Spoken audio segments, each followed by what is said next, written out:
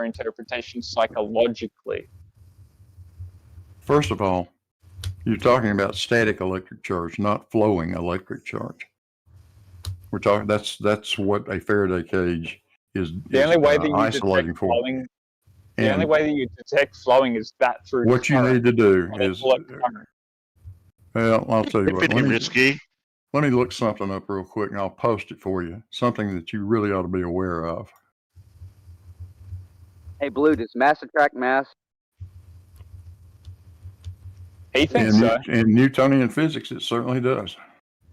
Yeah, in Newtonian physics, which is just like a outside and theoretical do clouds have mass, world, right? Do clouds have mass, Blue? Yeah, of course they do. Okay, so why are the clouds floating in the sky if mass attracts mass? Because those little droplets are really tiny, and the air currents can keep them up there. Because they're not just under the influence. Because they're not just under the influence. There's a number of answers for that, but one of them is they're not just subjected to only gravity. They're being subjected to a bunch of other forces too. Blue, how would you the air currents? There's something else that goes on. But what other forces? Why do you think the clouds form where they form? What other forces are they subjected to? Please. Why are the clouds at one day, the bases of the clouds one day at 5,000 feet, and tomorrow they're at 10,000 feet? Why do you suppose that happens? It's called the water cycle, Blue. Do you know how the water cycle functions? No, it's not about it's not the water cycle, Matthew. You're just showing how stupid you are now. You're just showing how stupid you are now. You're not part of the water cycle. What you got to do, what you got to try to understand is what happens when water vapor reaches the dew point, when the atmosphere becomes totally saturated with water. What happens then? Okay, so then why would that? That's when the water vapor condenses to water droplets. Right, quickly. So why does that explain the pockets of clouds? Why do you see pockets of clouds in the way they form? They clump together. How does your explanation resolve the clumping of clouds? Quite easily. The atmosphere is not uniform. It's not homogeneous. Live on YouTube, by the way. That's the most ridiculous claim I've ever heard. Have you got any evidence to show that the atmosphere, essentially, I don't even know how to articulate what you just said. The clumping of clouds is formed through the atmospheric what? Exactly. What phenomenon are you referring to? Are you asking a question?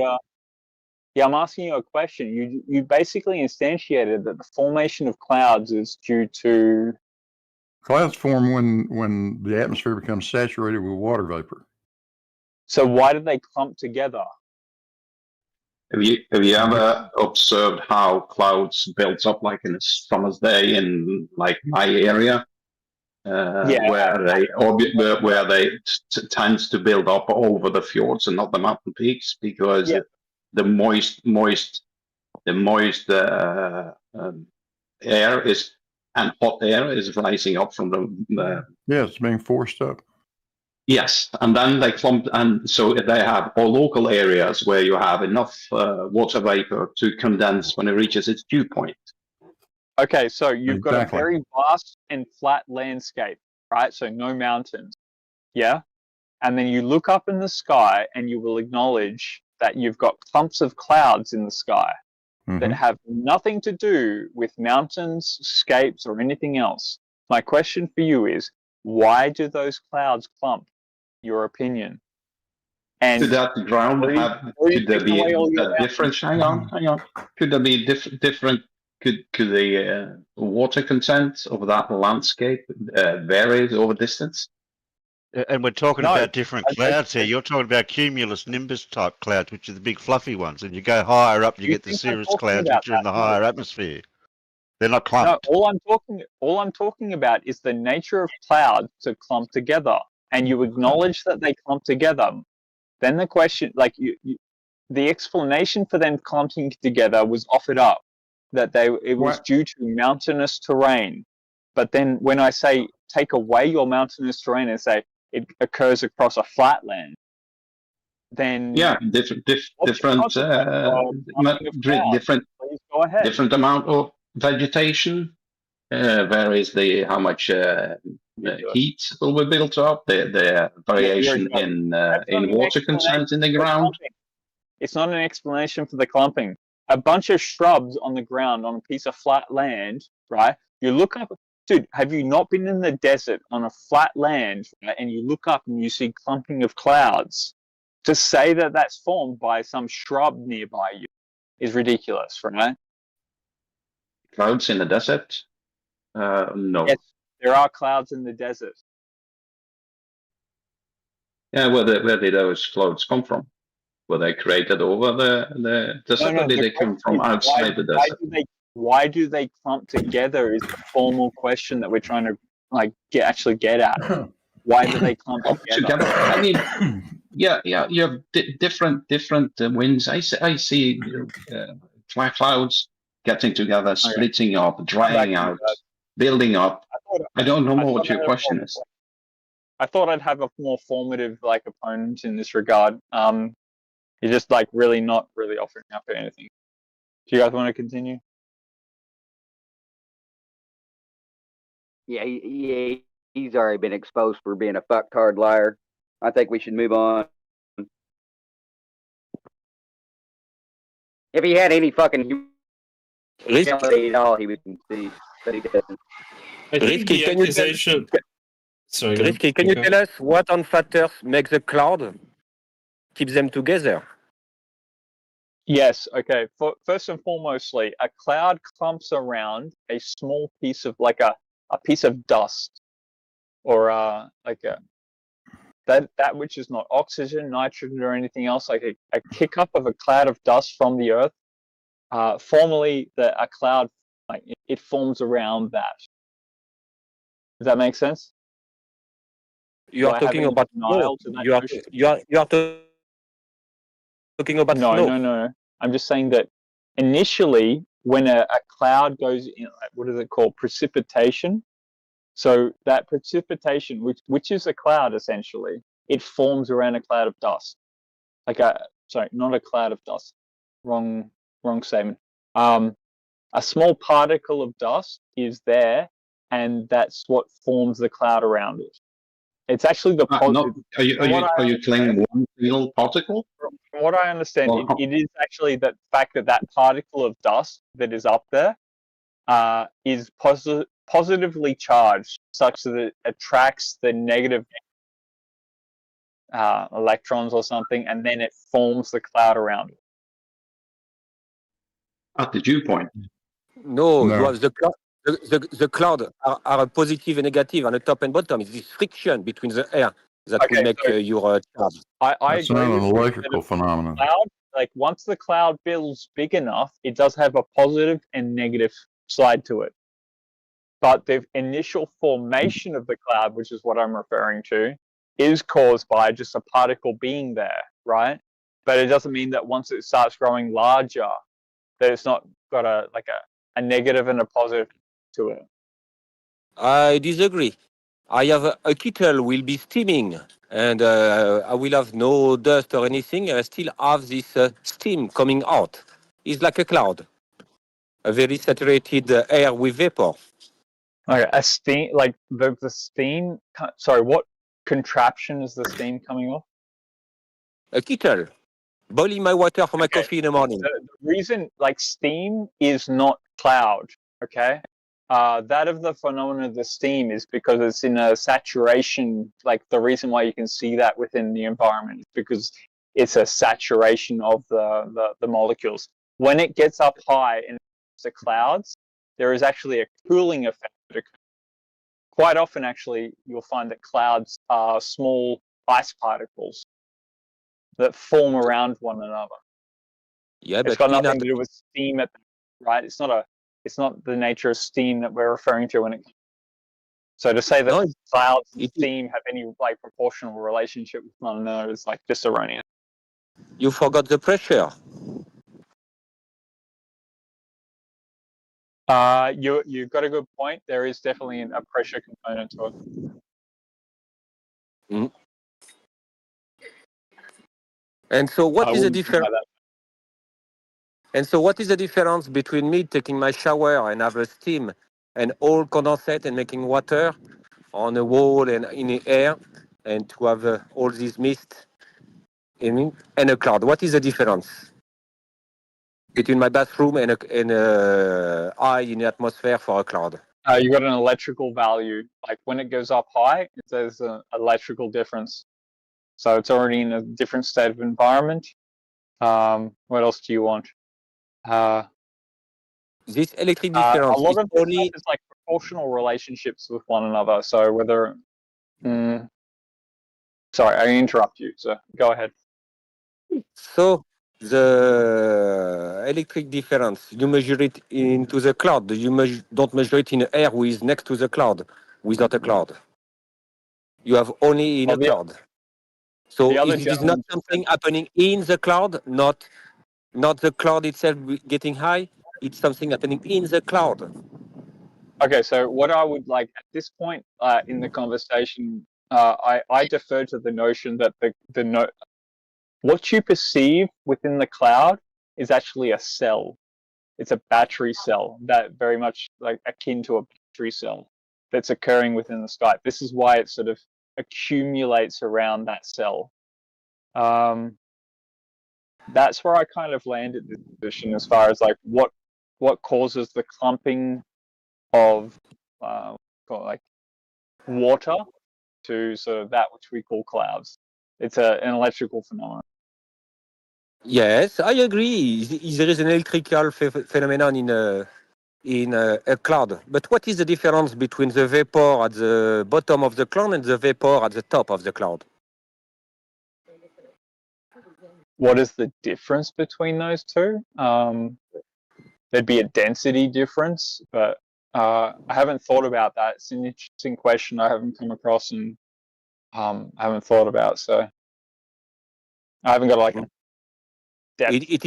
It is not to have a little charge. It is not like on a fluffy carpet, and you can make static electricity by rubbing air. It is not just the air current in a cloud that making air having friction between each other and making. So it is just a differential of air. You have a unification of your air, making this voltage potential in your cloud. It would seem so.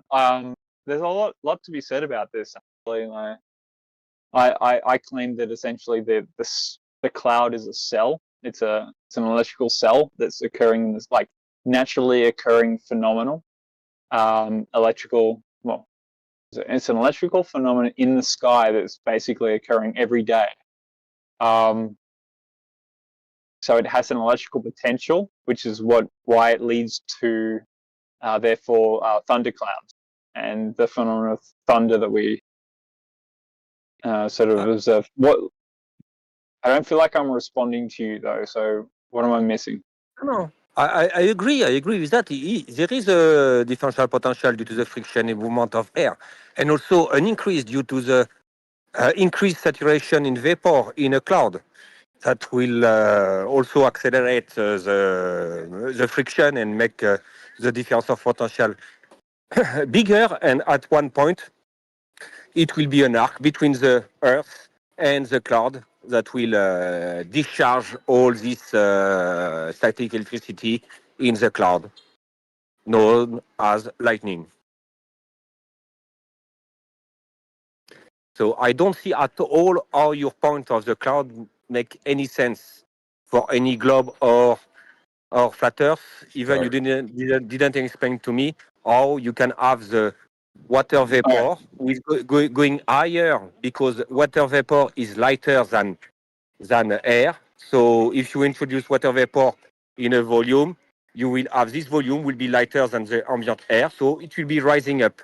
But due to the pressure decreasing in the atmosphere, and also due to the pressure decreasing in space, meaning the temperature diminishing, it allows the vapor to get closer together, and you will see a thin white cloud, and you have more and more vapor concentration. The cloud became more dense. The sun will not go through it. It will be more dense. Lot of pressure, a lot of current. a lot of air current, a lot of friction, and you get a big storm and lightning. And that makes no sense for the globe, no sense, no point for the flat Earth, because you cannot even tell me why the water vapor will go up on flat Earth. I can tell you why the water vapor goes up on a flat Earth, if that's your main argument. Tell me why? Density? Yeah, density, buoyancy. The nature is that the energetic state of a molecule is essentially, well,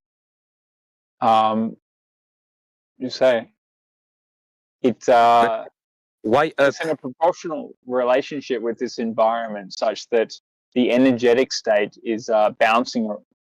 I even think the general sort of like physical explanation of what's actually occurring there, when they say that gas heats up, it's bouncing around more. There's more of an energetic state. So essentially it takes up more volume. So I'm willing to accept that for the time being. Do not confuse heat and pressure and volume. You can have a molecule with very, very excited, very, very hot, but very isolated, and it will not create so much pressure. Yeah, but if it's the same molecule beside another molecule, and that molecule's more excited, and the more excited it is, the lighter it is, right? The more it is excited, the more she make what is called a Brownian, Brownian, yeah. Brownian movement, Brownian motion. And that, and will push the other molecule around, and it comes back to. So have you got evidence of like say heating something up and it becoming more dense? Eating something up don't make it more dense. Eating something up make it more excited. Exactly. So like that is the law. That's essentially a law of nature, right? So we observe that law of nature. Yes, I can steam my potato to cook it very fast in a sealed container. Inside my container, there is nothing changed until the overpressure escape. But it is the same quantity, but my pressure inside increase due to the heat. Okay, cool. Granted. Yeah. I love talking to you guys. It's a little bit difficult. You have a different inflection terminology. I'm trying to discern, but no disrespect whatsoever, sir. It sounds like you know what you're talking. So one moment. Where do you want to go from here? It's up to you guys. 1 moment. I go to pick up my coffee. That's all right. I like to say, Risky, that was one of the most succinct and logical arguments I've heard for Flat Earth. And thank you for presenting it. I don't agree with the outcome and conclusion, but I really like the way that you presented it, and I like the discourse that went back and forth. Much appreciated, sir. Would you care to articulate what I did right or wrong in there? Because I was lost in the soup of thinking about like how to respond to these things. So I'm not a flat earther. I'm not a flat. I don't believe in flat Earth. So I don't think it would be helpful. But I think what you're not going to grant the model is gravity a bit, you know, and that's where I think the questions from Nico were coming, or to answer those types of questions. But like I said, I really think that it was very succinct. It makes sense what you were talking about. I can see these types of systems you were talking about in my head, but they're just little tweaks that Nico was telling you about to maybe refine your model if you want to. See, so you're leading to the notion that I've got this like erroneous proposition that contradicts essentially the model. But the funny thing is actually that the electrical phenomenon is the thing that is guiding the world. If you look at the the gravitational formula that they impose, I can't remember exactly what it is, but essentially that the gravitational phenomenon is essentially expressed in in a formula that is very similar to that of electricity. And so that's where I get to at the point. All of these phenomena that we look at, the clouds, they're electrical in their phenomena, the way they accumulate together, asking the question of that, it leads me to this notion that essentially they're misattributing gravity to the electrical phenomena, essentially. And that's why it's actually cool you're saying this. There's ways to test that hypothesis that there's something there. If like it's a way for you to actually make a claim and you can test it. So that's what I was saying. I'm not trying to cut you down or anything else like that. Electrical forces, they exist. You think that they can express themselves in different ways that I do. But at the same time, it doesn't mean that like I said, it was a succinct logical argument, like you said, like I said earlier. Much appreciated.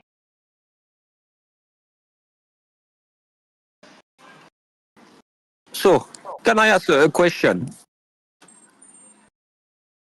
No. I joke. Of course you can. It's an easy one. Go ahead. At what pressure will I find the dome, the container of flat Earth? Because in atmosphere, we have a pressure gradient with diminishing. At what pressure will I find the container? At the zero pressure, presumably. But you agree with me, if you have zero pressure, you have no force. So the container is not needed if you have zero. No, it appears as if it's no force. Because your detection method is that of against a neutral. So the only means by which you detect pressure or that of electricity is to say you're comparing it to that of a neutral force. So off we are. What do you say to that, sir? Which initial force? Sorry, what kind of force? Your initial force. Can you define your initial force? Initial? No, I don't know what you're asking for. Like initial. When you say initial force, I don't know what you mean. I think he's asking what force made the water vapor go up. No. I'm asking what initial force I'm comparing to. He said I'm comparing neutral. Neutral.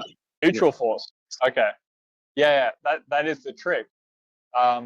It's my presumption at the moment that any of these forces that you try to detect, you have to detect it against a standard, right? Like just like the scientific method, you have a standardization that you're required to measure it against.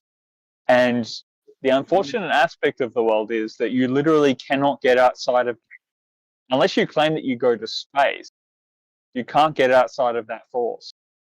So in any sort of like, whenever I've done any detection of like any of the circuits that I've wired up, you have to have the neutral in place, or else you're not actually detecting what's going on. So if you're inside of this field, if I'm inside this sphere, how do I detect the nature of this atmosphere unless I've actually got like something that sits outside of it, which then comes into invocation of like space. But that goes against the definition of pressure. Pressure, zero pressure, it is no matter, no molecule in a volume. So I don't have any neutral because I have a zero and after pressure getting up. There is no neutral in pressure. No, what pressure? Sorry? No. There's no neutral pressure. Neutral pressure. Okay. Well, I mean, that's the thing. You do have no neutral. You have no ground. You have no neutral. In order to detect it. All you have to do is like having a measuring device. You could equal it at the surface, and then move it up and see that the pressure drops. So you can do it equal at a high altitude, and then bring it down, and you see that the pressure increases as you go down, and then decreases as you go up. Whatever pressure is. What's your neutral? Why do you need a neutral? You mean like a zero pressure? Yeah, because your neutral is your standardization for how you're measuring pressure. You need a neutral. You need a ground. You need a neutral. You have this within the protection of any sort of within. You need a baseline. No, you don't. You can have. You can measure the difference between any pressure. Like you could go from 10 to 5 psi if you want to, or the opposite way. It's not like you have to start at 0 to measure the difference. So there's a difference now. You're willing to acknowledge there's a difference, but what are you measuring the difference against?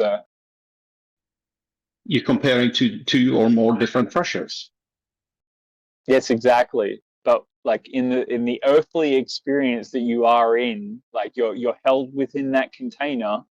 How do you measure something against that?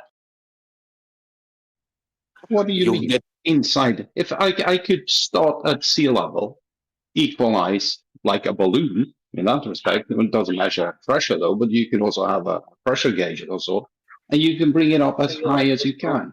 And you measure the pressure difference between sea level and whatever altitude you get to. So you do measure it against something. So you do need to actually you need a guide to measure against, right? No, you don't measure against. No. Wow. You only need two different pressures, and you measure the difference between those two pressures. No, but you're simultaneously saying that you don't need to measure against something while saying that you measure against something and that you get a result. Like, dude, this is two different pressures. Two different pressures. Pressure at the sea level and the top of Mount Everest. Those are two completely different pressures. You don't need a third, like a sphere, to measure that difference. No, you don't. You're measuring one pressure against another pressure, that of the upper atmosphere at the mountain and that of at the lowest portion, which allows you to establish a figure which is showing you the differential.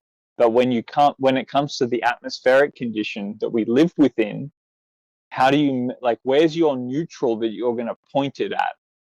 Because you sit within the electrical field. What is neutral? No, you don't need a neutral.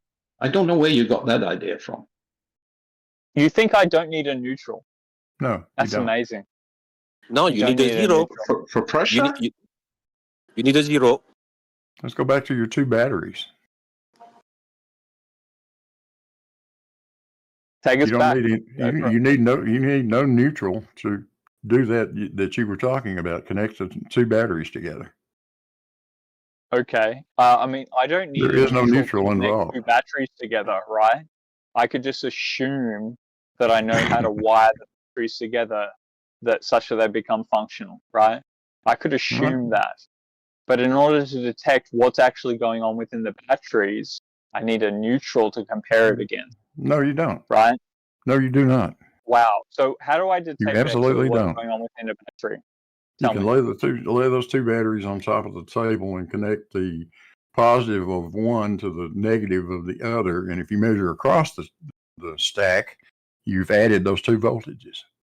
As soon as you say that you connected to the negative, you're implying that you're connecting to the neutral. Neutral and negative doesn't have anything to do with neutral. What are you talking about? Neutral has nothing to do with negative. Where do you get these ideas? You're saying that negative and neutral have nothing to do with one another. We've got a convention where normally negative is neutral, but in many cases it normally isn't. Now it's all like it's. In many cases it isn't. Normally that. I'm sorry, buddy. How did I come up with there that were idea? Cars that had positive grounds on them. How did I come up with neutral that idea? in some old cars was crazy. Actually positive. You guys are neutral crazy. In some old vehicles were actually positive, not negative. I know that you can arrange electrical circuits in such a way, but for you to say that, how I came up with the notion that neutral and negative are similar with an electrical circuit, and then say that they're derived from one another in a lot of ways. It's not required. I don't even know what I'm arguing. You guys are just required. gonna basically you're gonna cause me a lot of cortisol injection Like I don't need to deal with this stress. I really don't. So I'm just choosing not to at this point. I'm sorry, but that's just the facts. You don't require. There's no neutral It's not a required. fact, bro. You've already denied yourself, like that the neutral is not the negative, and you're saying, oh, it doesn't have to be the negative. It could be if you'd like to call that neutral. You could. They have but you don't have ground. to. There's nothing inherently. They have common ground. There's nothing inherent in the idea of a neutral is having to be negative. How do you measure a positive, sir? How do you measure a positive? Yeah, how do you measure a positive current or voltage, for that matter? Well, when I want to measure voltage, I usually use a voltmeter. Yeah, cool. And so when you connect up your voltmeter, you have a positive and negative nodes, right? So you connect the red cable to the positive, hopefully, or and then you connect the black one to the negative or the neutral, and that tells what the difference is. And the voltage you read the voltage you read when you do that will appear positive. But when you connect it the other way, you get the same voltage, but it will say it's negative because now you have referenced the negative side of the meter to the positive side of the supply. You have a reference point at that point, right? That's your ground, your reference point. Yeah. You do not have that within the earthly experience. If you're trying to detect within the earthly flow of if there is an electrical field that's flowing right through us, essentially, would you concede that essentially you cannot detect it unless you find the neutral to that flow? You would not possibly be able to detect it. Right? If it's flowing, you could. Yes. How would you do that? Through current? And the fact that you would go to the fact that it's flowing, and if it's not flowing, then it's not a complete circuit. You know what I mean? So if it's flowing, if it is flowing, it's a closed circuit. Technically speaking, within electrical phenomena, yes, yeah. So what I'm saying. It's a closed circuit. I may have. What I was saying is, if you have a closed circuit and it's flowing, then at that point you can assume that you don't need a neutral or need to identify the neutral because it's flowing. Interesting. Okay. I have done that before. Okay. Do you want to expound upon that if you can? Not really, dude. For me, it's you take the result, right? You have it. You said it's flowing. I'm just taking you on your word. You said it's flowing. If it's flowing and you understand electricity, that means you have to have. I said complete circuit. You have to have a closed circuit for that flow to happen. So if that flow is happening, one must assume. If you want to now, let's find exactly where that is. That would be, like I was telling you earlier, a very, very interesting experiment. Yeah. But it would be very hard to model it. The only time I've ever actually produced that, I mean, not the only, it's pretty obvious. If you've ever worked with a multimeter, you put the clamp around the positive or even the negative, and you will come up with the flow, the current, as they say, right? And I don't need a negative to necessarily show the current flow. It is not the issue is, right? Like that clamp that from the multimeter that goes around that particular cable, you can't do that with the open atmosphere. You can't show that there's an electrical flow from the top to the bottom because you can't clamp it. Well, would lightning prove that there is an electrical flow from the top to the bottom or bottom to top? I think electricity is bottom to top. Not specifically. But okay. I wouldn't say so. Dude, it's a very thank you for raising that. Because I acknowledge that you can detect an electrical current without necessarily needing a neutral position in order to detect it. It seems that I put my clamp around that cable, and I need to isolate that cable. It can't be the neutral. And as soon as I put the neutral in the on the clamps, they got like a little holder thing that goes around, and the device feeds back to me that a certain current is flowing through it. But if I put both the positive and the negative inside of that clamp, it doesn't spit back. It's unreadable. Yeah. So that's kind of interesting because I'm doing that without a neutral at that point. So I got to think about this a little bit more. It reads 0 because the two current flows cancel each other. They're going in opposite directions. Yeah. No. Yeah. You know what's in the probe? You know what's in that little thing you put around the wire? Do you have any idea how it works? You put it around one wire. I know how to do it. Do you know how? Do you know how it detects the current flow? Well, dude, I just put the multimeter around. Put the clamp around the multimeter, and it feeds back like a digital readout, 6.5 amps or something. Yeah, there's a reason why it can detect that current flow. Yeah, how so? Magnetic. Yeah, it's a little transformer. Pardon? A little transformer. Do you want to tell me? Like, I mean, that's what it amounts to. I don't expect you to. I'm not trying to hold you to account as far as the explanation of it. It's more just like a casual conversation for me. Do you actually notice that when you open the jaws of that thing, you see the little metal parts of the jaws, and they kind of interlock with each other? Yeah, I see that. Yeah, for sure. I'm looking at it. I could probably pick up one right now if you wanted me to. That's part of the core of the transformer that opened the current. It's a current transformer. That's part of the core that opens up so that you can clamp it around something. But that's what it is. It's a little transformer. They're called current transformers. Okay, cool. Granted. You'll see them on drawings, usually labeled CT, and it just looks like a coil around a wire. And that's really, in essence, what it is. So we're using magnetic induction to measure current flow. So it's the induction part. So I'm asking the question of like, how does the clamp detect current without a neutral? There's something going on there. Like it's a doesn't need a neutral. Current is flowing through. Current is flowing through that magnetic core. He's trying to model an experiment. Just to let you know, like, right, like if you've got a hot thing, or like, you know, two surfaces that are essentially the same in all feeling. One is 20 degrees and the other one is 40 degrees. As you run your finger between the two different surfaces, the only reason that you can detect the fact that there's two different surfaces is because of their temperature. As soon as you actually make them both the same temperature, then there is actually no means of detecting it.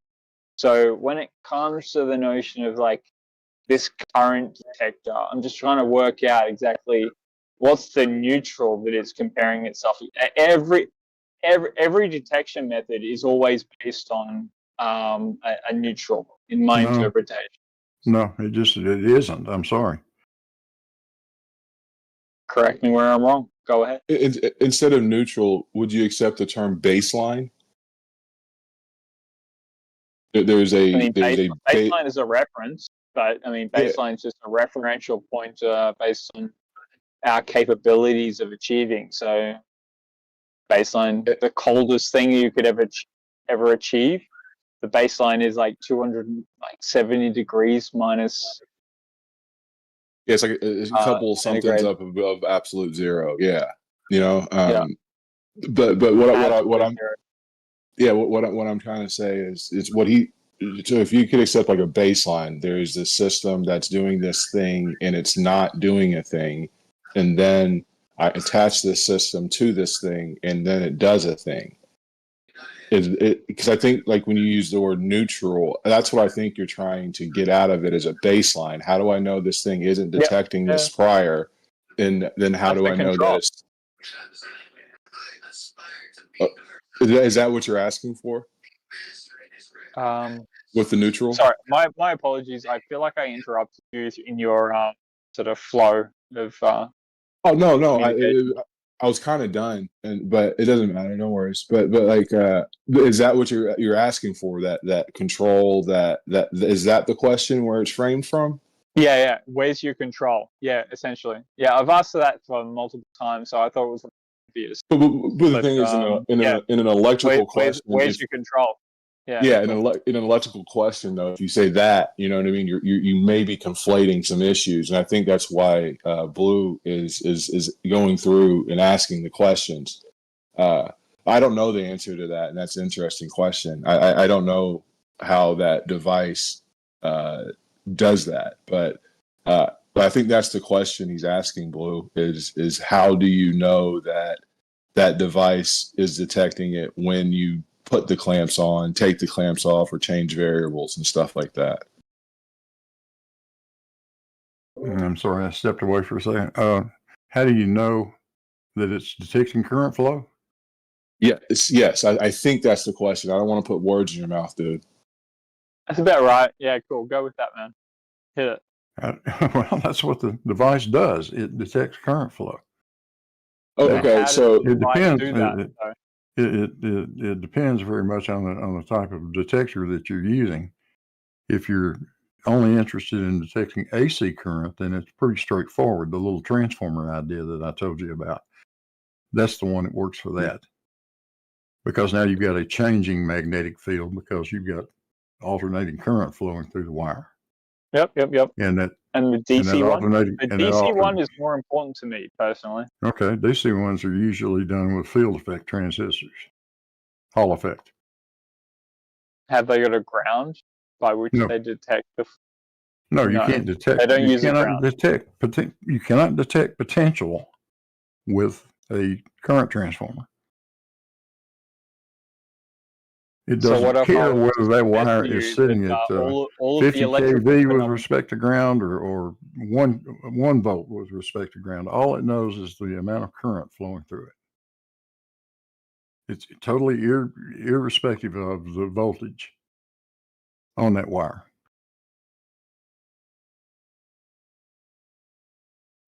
Hey, Blue, did the Faraday cage actually affect the Cavendish experiment that you mentioned? You know, like putting the Faraday cage around, did it have an overall change or no? Yeah, I was experiencing a little bit of electrostatic effect, and that's the reason I went ahead and put the Faraday cage in it. I built it without it to begin with, just to see. Right. And yes, you can have some electrostatic effects. Cool.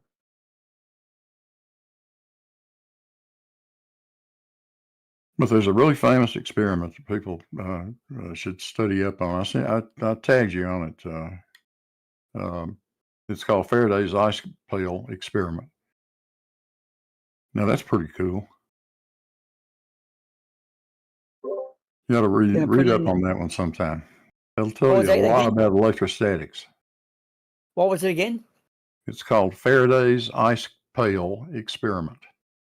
Okay. Thanks, man. All right. Essentially, you take a metal pail and set it on an insulating surface and connect the exterior of the pail to a Leyden jar. You know what that is? A Leyden jar? No. Yeah. No. Remind me.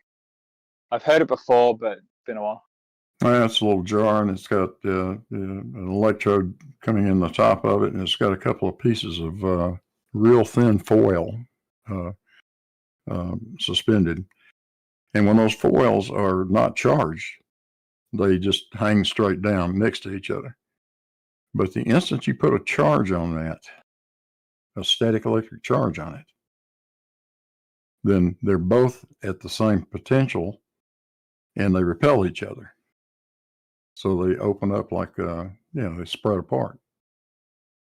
It's an ancient way of detecting electric charge. But the interesting thing about the Faraday pail is you can take you can charge another object and you can lower it down in the pail. And if you hook the Leyden jar to the exterior of the pail, you get nothing. But if you hook the Leyden jar to the inside of the pail, as soon as you lower the charge down into it without touching it, then the Leyden jar will show you that the inside of the pail has a charge on it. But here's the great part.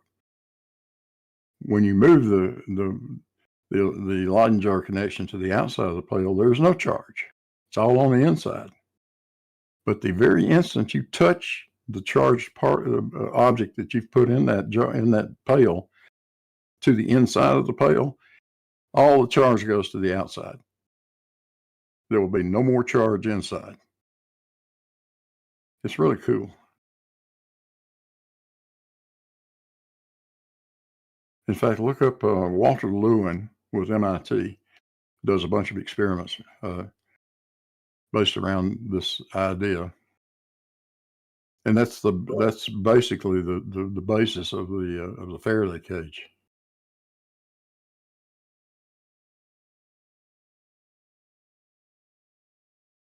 So the bucket was charged up. Then when you touched it, then charged the outside of the bucket. Yeah, so the inside there's no more. Around. Exactly. Yeah. There's no more charge on the inside. All of it gets transferred to the outside of the bucket.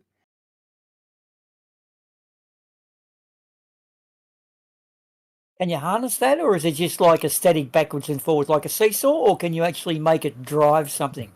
No, you can't. It's not designed for that. Right. So you can't create it's not like a generator. It's more just a static storage, or is that what you're kind of saying? Yeah. It's just showing.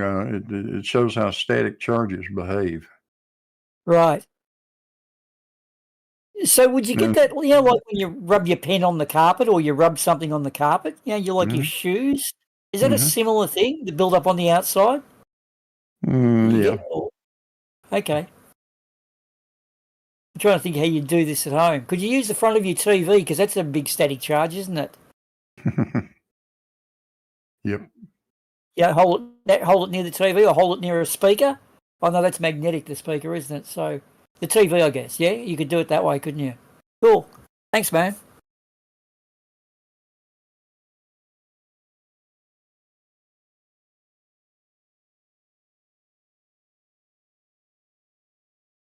And it shows you why when you put something like Cavendish inside a Faraday cage and connect the all that stuff together, you can't possibly have an electrostatic charge in there between anything.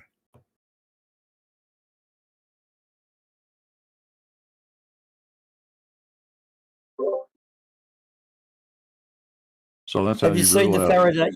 That's how you rule out electrostatics with Cavendish.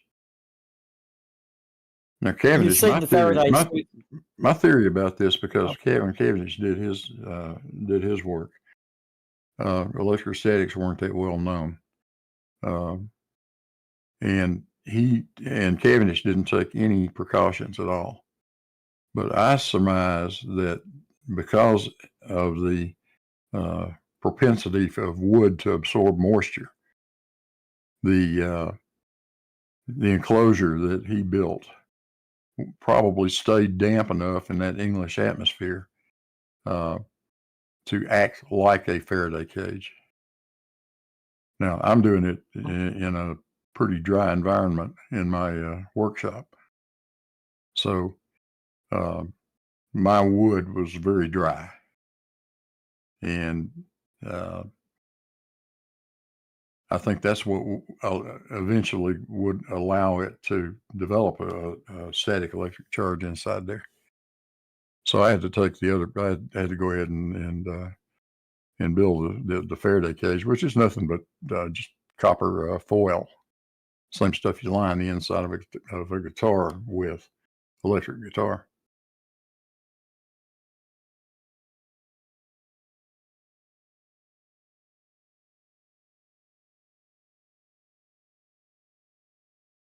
Right, because what you're saying there, with photocopiers, the old-fashioned photocopiers, they have a drum that throws an image off the document onto a statically charged drum, and wherever the light touches the drum, it gets rid of the charge. Wherever it leaves it, that comes up your black.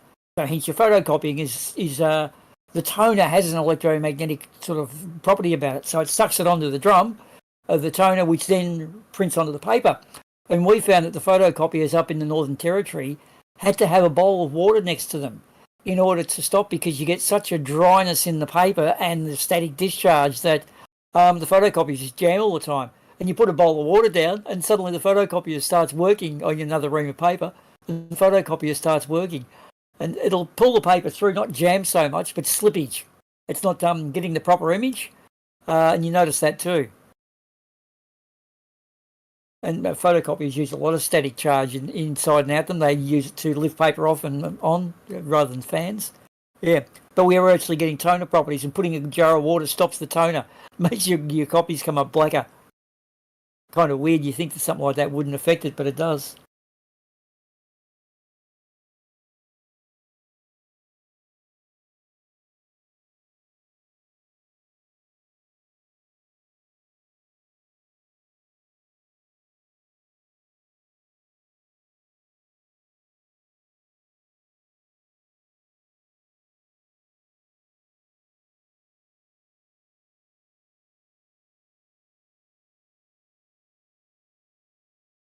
Yeah, the most common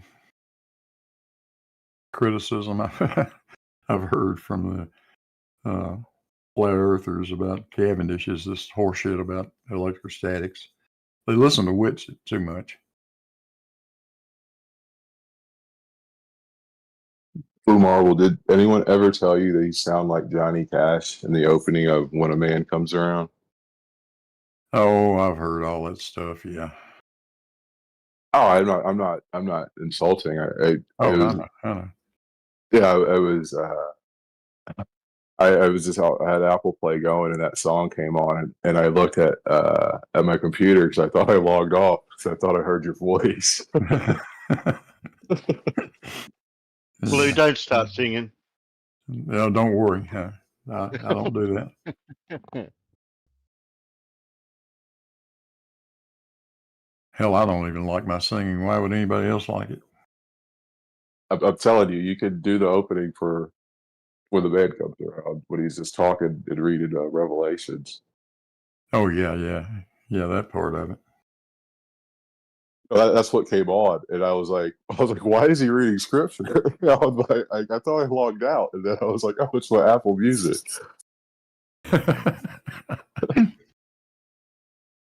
Yeah, what did Johnny Cash know about Cavendish? Not much, but he knew a lot about many things.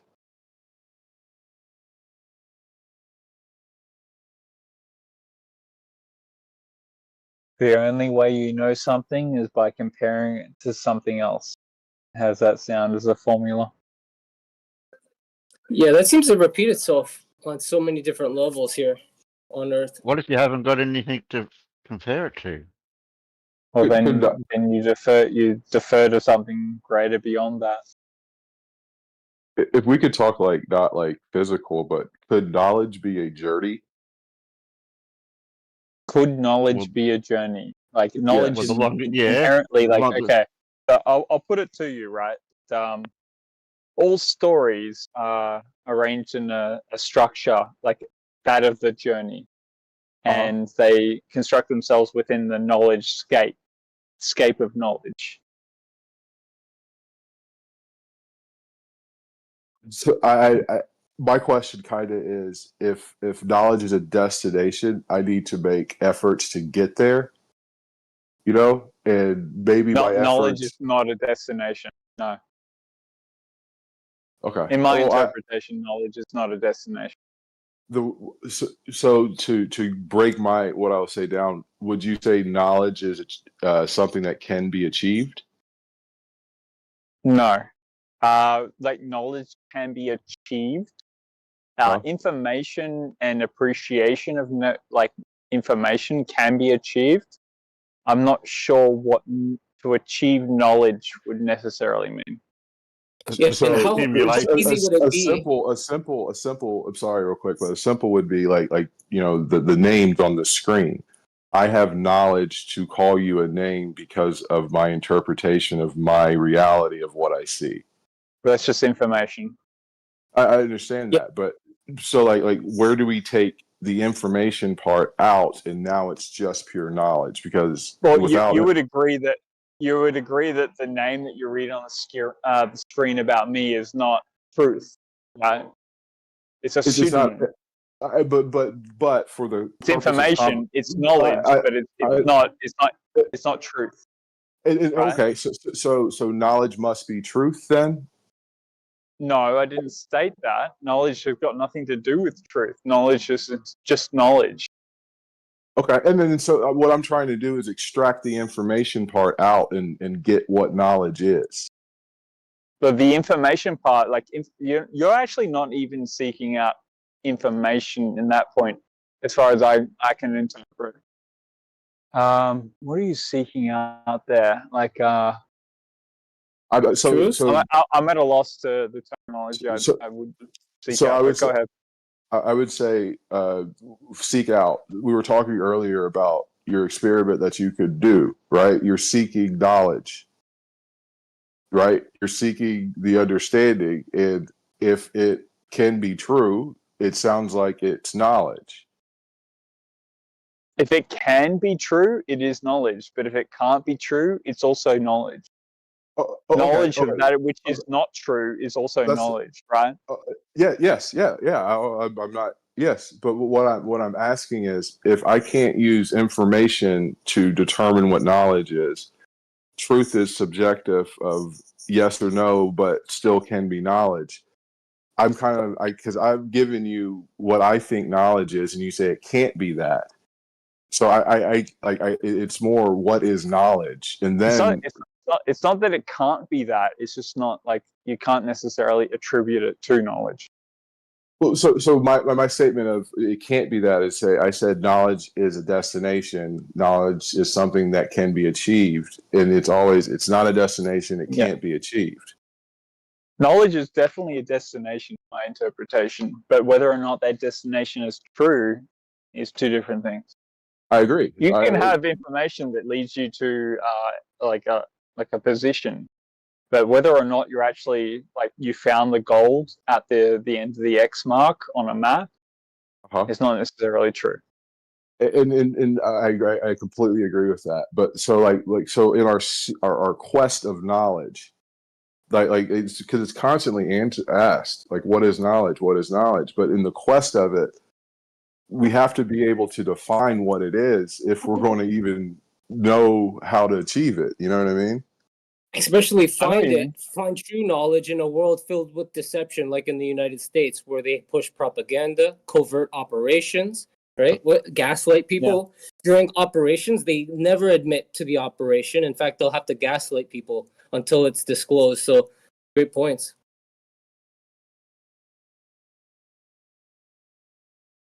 So if we could go back and agree on knowledge being a destination. Yeah, but a truthful destination, maybe. So remember okay, that's completely fine.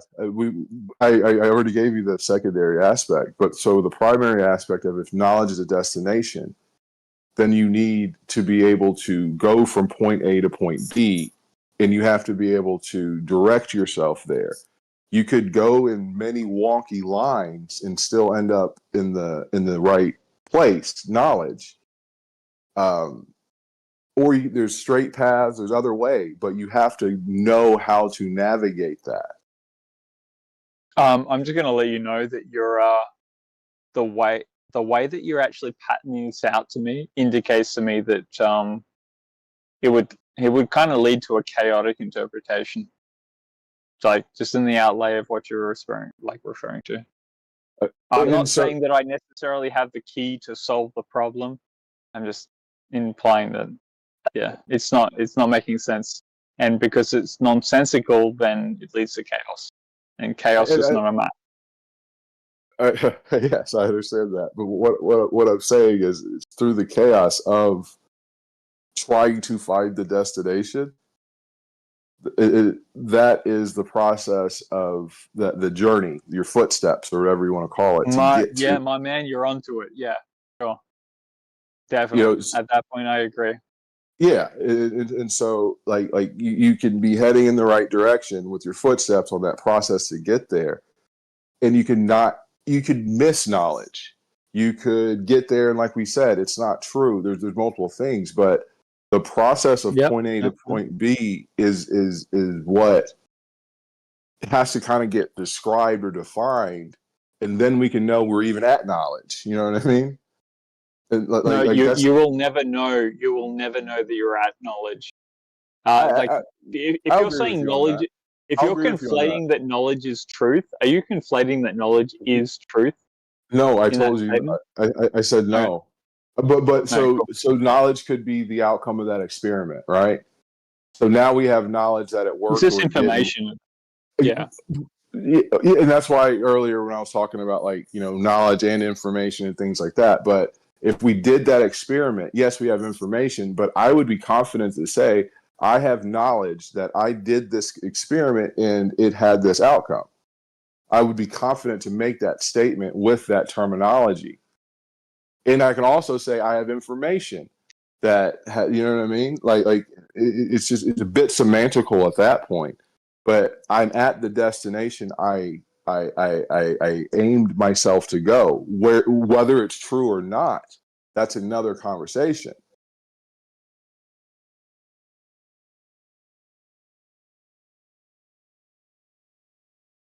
I haven't got a response for you, so if anyone else wants to weigh in, you're welcome to. Well, I have a question for Renee, since we're on the topic of knowledge and truth. In your worldview, how do you determine truth? That is one of the hardest things to determine. It truly is. You'd have to take independent experiences, collections of information that you've gathered over time, and then have a rationalized worldview to weigh them against. At that point, I make a determination on whether or not that this information is quote unquote true, but you could almost say true to me, because I know where this is kind of going to go. I can't point to an external source of knowledge, of truth.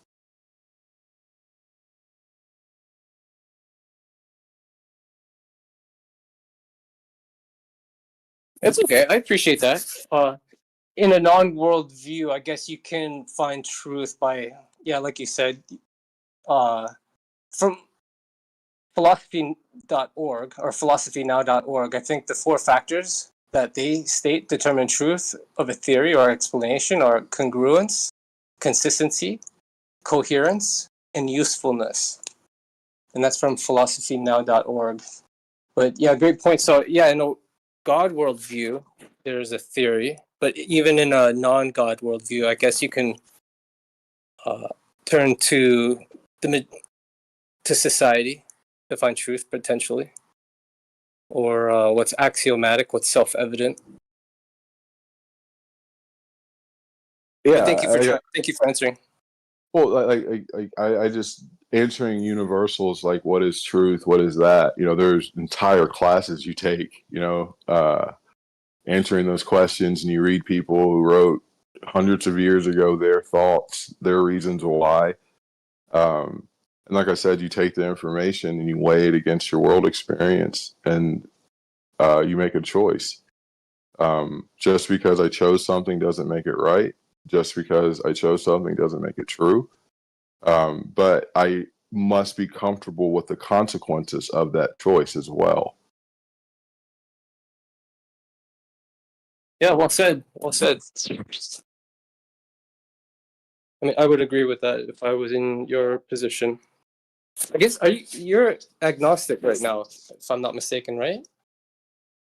I would say that would be the best term to use. I don't have the arrogance to speak to what God is. So I would say that would be a term that could be used. Good, thank you. Yeah, I guess the atheist position would have to have some sort of knowledge that, or maybe review all knowledge to make the claim that there is no God, right? I don't really like the atheist position a bit, because it makes a claim of knowledge that you can't make even in an honest scientific debate. And that's why it's an absolute. There is not this. I don't see. You don't get absolutes in reality. So I take that phrase from them a bit as, so a lot of people love God. They love God. They find a lot of understanding in God. And I truly believe the way that it's revealed to them that, this book is not inerrant. This book has other things in it that you may not agree on, all those aspects. And the solution that's given to you by your family, the church, and everything else is, just have faith in God. And it's just like, to me, that's a bit of a cop-out, trying to answer these questions that these people have. And I think that causes a bit of callousness on their side. And then there's also a bunch of pride to say, I know God doesn't exist. I think there's the same level of callousness to say, I do know God exists. Because we just had a conversation about knowledge. How do I know? How do I this? How do I that? But you'll make the exact same caveated claimed statement about God. You claim absolute knowledge.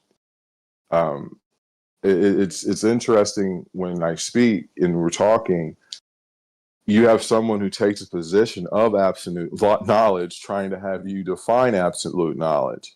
And the only way to define it to them would be God, because that would be their understanding of absolute knowledge.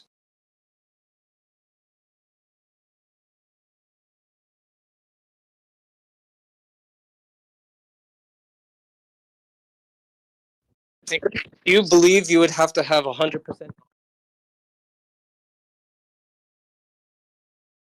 Or would you have I'm sorry. no God doesn't exist? You're roboting a bit. I heard you believe you can have 100%, and then you cut in and out. Okay, sorry. Do you believe you have to have 100% of knowledge to know God exists? Or do you need 100%? Or do you need 100% of knowledge to know He doesn't exist? I would need a lot of knowledge that God exists to prescribe the actions that are literally dictated in the words of the Bible. And that knowledge and information, I guess, I have not been able to see.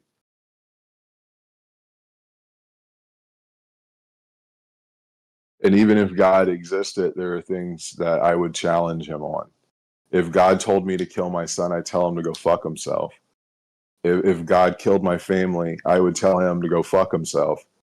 There's just so many different things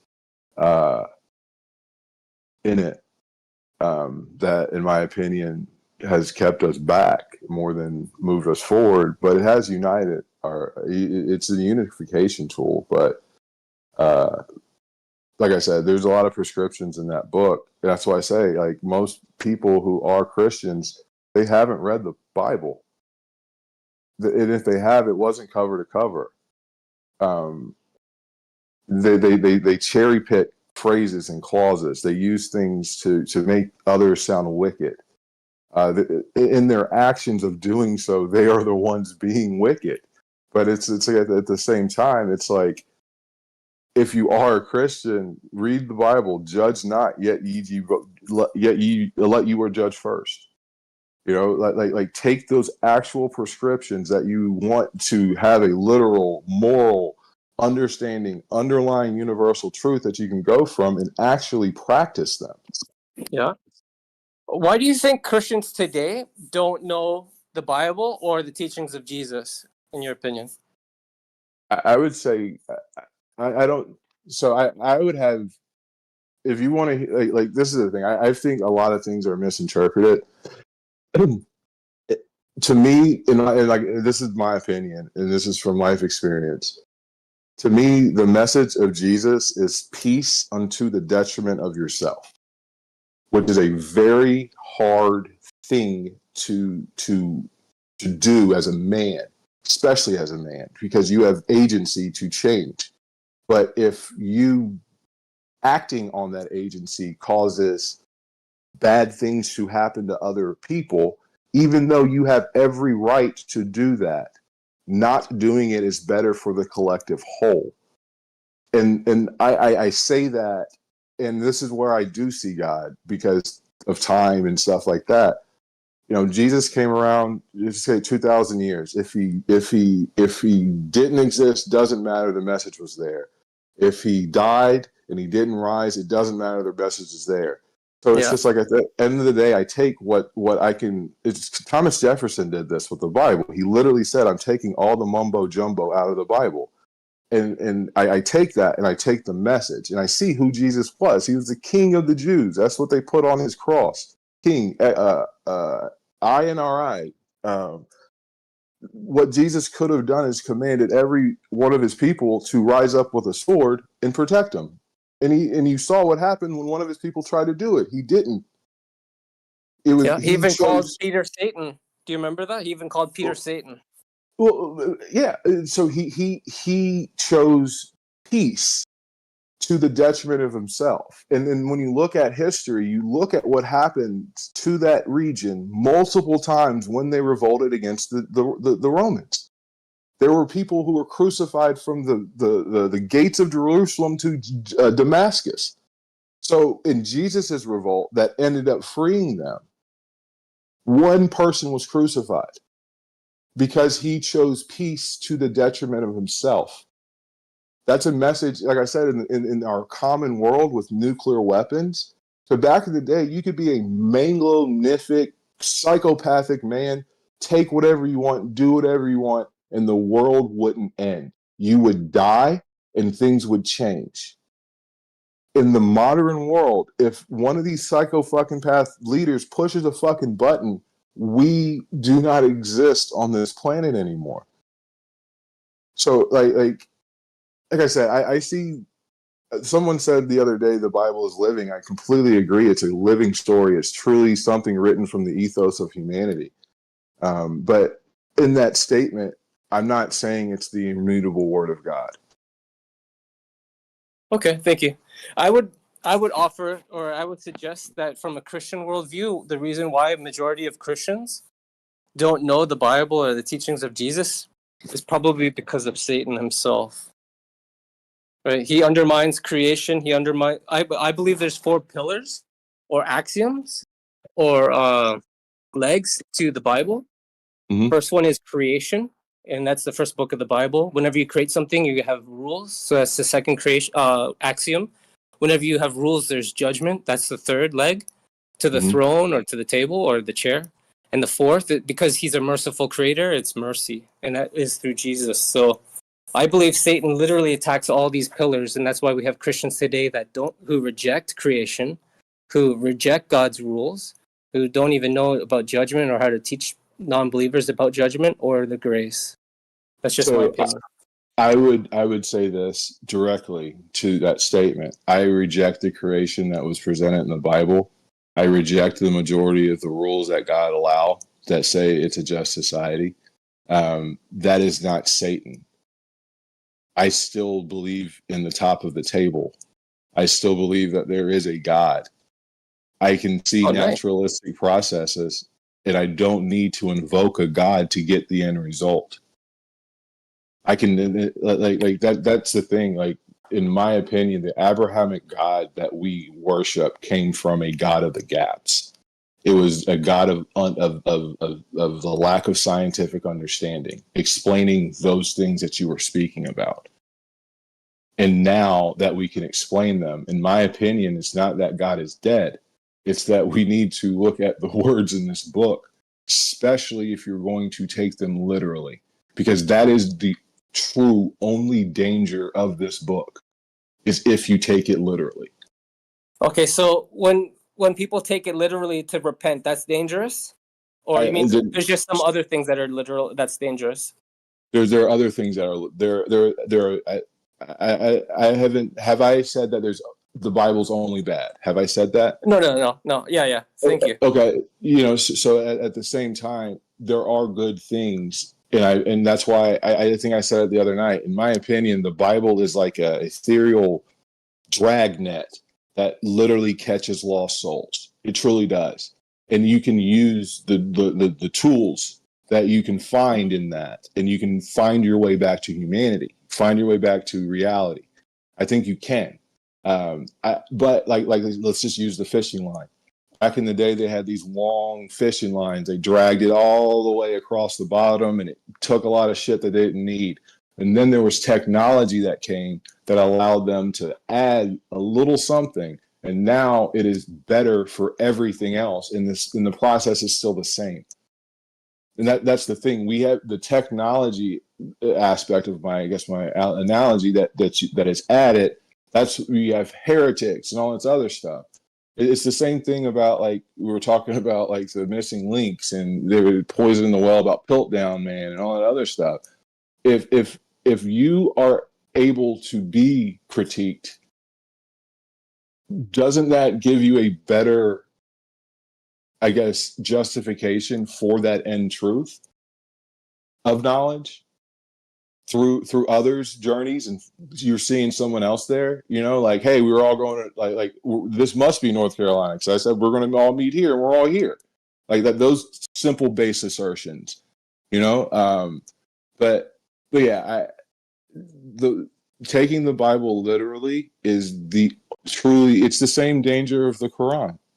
It's the same danger of any of these dogma. It's the same danger of any dogma. What if it's true, though? Last thing before I go. What if it's true, the Bible? Wait, what? What if the Bible is true? Yeah, and let's say 99% true. I don't want to. Let's just say a high percentage. What if it's true? Yeah, more probable than not. Is that what you're? I'm not going to go down Pascal's wager, but you're saying basically more probable than not. What if that's the case? Yeah. So what if it's true? Would it be more than just? Wouldn't it be good to take it literal because it's true? And therein earlier when I said that I'd have words to God, and that's the thing. If people I heard someone say that they're Israel, and it's like the word Israel means wrestle with God. Honestly, I thought the Bible was a book that should have been commented and revisioned on, and someone should have noted saying Abraham needs to take fucking Zoloft. I've always thought that like literally the story of Job, there should be an asterisk at the end saying he did not get his original family back. Like things like that it disturbs me, because those are the moral justifications that people use to apply actions to others.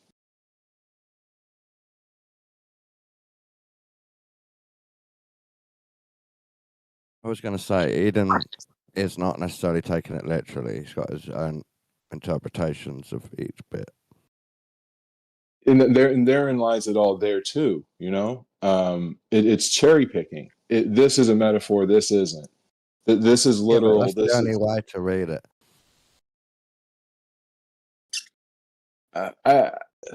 And therein lies where you get into debates about it being the arbiter, the unwielding aspect of morality, using the Bible as that.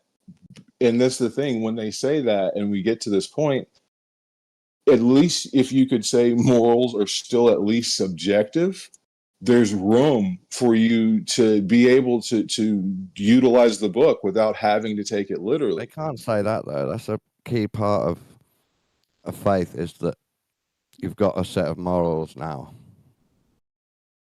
I agree, and that's the thing. It's about a collective identity that you're bringing into your spirit, and all. I understand that, but what I'm saying is to go through. One of the favorite. I remember being a kid and seeing the story. Joshua fought the battle of Jericho, and all that other stuff. And then I look at the story, and it's like, oh my gosh, I'm sitting here singing a song rejoicing genocide. It's there's so, like I said, just the prescriptions of the Bible themselves aren't made for our current world. They're not. An eye for an eye can't exist with nuclear weapons. It can't. It can't. Yeah. Do you know what I noticed though, Renee?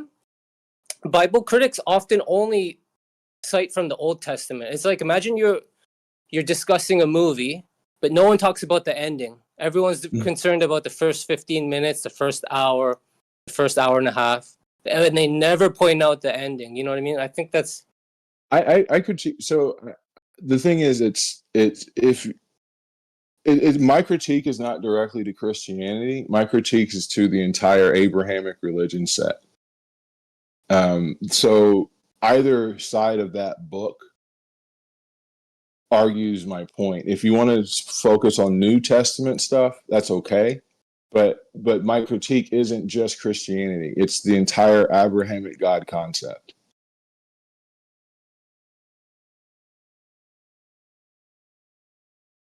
Yeah, you've got some good critiques. I just wonder if you can progress any Christians. Yeah.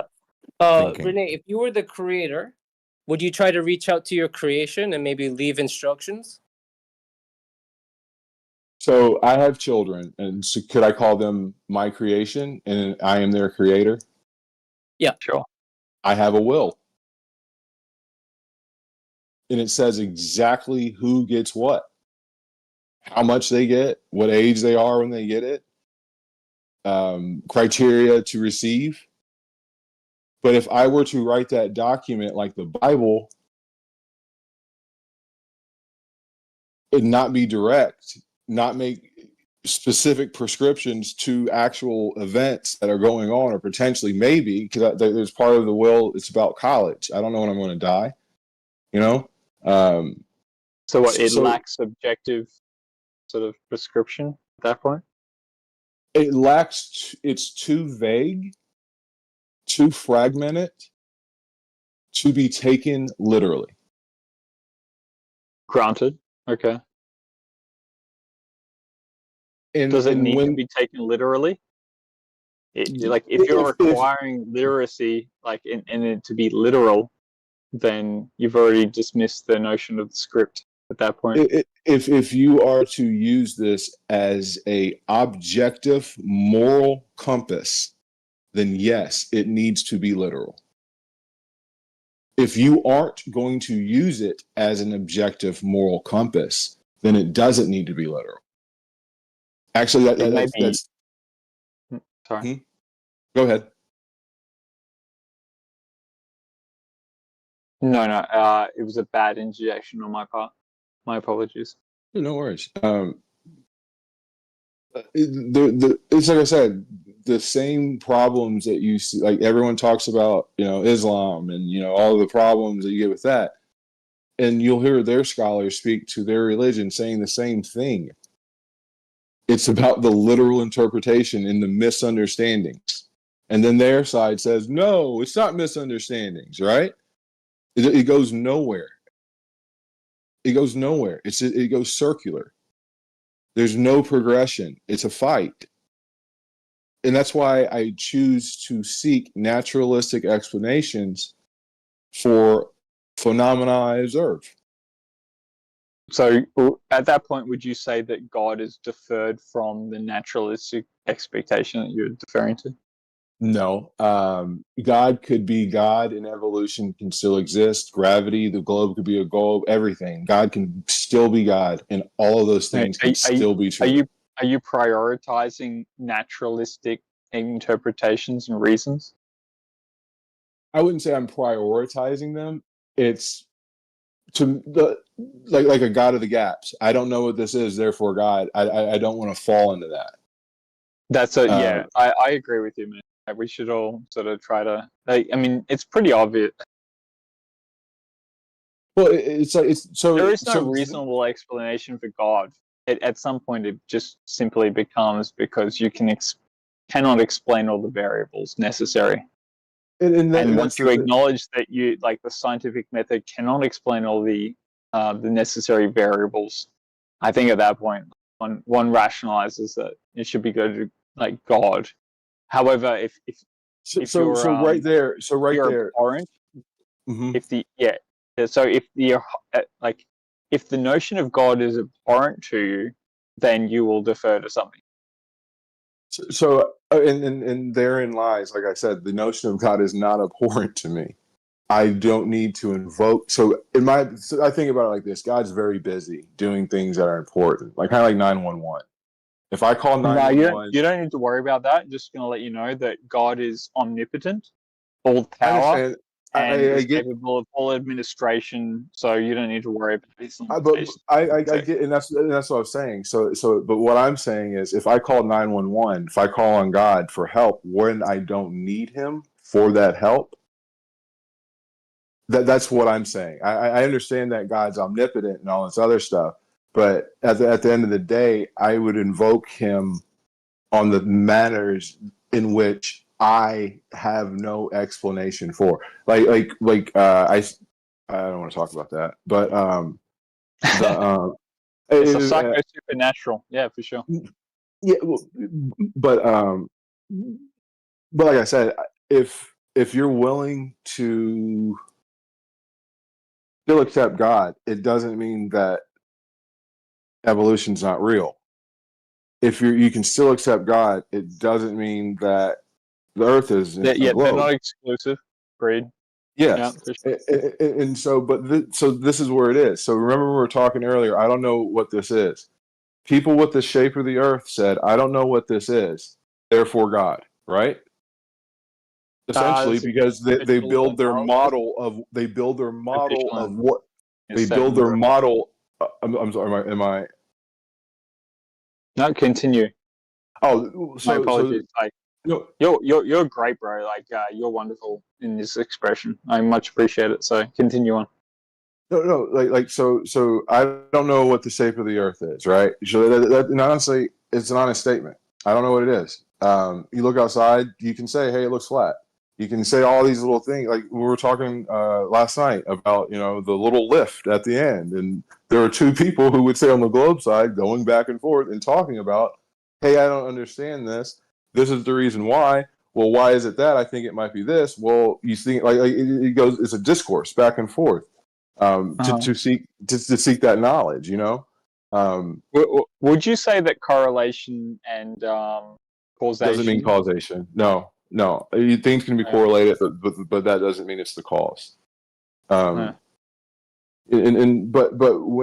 when in my opinion, if we can build that understanding of God and not use the God of the gaps, like I said with the flat Earth, I don't know what this is. Therefore, God. Yeah, God of the gaps is flat Earth. Yeah, cool. No. I'm not making that prescription. I'm going through a thought experiment to where I use therefore God, and I could lead from the literal words in that book that would say the earth is flat. That's where I was going with it. The word in the book is not going to lead you on the correct path, sir. This is why I defer from other people. I don't know who's listening. There's some people in this crew that I much respect, but I defer from as far as using biblical scholasticism in order to interpret the nature of reality is essentially this social engineering has been around for a very long time. We're cooked if we sort of follow along those. Although it's not the same. And so I'm not. I did blanket the statement to include all people that get to that conclusion, but I wasn't trying to do that. I was just trying to point to an example of using therefore God, and then that gets you to the literal text. And now people say there's a firmament. Now people say. So, quick question for you, right? Have you ever met a flat earther in real life? Yeah. Really? Okay, cool. Okay. So I didn't expect you actually to say that. I had two teammates. Who thought they were flat earthers. So you're part of the reason maybe why you are here is because you've been exposed to those people then? You know what's crazy? Part of the reason why I'm here is because I don't want to say you guys, but to be able to take a problem and add this level of complexity. Remember earlier you're going to your experiment? That is interesting to me. Your experiment was based upon physical things that could be tested, and it is going to get a result. And we could have a conversation about doing it. We could do it. Right. We can get the result. You know what I mean? I agree with you on that subject. Like, the reason why I'm here on this side of the fence, alternative to you, is not because of that physical experiment. I'm just asking questions like, essentially, how might we sort of like guide ourselves through the the necessary issues that are involved.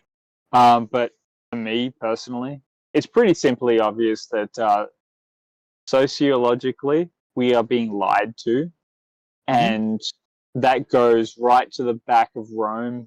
That goes like through all the institutions. They are lying to you in such a way to compel you into a certain set of behaviors, and such an idea to believe that you are within a globular aspect of the world is to lead you out like down that wrong path, because that is their So it's about deception to me. But I'm going to try to pull back from that notion, because I recognize guys like you don't see the perception or misdirection that's occurring, and so I mean I'm going to have to appeal to you at some point, right? Have you read Adam Smith? No, specifically, no. He's an he's an economist. I have other words to say, but he speaks of this concept of what he calls the hidden hand in economics. Yeah, cool. Yeah, that's the sort of aspect I'm talking about. So you're welcome to expound upon that. I do not want to get into Adam Smith right now. But just to that one concept of the hidden hand, you have no control over it unless you break the whole system, essentially. You know what I mean? So the actions of that hand, and that's kind of what I think he was trying to tell people to focus on. You can't control it. All you can try to do is not be manipulated by it, and that's what you're doing. But putting on a turtle shell to everything, in my opinion, isn't going to be a remedy for that, because just as rejections could lead you to the wrong place, as acceptance can, For sure. That's implying that information sits coming from two different oppositions, right? So you got negative information and positive information, and it corrals no. I'm my apologies. I'm trying to formulate a really complex idea in my mind to explain. I really am trying to extend myself beyond my limits at this point. Quite often. I gotta stop doing that. Do you know, it's funny. You're not extending this. You're not doing the best thing about like exercise. And you work out. You work out in the best exercises to the point of failure. You know what I mean? So it's I did, but what these I'm people saying, that I talked that involved in these conversations, you gotta be kind of careful about what you say, because you look like an idiot. And I totally respect what they're saying. Like, sometimes I do sound like an idiot, but then sometimes you come up with brilliance, and they won't talk back to you at that point, right? They won't tell you that you were brilliant at the same time. So I'm not saying that I'm always brilliant, and I'm not even saying that I'm capable of brilliance. I'm just pointing out that they sort of invoke certain interpretations whenever they like. You displayed capability of brilliance. I'm conscientious in that sense, right? Just earlier, as we were saying about you can reach knowledge, but it doesn't have to be true. Exactly. The experiment and the thought processes you were putting together to try to prove your model, there's brilliance there. There is, and that the success is very, very hard to achieve in life. It really is, and if only positive outcomes are where you build your confidence of how and what you are, you're not going to have much foundation to build on, you know? That's the point that I'm like some of us might be like willing to point out right there that essentially that if you do not achieve brilliance, such that you comport with the scientific method, then you're being excluded from the argument at that point. So you've essentially got an idea of information that's being. Okay, go ahead. I'm sorry. I thought you were done, but no, you're right, bro. I appreciate you, bro. There's been plenty other rude people that got so much patience for you right now, so you're welcome to. So it's like with brilliance, you know, like it if we are there's a line, that's another Bob Dylan song, but there's no success like failure, but failure is no success at all.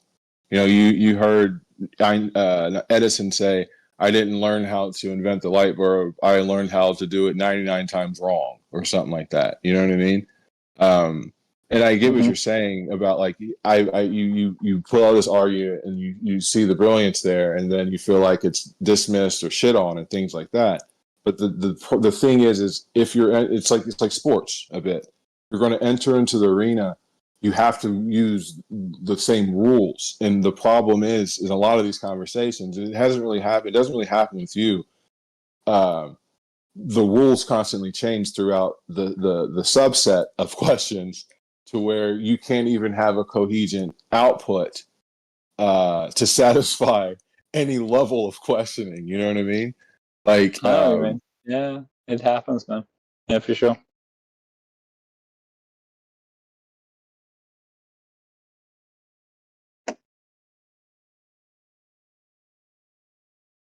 At the end of the day, you're like, what is it? It's a dynamic experience that you're having. It's a dynamic environment, and that comes with all the clause and effects that should be interpreted from that. Oh, I had to come to the non-raging feeling that I will be called a retard. I will be called all these horrible and despicable terms and stuff like that. And for me to get angry, one, it's achieving the other person's purpose, but two, it's self-defeating. Like, what I'm gonna do? Break my fucking computer? You know what I mean? Like there's it's a self-defeating process. But I hear it directed at me, and I get that spark of I want to beat the shit out of this person, And it's just like for me, it's like an exercise of civility. That's why it's a failure of knowledge. Because if you're failing to engage with an idea purely through like the sort of the social framework of that of shame and fear, then it's got nothing to do with knowledge at that point. But you are subject to the knowledge that you're going to be subject to sort of ostracization when you come into an idea that differs from the objective, or that of like the stereotype. Yeah. Oh, yeah. I mean, definitely. That's kind of what a couple days ago, I was asking if you read Plato and the allegories of the cave to that side. Yeah, that's what it is. Yeah, cool. Yeah. What are you going to say about the allegory of the cave, Mike? Like, I think it's absolutely brilliant. Like, and it holds the test of time. It does. It doesn't matter whether you were born 100, 2, 3, 1,000 years ago. Doesn't matter. You are subject to the notions of the allegory of the cave. I would say that it speaks a lot to human nature a bit. Humans like to be able to identify their reality. If someone comes and says your reality isn't real, the outcomes of the allegory of the cave happen over and over and over again.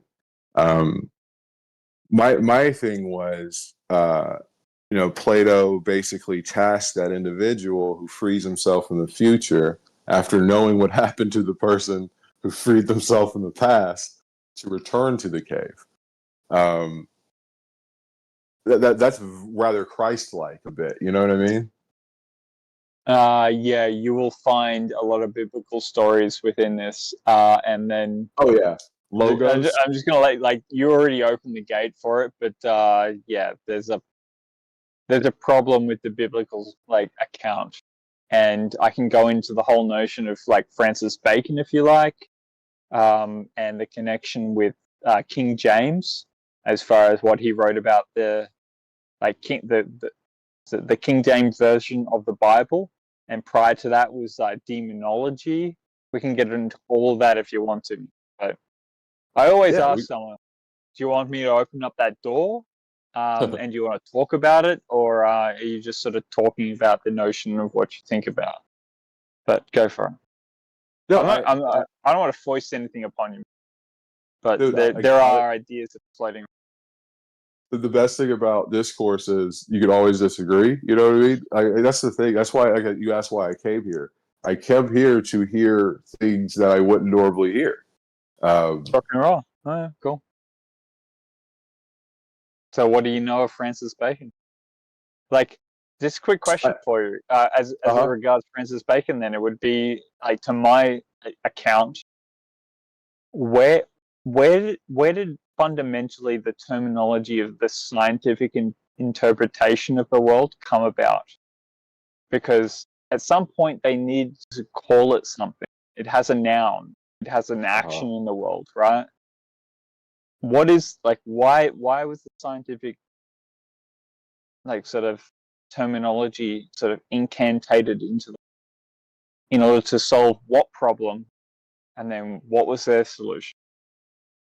If you can answer that, dude, I'd be super impressed. But go ahead. So, like, why do they use Latin to term things? Is the question? No. Science is a part of the Latin. Like, science uses Latin in order to characterize things. Yeah, for sure. But it's not the reason for its being. That's separate. Okay. I would say that they created the terms in which they created, no matter what language, to be able to categorize and identify like an emerging field of study. Emerging, that's the great terminology right there. So it's differentiated itself from something that came before, right? Yes. Cool. Yeah, and the emergenceness of it is with their I guess that information that they've collected, and they made hypothesis, and they used that information, and they wanted to see if they could end up at that point of knowledge, I guess, you know? Maybe, but also, like, when you come up with a new philosophy about the world, you may want to come about the way that you sort of arrange information in order to, how would you call it, conduct human behavior in order to conform to your worldview. Does that make sense? Oh yeah, 100%. Yes, that's one of my critiques about the Bible.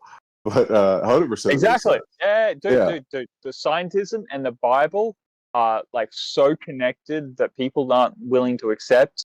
That I haven't had too much of a conversation here. Like, people willing to accept the acknowledgement that the connection between the Bible and science is like fundamental. But you won't get that too much here. Okay.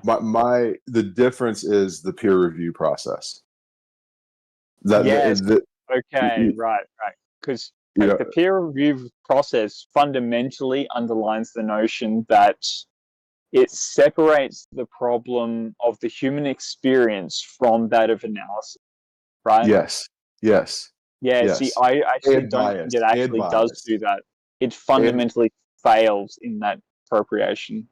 It never actually achieves the separation of the human experience from that of fundamentally scientific data. So it never achieves that.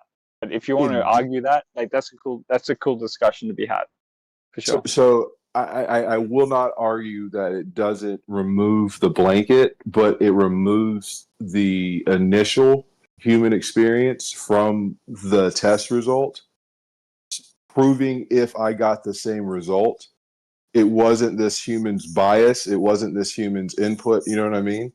So that's kind of how it's removed, but I'm still a human doing that result. So I still have the human experience in the outcome. But what you're removing is a variable, essentially, that, this individual may not have been competent to perform these tests, and get these outcomes. And then how do you get to that? 9 to 10 people come and give same data to what the person's claim was. That, yes, the test that was reviewed by this person, I did the test and I got the same results as this person. Someone may say, I did the test, I didn't get the same results as this person, but I definitely didn't get the results of the other person. I didn't get the results of the new thesis, essentially, and here's my data. You know what I mean? Like, it's a process of, yeah. You're just removing like that first person perspective, I guess, out of it, and therein lies, at the end of it, you're looking through a lens, because it wouldn't be the real, but through a lens of something that would reflect a naturalistic view. That's why they do the Faraday cages and those results, to eliminate all those other aspects, so you can sit there with two variables, basically, and see how they work against one another. Gotcha.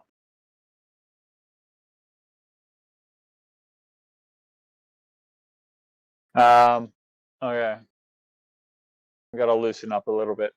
I'm trying to understand, okay, yeah. They're making falsification claims about the nature of. I've lost my flow within how to interpret the data you're putting forward, man. So I need to think about this. A bit before, like when you're talking about we were talking about like the claims, yeah, you can make a falsified claim, in the religious viewpoint, the falsified claim is irrefutable, but in science it is. In science, you can refute a falsified. You can refute any claim in science. It could be a true claim. You can try to refute it, but in science, there's a process to see if that's a falsified claim. In the Bible, we're talking about the difference between religion and science. In the Bible, and there is no way to have that process of peer review. I guess. Okay. If you want that peer review process within the Bible, as far as it's concerned, that is of interpretation of the Bible. So that's what allows the Bible to be flexible in that sense. I agree. I completely agree. That's pretty easy in that regard. I completely agree about the malleability of it, but my whole claim is when it's taken literally. And there is no guidelines that are universally accepted or standardized of that process. Well, that's my critique. I know we were really talking about that. Yeah, dude. I don't think anything should be taken literally, especially any historical account. I don't comport with the Bible. You probably already picked up that from what I've said, right? However, I don't comport with any of that of science in essence, because my interpretation that science is actually not what is. I don't know. I don't know where you're at in the conversation. So I don't want to belabor the point, but science is just another religion for me. Okay. So you know what you're dealing with. Like, are you gonna argue against me? Essentially, your science is just another version of the Bible, in my interpretation. And I could see how you could draw that conclusion, and I think I would agree a bit to people appealing to texts and stuff that they don't understand in science, Yeah. But at the same time, if we're going to do a direct left or right comparison, science to like the religion, and I don't want to just get definitionally. Religion have like break free from that. Go ahead. Yeah, but religion has aspects that are included that science doesn't have, and those aspects of it make it a religion. So here's my clicker, right? Like, do you think that scientism, or science for that matter, does not evoke religious aspects to it? Religious, like suspect, like yeah, like sort of religiosity, like religiosity behaviors. Is that like encountered within the scientific interpretation? Because like my interpretation overall, right? If I'm going to give you like, so you know what you're dealing against, right? Like in this conversation. Essentially, that of which you can take the boy out of Kansas, but you can't take Kansas out of the boy. So that is to say that religion is embedded within all of us. There is a religiosity aspect to any person, right? And to say that you can take the religion out of them is just like we're into this like this field. Essentially, go ahead. I would say it's more of an interweaving of, and this is where I was talking about the gods of the gaps. It's more the interweaving of the reason for the Abrahamic God being a God of a gap and in trying to define naturalistic processes than it is. You're a secularist, like at the moment. You're a secularist. Like God of the gaps, you're mentioning God of the gaps, so I'm just asking you the question: are you a secularist? So I say God of the gaps because, like what I said earlier, so when I read the Bible and I see in the beginning, all those other things, you could take Big Bang and you could take evolution and you can take these concepts and you could say God was being metaphorical. He really meant this. You like there are many things. Yeah. You could do that. Yeah, but I don't take that. I understand that, but what I'm saying is that interconnection, that weavingness, in my opinion, was the anthropomorphization, the human, like what we do when we look to a cloud. I love that. Yeah, for sure. Yeah, like when we look at a cloud, I think they are anthropomorphizing God essentially. Yes, like through the religious script. Yeah, for sure. They're trying to, like they say that man is made in God's image. Is actually like vice versa. It's an inversion of. Yeah, it's an inversion of the truth. God is made in man's image, but not quite that either. Like I wouldn't say that, but I'm not sure. Go ahead. I would say that about the Abrahamic religion. I truly would, especially how it came out because of who wrote it. But what I'm saying is it's not. I'm not saying God is just a God of the gaps. What I'm saying is from why we see this interweave, like this, how they're interconnected and how they're woven together. I can make a baseless claim essentially and say, I can see that because this is where I believe humanity first, quote unquote, found God. I believe humanity first found God in misunderstandings. I believe. So you think God is a misunderstanding then? No, so basically a misunderstanding of like seasons, a misunderstanding of weather pattern, a misunderstanding of a lightning strike, a misunderstanding of an earthquake. You're referring to a pantheon then at that point. But these people are not necessarily talking about a pantheon as far as their like cognition of what God is and the creator is. Not a pantheon. I understand that, but what I'm saying is so like when you take that whole, and yes, it can be a pantheon, all that other stuff. The problem is that understanding and those interpretations and the output of the words being taken literally. It's so literal interpretation is I would. For my taking, dude, I don't read too much of the scripture personally myself. I've just listened to a lot of people talk about scripture, and the literal interpretation is always going to lead you down a problematic.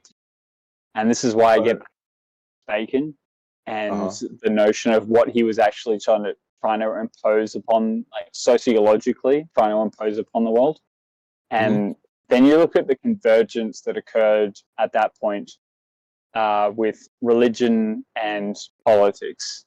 But yeah, I don't know. I'm probably I'm not sure whether I'm not the guy that can actually talk about this with you at that point.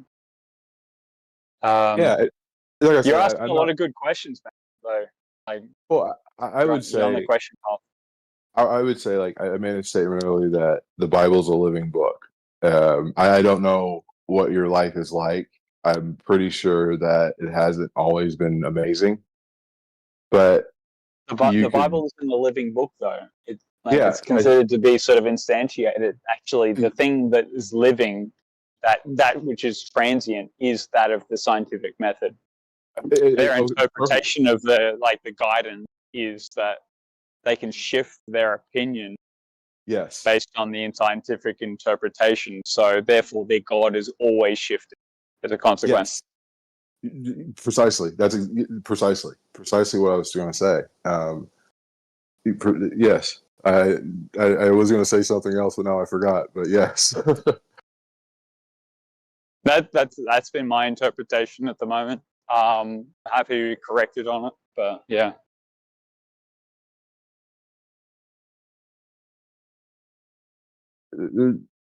Yeah, but I like I said, discourse like this, like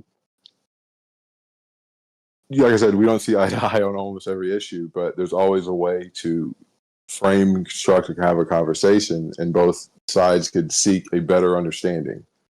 It's not about who's right or who's wrong, you know. But this is a debate channel, and I guess that's what people want. No, dude. Like, if we're here having a conversation, this is like what we're doing right now. We don't need fucking debate all the time. Actually, if you look at my profile, I think debate is a psyop in and of itself. But if you want me to get into the nature of like why debate is a psyop, I can get into that. But the nature of what we're talking about now. I mean, it should be a good. Don't you think? I mean, within this, don't you think we sort of need to try to come up with a good method to discern between imagination and what reality really is? So the only thing that would happen is the chain would roll, and we would just have to try to roll it back. Was that to be? It sounded like you hot mic. Do you guys want to expound on any of that? Like, keep going. I don't remember. I couldn't hear the question. Essentially, his premise is that debate is a psyop. Debate is pointless. Debate am I? Oh, well, yeah. No, it's not to say that debate is pointless, but it's a bit more meta than that. So one of the things in school in class, it's history and philosophy, but they talked about Plato's academies. And in that, I think we'll get to the same point, and I think they did too. But you have two people yelling at each other, and literally they were like, "Okay, fight it out." And on the door of the temple, it was in Greek. I don't know what it was in Greek, but translated "strip or retire." You know, you have a viewpoint, I have a viewpoint. We've reached an impasse. Time to fight. So when we look at even how our philosophy was formed, we have a force metric in it, you know? There is that perspective, is that debate is inherently a very feminine way of trying to solve issues. Whereas, when you're in real life, like just throw some punches and people will be a lot more honest.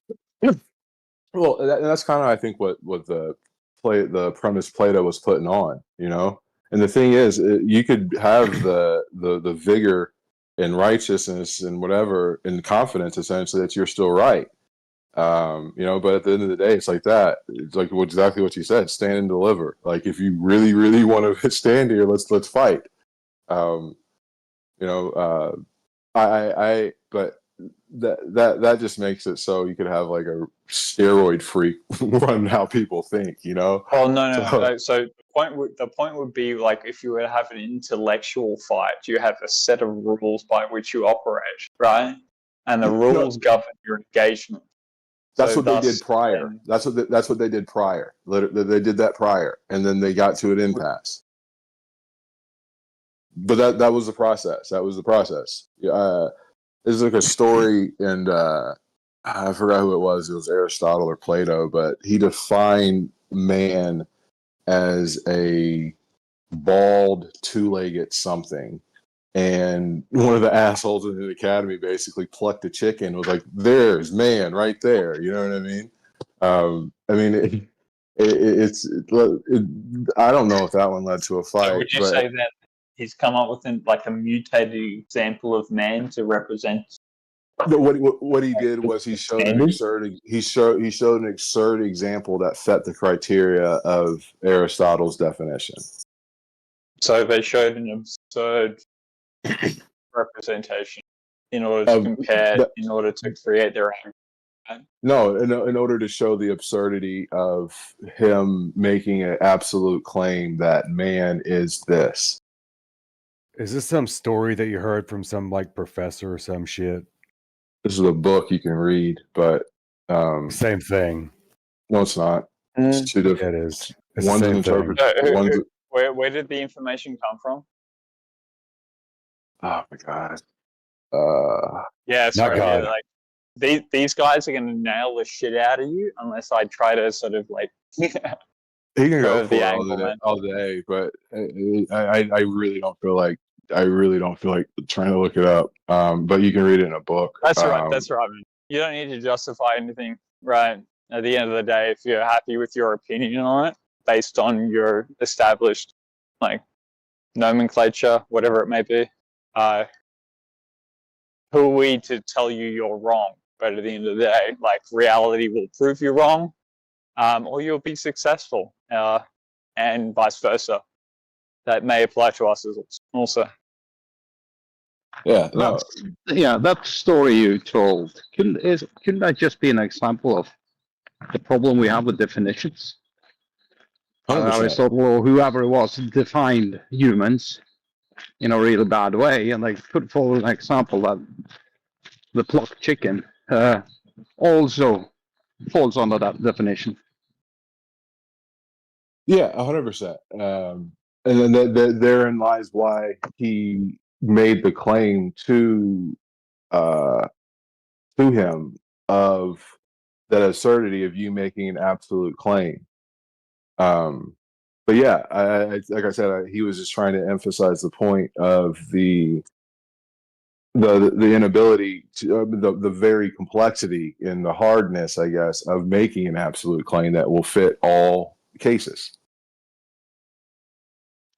Yeah, that's a relevant point. I think that's one of the problems we do at times as well. Is the definitions of words can have different meanings in different contexts. Yep. Well, because people are confused.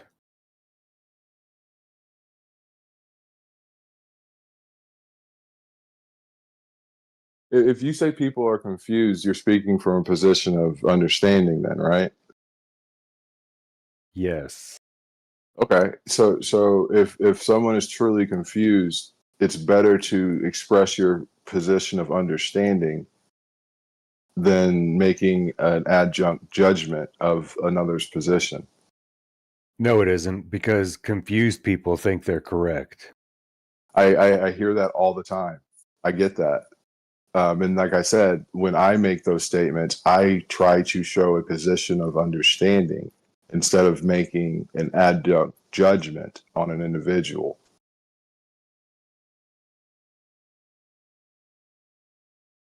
Okay, and you do you then. Okay.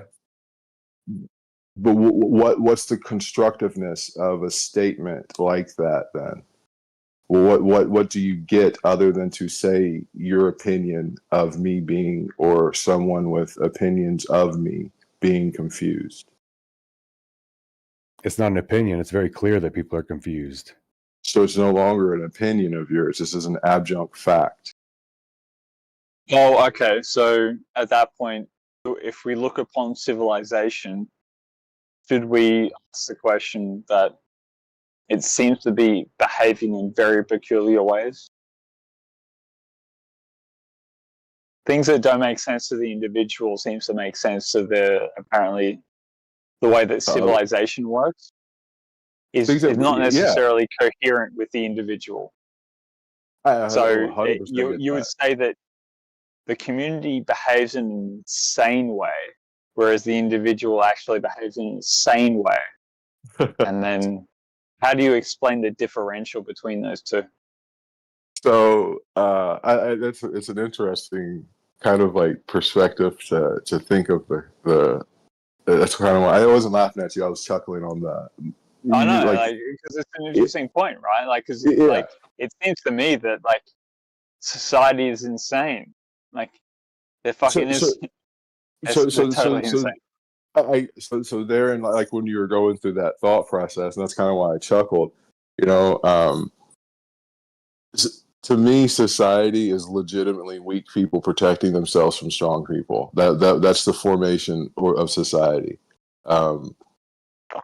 Yeah, but they're strong. Like, okay, so inherently weak people will use justifications and rationalizations that appeal to potentially strong people in order to make them conform to their weak position.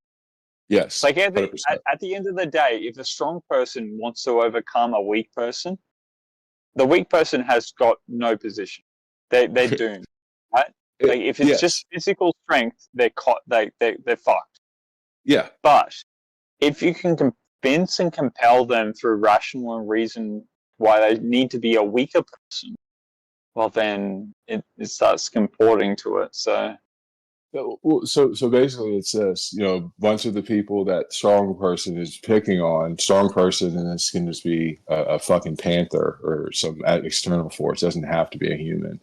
But weaker people, they're going to collectively team up together, and they're going to either force that strong person to conform to their society, or there's rules probably established for keeping this person from being able to be a detriment to that newly collective society. They will always use the tools of guilt and shame in order to do that. Oh hell yes! Yeah. Oh my god! Yeah, hell exactly. Yeah, for sure. And so like with the so when you're saying like which one's insane, you know what I mean? You kind of have to like take a step back at a time. Probably a bit of both. You know what I mean? Yeah, you kind of have to take a step at a time. That's kind of what made me chuckle to even build the model.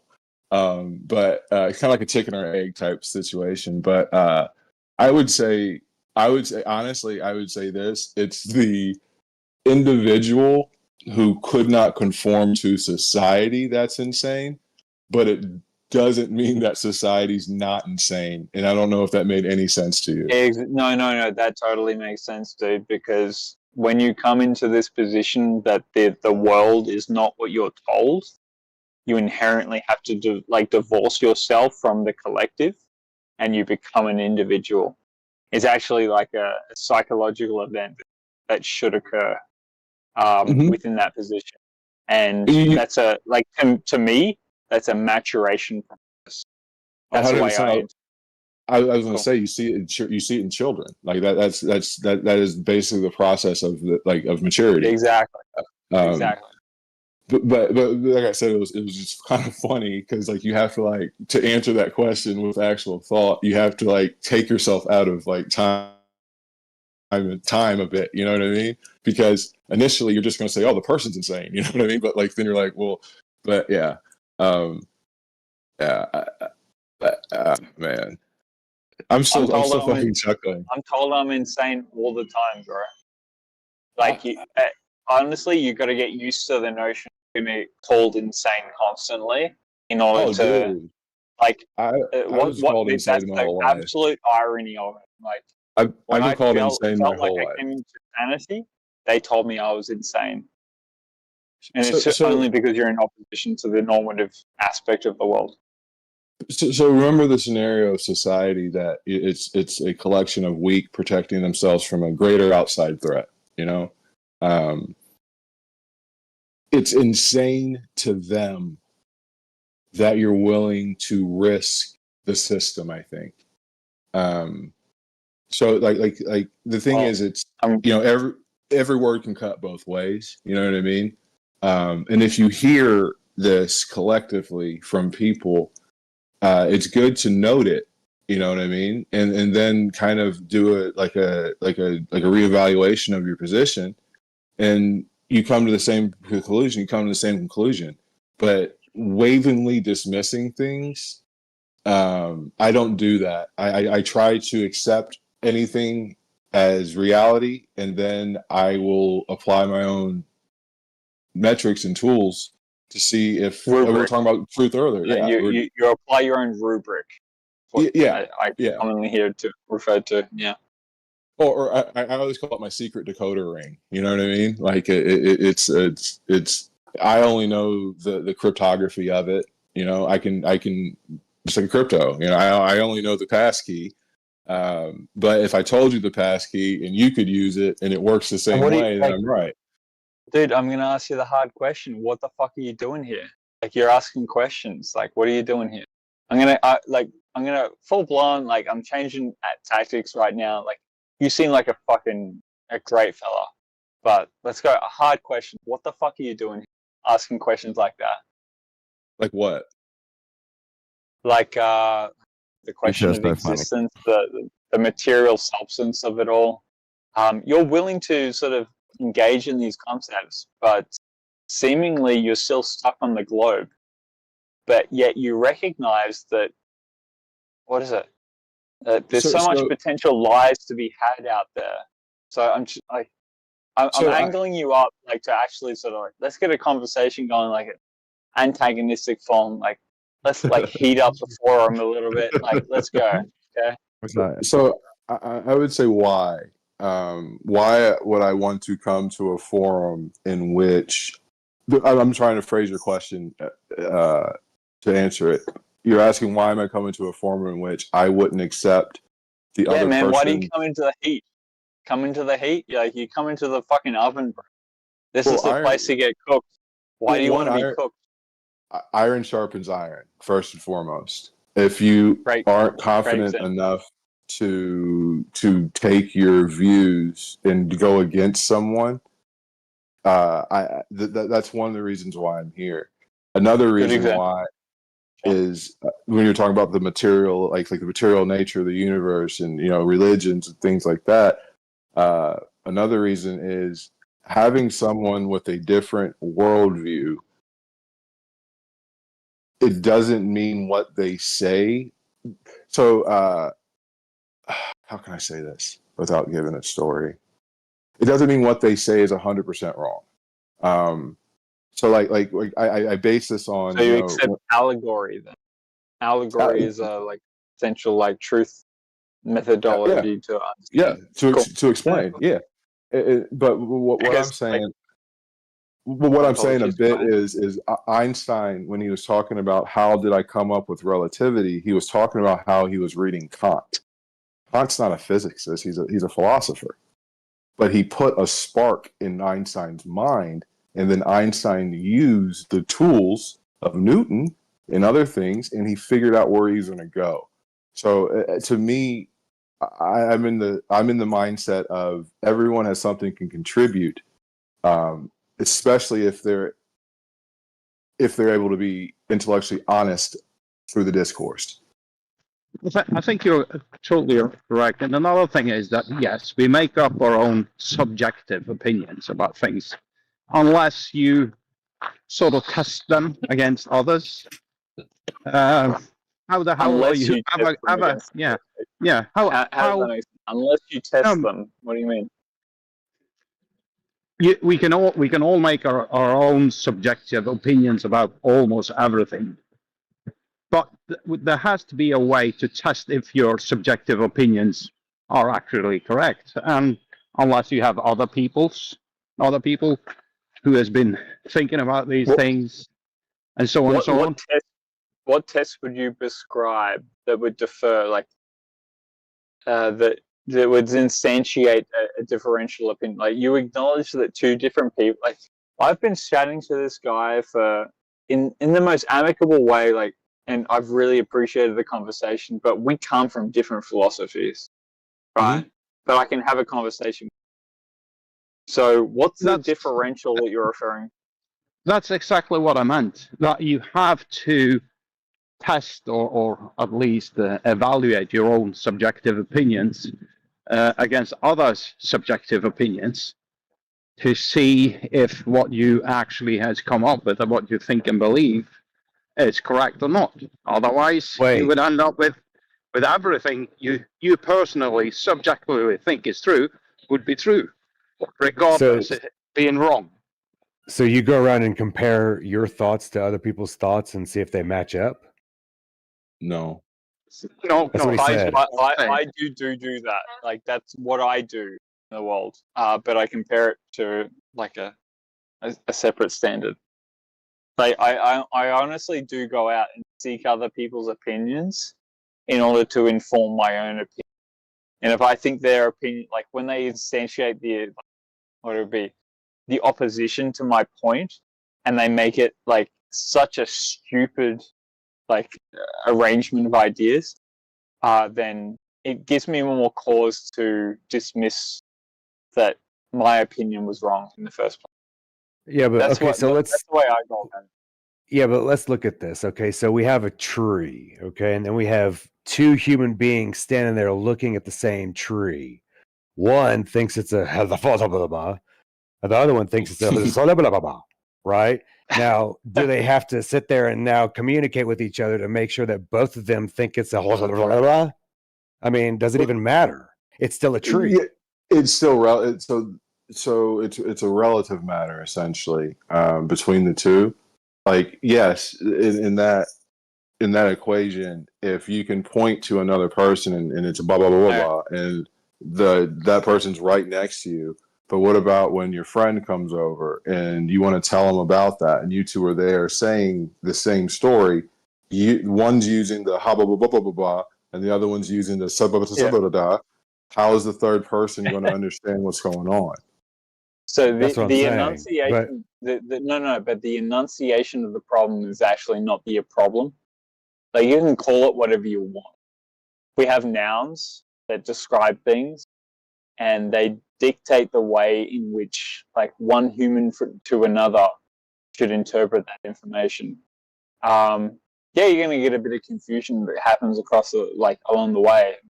Actually, I think that's kind of interpreted or necessary for the control mechanisms that are going in place. But what a pain! So just to the tree again, if so, like between you and I, right? I think it's the sa ba ba ba, and you think it's the ta ta ta ta, right? So we're talking to him, and we're trying to tell him to go to this object, that noun, that tree. So now we describe it, and to get him to understand something he's seen before. He's seen a tree, but we're just trying to get him to describe it. So therein lies the process of why I choose to use naturalistic things to describe what's seen or what's just to let you know, when you talk about naturalistic, you're talking about the scientific interpretation of naturalistic. So it's already sort of denatured in its consequence, right? I would say I could rephrase it. I choose to use a vet's absence of God. I would choose to a vet absent of God to describe that to that individual for their understanding. God? Yes. So do you know what God? Do you know what God is? I wouldn't invoke God to say the tree's over there. I wouldn't. Do you know what God is? Oh, it's a hard question to answer. I know, because you invoke the notion of absence of God, and at the point you did that, then you sort of revealed yourself that you know what God is. Because I'm not trying to trick you, I'm not trying to mislead you at all, sir. A bit. This is like a purely. If you heard what I said before, my interpretation. I'm not trying to Go ahead. We were having the conversation before, and remember I was saying, as you thought that I was making all gods God of the gaps, but that's precisely what I'm talking about. Is I'm trying to describe something to someone. I don't know what to say to this person. I don't know whatever. to describe the ta. Yeah. So then I invoke God for that description. That's not. That is inherently problematic. Yes, so that's what I'm talking about. So so the naturalistic, when I say that, that's the process I'm talking about. I don't know how to say it better to not like kind of like spark that up, but that's what I'm saying. So like when I'm describing the contravene, yeah, cool. Okay, cool. Does anyone else want to argue with this notion of what he's putting forward? I don't want to be like the absolute center of attention in this situation. Me either. I was hoping other people would talk. I'm willing to tango with you. Yeah, it's a nice dance. It's pretty late to be in the Atlantic sort of continent that is now. These people are not willing to accept the fact that they're on the Atlantean continent, although BB is separate, like he's on the South African continent. I'm tickling their tangos. Okay. What is it here? 10:40 here in Australiana. Yep. Oh yeah, you're like 24 ahead.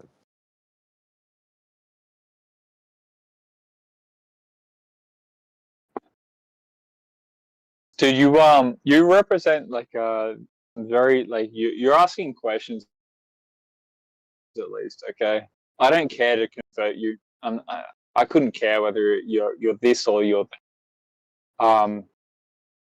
I'm more considerate of the notion of the process by which people come to terms with the way that they arrange themselves in the world. Yes. That's formative in my interpretation. And the diligency, when I compare the two, like that of the flat earther versus like the glober,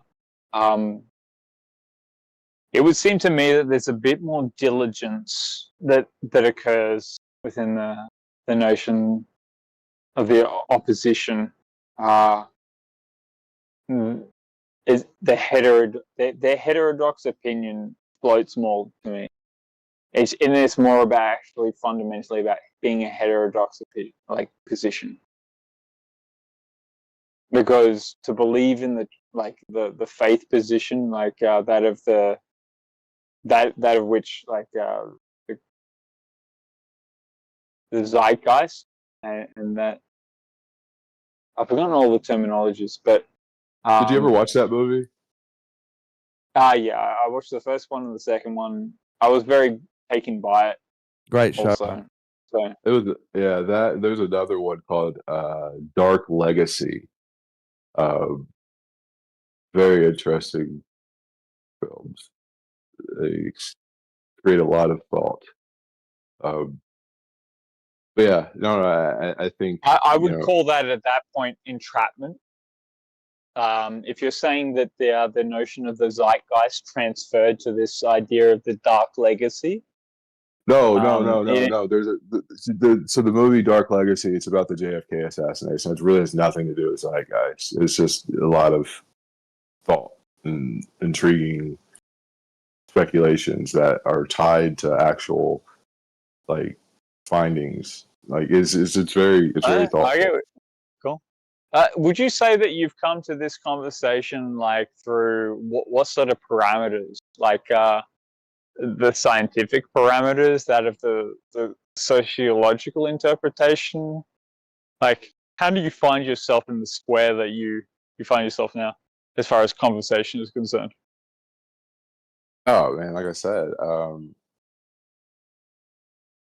I came here to it was literally played in the black background for a few days, and then I like I said, I came here to have my thoughts, my opinions tested against people who may have contrary thoughts and opinions. Rock and roll. All right, cool. Yeah. But no, it's so in that, what is your ultimate opinion then? What is the foundation of what is the rock upon which you build your opinion? hard question. Like let's go for it. Like I'm going to try to break that down if you give me the opportunity to do so. We can go through it. I would say human interpretation is about actions and outcomes. No, your opinion, like how you ended up here, like you're like it already sounds like you're willing to challenge that of your interpretation, right? Because you recognize it. What is it? The notion to believe in the sanity of crowds, like, is ridiculous, right? You recognize it, like yes, human beings collectively speak nonsense. So yes, like you like, to subject. Okay, so to separate yourself from that, how would you go? So it's hard. So one of the first things that you're tasked to as a philosopher, if you want to be one, and I don't think I am one. I just read a lot of stupid books and had to sit in classes. But like, you have to know thyself, know who you are, and that's something that you can only come through interaction with the world a bit. And then there's a bit of honesty of who you are and what you can do. So how I build my worldview, people are going to say that's satanic, but I built it upon self. But how I construct self does include divine natures.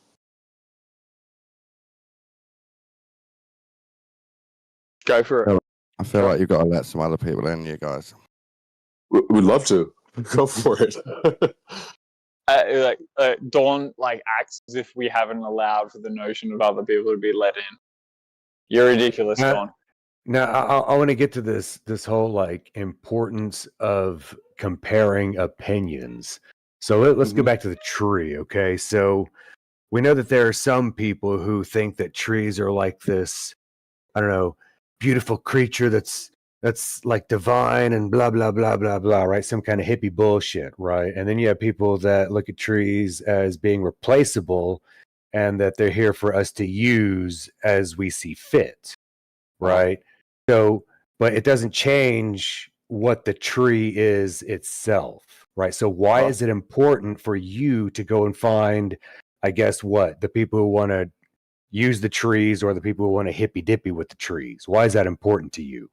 Okay, so you spoke about duality of nature and the intrinsic value of understanding, right? So you just said it could be one thing or another. Well, it's people's opinions, right? Precisely. So what you just asked me, why it's important to bring your opinions to others? Exactly. I think you just said the answer. Exactly that. Because it's people's opinions. So, but for you though, what are you just looking for? People like-minded? No, I'm not. I'm truly not. Then why does it matter what they think? Because you could have an opinion that I am wrong on.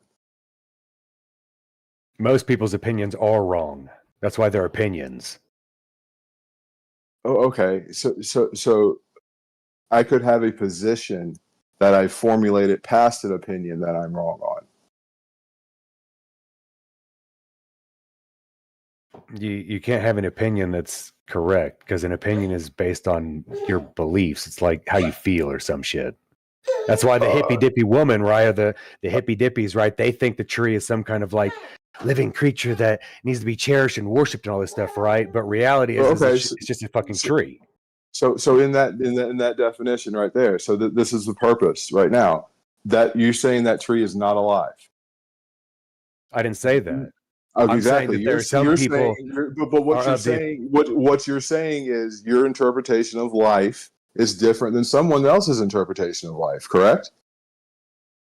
I'm not on the hippy dippy. Don't cut the tree down side. But that's what I'm saying. But I'm saying, right? So, but that woman I say woman, doesn't have to be it normally is, right? But yeah, it normally is, right? So, right, the hippy dippy person, right? They think that the tree is some kind of living entity that it is living. No, I'm not right. Yeah. But in the way that they're thinking that it's alive and it's it's so more than. So basically, they think that it's something more than them. Okay, so that person may have a very heightened sense of empathy, right? Potentially, very heightened. I mean, it's a tree, though, right? Because if you look at every other animal in the world, right, every other animal in the world doesn't look at the tree as something that's sacred. Right, so like a dog will still pee on the tree. Exactly. Birds will tear branches off the tree. Right, termites will eat the tree. I mean, you know, it's just a tree. Yeah, and so if we are if that's the thing, nature. What's the date? So the question that is kind of being asked to you, and why hippy dippy women do take this position, they try to dissect the masculine brain for your outcome a bit, but what they're trying to see is your ability to empathize a bit, because what you just told me is I can be an animal, right? I can just be an animal is what you just kind of said. Well, women don't want to hear that. Women, precisely, but women don't want to hear that. But this is the thing. We're not talking just about women and all that other stuff, but we kept on bringing it up, and that's kind of. But what I'm saying is, it's the reason why there is I say need for discourse is because if you enter intellectually honest enough and you do hear things that aren't accurate in your projection of what you perceived, which is essentially your opinion, you could reformulate your processes or your experiments or whatever you're doing, and then you can get a better outcome because you had that discord. That's why I think it's important for opinions to be weighed and measured.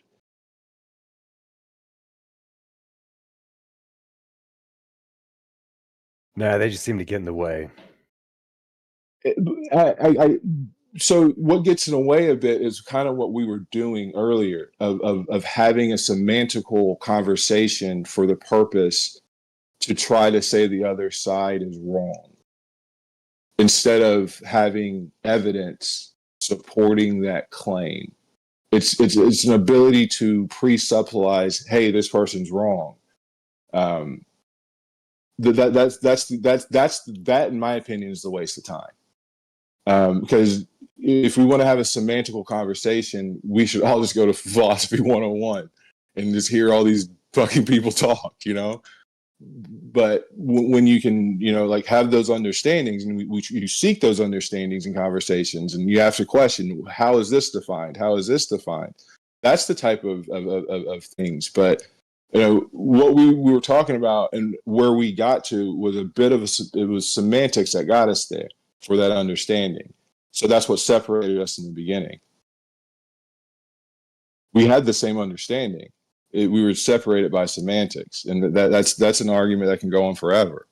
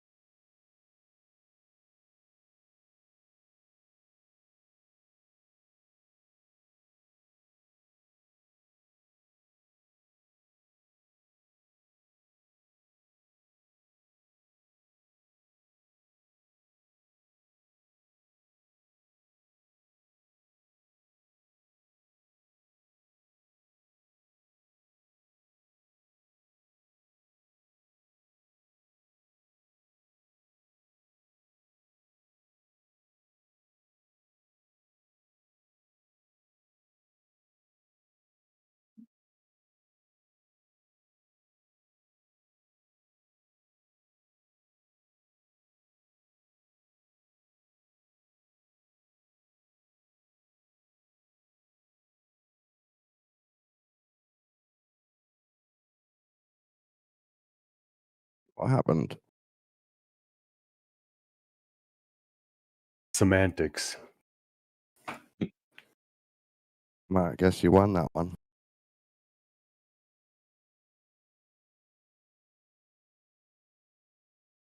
I don't think a win is silence. I'd rather hear conversation. Wait, winning? What is that? I don't think I don't think there is a win or loss, but I don't. If there was a win, I don't want to win. I want people to talk. I don't want anyone to win. That I want conversation. You must have taken it to another level, Bebe, and no one could keep up. That was my joke.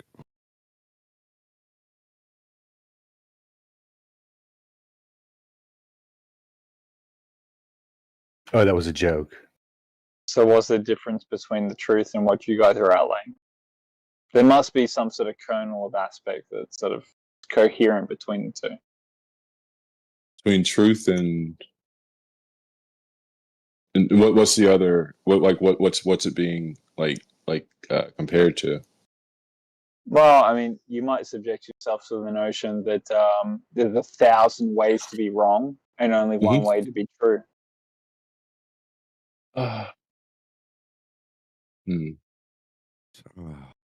Rick.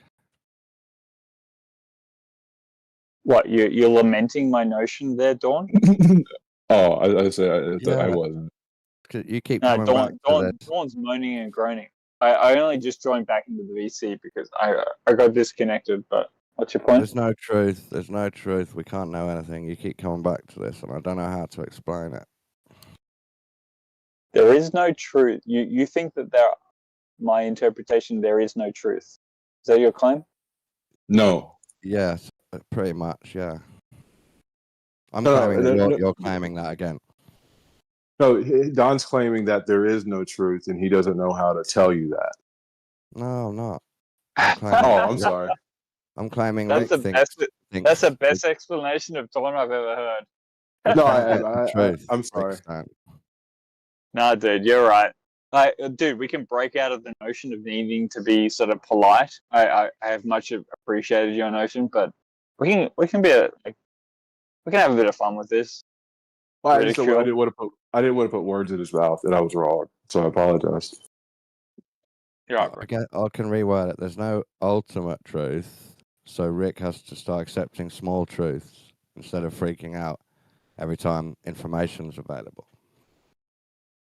Yeah, the small truth is, in your observations, essentially, that you think you're looking at a globe.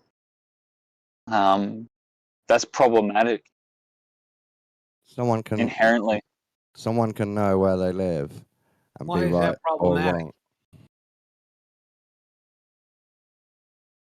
Because you have no proof of it. That's why it's problematic. What do you mean by proof? Do you mean evidence or do you mean absolute proof? Absolute. So, but I don't think I have absolute. I mean, I have exactly. I have evidence. I have as much evidence as I think you can possibly get. Exactly. Yeah. Cool. So why is that a problem? It's not a problem. Like, it's not a problem for you, obviously. The problem is, like, when you try to convince other people of your apparent sort of truth, doesn't sort of coherently make place, right? Does it?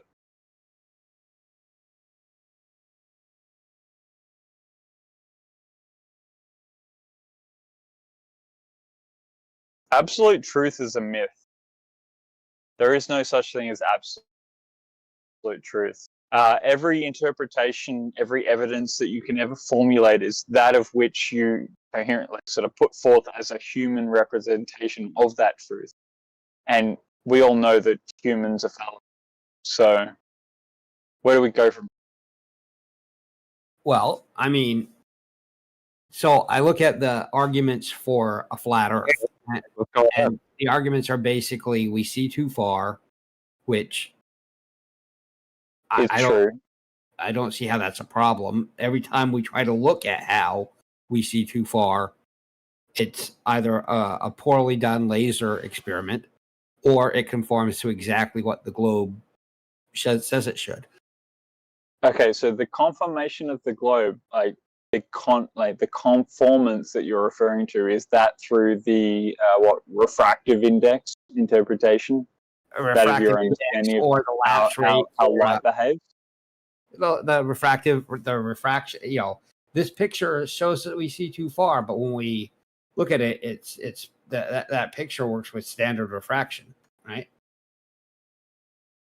The picture works with standard refraction, so you have a standardization that you're interpreting it through. Yeah, he made the globe bigger. That's all he did. He said, "Oh yeah, look, it doesn't match the globe. Let's make the globe bigger, but it's still the same size." Well, wait. I'm sorry. I have the sound down because we have people sleeping here. So, can you say that again? What would it be?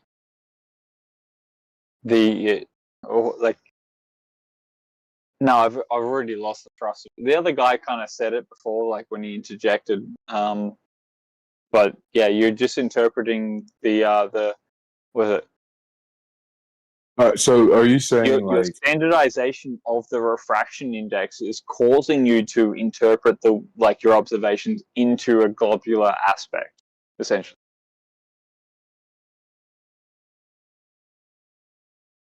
Yeah, you're saying, well, Earth has to be a globe, so no matter what observation I make, I'm just going to invoke whatever effect will make it match the globe. No. That's not how it works. So it's not that I keep plugging in refraction until something matches the globe. That's no, I mean, but you're like, would you acknowledge that you plug in refraction in order to solve the problems of your observation, such that they match the globular aspect of the world? So we both believe that. Hold on a second. Let me make sure that Mozzie isn't posting memes.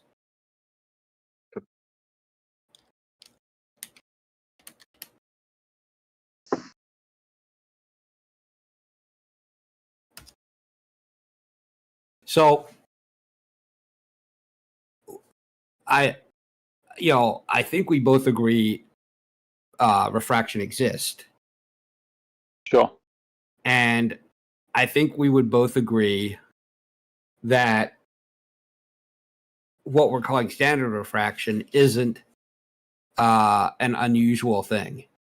Like that's not like, totally bizarre. Yeah, correct. Cool. When I see it happens every day of the week. Right. Cool. When I see a picture, a long distance photo, and somebody says we see too far, and we look at it and it's a view that we see with standard refraction, I don't see how that's too far, and I don't see why that should indicate to me that it's flat Earth. So a bit here. So remember earlier we said we try to agree on knowledge being a journey.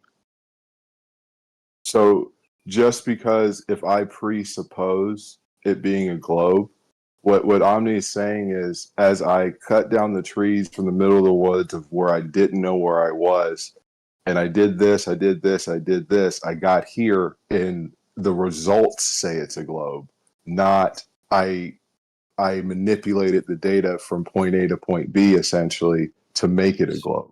So that's exactly what, because you didn't actually measure the effects in the atmosphere. You're just invoking that the distance to your target is going to be subject to refraction. No actual conditions. But there are. I want to answer that. I want to respond to that.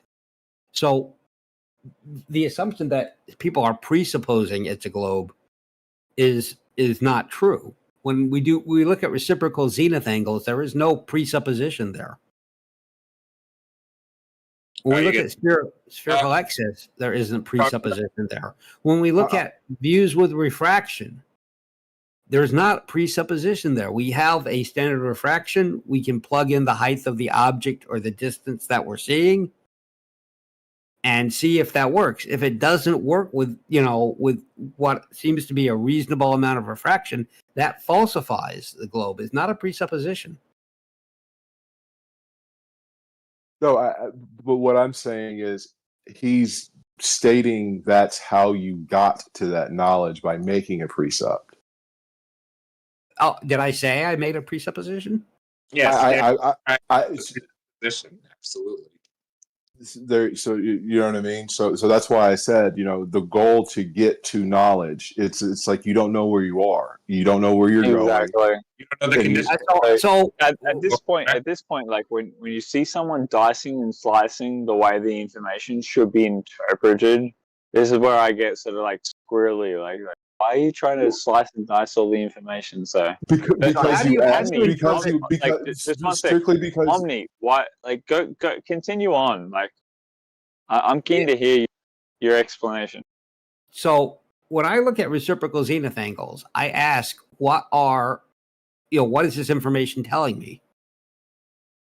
Okay, I can look at tons of them. There's a lot of reciprocal zenith angles information that has been taken. Okay, you've made that point. Reciprocal zenith angles are very need to be paid attention to. What are you actually referring to as far as the consequence of those? That it's evidence for gravity. It's evidence for a globe of the radius that it should be. You think that's evidence for gravity? Yes. Wow. Okay. So I haven't heard that one before. So if I hypothesize, Ricky, that you don't understand what reciprocal zenith angles are, and so you hear me talking about this, and you're like, well, I don't know what he's talking about, but I know he's presupposing something. Would that be accurate? That would be very accurate. Yeah. So give me 1 sec. I'm gonna educate myself in the background. You guys can talk amongst yourselves. Give me 5 seconds just to try to work out what you guys are talking about. Okay, that's fine. That's fine. Can we rename it? We talk about celestial navigation. Continue on. Yeah, we can talk about celestial navigation. So I see no possible way that celestial navigation can work on a flat Earth. But that is because I've looked into it pretty deeply, and I understand what's going on there. Again, so you mean star fixing? You mean star fixing?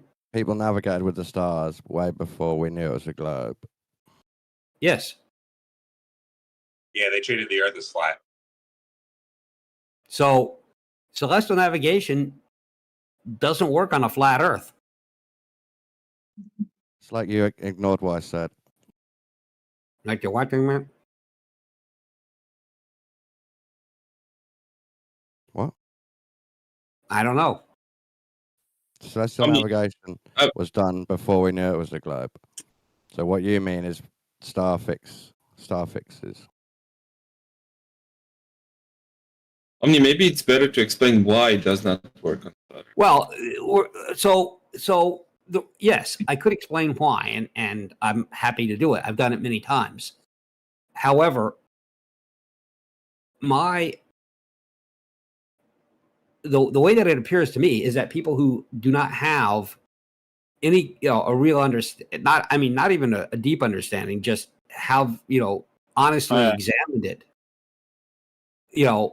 People who have not honestly examined this stuff are just saying, well, So the two things that are popping up here in my search results, what I'm looking for, right?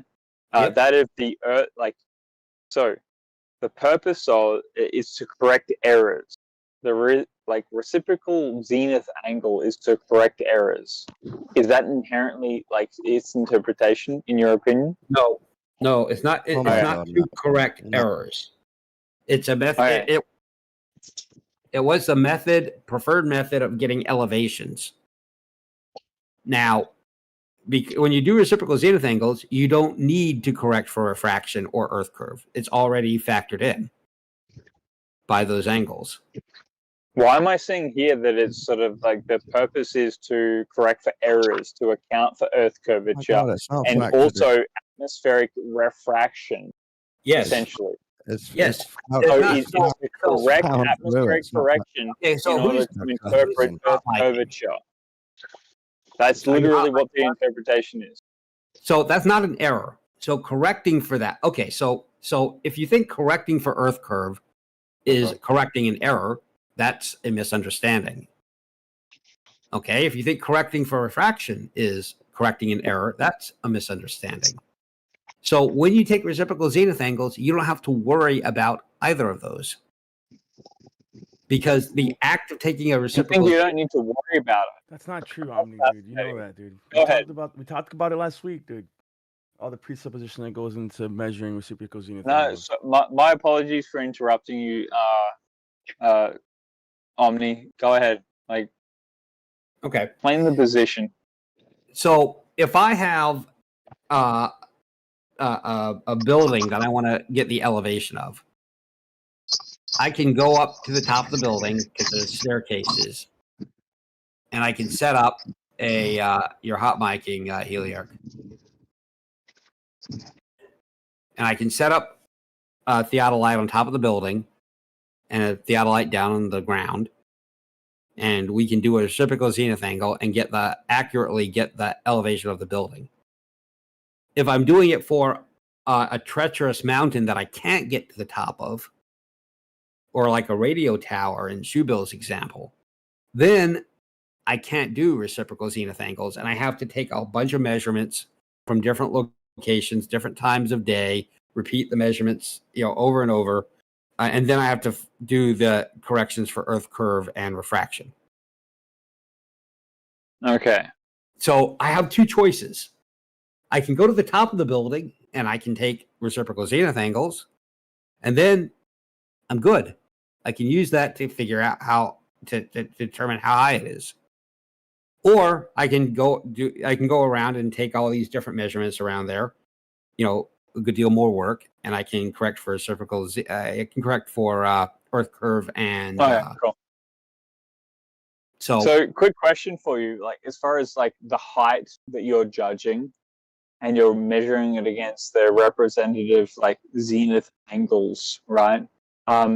Does that imply that you know how much higher one star is from another one within the Earth? Nope. So if you're measuring wait, Risky. No, it has nothing to do with stars. Exactly. Can't tell. Okay. So it has nothing to do with stars. We're not referencing stars at all. So what did that tell you?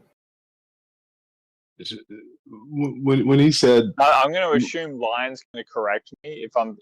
No, it's all right, dude. It says we're jumping around a lot, dude. We're going from celestial navigation to reciprocal zenith angles. I don't know what's next, dude. So Zenith has nothing can we just stick to one thing? Why am I here? Yeah, Omni, stick to one topic, dude. What? So Omni, when you said it fixes something, would you say it fixes the model that if you built it on the Earth is flat? No. I mean, I don't know what that means, but if you built it on the Earth, if the Earth was flat, the reciprocal zenith angles would add up to 180 degrees exactly all the time, and they never do. Mm-hmm. So my question is, my question. Hold on, just one. I'm sorry, but my question essentially was: aren't you adding in the angles with reciprocal zenith angles based upon the Earth isn't flat? No. So no, you're not. Hold on, can I just respond? Because what you just said right there is a presupposition. You expect that on a flat Earth you would get 180 degrees, right? Why do you believe that? Besides the geometric reasoning for it. I heard that too. So yeah, I right. Okay, so well, I can answer that, but you can talk. You're either way. It's good. No, it's your response. I thought so, but then Renee or Rin wanted to get in. No, dude, I was laughing. I was laughing at having to describe angles without geometry. That's. I'm sorry. I was just laughing. Well, I'll elaborate because I understand the concept of two perpendicular lines, right? Two zeniths. Not perpendicular, two parallel lines. Yeah, two parallel lines, but perpendicular to the ground, right? Okay. So with that being said, I understand the parallel postulate. That's not what I'm talking about here. But why would you expect the parallel postulate to hold true on a flat Earth, knowing that there's atmosphere, knowing that there's perspective distortions, geometric distortions with distance, especially when you angle something forward or backwards? Like there's all types of illusions due to perspective that can happen that can actually throw off the angle of measurement. Go ahead. Okay, so I'll answer that. But I think Lion, I think you're ahead of some of the listeners here. So first off, do you guys understand that on a flat Earth, we would expect all plumb lines to be parallel? Because a plumb line is straight up and down. I mean, there may be a minute amount of deflection for whatever. Yes, we expect them to be parallel, correct. Okay, yes. So that is why I am asserting that on a flat Earth, you would get a different reading from your angles. Now, to answer... No, you're just deferring to some other sort of experimentation. Like, no, I'm not. Trying to bring forward this. Like, no. If we talk about this particular one. Okay. So, I think it's true that on a flat Earth, plumb lines would be parallel. True. Do you disagree with me, Rixky? Inherently, yeah, I agree with you. Okay, so inherently, I assert that they would be parallel on a flat Earth. So what reciprocal zenith angles does is test to see if they're parallel. Like, if you say they're parallel and I say they're not, we want to see which one of us is right. Okay, so you've got the sky. You're referring to the sky, and I'm not referring to the sky. I'm not. So Rixky, zenith angle. So Rixky, go ahead. So you don't understand, and I'm gonna sing the "You don't understand." Maybe I don't understand. You don't, so, right? Yeah, correct, you're welcome to that statement. Okay. Okay. So right. So just hear me out on this. Trying to, instead of saying you're making a presupposition, you're basing this on the sky. You're basing this on the stars. Aha! I see you didn't know where the stars are. When I hear that, it has nothing to do with stars at all, or the sky at all. It doesn't do anything with that. And Lion, when you're doing reciprocal zenith angles, and you're claiming that perspective distorts and refraction distorts and all that stuff, what you're essentially doing is saying, I believe that there is some unknown element. There's some unknown force at play that is distorting where I see the other theodolite in such a way as to consistently, over thousands of measurements or hundreds of thousands or millions of measurements, it always comes out to, a sphere of 3,959 miles. Have you actually responded to me at all? Like you've just dismissed me. That's all you did. You actually didn't respond to any of the statements. You just dismissed. What's actually the cause and consequence of what you're referring to? I'm willing to angle myself. Okay. Well. Okay. So this is so that's good. So in that case, then the conversation is, explain to me how this works and why you think that this is extremely good evidence for a globe. And by the way, gravity. You want me to provide you with evidence why I believe it's good evidence for the globe? If you're Rick, advocating that's the position. No, you're wrong. No, you misunderstood. So what you did was you told me, well, you're basing it on the stars. That wasn't a question. Not really. Okay. That was a assertion. You say that I based it on the stars. I don't even know what you're talking about. Okay. All right. Can I respond to what you were? All right, go ahead. I can't hear you. I mean, I kind of want to respond to what you said to me, but whatever. Reciprocal zenith angles. When you say it doesn't explain what the test is or how simple it is. Well, of course it doesn't. But if nobody of flat Earth ever bothers, hold on, Ricky, ever bothers to try to learn then whose fault is that? Because there's numerous people here who will explain it over and over and over and over again. Okay. I tried to explain the celestial sphere to Slitz. I was going to let you know the nature of teaching is that which you have to teach over and over again, because like the irony of the situation is that like you get new people born into the world and they have novelty and they don't know. So yeah, you're going to have to inherently teach people over and over and over again. So that's an argument. It's the same. Go ahead. It's the same people over and over and over again. And what's that? What same people? Well, you're an adult, Rick. Remember? So I try to be an adult every day of my life, but and one other thing too, Ricky.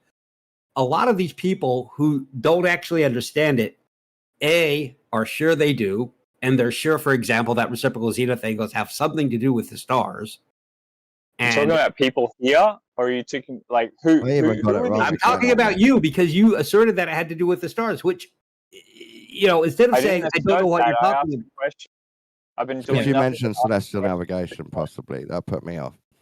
Okay, so a zenith angle is when I set up my theodolite, it has a bubble level in it. Yeah, or we're talking about a modern theodolite that has auto leveling capabilities, so it knows when it's set up levelly, and that means that it essentially has a plumb line. It's a bubble level instead of a plumb line, but it does the same thing. It gives you plumb at your location.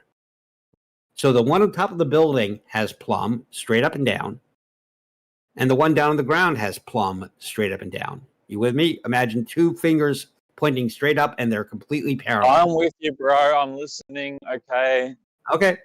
Well, I get to the end, and then people are just don't understand what I was talking about, and then I'm not people, okay? I'm myself. I'm not people. Cool. Okay, all right. So then you'll stop me if something is not clear. All right.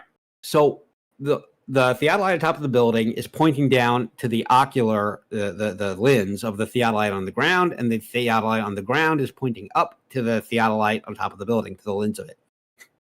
And the zenith angle is from that upward pointing finger, that plumb, to wherever the crosshair is, which in each case is on the lens of the other theodolite. So the one top of the building, I crank my I turn my crosshair down, so I'm pointing at the theodolite on the ground, its lens, and I'm taking an angle from my upward pointing finger to where the crosshair is. All right. And for the one on the ground, I'm pointing the crosshair. I raise the crosshair till it's on pointing at the lens. The crosshair is right on the lens of the theodolite on top of the building. And I take a measurement of the angle from the upward pointing finger, the plumb line on my theodolite on the ground, to the lens of the theodolite on top of the building. Now, if those plumb lines are parallel, those angles will add up to 180 degrees because of the parallel postulate. They have to. Because if those lines are parallel, what? Oh, as hot mic is when you dissect it with the plumb, the two parallel lines. But okay, so you have they have to add up to 180 degrees if those are parallel, but they're not parallel. You always get more than 180 degrees, and this is really important. So I'd like to make sure that you understand this. You get greater than 180 degrees based on your distance. It's not just that it's greater than 180, and so we go, oh, globe. It's greater than 180 degrees by 1 degree per 69 miles, which happens to be the exact amount that the globe says it should. And we do this over and over and over again. And those plumb lines, those plumbs are never parallel. And when we're 200 and something, 100 and something miles apart, doing it from one mountain peak to another, we actually get 2 degrees of excess, 182 degrees, because we are, 140 miles apart. So not only does it give us a greater than 180, but it gives us a greater than 180 to the precision that we would, to the excess that we would expect from the globe when measured with precision. That's pretty. I could sum it up quicker. You compare angles, and then you find out Earth's curved. So, Lion, you can claim that perspective is doing something that nobody understands, or that refraction is doing something that nobody understands, or you can do the Taylor and just say, I don't think you're taking into account all the variables. Well, Omni, we've been through this in GeoServer before, and we've gone through the 300-page geodetic manual. It talks about horizontal and vertical refraction. It talks about getting measurements even below 180 degrees, 178 degrees, 183 degrees. So there's wiggle room there to fuck with the math. There's not. That's triangle. That's the triangle. That's not the reciprocal zenith thing. So with spherical excess. I'm not talking about spherical excess. Both spherical excess and reciprocal zenith angles have this problem. No, they don't. Yeah, they do. So when the reason why, all right, go ahead. The reason why they don't is because reciprocal zenith angles are looking at each other through the same atmosphere. Yeah, there's no horizontal component of that. There is no horizontal component, right?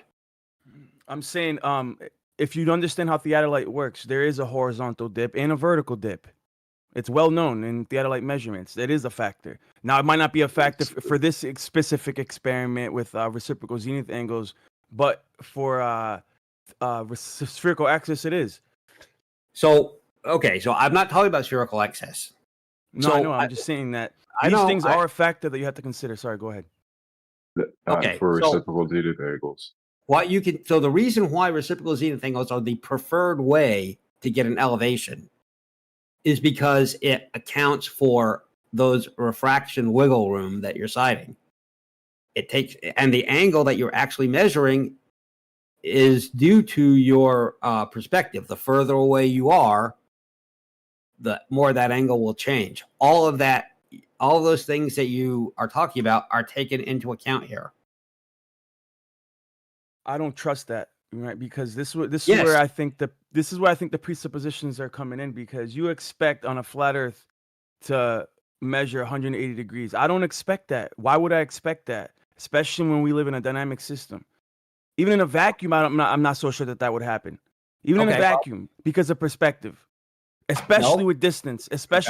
Now, if you measure something, 20 feet away from you and you could do triangulation, that's fine. But these measurements are not just like 20 feet, dude. We're talking about 11 miles across from one mountain to the other, 8 miles, shit like that. You can do it. You can do it from 3 miles. Omnivore, I don't think you understand the scale of 11 miles. And then when you have a tolerance of 2, you say it's 100, so you got 2 degrees more than what's expected on a flat Earth, dude. Yes. 2 degrees. Yes. Yes. And you don't think that perspective would play a factor at all? No, I do not. No.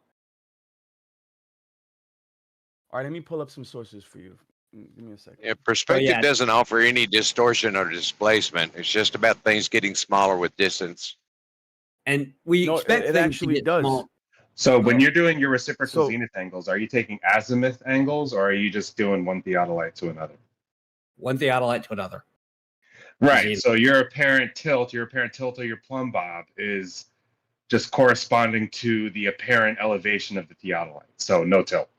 So hold on. So this is why hold on real quick. This is why I get frustrated with you guys, because you guys ignore other fields of science like optics. Completely ignore other fields of science and only stick to what you've been taught about theodolites, right? So but if you understand, hold on. Well, Okay. you are, because if you understand how the eye works, and just like I talked about it the other day, stereoscopic, binocular vision, perspective, these things are These things have been established for hundreds of years. It's not like I'm making this up. So Lion is not making this up. So when I bring up perspective distortion happens when objects appear to change shape, size, or relative position depending on the observer's viewing angle and distance. This is a visual or optical effect, not a physical change in the object itself. Types of geometric distortion from perspective. Foreshortening. Objects angled away from the observer appear shorter than they really are. For example, a long straight road appears narrow in the distance. Convergence of parallel lines. Wow.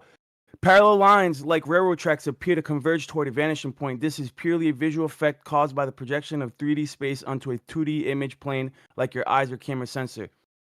Appearance, size, and change. Objects farther away appear smaller than, even though they are the same size. I know all of it. But that's why you use math. This leads to misinterpretations of scale if perspective isn't taken into account, which you are not taken into account in these theodolite measurements. Go ahead. So Lion, yes, you are. 100% you are. So we know all of that. You just the reading of that thing you read is not applicable to this. So I'll explain. Let me explain why. So I know I'm doing this measurement, over 5 miles from the top of the building to a theodolite on the ground. I know it gets smaller with distance. That's okay.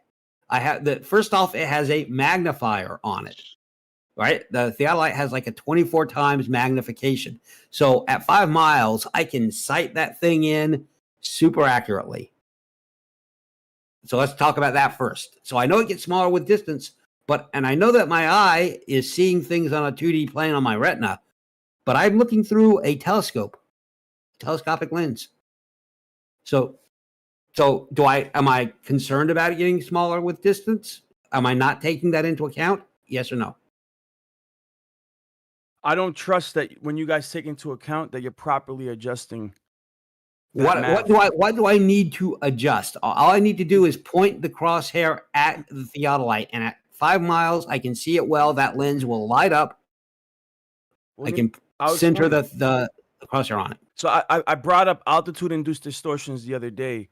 Not only do you have to know the elevation of the object, and if you have elevation changes, it's even worse, right? So if you have an elevation change from one theodolite to the other, you have to consider that change in elevation when you do the measurement through the viewing. Go ahead. Why do I have why? So let's do smaller. It looks smaller in the distance. That was the first one. So I'm looking through a magnifier and I can see the other theodolite clearly, and I can put my crosshair on where the lens is. So am I worried about it getting smaller with distance? How have we accounted for that? Well, hold on. The reason why you have to consider this, because this has already been established for hundreds of years. When you have an elevation change and you're looking through an optic at another object, right, and you're trying to do angle measurements, you have to consider the elevation change, or the altitude change, because objects, when you look at them, like let's say that when you look at things from the bottom up, right, that viewing angle, when you're looking at something that's above you, is going to affect the angle measurement. And you have to consider, especially with distance, you have to consider that this is well established. It's called altitude-induced geometric distortion. Literally, go look it up. I'm not making this up. I'm not. No, you're not. You're just you're applying what you've read incorrectly.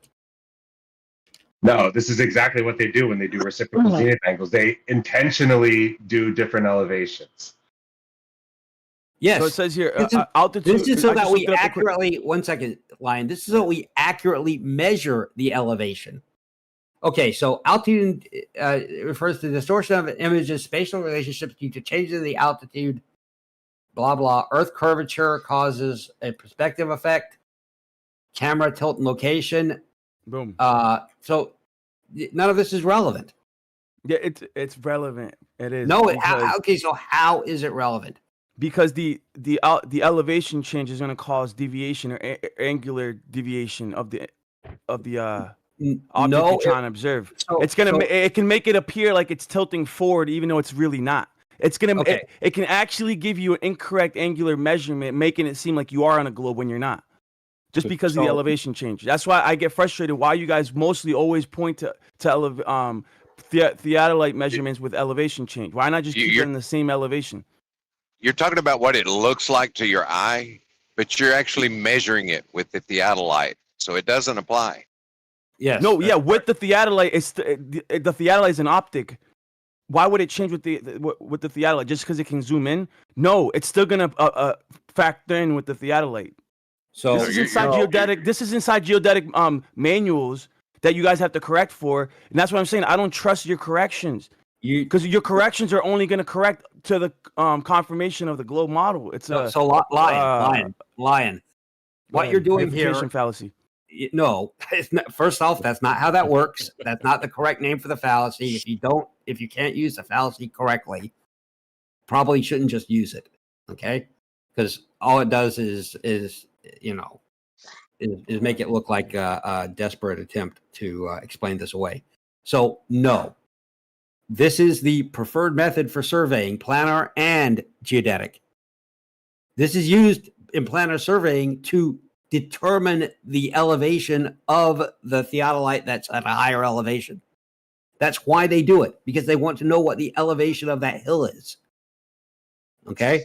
And it accurately determines the elevation of the hill, because when we go to build the structure, this is planar surveying. When we build the building, it's at the elevation as determined by reciprocal zenith angles was correct. Secondly, the tool that's used here, the geodetic manuals that you're referencing do not give you a correction for refraction or a correction for perspective. Okay, you can go look. You say it's in the geodetic manuals about this, and that we have to apply this correction, and we're not applying it correctly because we're assuming globe. We're not. You don't. So that's not in those books you're referencing. It says here, it must be corrected to achieve accurate results in surveying, especially over large distances or when precision is critical, which is what I'm saying. If you're only doing some measurement of like 100 feet. What book is that? This is from ChatGPT, but I already I know it's from I know it's from ChatGPT. But I posted the PDF. I posted the PDF for the manual. I have the PDF open on my desktop. All right, so but hold on, dude. Just wait a second. Wait a second, because I got here. So this thing doesn't use the word. Does it have the word zenith in the PDF? Lion. Wait a second, Omni. Wait a second. We'll get there. It doesn't have the word perspective. I'm gonna put the PDF that me, Geo, and Jeremy and all of us went through like a year ago. That was like 300 pages long, dude. It was all in there. You guys were surprised all the information that was in there. But hold on, dude. Oh, okay. Yeah, that's on the Arc of the Parallel, North American Arc of the Parallel. Primarily, it talks about spherical axis, and in smaller distance shots, the margin of error will cause the inside angles to measure more than or even less than 180 degrees. So if you use the longer distance observations, like 70 miles and such, spherical axis is always in the measurements. So yeah, I suspect if you're going to do the Arc of the Parallel, I'm not going to be surprised by it. If it's the American triangulation, I won't be. I will not be shocked by what you find in there. Why? Because I know what's in there. Yeah, but it seems like you don't like the source or something. I don't like the what? The source? The source. No, the source is great.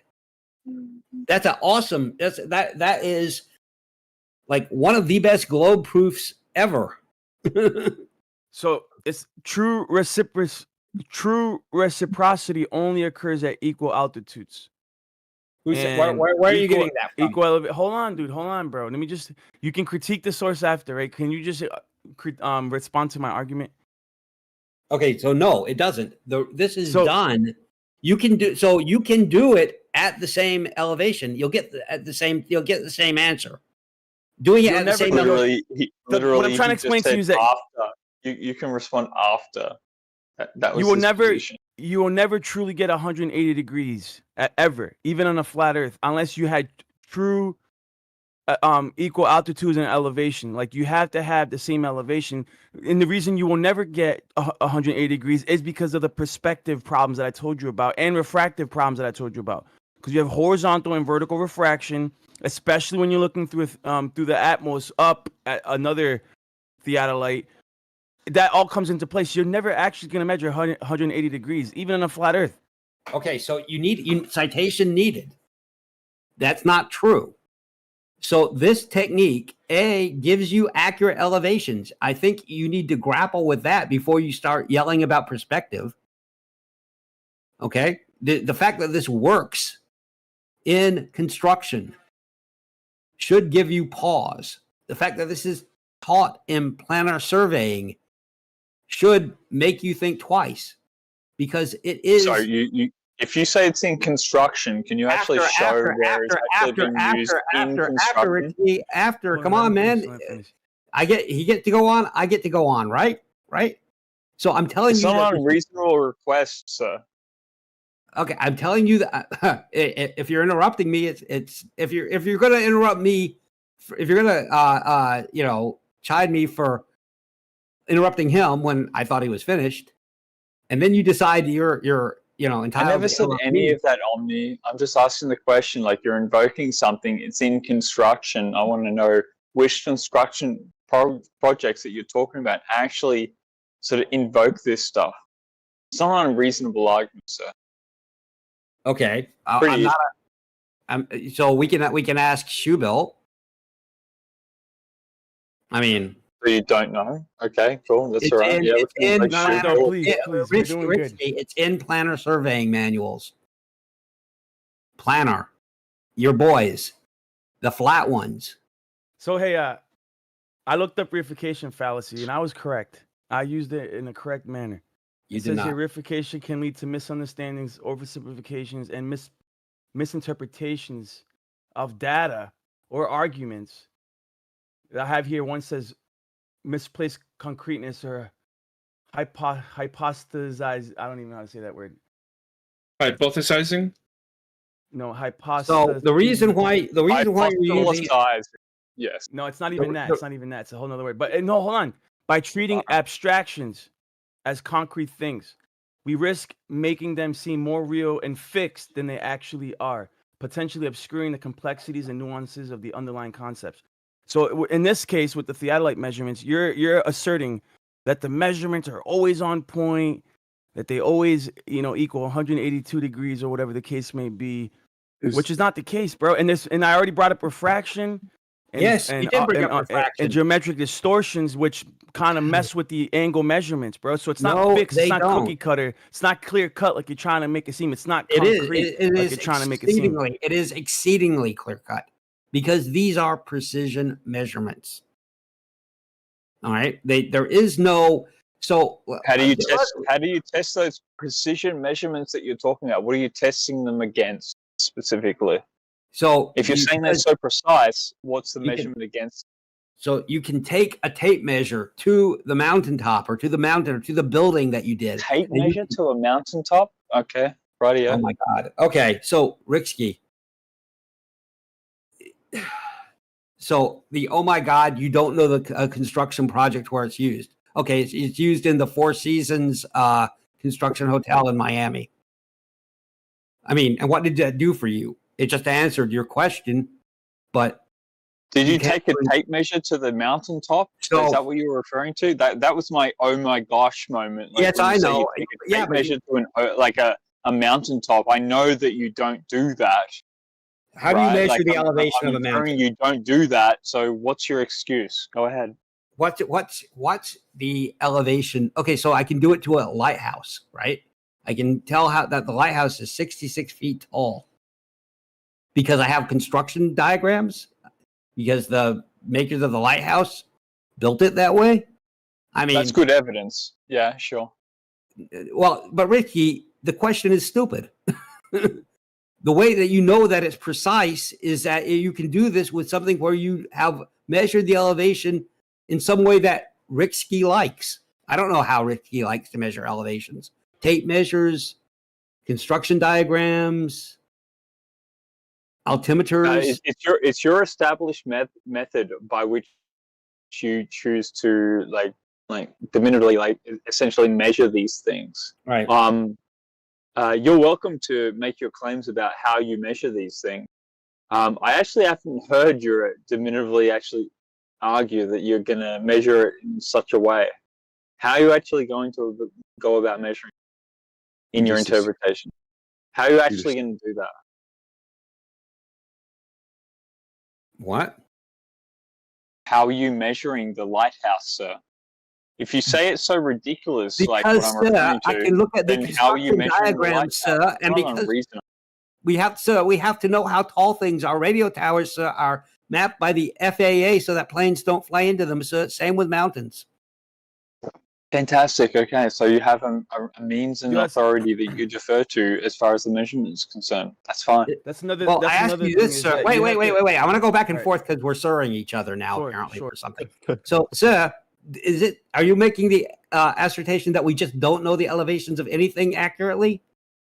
No, I'm not saying that at all. Okay, so if you're not going to make, if you're not making that allegation, then can we do it with something where we accurately know the elevation?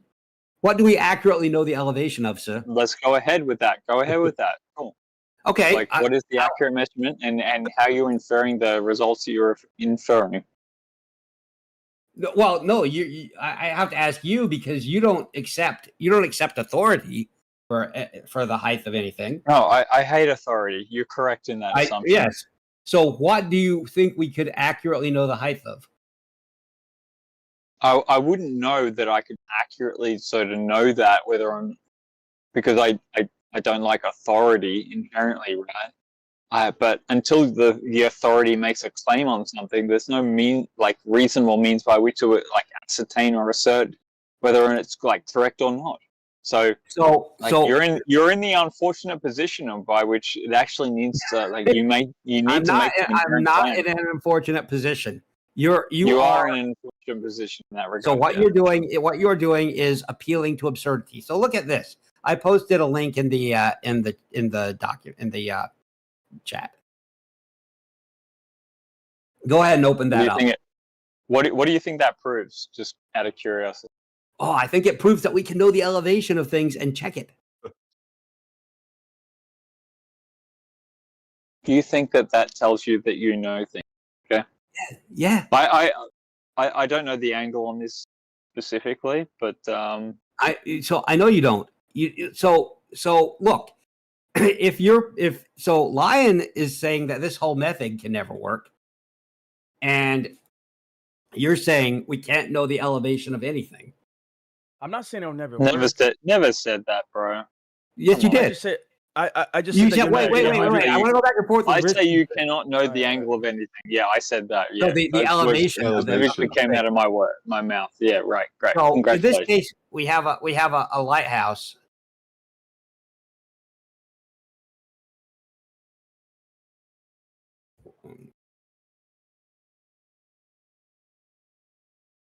The lighthouse of what? So the lighthouse is 66 feet tall. Are you going to click on the link to look at it, Richie? Yeah. What is it? 47 past the hour. Yep.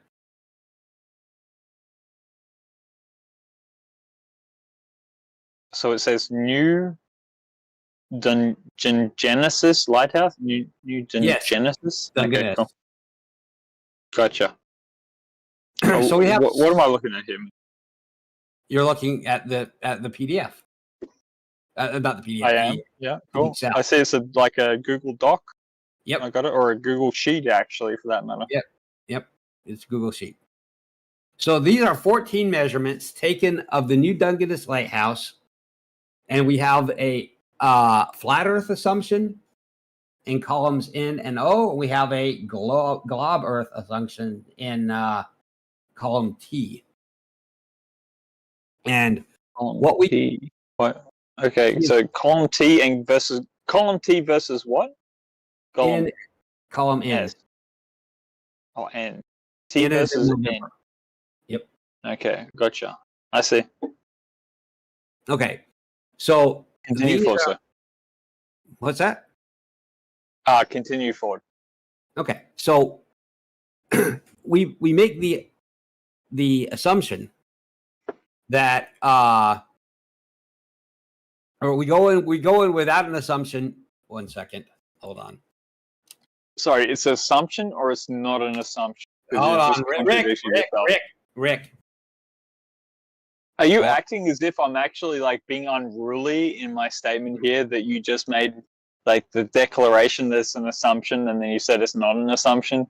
I'm not being unruly here, sir. No, you're being asinine. Asinine? You think I'm being asinine after your statement? Okay, right here. Cool. We shall wait. We have patience. We do. If anything, it's learnt us, like in a stationary flat Earth, right? Like you have patience because we acknowledge that we're not going anywhere. You think you're in a rush to go somewhere, so we're patient. Okay, sir. I have you. I understand you, sir. Well, I'm just having a joke at your expense at the time that it takes you to get arranged in this article. It was well constructed. Takes you to get a range of nautical? Thank you for acknowledging that it's semi well constructed. Okay, like it was well constructed. As I say, dude, like what is it? Okay, so what's going on here is I'm responding to people asking server questions in the text chat, which is, why it's. So you're welcome to your excuses. Well, continue on there.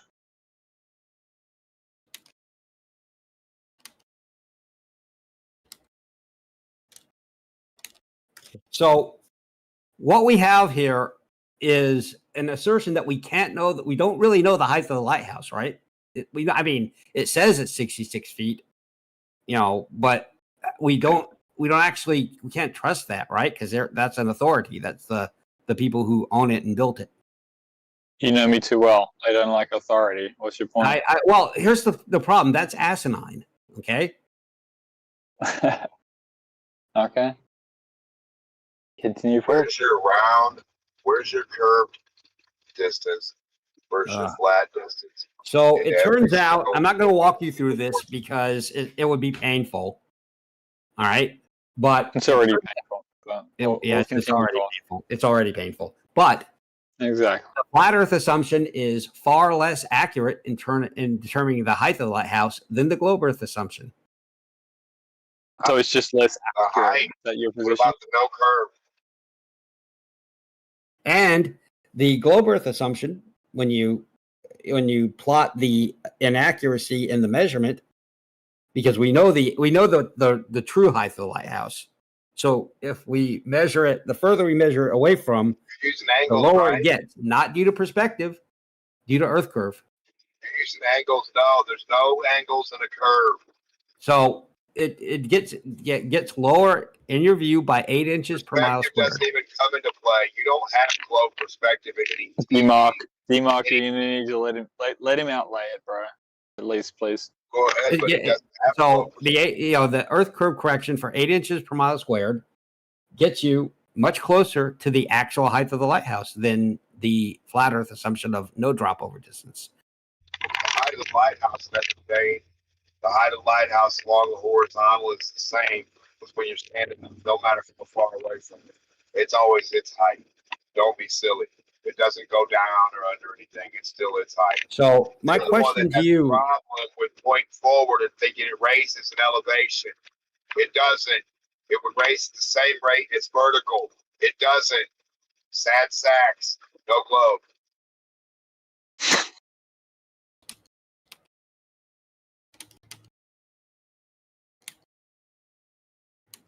I think I'm heard. Like, dude, D-Mark, I don't know, whatever you're doing with your mic. Like, your voice was cinematic at some point, and then all of a sudden you're dropped off a cliff. Much like what I see that Moses that are put forward is run away, and they got some like army people jumping off a cliff or something. My question is, why shouldn't I trust this information? Horizontal. Another thing is, with the elevation. Why should you not trust information? Is that like your point out like that your inherent premise? 2 foot high. No, this specific You're not pointing out data set. over the top of a building. No. You're not pointing out over a mountain. You're still 2 foot high from the end of your finger to the start of your arm. It's all 2 foot high. That's impossible if you're on a ball. There would be a rate of change called up to the clouds that way, up to We space, can do this in up to the moon you think is under the ground. You'd have to go down and up to it still, even though you went down on your globe, down and up to the moon that way. Gravity pull you down a little bit, you still have to get to the moon that way, regardless of your hopes.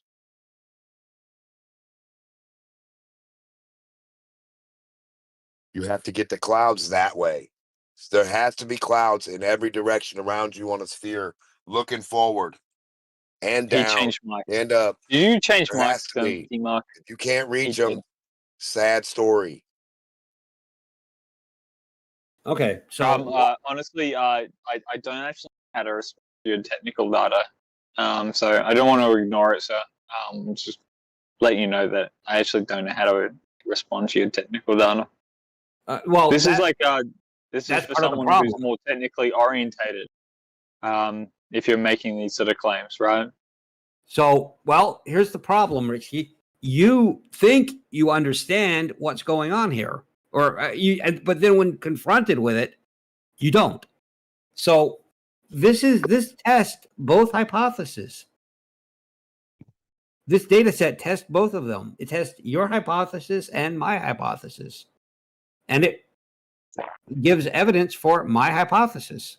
So, quick question: if you went to if you came across this hypothesis, right, and you found that it actually supported my argument more than yours, do you think that you would present that argument to me, or given the fact that like my perception is such as it is, I mean, you would acknowledge that you wouldn't in my perception, you have no reason to present me with evidence that supports my argument, right?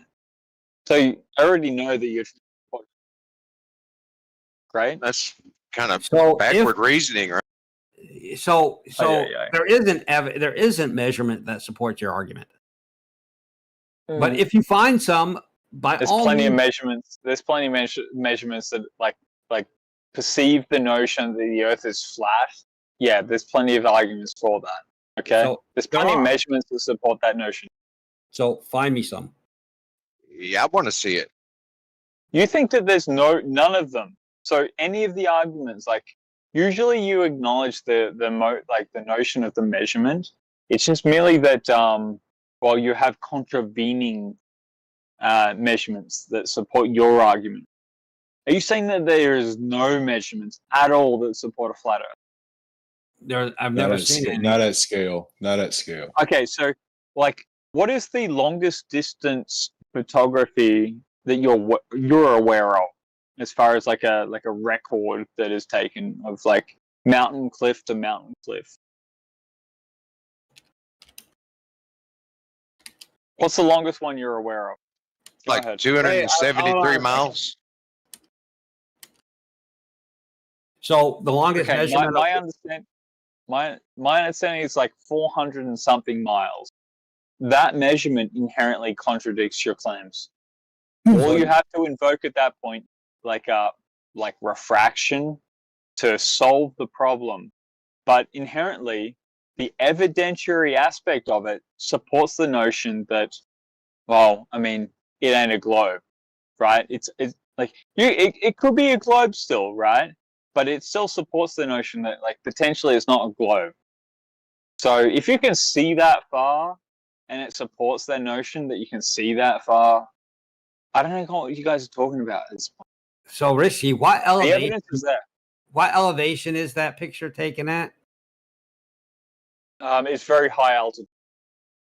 It's from like the Pyrenees to like the French Alps to another set of French Alps. I couldn't even be bothered like going and looking it up.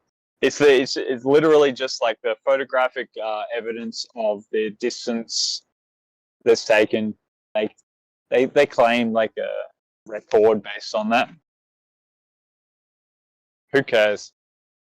So the fact that they can see that far, you have to invoke refraction, which then implies that refraction impacts the way that we perceive the world, and so that's evidentiary.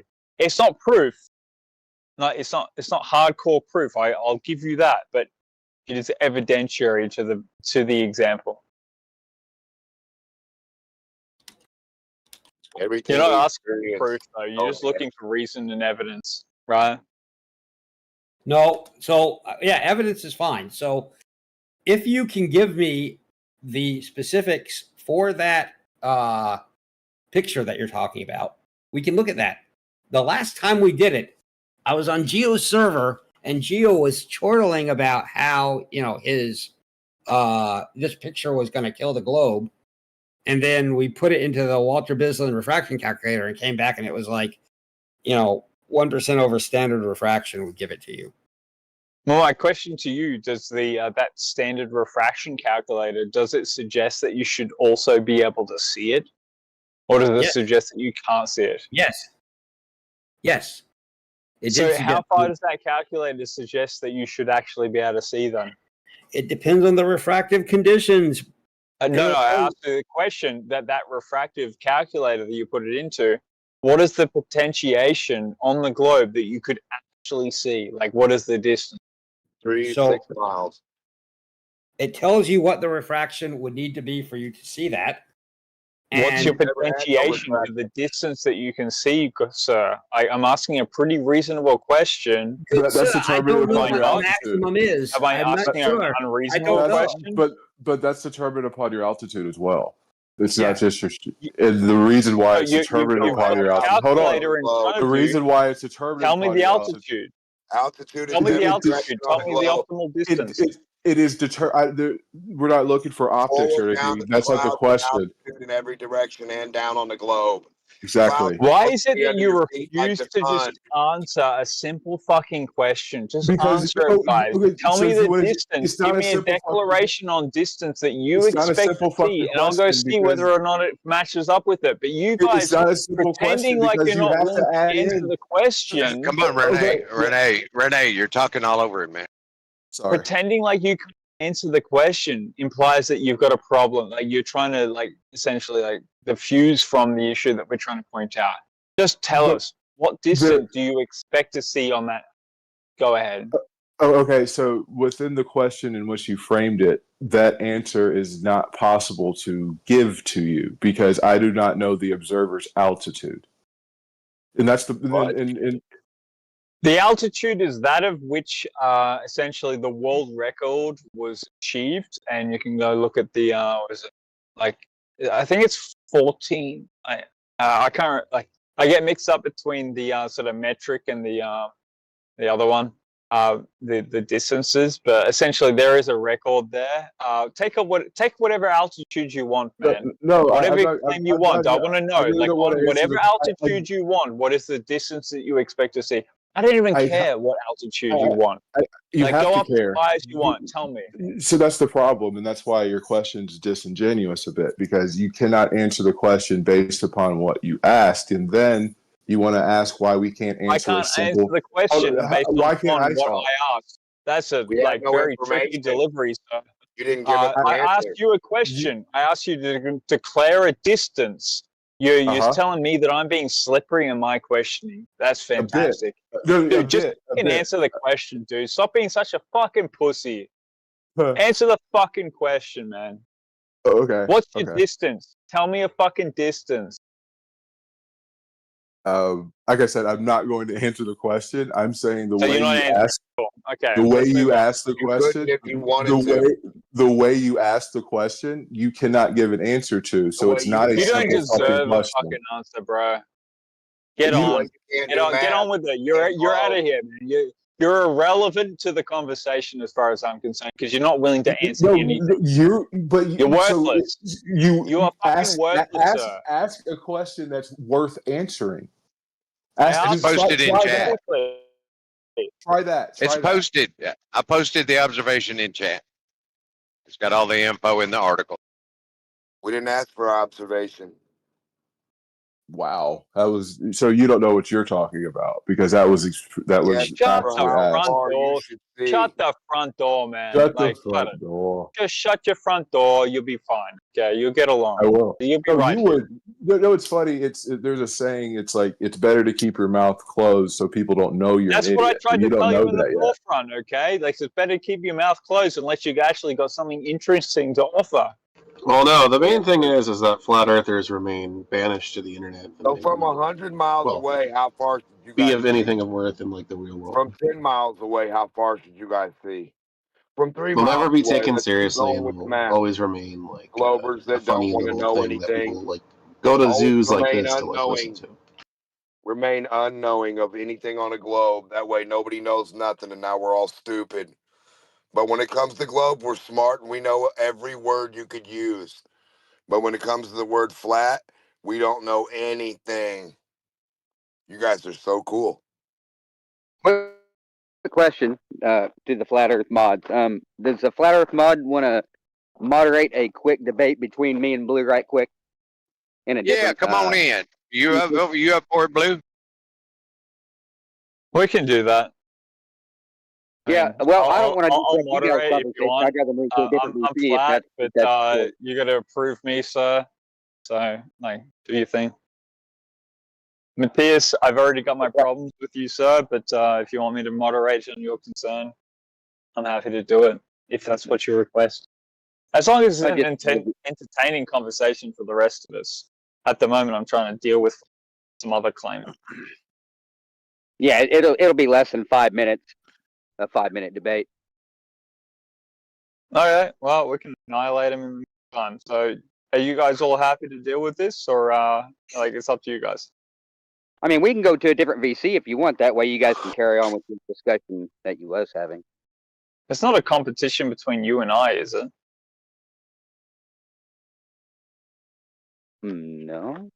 No, I just got a few quick questions to ask Blue about his whimsical claim about how he measured the Earth's radius. No, he did the Eratosthenes. Yeah, shadows and sticks. I'm just wondering what tool that Blue used to measure to the inside of his ball. Earth. What tool was that, Blue? Take your time.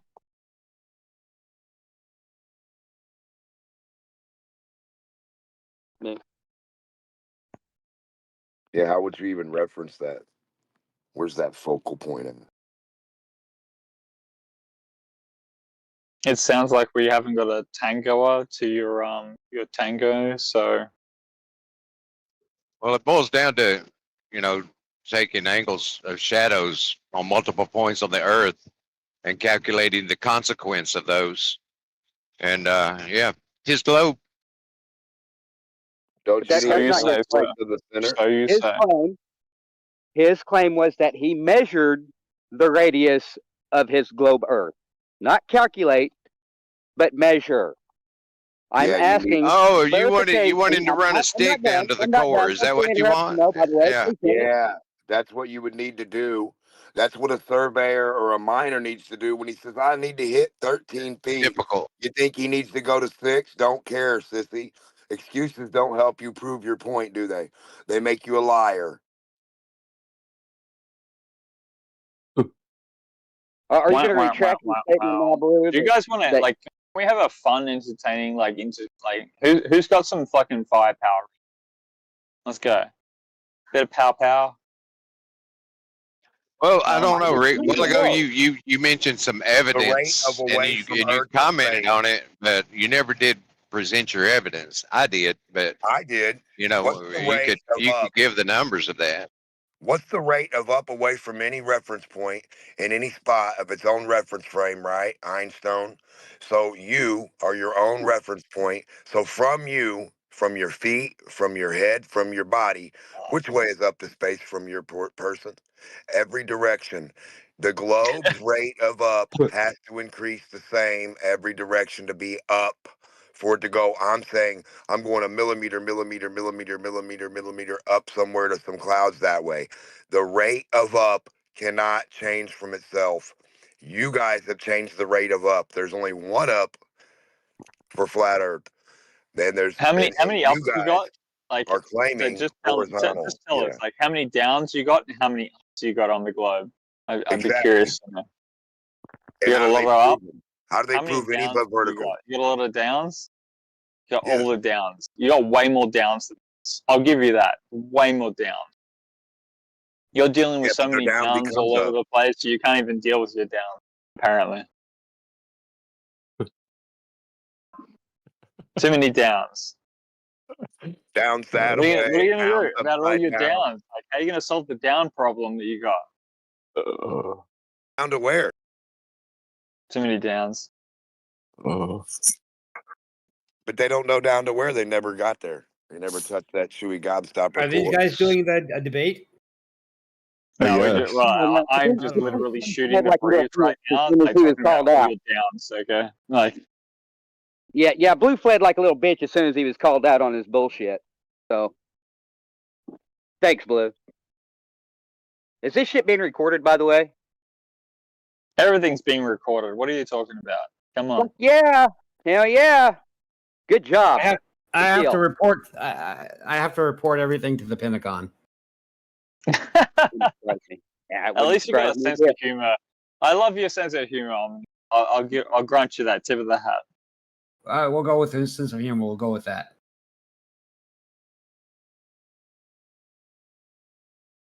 Is Blue back in here yet to answer the fucking question?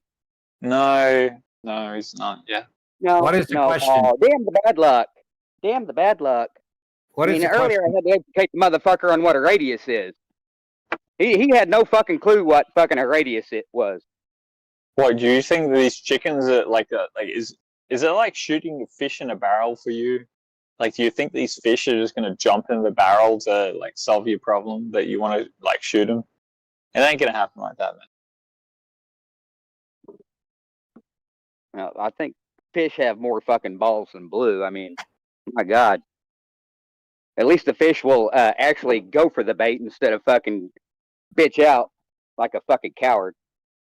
Can you re-explain your side of what the radius is? To the center point of any given surface. And according to the globe Earth, it would be the middle center point of a ball. Now, Blue earlier made a claim that he measured, not calculated, the radius of his ball, and then I asked him, well, what tool did you use, Blue, to measure to the inside point of your ball, Earth? And he just laughed and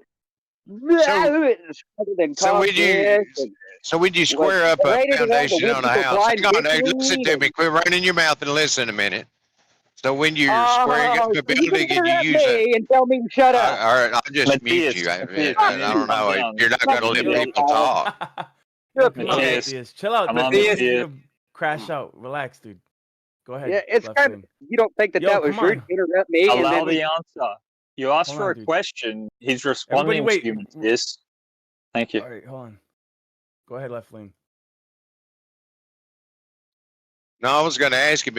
I've heard him talk about construction and squaring up a foundation, and you do the 3, 4, 5 on the corners to make sure that you're square. You're calculating that to be square. You're not necessarily measuring it. You're using measurements to calculate to see that it's square. But that's not what he claimed, though. He measured the angle of the shadows of sticks in multiple locations to calculate the radius of the Earth.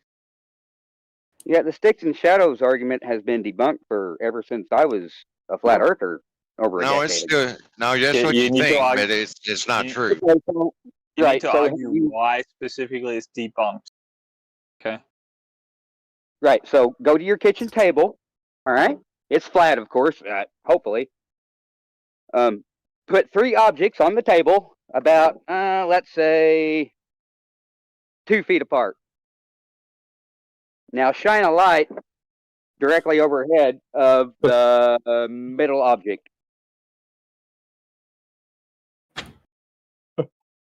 What do you see? That produces different shadows, right? Oh wow, yeah, it does. Great, cool. So, Globers, what's your response? I don't know. The only thing I remember when Bandsaw was around, it was sundown for me in Texas, and for him the sun was nearly straight up overhead. So if you lay those angles out on a flat surface, it's got me looking flat across the ground out, to his southwest, southeast, wherever, and it's got his angle looking straight up. So with that, does that mean that there are two different suns in the sky? No, it implies that the sun is in a position. Dude, I don't understand what you're putting. Whatever you're putting down is like you're not picking up what he's putting down. Essentially, No. yeah, you can identify across a flat surface. Essentially, that two positions on the flat surface would result in different shadow angles. Yeah, that's my point. Meanwhile, they're claiming that because the shadows do the same thing, then Earth is a globe. So, I mean, come on. Like I said, it's been debunked for over a decade now. I don't know why you guys are still using that fucking whimsical argument. You got. It's then pretty again, funny I that know you guys don't pay attention because we've been saying for years that staring at objects in the sky doesn't prove what's beneath your feet, and then you guys parade around the TFE bullshit. So, yeah, I don't really expect much from y'all. I don't. You guys don't ever pay attention to any of our fucking arguments, obviously. Well, now we've got, Oakley's been saying that celestial navigation proves the flat Earth, and you've also got Allen and Shane using a celestial theodolite tool, they call it. So they're using the sky to claim the shape of the ground. So you would acknowledge that's a gish gallop away from the notion that these shadows and sticks actually prove your globe at that point? Yeah, you're gish galloping away from that? Dance for Oh no, me. he said we can't use the sky to measure the shape of the ground, but we can. No. I can help the Globers here. It's that okay? Yes, help them. Please go ahead. Yes. So, the table shadow experiment does establish that you can see different shadows on a flat surface with the light. And you could even map those values out to create a sphere out of a flat table. That is true. Okay. So, granted. Where is the leap that goes into that as a direct refutation of the globe, in the sense of, is it giving the exact same values? Because if you were to try to make the claim that, Eratosthenes on a flat Earth, and then you were actually trying to measure it out, then you kind of would have to make very specific claims about, the map that you have, because, you're taking an angle measurement from Australia at a certain point, South America at a certain point, North America at a certain point, and you would be getting those values. So just because you can map out a shadows on a flat surface onto a sphere, that doesn't mean that it is mapping out shadows from a flat surface onto a sphere. Like that connection hasn't been made. Right. So now my question to you is, you're making this claim that that you can map out flat surfaces onto a sphere. My question to you is how many flat surfaces does it take to make a sphere with the radius of 3959? Go on. I don't understand the question. Shockingly, you don't. You made the claim flat surfaces can be mapped out on a sphere. It's not a question, actually. Like, dude, I can't even dumb down my question so he can understand. My apologies. Okay, I'll let you guys go through it. Right.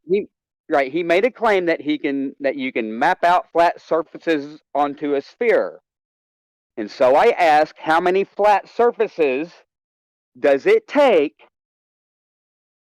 to make a sphere with the radius value of 3959? Infinite. The response would be infinite, and I'll just let you know that it's friendly fire at this point, guys. It's friendly fire. Just to let you know, Matthias. You cannot calculate it or measure. Matthias is friendly fire, and it's infinite. Yeah, for sure. Wouldn't it be a single one?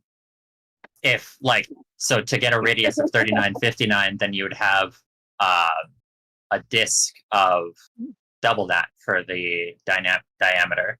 Or I think it would be a single flat surface that has a diameter that is double the radius is what you would have to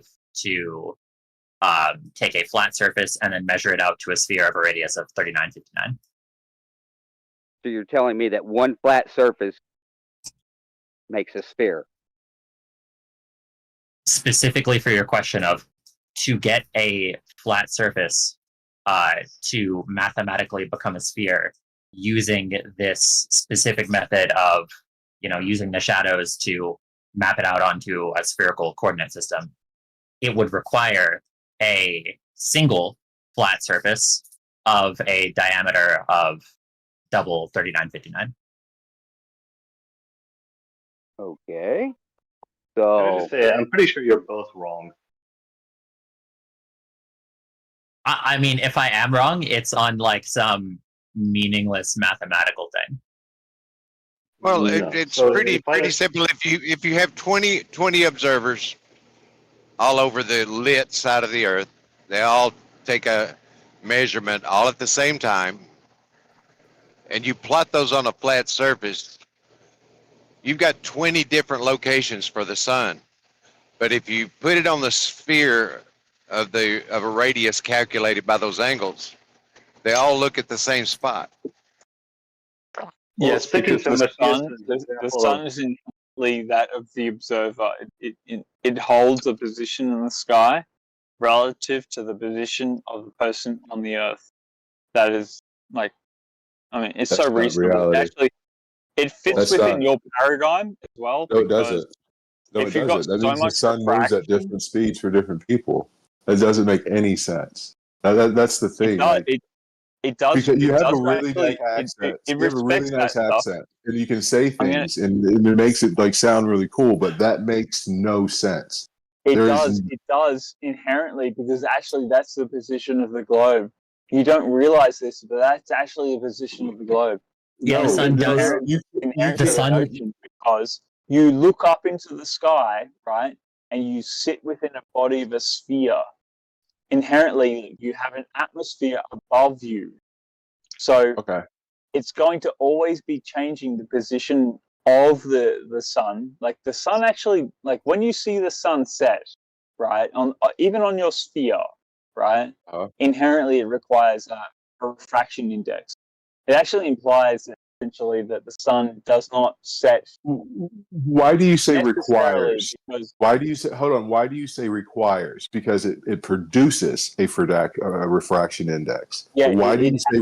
No. Hold on. Why do you say requires? Why do you say requires? It produces one. Because the requirement is based on the fact that you're looking up through a density. So your refraction index is actually causing the effect that I'm responding to. Yeah, okay, so but if you acknowledge that we sit within an atmosphere, but reflection and then is a result. Go ahead. I'm sorry. No, if you're looking up into the sky and you acknowledge the fact that you're looking up, what would you call it?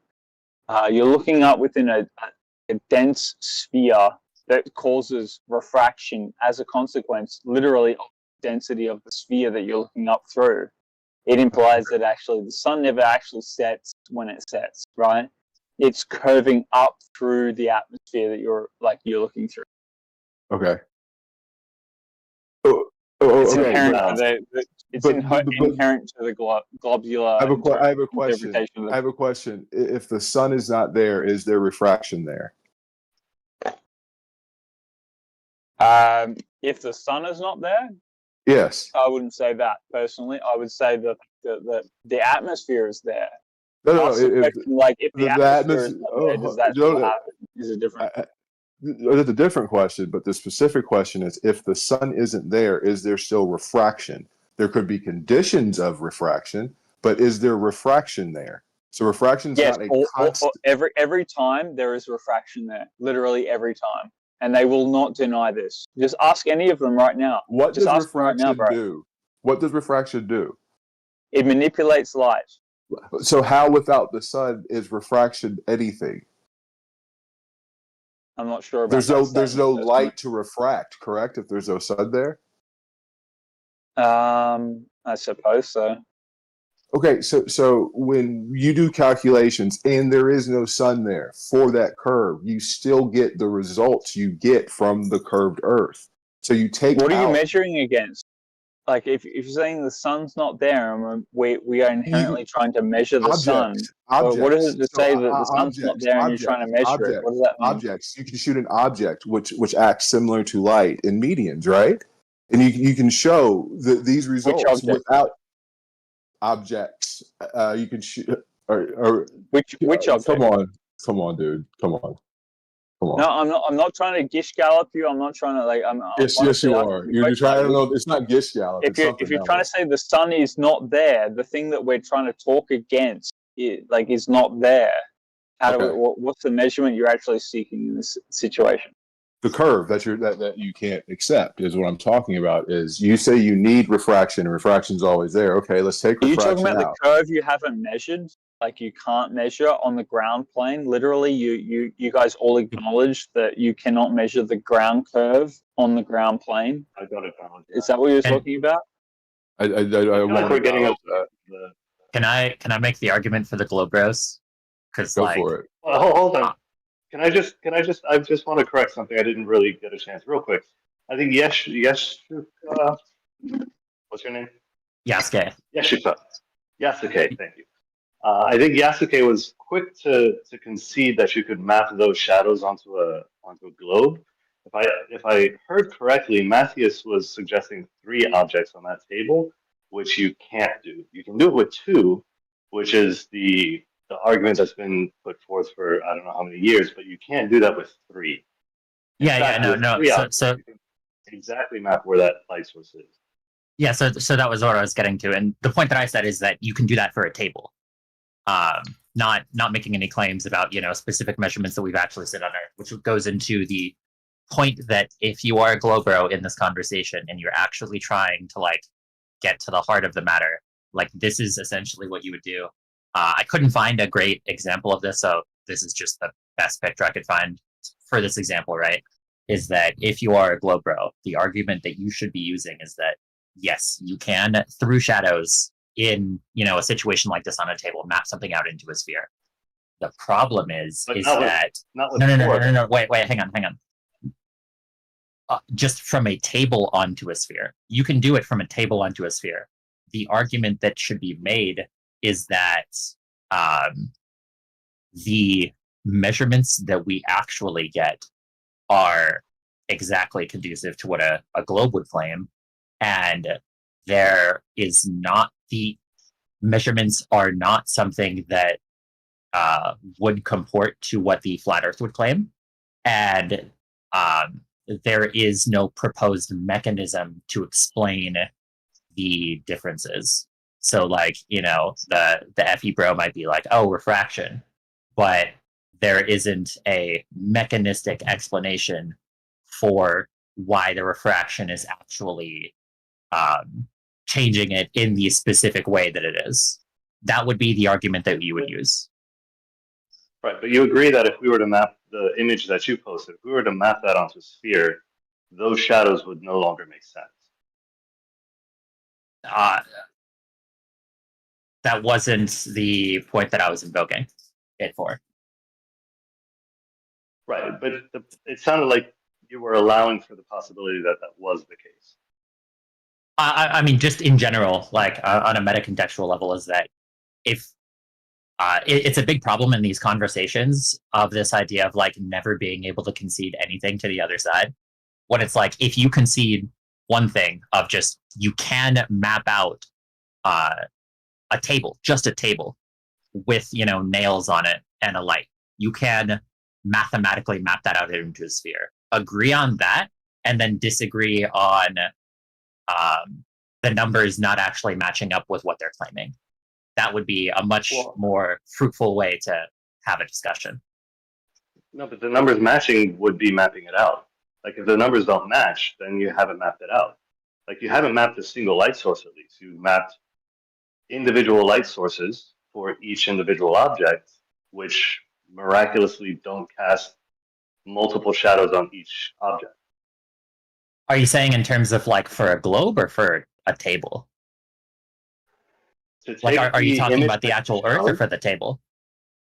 No, the table. If you take the table that you showed, the picture there, and you try to make those shadows make sense on a sphere, you can't. And to my understanding, that would be what it means to map it out on a sphere.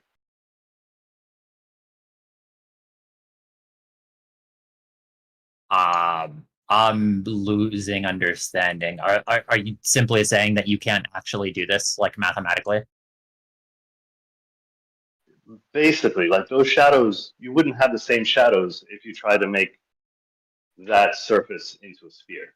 The shadows would be different lengths than what you would get, than what you're looking at in that image. Yeah, I'm just gonna say I don't understand the point that you're making. It could totally just be me failing. Like I'm not like 100% engaged, and that's probably the problem. But yeah, I just don't understand the point that you're making.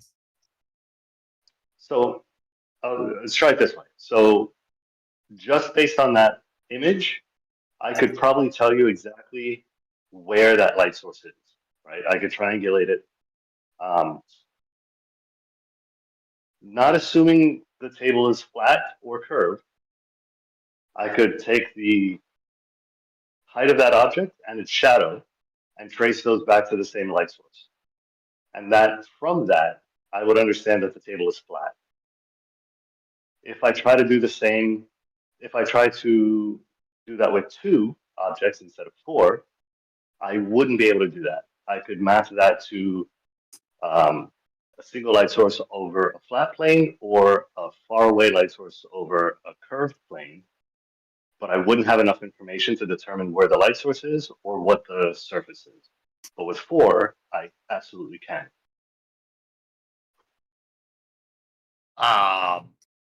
Then yeah, use that as the argument. Wait. Okay.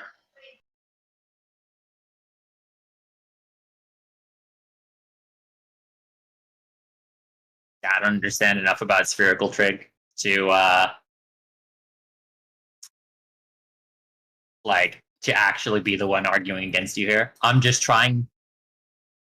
I just want to lay out the groundwork for better discussions for people to like actually get to the point of what people should be like discussing instead of just, going all off in the weeds and things that are not actually the point. Yeah, I get that. That's all I'm attempting here. Sure. I think the only real concession is that what Eratosthenes did at the time, because they only used 2 points, you could map to either a local sun over a flat or a faraway sun over a globe. But as soon as you start adding objects, one doesn't match the other.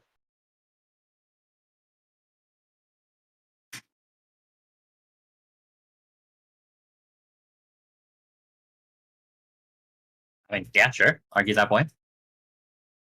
Yeah.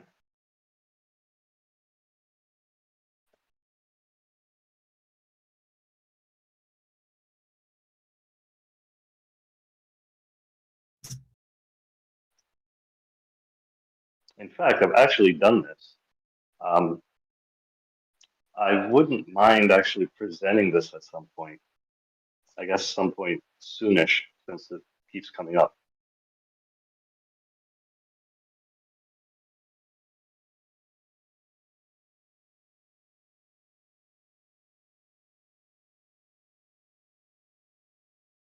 Did we just kill the VC?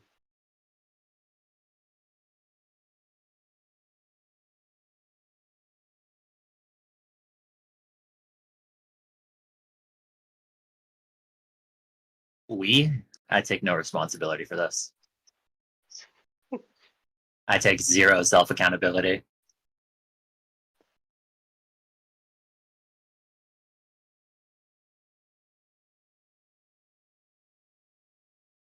That's pretty boring. You just bored out and everyone fell asleep. That's my bad.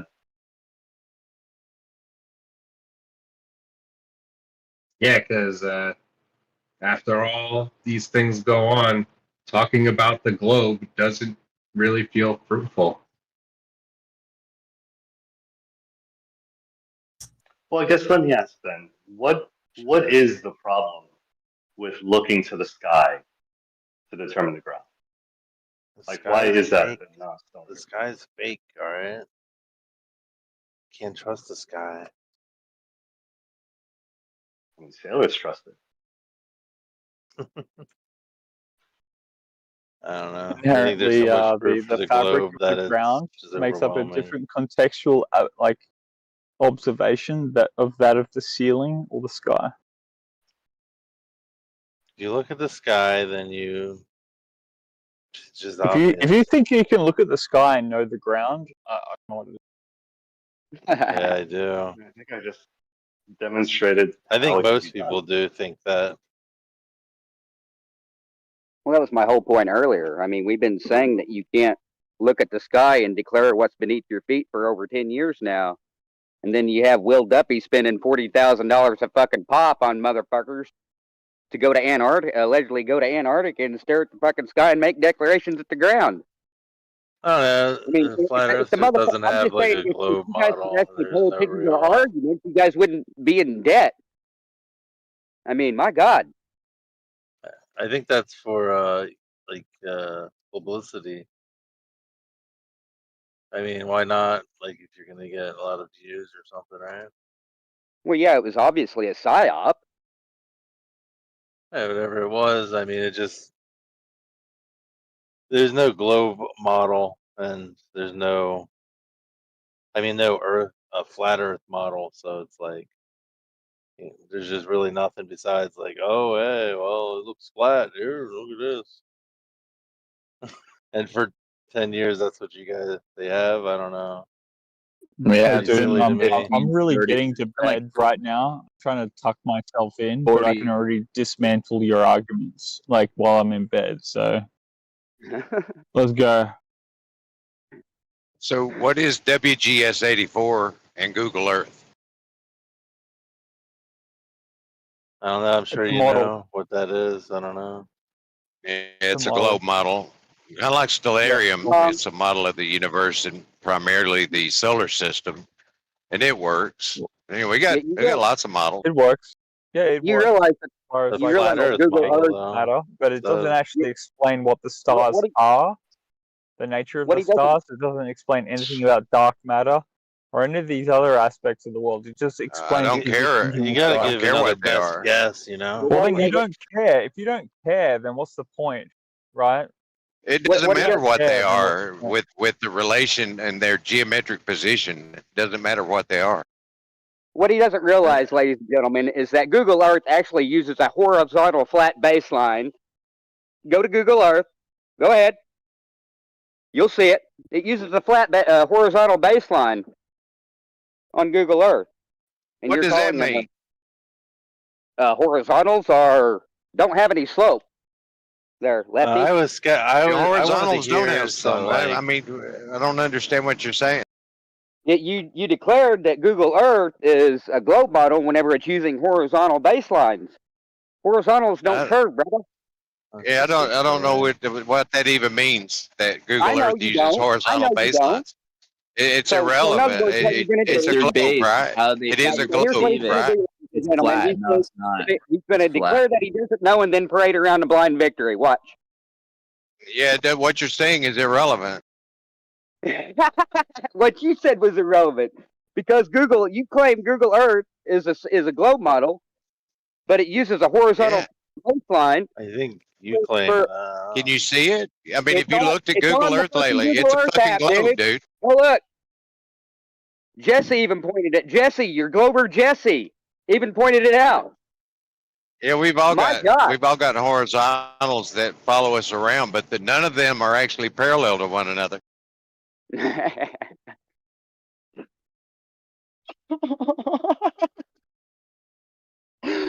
Oh my God! So this is being recorded. How many people are watching? And the more, the better. Yeah, for us, the Left Lane Show, making you guys look like complete fucking fools. I don't know. Somebody said that there was no globe model. That's not true. There's lots of globe models. I meant to say flat Earth model. That's what I meant to say. Whoa. Oh, How many globe models are there? How many globe models are there? Left Lane, tell us. There's just there's nothing. Okay, yeah, it kind of looks flat when you're really close. No, I asked to the the question. Earth's How many surface. globe models are there? There's heaps of globe models. But Who how many knows? are There's there? tons. Exactly. So what does that And there's imply about the nothing that notion, that explains you have shit a for model? flat Earth, and If you've it's got so many different models, what does how that do you imply keep about the going notion on that you about have a this? model? I think it's just like a troll or a grief. I can't even take any of the flat Earth people seriously. Oh, it's wild. Imagine, just think about it, right? Like, you got a problem with that? Cool. So tell me, how many models of the so-called globe are there? Do you want to answer that question? Good luck with that. I mean, probably a big number. I don't know. Who knows? A lot of globe models. Okay, cool. So which one's right then at that point? If you got a lot of globe models, which one's right? And you have no flat Earth models whatsoever that make any Well, sense at the all. point is that you claim that you do have a correct model, and you think that one of them is right, but you have many of them. So which one is it? Pascal's principle is what I use for a flat Earth model. There you go. You got a guy that's hey, there's that. a He's willing to physical state model. that Physical Pascal's example model. instead of CGI. Shocker, ain't it? Wow. Wow, a physical replication of a flat Earth model is Pascal's principle. Shocker, huh? Where's your physical globe model, by the way? Show me a. They show don't me a have world one. spinning We show know me a that. world spinning in a vacuum with water contouring around it. Go ahead. Yeah. That's not what a model is. You need to put a ball. That's you what a need to physical model put is. a Yeah. ball in a vacuum with a straw attached to it, so you can suck out the problem. So how does Pascal's principle apply to flat Earth? Pascal's principle dictates that water seeks its level no matter what shape the container is. Now, can you? No. Pascal's principle has to do with fluid dynamics. It has to do with basically fluids being incompressible and how it applies the same pressure at all points in a container. Well, how come the Pascal's principle demonstration has a bunch of water-filled containers next to each other and they're all level? It doesn't say. It doesn't show. It doesn't speak to them being level. It just talks about pressure. No, it's for water level. What do you think fluid dynamics ends up being? The water level pressure. And it does seem like Pascal's principle has nothing to do with water level and is about the force generation and force onto water in a container. That's odd because my screenshot specifically says what I said. What Pascal's principle was. Yeah, we use it in hydraulics for building hydraulic rams and hydraulic systems for like backhoes and things like that. So are you telling me that Pascal's principle says or doesn't say that water will seek level no matter what shape the container is? Is that your? I don't think you'll find anything about that in Pascal's principle. Really? I'm seeing a lot of math here in Pascal's principle directly related to the force generation of water. And that seems to be its entire basis is pressure in a fluid in a container.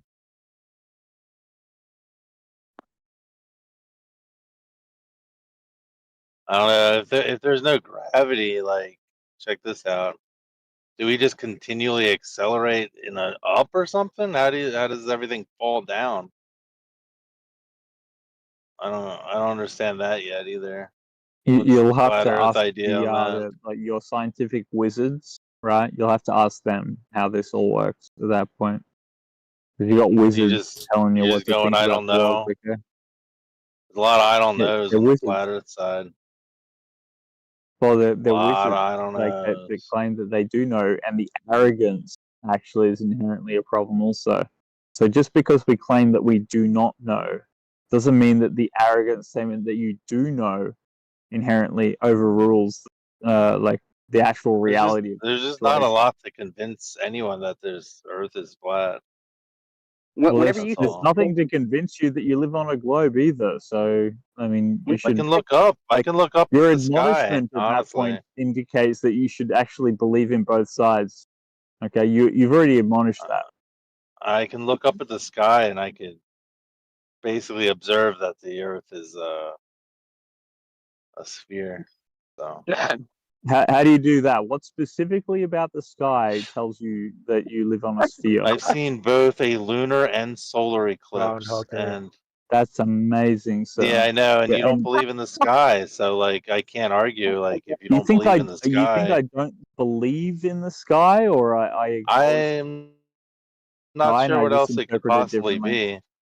Yeah, because you can't perceive anything outside your own paradigm at that point. So, what's the point in actually discussing anything with you if you're not willing to accept something like that goes outside I of your am paradigm? open to an alternate argument for what I see. So, what do you see that you need an ultimate argument for? What I could. All right, so lunar eclipse. You can see the curve of what I think. I know you don't believe in it, but the Earth blocking the light on the moon from the sun. How do you know it's the Well, Earth? how do you explain that? How do you know that it's the Earth doing all that? Exactly, that's the argument. How do you know? I mean, I have pretty freaking good He asked guess you the that that's what question. it is. Answer it. Well, I mean, you're just assuming, which is begging the How do you question. know that? How do you actually deduce that particular position of knowledge that you claim? How do you actually deduce What that? else would it be? No. Quick question. That's not an answer How to do the you question. actually deduce that it is actually the thing that the Earth is actually blocking the So you're the trying light to from the win like sun this hitting is the like moon? a court argument, like, He well, asked you a it's question not. about how you verified your claim, and you have nothing in I think response. it is the Earth beyond a reasonable doubt. Yes. How? Why? How do you What verify makes that? you believe that? On what basis? Within reasonability account that you claim, like what's the reasonable account that you claim that? I mean, I see every night the Earth is. I mean, the moon's going around.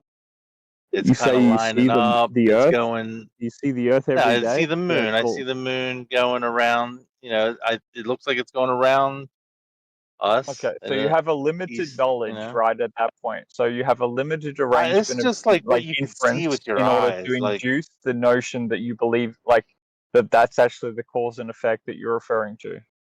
So you only have a limited, position actually to make that accusation.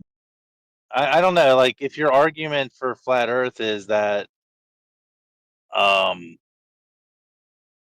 well, can you prove this is just like, Well, just to let you know, man, like that's such a weak argument, just in to general. let you know, I'm not trying to actually argue flat Earth at the moment. I'm just trying to position the argument in the sense of you think that you know what blocks, what is it? The light of the sun hitting the moon caused by the Earth. That's your position, right?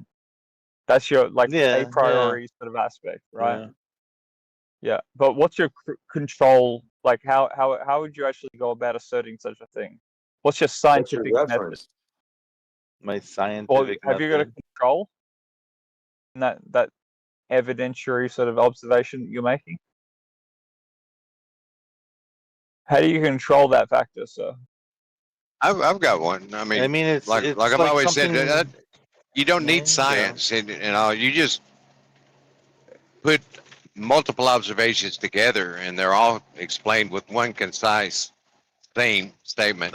There it is. And that ought to, give you a clue about what's going on. What? Okay, so what sort of presumption are you making along the way to make that conclusion? Initially, they were making the presumption the Earth was in the middle, but then after systematic and corroborative evaluations over long periods of time with more and more accurate instruments, they changed their mind, didn't they? Now, why did they change their mind? They didn't change their mind. They made better. They put it together better. Better observations, I think. Better observations. Sure. If the flat Earth people, guys, whatever, could explain anything beyond, look, it looks flat. Like maybe I'd be like, that's cool. Maybe I'd be more interested. Yeah, cool, man. Like, so do you want me to also explain the meaning of life to you at the same time? Because hold it's on. a bit difficult, You want an right? explanation? So sure, there is an aspect to this world that goes beyond the complexities and like the natural inherent properties of your experience in the world. But if you're expecting me to like explain the meaning of life at the same time as like also the solar eclipse and all that, I mean, I might have a bit of trouble with that. Like Rick Sky, you've got to recognize the the issue with it. Like they're inherently sort of, you're bounded by sort of limitations in this world. I can't explain all things to you at all times, and so your expectation that I need to explain something is inherently, obviously, erroneous. Well, I don't think you need to explain it to me. I think you would need to explain it to me for me to take you seriously. That you the Earth is flat or whatever. Like people say that. But he tells you. Sorry, go on, Dorothy. Sorry. No, I was going to say that I posted the Pascal's principle with the Pascal's principle demonstration in the text chat. I want the people to also note that in Pascal's principle that the containers are physical containers. Yeah. Okay. Yeah. Yeah, we know you're right, dude. We get it. Yeah, water seeks level. You're right. Oh yeah. Welcome to Flat Earth. If the Earth is flat, like where's this edge, dude? Honestly, like where is it? It's not in Antarctica. Nobody. Where do I go to go somewhere new? It's a different subject. It to be at 3959, and they need to recommend the edge of the globe when the globe stops, and then air or vacuum or dirt keeps going. No, I mean, no dirt and water can go past 3959. That's the radius from that center point behind you somewhere, that magic spot that doesn't exist. So anybody that went forward 3959 shouldn't see no Earth in front of them. Let's go globe. Prove yourself. Let's go globe. I don't know, man. I want to see more globe. Let's go. What if we bring up the flight logs? And why can't I just like screw this? Well, like, I can can't see Earth in front of you. Get in a helicopter, fly forward. Don't see Earth or dirt and water in front of you. We'll be on a globe. I feel like when you say like I can see past 3 miles. I'm like, why 3 miles? Like I feel like you should be able to see really freaking far if it's. Yeah, bro. If I can see this moon, like on the I can regular, see mountains on the moon. Dude, on the regular, feelings. Kilometers. Take a ruler with on you. the regular. One sec. I can see on the regular. I can see 50 kilometers from my position, right across to another island off the shore. Shit, why can't you see further? I don't know.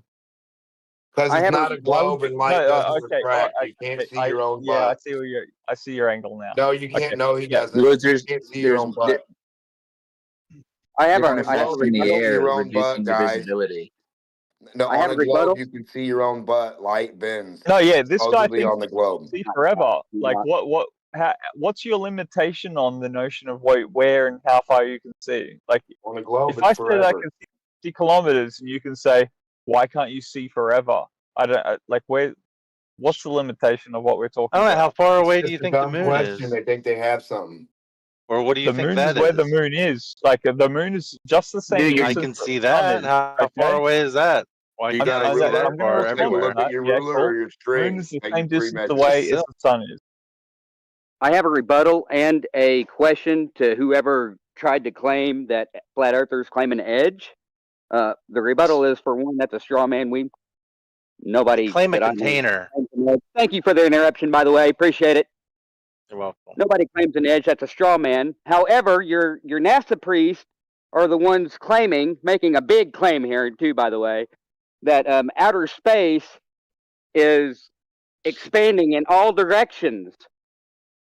So therefore, they must have seen the edge of outer space to make that claim, correct? Why don't you go? Nothing to do with the planet Earth. Nothing to do with Earth. Outer space, it's always expanding. Why don't you go ask your NASA priest to show you the edge of the outer space that's always expanding?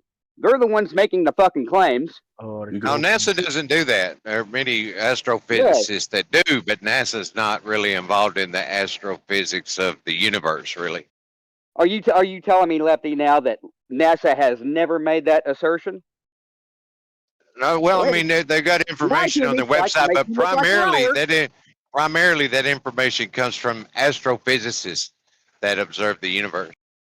That's not my question. My question to you, Lefty, are you now saying that NASA has never made that assertion? It's a yes or no. No, I don't make absolutes. No. Then why did you say that NASA doesn't do that?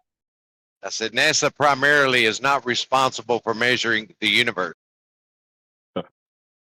Don't take the bait. We're talking about the edge of the container.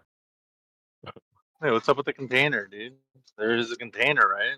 Don't take his deflection.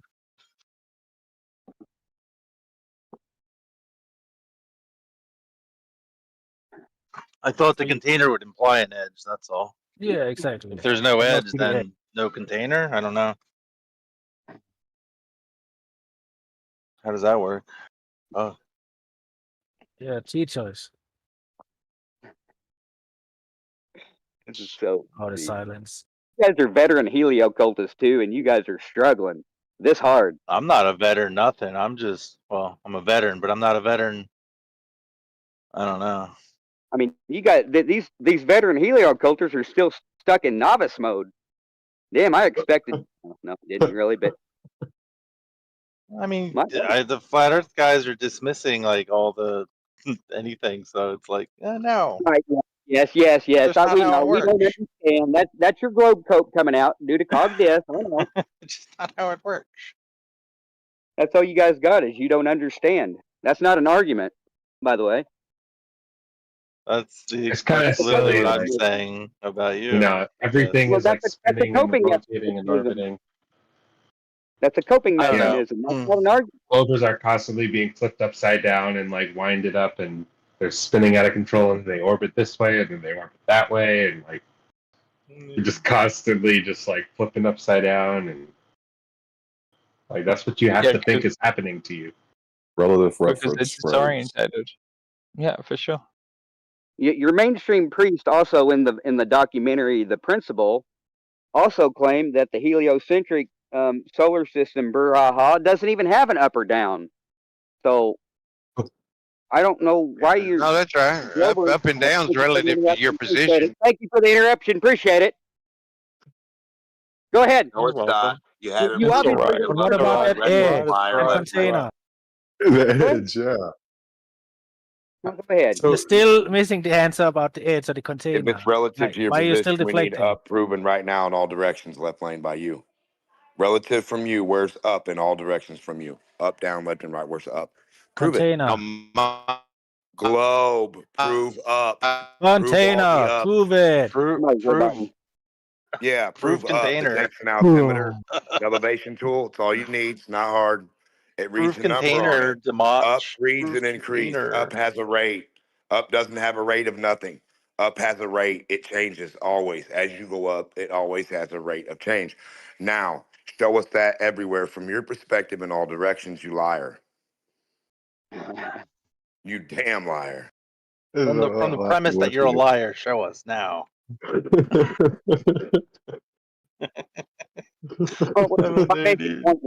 Well, you guys are the ones that don't comprehend elevation tools. They read the number. You guys are too dumb to read it. It's not my problem. Where's Just this go back to container? school. Where's this I don't know what silicone you listen to. foil It's called container or whatever it is? Where's your space? an Tell elevation us your tool, space. brother. Don't quit saying Tell goofy me your words. space. Elevation tool. It's got the numbers You on want it. to have babies in space? Like, tell us. Like, how do you have space? Show me your space. Specifically. basic point a You while want me ago, to ladies show and you a gentlemen. container? Show me your space. Just out of curiosity. Can you show that? My point was a while ago about the Yeah, up it's and just down was that the flat Earth has a definite up and a definite down. Everybody has the same up. Everybody has the same down. Meanwhile, the heliocentric cultists don't even have an up or down. So whenever they invoke up and down, they don't even know their own bull. Tom's over that way. You It's got up to downs Bob. all over the place. On Yeah, your left and right, globe, you up got on a downs globe. here. You got downs over there. You got downs actually. When you go to the All moon, the downs you are got up. more how about downs this? up How there about as this? well. We're so When you go to wrong. the We're sun, wrong. there's more We're downs. wrong. Everywhere's We don't know where downs. down You go to is. Jupiter, We there's don't, more you don't, down and downs. up. What are can you you talking tell about? us? All your ups We and don't know compare them where to each we other. don't know we don't know where down How No, many you is. We don't downs don't know. have know all you your got ups. on the globe? Exactly. You guys are right. Awesome. But what I'm saying We is, know can you it's a tell? tool and it reads Can the you number. now? Since It reads now the I need. number like a ruler. It's not Hey, hard. You one put sec, it on the one wall. second. It Since now my increases to worldview's been 12. fractured. Stop, My stop, worldview's been fractured. One So sec. I Stop. need. Rick. Is that Rick? Are you Rick? No, Are you no. well, back? a little bit of chaos, a little bit too much chaos. But Rick asked a good question. How do you have Yeah, this cool. Sorry, Rick. gas I'm making stick fun of into a your ball? position. Okay. I mean, you have to be sort of imaginative in your mind and imagine a large, open area of nothing, and you put some gas in there, and then you put a planet in the middle of it, and all that gas is going to collect around that planet because of gravity, and that's Earth. The globe has No. a That's just an explanation for the expectation of container. your interpretation of our model. As soon as That's you all. put the Flat math, Earth doesn't. Imagination. How he used. You Rick, have to have an imagination to prove his bullshit. come on, Rick. Dude. Okay, I'm gonna change my tactics. Rick's back in the ground. I want to appeal to Rick. Whatever. So Yeah, that's imagination. Lefty has imagination to try to justify gas pressure without a container. Hell yeah. Meanwhile, the flat earthers have physical demonstrations that Tell prove us. gas pressure does require a container? The gas will be Yeah, available. tell us. Thank you for interrupting me again because the truth hurts. Thank you. Well, we're Appreciate asking you to tell us the truth. I You make a claim. Fucking You make a cocksucker. claim. Yeah, shut your You make a cocksucker. claim. Let me finish my fucking You make a statement. claim. You make a claim. Is it my turn? Without interruption this time? If you'll tell us about the container, yes. If anything else, it's just bullshit. Well, guess. What you want us to tell Gas you about maybe the your container that you have? does indeed require a container, or the gas will fill the available volume. There's multiple demonstrations of this. One of them being a tire, another one being an air compressor. Meanwhile, Lefty told everyone a while ago that you have to use your imagination to believe that gas pressure doesn't require a container. So, what's the audience? Someone that has physical demonstrations, or someone that claims you have to imagine some bullshit? Thank you. So, hey, Rick, are you're an electrician? Did you say?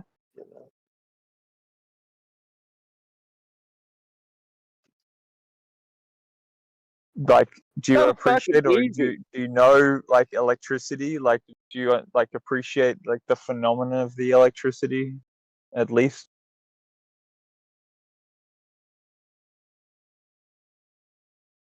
I guess not. My apologies.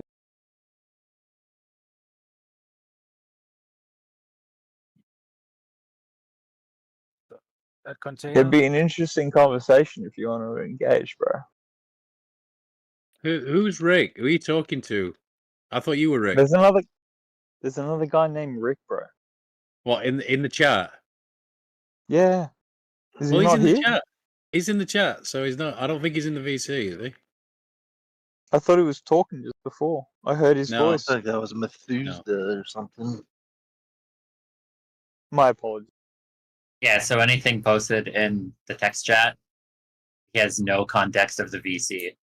And he's just using the text chat as if it's its own singular thing. So he reacts to it as if it has no context behind it, which is just gay. It's always gay with you. I have other demeaning words to say to things. You got more derogatory terms than just gay? So, okay. Any insight on the container for flat Earth, or is that's just... Are we still stuck on the container? None of my business? What is it? I don't get it. Question to Blue. Maybe it's that guy. Yeah, question to Blue Marble here. He's crying about the physical demonstration that Dr. Flatpond posted in the chat about gas pressure requiring a container. Thank you for the interruption again. Appreciate it. You're welcome, motherfucker. Every fucking time I come to a point, you guys fucking have a fucking seizure. Who's doing this?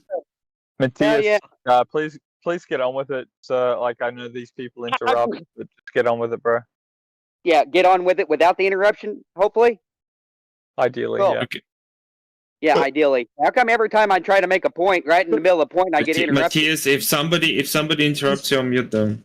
And whoever is interrupting Matthias, if you interrupt him one more time, you get a decent 30-minute mute. Now, please. Because I don't want to alt and tab from my application. Right. Dude, I threatened that stuff and I got in trouble. Stop it. It's It's Matthias' time to speak. Jesus. Go ahead, Matthias. Hit it. Right. So Dr. Flatpond posted a physical demonstration of what happens to gas pressure in a container while next to a vacuum, and then the barrier between the gas pressure and the vacuum is broke, and then the gas, bromine, fills the available volume. It seems like Blue Marble pseudoscience doesn't like the demonstration because it's bromine. I'm pretty sure they might have, can't say for sure, but my guess is that they used bromine because it is a colorful gas, because you can't really see air. Not sure why you're crying because it's bromine instead of air. Blue Marble. He's not here, by the way, Matthias. Oh, you were talking to nobody. Well, I mean, nitrous oxide is not bromine, and it says NO2 there, and it's not NO2, it's bromine. That's what I said, bromine.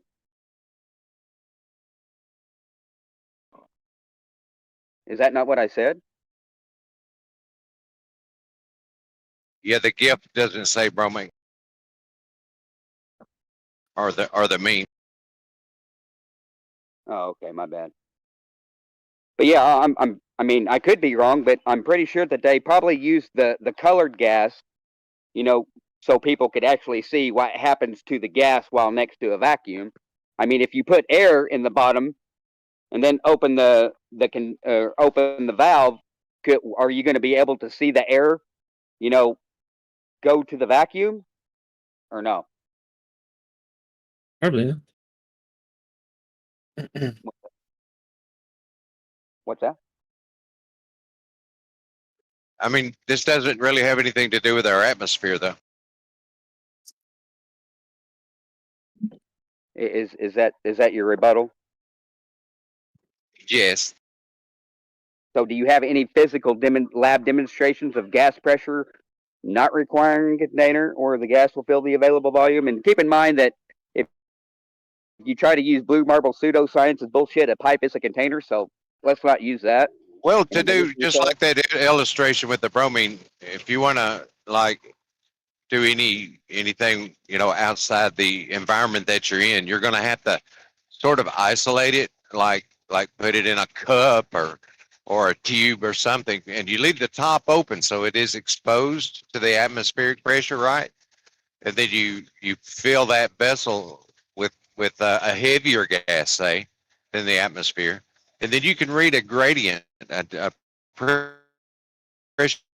gradient from the bottom and top. And that's basically what the atmosphere is. It's got a gradient on it. And then you have to ask yourself, why is there more pressure at the bottom than the top?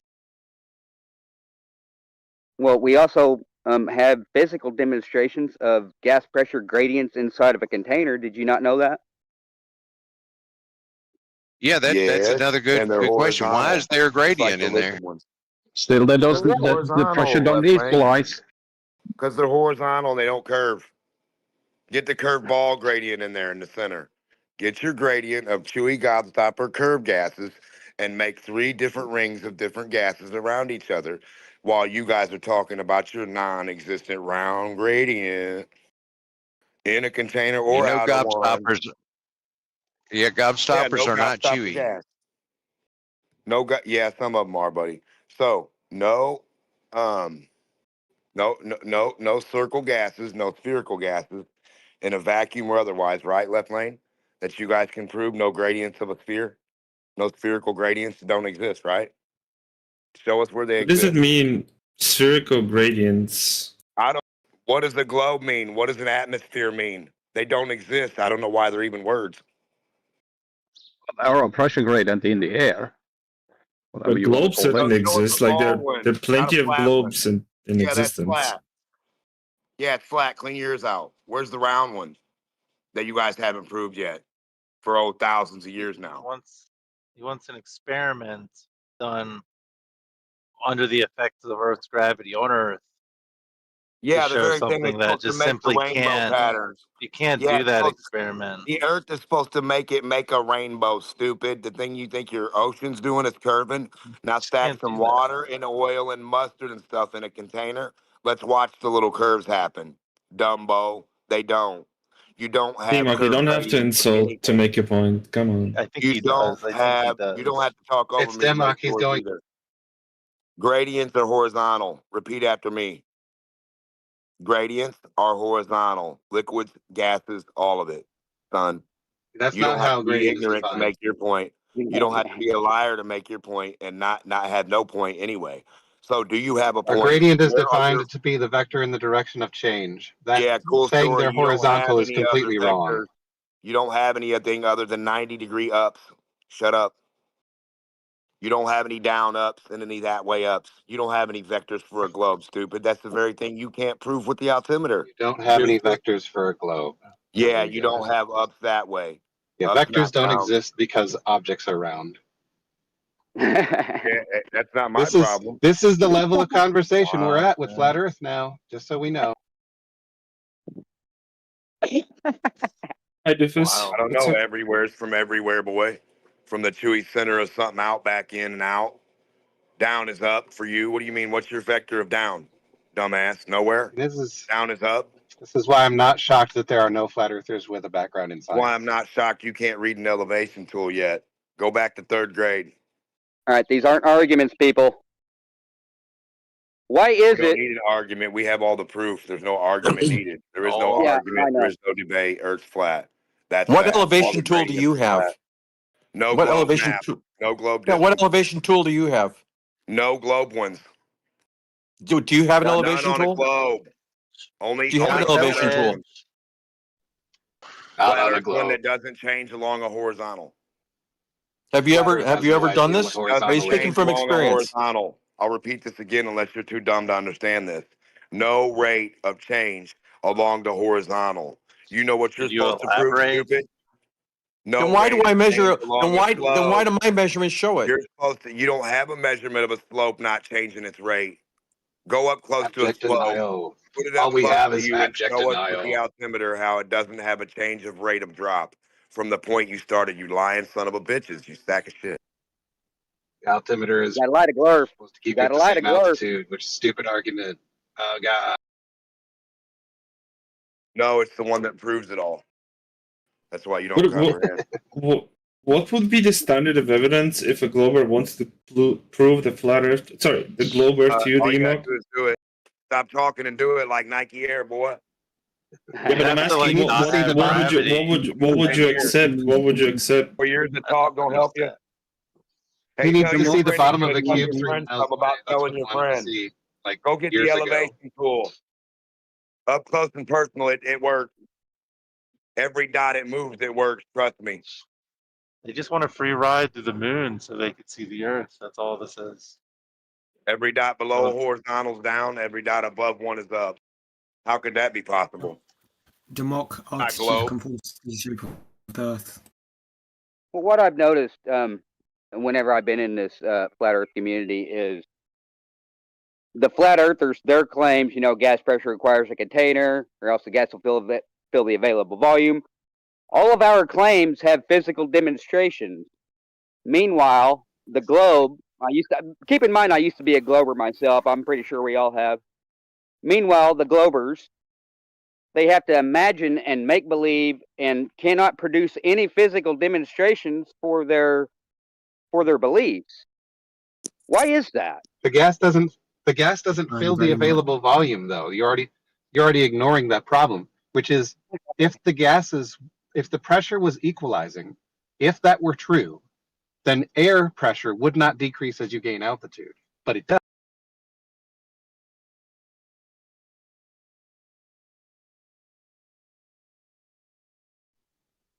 Kind of a small problem. Yeah, where's the pressure go? Isn't it Memorial Day in the US today? No, it's a couple weeks. Where's the pressure go? It's decreasing. What do you mean? Where does it go? Where's it go? Does it go down or does it go up? I just said the pressure decreases as you gain altitude. That's not ambiguous. You guys also realize that the water cycle, it functions like a terrarium, which requires a container for the water to cycle. That's the Earth. You laugh, but can you show me a physical demonstration without it? So is the dome because a terrarium exists, the Earth must operate exactly like a terrarium. That's not how this works. How far away is the lid? The claim that gas pressure requires a container spawns directly from Nathan Oakley and Quantum Eraser. That's where that claim comes from. Nowhere in science does it actually say that. They haven't ever cited anybody that says that. They don't have any fucking science background that says that. Nobody has ever said that except Nathan Oakley and Quantum Eraser. Right. So, Doofus, if I present to you 2 or 3 mainstream articles that say exactly what I said, are you going to concede that you don't have a fucking clue what you're talking about? Yes or no? Yeah, find me some mainstream articles that say in order for pressure to exist, a container is required. That's what I need you to find. No, my claim was gas pressure requires a container or the gas will fill the available volume. And okay. But it doesn't. You have to take that to scale. Yourself. Even within the container, you have a pressure gradient, which shows us that gas do not equal the pressure differences. You guys realize that gas pressure gradient is also gas pressure, correct? Yes, and that doesn't change what I said, which I said that if your claim is that gas pressure requires a container, then you need to show me an article that says in order for pressure to exist, a container is required. Okay. But okay, so this is the thing. Yeah, I think you should. Are you specifying atmospheric pressure or just gas pressure? Precisely. It doesn't even matter which one he wants. That no means air. He's got to have something. Well, the thing is he can show you an article that says, here's how Coca-Cola is made. Gas pressure requires a container, but you have to take that concept to scale. So therein lies. He's not going to have that either. No. It's not going to say that. It's not going to say that gas pressure. The article is not going to say that gas pressure requires a container. I understand that, but what I'm saying is, the examples he's going to show us is a container that has gas pressure. Awesome. Take that to scale. Okay, but take that to scale. Take that to scale. Take that to scale. You guys don't ignore the physical demonstration, so now he wants to. I'm not ignoring the physical demonstration. I'm not. I'm asking you to take that. Like remember when Left Lane said imagination, and you got all fucking whatever about it. Take that experiment to scale and encompass the Earth with that. That burden is on you, my friend, not me. I'm not the one. No, it's not on me because I tell you. No, it's not on me. It's not on me. It's not on this side either. It's your belief. Because we tell you that gravity. We tell you gravity does this. You then say it can't do. You then say it can't do this because it requires this. You show us this. So you tell a guy to just imagine this large scale thing and you say it's not belief? That's wild. We can all imagine bullshit. It's simpler than that, really. You don't have to include the entire Earth. If you have, say, 3-foot tall container. It's only 3 feet. It's fine. That's easy enough to demonstrate it. And it just has regular standard air pressure from the outside air in it. Then you seal it with a barometer inside. A barometer is ideally that has up to 5 significant digits capability of measurement. A cell phone these days, including my cheap $250 cell phone, can fit this task. Now, you rotate that container and you rotate it again. You find that the air pressure at the bottom of the container is always higher than the air pressure at the top of the container. The reason why those pressures don't equalize is due to the weight of the air itself. The weight of the air is pressing down on the bottom of the container more than it presses up on the top of the container. Right, so Doofus, I presented in the text chat two screenshots that I've saved from a while back. The first one says gas pressure is the result of constantly moving gas molecules striking the inside surface of their container. That's one. The second one says, and it's from Science Learning, New Zealand Resources. Thank you for the interruption, by the way. A gas will fill any container, but if the container is not sealed, the gas will escape. Uh-oh. Okay, so your first one doesn't say that gas pressure requires a container, so that was now a fail that on the you first lied, or just ignorant? Are you? No, I'm not lying. It literally does not say that gas pressure requires a container. That's not what that says. What's It says that if you have a container, the gas pressure will. I love this. This is the adult level conversation we're having. Yeah, you're fucking an idiot. So what it says is that if you have a container, the gas pressure will be pressing on the walls of that container. It does not say that gas pressure requires a container.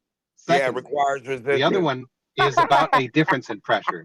The difference in pressure against a boundary, that boundary needs to be there in order for that difference in pressure to be maintained, except in the case that I've given to you, which is if you look at air, in a balloon. There's no barrier between. There's no barrier. This is going so well. There's no barrier between sea level and Denver, Colorado. Denver, Colorado has 12 psi of air pressure, while sea level has 14.7 psi of air pressure. Why isn't the air equalizing air pressure? Why aren't they? Because it's not filled up like a balloon. Well, maybe the flat Earth. Maybe the flat Earth needs to give us temperature either. That won't do it. No, yeah. Temperature does. Maybe flat Earth could give us some specification on this container. Like, where is it? Yeah, temperature. I'm pretty sure no flat earther has ever made any claims about where the container is.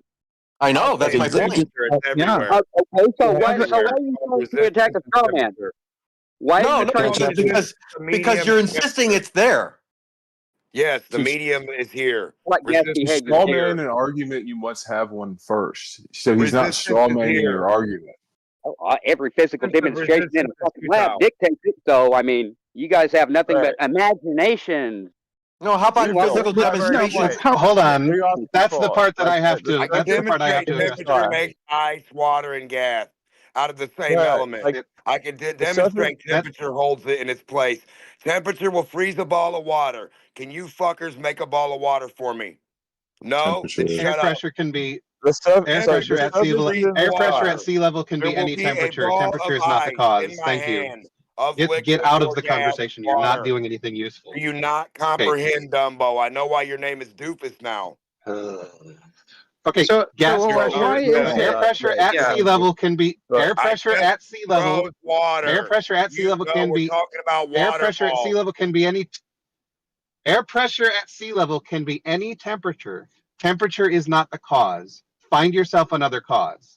Now, in order to address the claim that all we have is imagination, in order to address the claim that all we have is in order to address the claim that all we have in order to address the claim that all we have is imagination, I need to remind you, Mateus, we have hydrostatic equilibrium.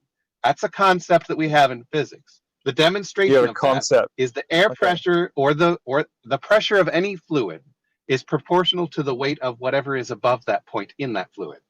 That is a demonstration of hydrostatic equilibrium. You can measure in any fluid that exists on Earth. Is it equal? That includes air, because air is also that includes That includes air, because air Is is it a fluid buoyancy? and it exists on Earth, which means Are you there's referring no to need for a buoyancy? container because the weight of the air is what keeps the air here. Yeah, is it equal at all points? Are you along referring to buoyancy when you Hold say on, hold on. something? You didn't hear Buster ask a question? Hold on. Let Buster go, and then you can go. Is it equal at all points along that pressure, the equal pressure state? Is the pressure equal at all points where it's equal? Is the you mean at the, like at the surface? within Like you have variation, equilibrium? high pressure and low pressure area? No, like hydrostatic equilibrium is hydro, which is like a fluid, static, which is at rest. So like within a water level, if you have point A to point B, is it at equal? Is it an equal state along as like that whatever pressure state, like the zero pressure state? Is it equal at all points along that from point A to point B? There's no zero pressure state, and there is within a water level because there's it equalizes. no point. There's a hydrostatic equilibrium within a water level. Is it equal at Right, all points equilibrium along from A to B? Okay, equilibrium. When you say the word equilibrium, I had to explain this to flat earthers last night because they didn't fucking get it either. Yeah, Equilibrium requires there are two things in opposition that are equal. That's what the word equilibrium means. Yeah, that's what I just explained. When you say there's a spot where there's zero pressure, that's incorrect. The top of the water is at the same pressure level as the air that's directly above it. There's no place where there's zero pressure in a water. The water that's in the same tube is equalizing, which is hydrostatic equilibrium. Is it equal? And it's not from zero point pressure. A to point B. Well, it has to. There's air above each of the ends of the tube. So there's no point in a water level where there is zero pressure. It at the very top of the water. It's a zero pressure state. It's equal. Oh God. You still don't get it. No, there's pressure air there at too. sea level. Air at sea level is 14.7 psi. Yeah, right underneath of that air, if you happen to have some water there, you can bounce around this all you want to. When But the you air, brought up hydrostatic equilibrium. Oh my God, dude, you're so fluid goddamn at an triggered. equal- Such a child. No, Here we you go. We're gonna trigger do this because thing you don't again. want me Oh my overtalking goodness, you. such You a child. You're just overtalk triggered. Oh me. my Well, God. it's okay. Oh my Oh, God. we're gonna do. Oh my God, we're gonna do this. Oh my Boobity God. boo. Let's just Come keep on, doing guys. shit. Come on, guys. What is going on? What at the front door Okay, is let's going try on? this For again. 1 minute. So Is air it at possible to pause for a second? sea level is 14.7 psi. Is that a So that monologue, means bro? We understand everything you said. Oh, Okay, we understand everything. Okay, hold on, guys. Hold on. Let's hold on. Stop talking. Let him monologue. Stop Let Doofus talking. monologue. Just go on, Doofus. Monologue. No one's gonna monologue. Whatever. Buster, hold on. This is what we're gonna do. Hold on. We're gonna have a one-on-one, Buster and Doofus. Nobody else talk. Okay? Who wants to go first, Buster or Doofus? No, he's going. Let him go. I was about to. Okay, go ahead. Go ahead. Okay, so at sea level, you know the air is 14.7 psi. The water that is directly under that air is also at 14.7 psi. There's no point in there where there's zero pressure. That's not a thing. Okay, so here's the thing. Can I just transfer one? Can I transfer No. 1 minute? This is a 1v1. Hold on. This is a 1v1, guys. Please give them a few minutes to sort this out, and then everybody else could go in, or else it's going to be fine. chaos. Go ahead, Buster. I will relent. Fine, no zero, but an equal pressure state. Can we agree on that? Yep. At equilibrium means there's two things in opposition, which in this case is the weight of the fluid above it and the pressure in the fluid. Okay. So an equal pressure state if you have a water level from point A to point B, that equal pressure state at the top of the water, it will be equal at all points. Equal at all points along that what is that called again? God pressure damn, state? I can't remember. It's an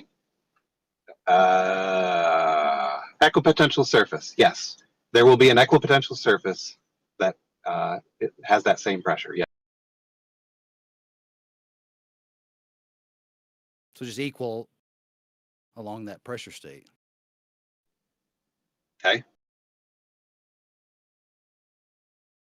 Horizontal. Anything at sea level would have the same pressure. What are you talking about? I don't know why you're making it so complicated. Yeah. That's it. Anywhere on the fucking Earth, on the sea level, would have the same pressure. Bro, do you not understand this a 1v1 with Doofus and Buster? Please give them a few minutes, and then everybody else could go in.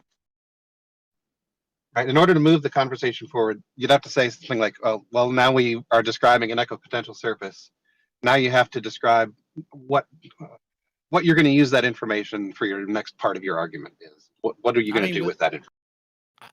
My understanding within physics is within hydrostatic equilibrium, if you have an equal pressure state, it's horizontal at all points along that equal pressure state. That's the thing that you wanted to claim. But no, that's not true. Hydrostatic equilibrium is a balance of hydrostatic equilibrium is a balance of the pressure in the fluid and the weight of the fluid above it. So that doesn't require anything to be horizontal. That's not what physics says. Let me find something. If somebody wants to, I've got to find. I'm pretty sure that's wrong within physics, like as far as hydrostatic equilibrium goes. But you can claim that if you want to. I would say that physics would deny that. You'll have to cite that. Okay. Yeah, we could probably open up the room again, Essie. That's fine. It's not that big. All right, guys. Thanks for being quiet. Yeah, thank you. Let it rip. Oh, God.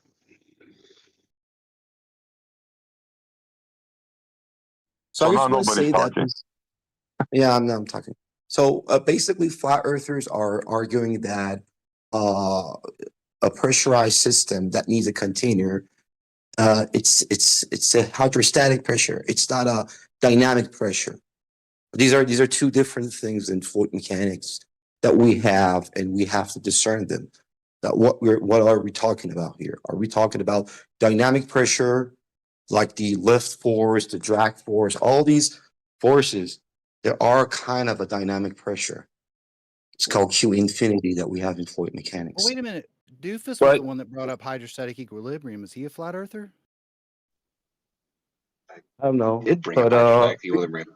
The reason I brought it up, though, is because hydrostatic equilibrium says that the weight of the fluid is what causes the pressure. That means that a container is not what's required. There doesn't need to be a container anywhere. The one that said that I could be wrong here. He was one like kind of alluding that flat earthers bring up hydrostatic equilibrium, but Doofus was the one that brought it into the conversation. I believe the example. It's not exclusive to this conversation. It's other conversations. I believe the example that was just brought up was the pressure, I say, at near the Gulf of Mexico being at about 14.7 psi barometric atmospheric pressure, and the pressure in Denver is around 12 psi barometric pressure, and there is no rapid flow of air going from the high pressure to the lower pressure in Denver. That is hydrostatic equilibrium. It's calm at 12 psi in Denver, and it's calm at 14.7 in the Gulf. No barriers in between. No massive airflow rushing to make to average it out to 13 psi everywhere. That's hydrostatic equilibrium. That is a very small variation, first of all, you have there, and that is due to a lot of geographical factors, weather conditions, a lot of other things. So, of course, there should be a little bit off of that. How do you measure? You're not living in a precise. Okay, let's expand that. Let's expand that to the top of Mount McKinley or the top of Mount Everest. I told you, it depends on a lot of other factors. But basically, when you go up, right, you would have lose pressure because of the hydrostatic pressure will start to reducing as you go up. That's true. That's true everywhere. For air, for fluids, for anything, that's true. But here's the thing, as I want to tell you guys before. So, for example, you can create a pressure system around an airfoil or in a wing of airplane to create a lift force, right? That's a pressure system because you're going to create a difference in pressure. You're going to create differentiation in pressure. The lower part of the wing would be high pressure, then the upper part of the wing, and will cause this lift to happen, this force. So this is an example that you can have a pressurized system around an airfoil without in a container. Okay, so we know, like, we do have this. Okay, so we do have a pressurized system without a container, but this is a dynamic pressure, as I said. In others, part of the pressure in fluid mechanics, like the other part, it's the hydrostatic pressure. So flat earthers are just specifying on this part of a pressure, not the dynamic pressures that you can have a pressurized system around anywhere. They're specifically talking about a hydrostatic pressure that would require a container.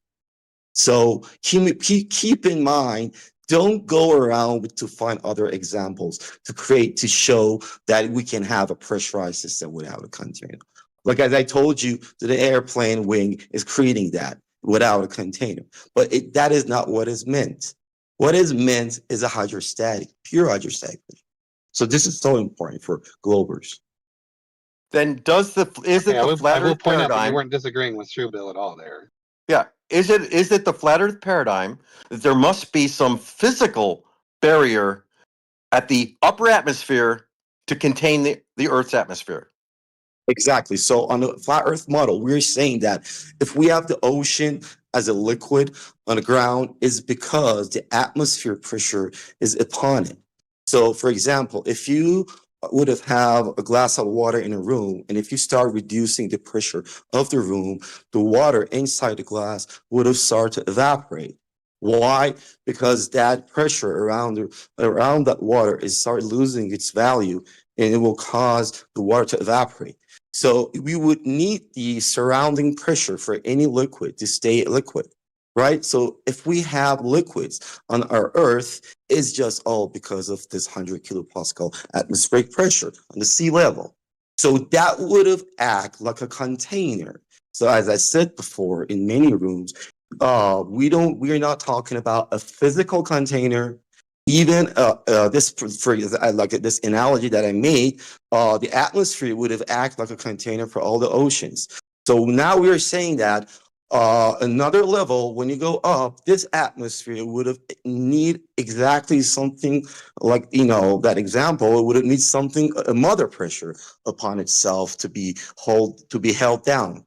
So that's the idea, that it's kind of a pressure upon a pressure system. And this is equilibrium. This is the hydrostatic equilibrium that we spoke right now. The fluids will stand, depends on their density upon each other, right? So water is denser than air. Air stays upon it. It stays upon. So you should have something lighter than the air, which we call it ionosphere. This mainstream science call it ionosphere. Flat earthers calling it the firmament. You can call it. Some people call it, I don't know, the ether particles. You can call it whatever you want, right? So that should have exist upon our atmosphere, that it's causing the atmosphere to be held down. That is the container. So that container might be a magnetic shield, right? Could be, I don't know, but it's not physical. It's not like lead. Okay, this is so important. Are you describing is gravitation one of those possible forces? Like you said, perhaps magnetic fields. Could it be a gravitational field? Yeah, it could be, exactly. So from the globe perspective, I understand that globers can easily use the gravity here and say that, okay, on those high layers that we have a very low pressure and we are within that, like close to the vacuum, the gravity would have hold those particles up there, and we can have an equilibrium gradient all the way to the ground. So your gravity is creating that equilibrium, basically, because your vacuum cannot produce that gradient, right? But on that room example that I told you, the pressure inside the room is causing that gradient pressure on that water, right? I understand the gravity is one factor, yeah, but the pressure upon it is also another factor. So your vacuum within hydrostatic equilibrium, doesn't gravity to get negated within the formulas? It doesn't negate. It doesn't negate at all. It's there. Within the hydrostatic equilibrium formulas, gravity it's doesn't rho get GH. negated? Basically, you have, it's P equals rho GH, right? Density times G times height, right? That's your equilibrium pressure. That's your pressure, right? So you have the G over there, right? Now, some flat earthers are saying that, okay, if we eliminate the G, right? Even if you do that in the buoyancy equation, the G is kind of a little bit redundant in the equations. You're going to have it in the both sides of the equation. Yeah, I don't know how much you guys are familiar so it gets with. negated. Yeah. Within both sides of the No, equation, it's not it gets negating. negated. No. It's on both sides of the No. equation, It's it like gets negated. It's not on both sides of the equation. If it's on both sides of the equation, it gets For exa- negated. No, it's not on both sides of the equation. He just said it was. Yes, for example, if you write the buoyancy pressure force, but what is it? What is the force of the buoyancy? Do you know the equations based on volume? It's volume. So buoyancy is going to be a separate density. buoyancy is going to be a separate topic from hydrostatic equilibrium. We can talk about buoyancy later, but as far as what defines the gradient, the pressure gradient itself, buoyancy is not it. Related. They are kind of. You need to understand all together in time. Can I read three statements and see if anybody disagrees with them? Number one, pressure is proportional to the depth and density of the fluid, the shape of the container, or the object has no effect on pressure. Anybody disagree with that? Right, but the pressure is gravity also. The density of the fluid, the height, and the acceleration due to gravity. Don't ignore that. I told you it's rho g h. I just read the first one. So the second one you just read what I said. I just gave you. A connected fluid in hydrostatic equilibrium rises to the same height in all open regions of the container. Absent capillary action, sure, but of course you got to make sure that caveat is in there. Yeah, but capillary function's different. I mean, that's how trees get water. Not everybody knows that. Well, some people know that. So this is where you're going to see your buoyancy. You're now kind of feeling your buoyancy. Okay, go on. The buoyancy is just a result of the pressure gradient. That's how you get the upward buoyant force. I mean, so nobody's really disagreed with the statement. So number three, the pressure is the same at all points on a horizontal line through the. Oh God, I'm trying to read this with my. The pressure is the same at all points on a horizontal line through the connected liquid in hydrostatic equilibrium. That's now when invoking. I figured that'd be a problem. When invoking, I don't know. It's whatever. When invoking horizontal, you're going to have to deal with scale because horizontal of a pool table, but a lake is not horizontal.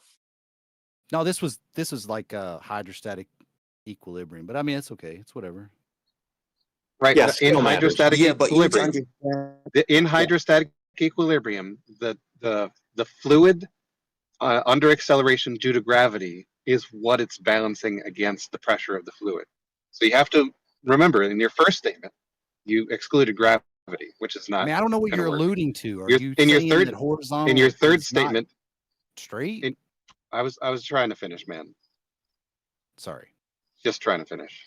So in your third statement, to be the most precise, the thing that most physicists would actually agree with, an equipotential surface is what needs to be followed. The word horizontal is pointless there. What defines an equipotential surface is that in your first statement, the part you left out, which was the acceleration due to gravity. Gravitation is what defines what the equipotential surface is going to be, what shape it will be. Exactly. I understand what you're saying, but you cannot replicate this. I understand. And I understand why you're a little bit triggered here, because the third point that he made, this horizontal line, I know this is a little bit contradicts the your globe, because it contradicts the globe because the globe has the curve.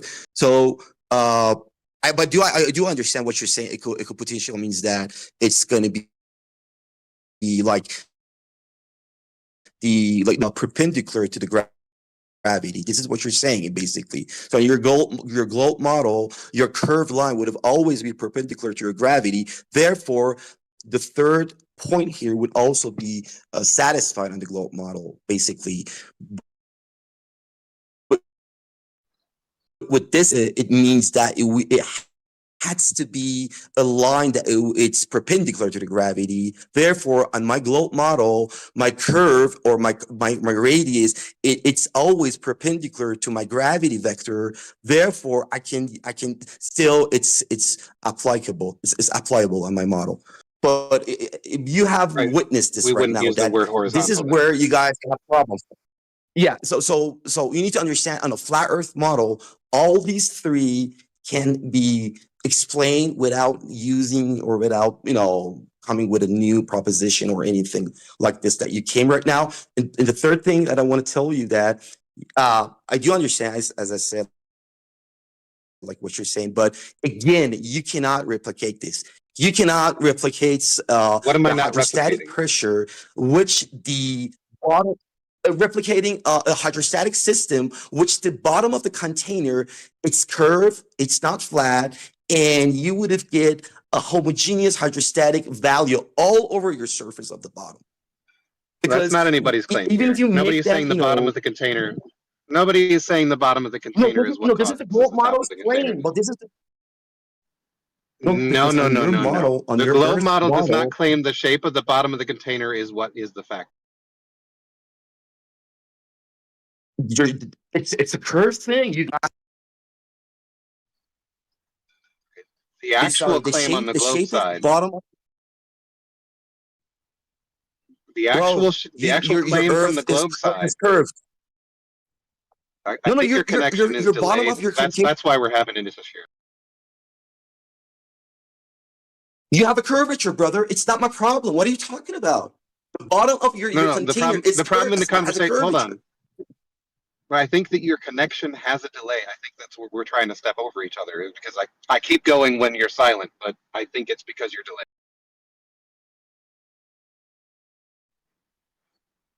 Anyway, just for a moment, the actual claim from the globe side is that the equipotential surface shape is defined by the direction of gravitation. The bottom of the container is not the claim on the globe side for why the equipotential surface is curved. What? Look, you just contradicting yourself, because if you're saying the equipotential is okay, so you're saying equipotential, it's related to the gravity vector, the direction of the gravity vector, and I understand when we know that on your model the gravity vector is the radius, like it's along with the radius of your sphere, and that is perpendicular to your surface, right? So what you're saying here, basically, your equipotential would always be on this curved convex surface, basically. That is the bottom of your container. It's curvy. It's not straight. No, that's not the bottom of the container.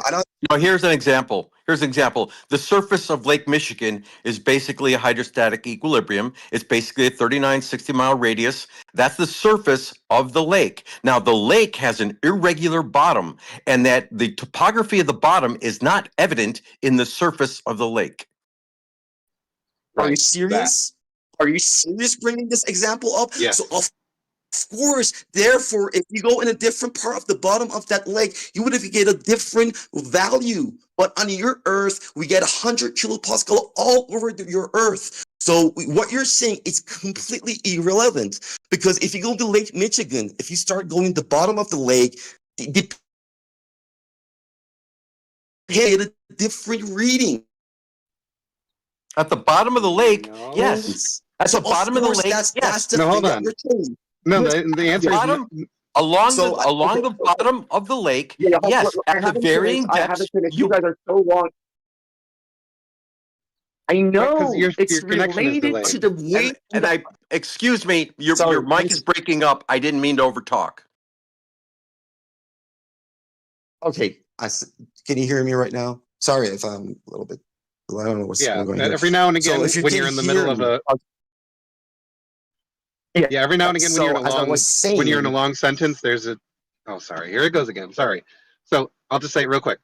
Every now and again, when you're in a really long sentence, the delay gets longer and longer from when you say something and we hear you. I'm not having no problems with him. Go ahead. Right, you can hear him, But when he says something we to already his know mic, about your and lake. when We already hear know about him your lake. translate, We already know about your lake. Okay, we just heard your dumbass can you hear bullshit me? about the bottom of it. Just get back to something you don't know about. Okay. Oh, So my. you said at the bottom Sure, of the Steve. lake. So the bottom of the lake. So of course, if you move across the bottom of the lake, you would get a different pressure reading. Why? Because you would have you will experience different height at the bottom of the lake. So anywhere that it would have the same height, you would have the same reading. And as you move somewhere that it would have become like more shallower and more shallow, you're gonna have lesser reading of your pressure. Right? So this is what we know, actually. Now, on your model, on your globe Earth model, we know that the whole Earth, the surface of the oceans, are dealing about 100 kilopascal pressure. So it means that we're almost walking on the down of a very, very big lake, which the bottom of it, it's all flat and at least it's the same height. How do we know that? Because the reading is telling us. Anywhere I go on Earth, on the oceans, I can get something around 100 kilopascal. This is different than the fucking example of that Lake Michigan that you said that if I go down there, I would have given different readings. Of course, that's the thing, because No, that they're gonna have different heights. You're gonna go in with the different areas of that lake. Different height will be upon of your water upon you, and you would get a different pressure. But on your globe model, the whole oceans, whole Earth, we are experiencing same pressure. It means that we are at the same level. Now, this is the thing that I said you cannot replicate it. To make your equipotential perpendicular to your curvy vector gravity. Because on your globe model, the vector of the gravity, it's like a sphere. It's like it's along with the radius of the sphere. And that passes through the surface. It's perpendicular to it. We do understand that, but we're saying that the hydrostatic would not work on a curved line. And you're saying that it's not curved. It's not curved. It's curved. It's curved. Well, I'm sorry. okay. Nobody said it's not curved. That's not the argument. Okay, So vertical. if the equipotential surface is perpendicular to the gravity vector, and the gravity vector for each location is not parallel with another location, that equipotential surface would necessarily be curved. You do understand that part? Yes, Yes, I'm we keep do. telling you the same, but I'm telling you cannot replicate this. I understand your argument. It is I replicated. can. It is replicated. Vertical Where? at any point, a vertical line, a plumb line at any point is radial to the surface of the the geoid of the Earth. Now, the vertical lines going across the lake are radial, and the surface of the Earth and the elevations of the lake remain constant in the height, the distance from the geoid. So yes, the vertical is radial, and at the point of vertical intersecting the surface of the ocean, yes, you have an orthogonal scenario. Vertical is radial, the surface at that point is orthogonal to it. You move elsewhere on the lake, you still have a vertical, which is radial, which is not parallel to the first one, and you still have that orthogonal, relationship at the point of intersection of the water. And the water is a constant elevation. Elevation is measured against the radius of the Earth. 1 I point. just want to make sure when you say we can't replicate it, all we need to do is all we need to replicate is evidence that vertical at two different locations are Just not parallel with explain one another. again. That's all that would be required. That's the problem. They are parallel. Go ahead. Well, that's the problem. No, Measurement, easily replicated measurement display easily that vertical lines are radial and not parallel to each other. Easily. Well, hang on a minute. Hang on. Can Doofus just explain why, or Shubil, why, how you measure them exactly? Very simply. There's multiple ways. Yeah, there's multiple ways to do it, but I mean, the one that most people here probably heard about is reciprocal zenith angles.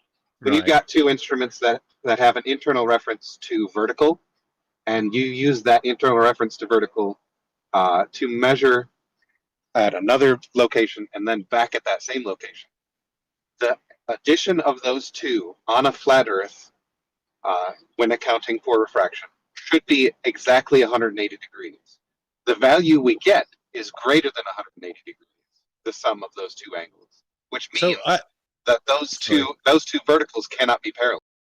But this is not something you can eyeball, though, right? I mean, hang on a minute, dude. This is not something you can eyeball. It's just too great a distance. So are you saying you're looking? Are you looking through a scope? What are you doing, doofus? No, exactly. theodolites, bro. They have theodolites. It's called geodesic system that they have. They believe in it. I looked on it. I had a debate with McToon about this. They have sort of this observation that they will make 3 summit on 3 peaks, and they will bring in 3 theodolites. Sorry, 1 theodolite and that's a different observation. Well, basically, okay. So you're gonna end up with a triangle that is more than 180 degrees. So it's almost one thing. I understand what you're trying to say here. Yeah. So let me just tell you this one. That's not the same thing. This is not a horizontal measurement I'm talking about. I'm talking about reciprocal zenith angles first. No, because you're trying to prove the convex of the Earth, or this Eulerian triangle that we have on the surface of the Earth. All you're trying to do is that. No. Listen very carefully. I'm not using a triangle. I'm not. My observation that I know you're not using a triangle. Has no triangle in it. No. It doesn't involve horizontal azimuth measurements that you're referencing. It's not the thing that you're saying. You have brought up a different example to the one that I brought. No, but this is because of your convex surface, my brother. When he's talking about orthogonality, he's talking about this convex surface that you guys have. And as long as you want to say that on the flat Earth it's gonna be always 180 degrees, well, we're gonna end up more than 180 degrees. It's because of this topography that you guys having on. It's because your surface is non-Euclidean. It's an Eulerian surface. It's all because it comes from that. All these things that you guys are bringing up, it comes directly that the reason is this that I'm telling you, your topography, which is a non-Euclidean geometry. Okay, I have an example. The topography. No, hold on. Real quick, the topography is completely irrelevant. The elevation differences between the locations is completely irrelevant. If vertical at those 2 locations were parallel with each other, they can be at a different elevation relative to each other, and the sum should still be 180 degrees on a flat Earth. The topography is completely irrelevant. And I have an example measurement, not hypothetical, and the distance is significant. It's 11.5 miles. Vertical at each location is established by the instrument I showed, also in the example. And the angle, the angle from zenith to B and the angle from zenith at B to A do not add up to 180 degrees by a significant amount, far greater than the instrument error, and irrelevant, as was pointed out, to the elevation of each point. This is a simultaneous measurement, very easily done and replicated millions of times over. That was a load of bullshit. And then that is exactly my point. Yeah, you are just dismissing. You are dismissing field measurement. No, we're not. Yes, you are. I just heard bullshit. No, we're talking about level again, once again. Pressure, once again. Pressure, back to what we're talking about. Pressure in a can. Ding-a-ling-a-ding-ding. And you got 100 foot. That expanded. Why are you interrupting me? Because you're going off topic, Steve. No, I'm not. What are you talking about? Topic, you dumbass motherfucker, left lane. We're talking about what's the original topic? It was the same topic for the last half hour. We're on geometry now, and we're on reciprocal zenith angles. The whole point of hydrostatic equilibrium had to do with vertical and elevation measurements. Shut the fuck up and let me finish talking. No, shut the fuck up. Jesus Christ. Yeah, you're right. You guys want to wander from your crooked plumb bobs and your elevation of level and call it crooked. So you're back to the plumb bob. You can't even take 100. You're trying to tell me 100-foot water level, and we're saying equal pressure. Then you guys are making up a bunch of bullshit from that point right there. And you're telling me they're Nobody crooked. said anything about 100-foot water Yeah, level. no, you did. Nobody said Yeah, anything about yeah. He's sideways, Steve. No, you're sideways, you dumb motherfuckers. You can't even He's a stay on good old topic. boy, Oh, ain't you he? can't This is even helping stay your on cause. topic. You can't stay on topic. You're not capable of This it. is really helping your cause. You have to go This is through helping it. nonsense math. Yeah, this You is can't better. do physics. You can't do any physical measurement with a water level. You don't even understand a basic measurements little were provided. 100-foot water level. You understand that how easy they are to operate? You Yeah, goofy points mother- of equal elevation. Yeah, exactly. Back to the topic, exactly. Then you got altimeter gauges. What do they work off of? Mercury pressure? Yeah, Pressure, what atmospheric causes pressure. that? How come your science tells me that that is provided with current? Current is a determining factor in the mercury pressure gauge. Why is that? Why do they invoke current? Okay, the reason why is because the equal elevation pressure band, the shape of that is determined by the gravity vector. That's why we went to the direction of gravity with the horizontal or the reciprocal zenith angle measurements. We wanted to find that those were not parallel. That's Center of why the we Earth. mentioned it, so we can determine what the shape of the equipotential surface is. Yeah, a load of bullshit. Center of the Earth. It's not straight. It's not a straight flat equipotential. These people have a spherical equipotential of world, basically. Yeah, That's I do bullshit. understand that. Well, that's what the measurements Anyway, show. so can Go ahead. you just share it with us? I'm really interested to see the numbers, like how they came with She-Built did. lots of. Yeah, you said they're so off of 180 degrees.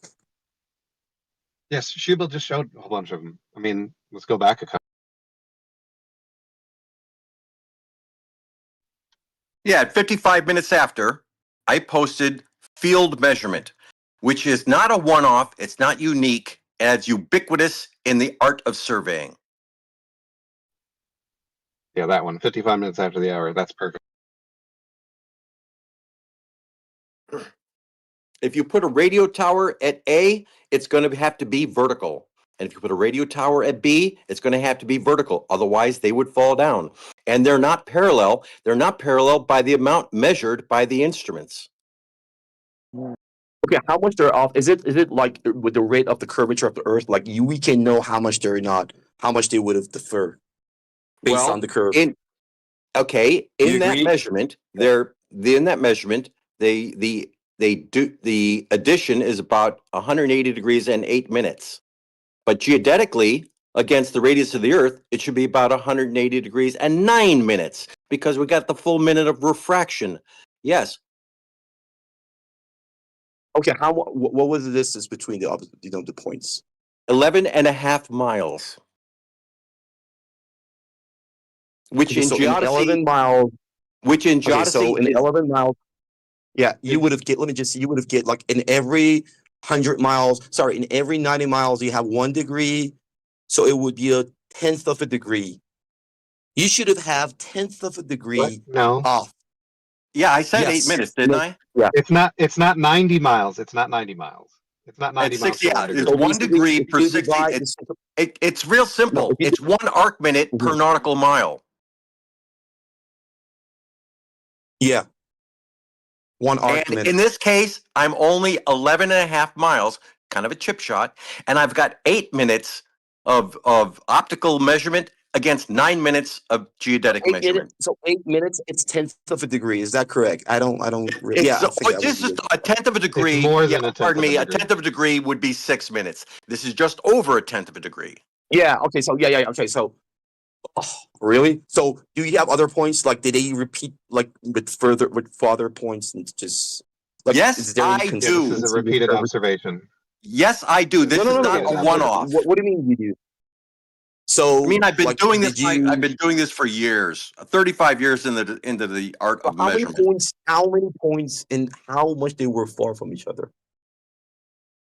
Literally. Well, if you really want to know, because I don't think you do, if you really want to know, I want to know. I will. bro. I will. wanna know. I will post something. Yeah.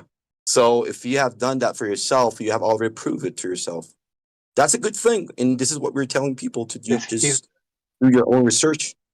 So just share it, and there should be consistency with the amount of arc degree or arc minute that you're getting with the curve, your curve, with that 8 inches per mile thing that you have in your mile. It should have matched together. Do you understand that? It's not inches. Yes, and inches, there it's is okay. yes, and the dissimilarity between what is measured with the theodolite against the geodetic difference is the coefficient of refraction, which was easily demonstrated not just by me but by every industrialized country for the past several centuries. Okay, just we're gonna have refraction. We're gonna add that up. No problem with that. But if you increase your distance, you're gonna get a way bigger number, right? That refraction cannot change it that much.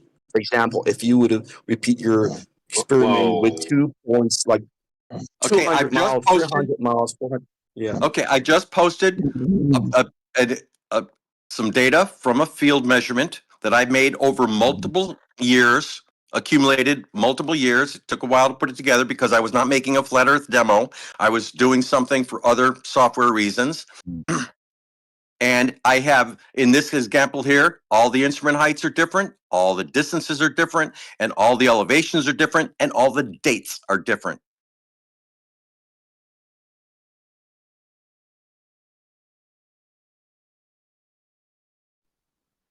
I just want to mention one thing real quick. When you say something at a greater distance should be less affected by refraction, that's not right. You're looking through more air, so there's going to be more refraction. The amount of effect of the deviation due to curvature and due to refraction both increase with the amount of distance. In my experience, in the example I posted, refraction angle increases 4.05 arc seconds per mile. The curvature of the Earth increases at 56 arc seconds per mile. So yeah, there is the difference.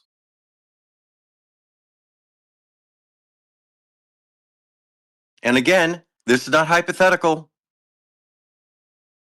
I went out and did this. It's a pissy little 400 square mile piece of valley with like 2,000 feet of elevation change. And I have a proper instrument, and I pieced together these data over in a long period of time. Not for the flat earth community.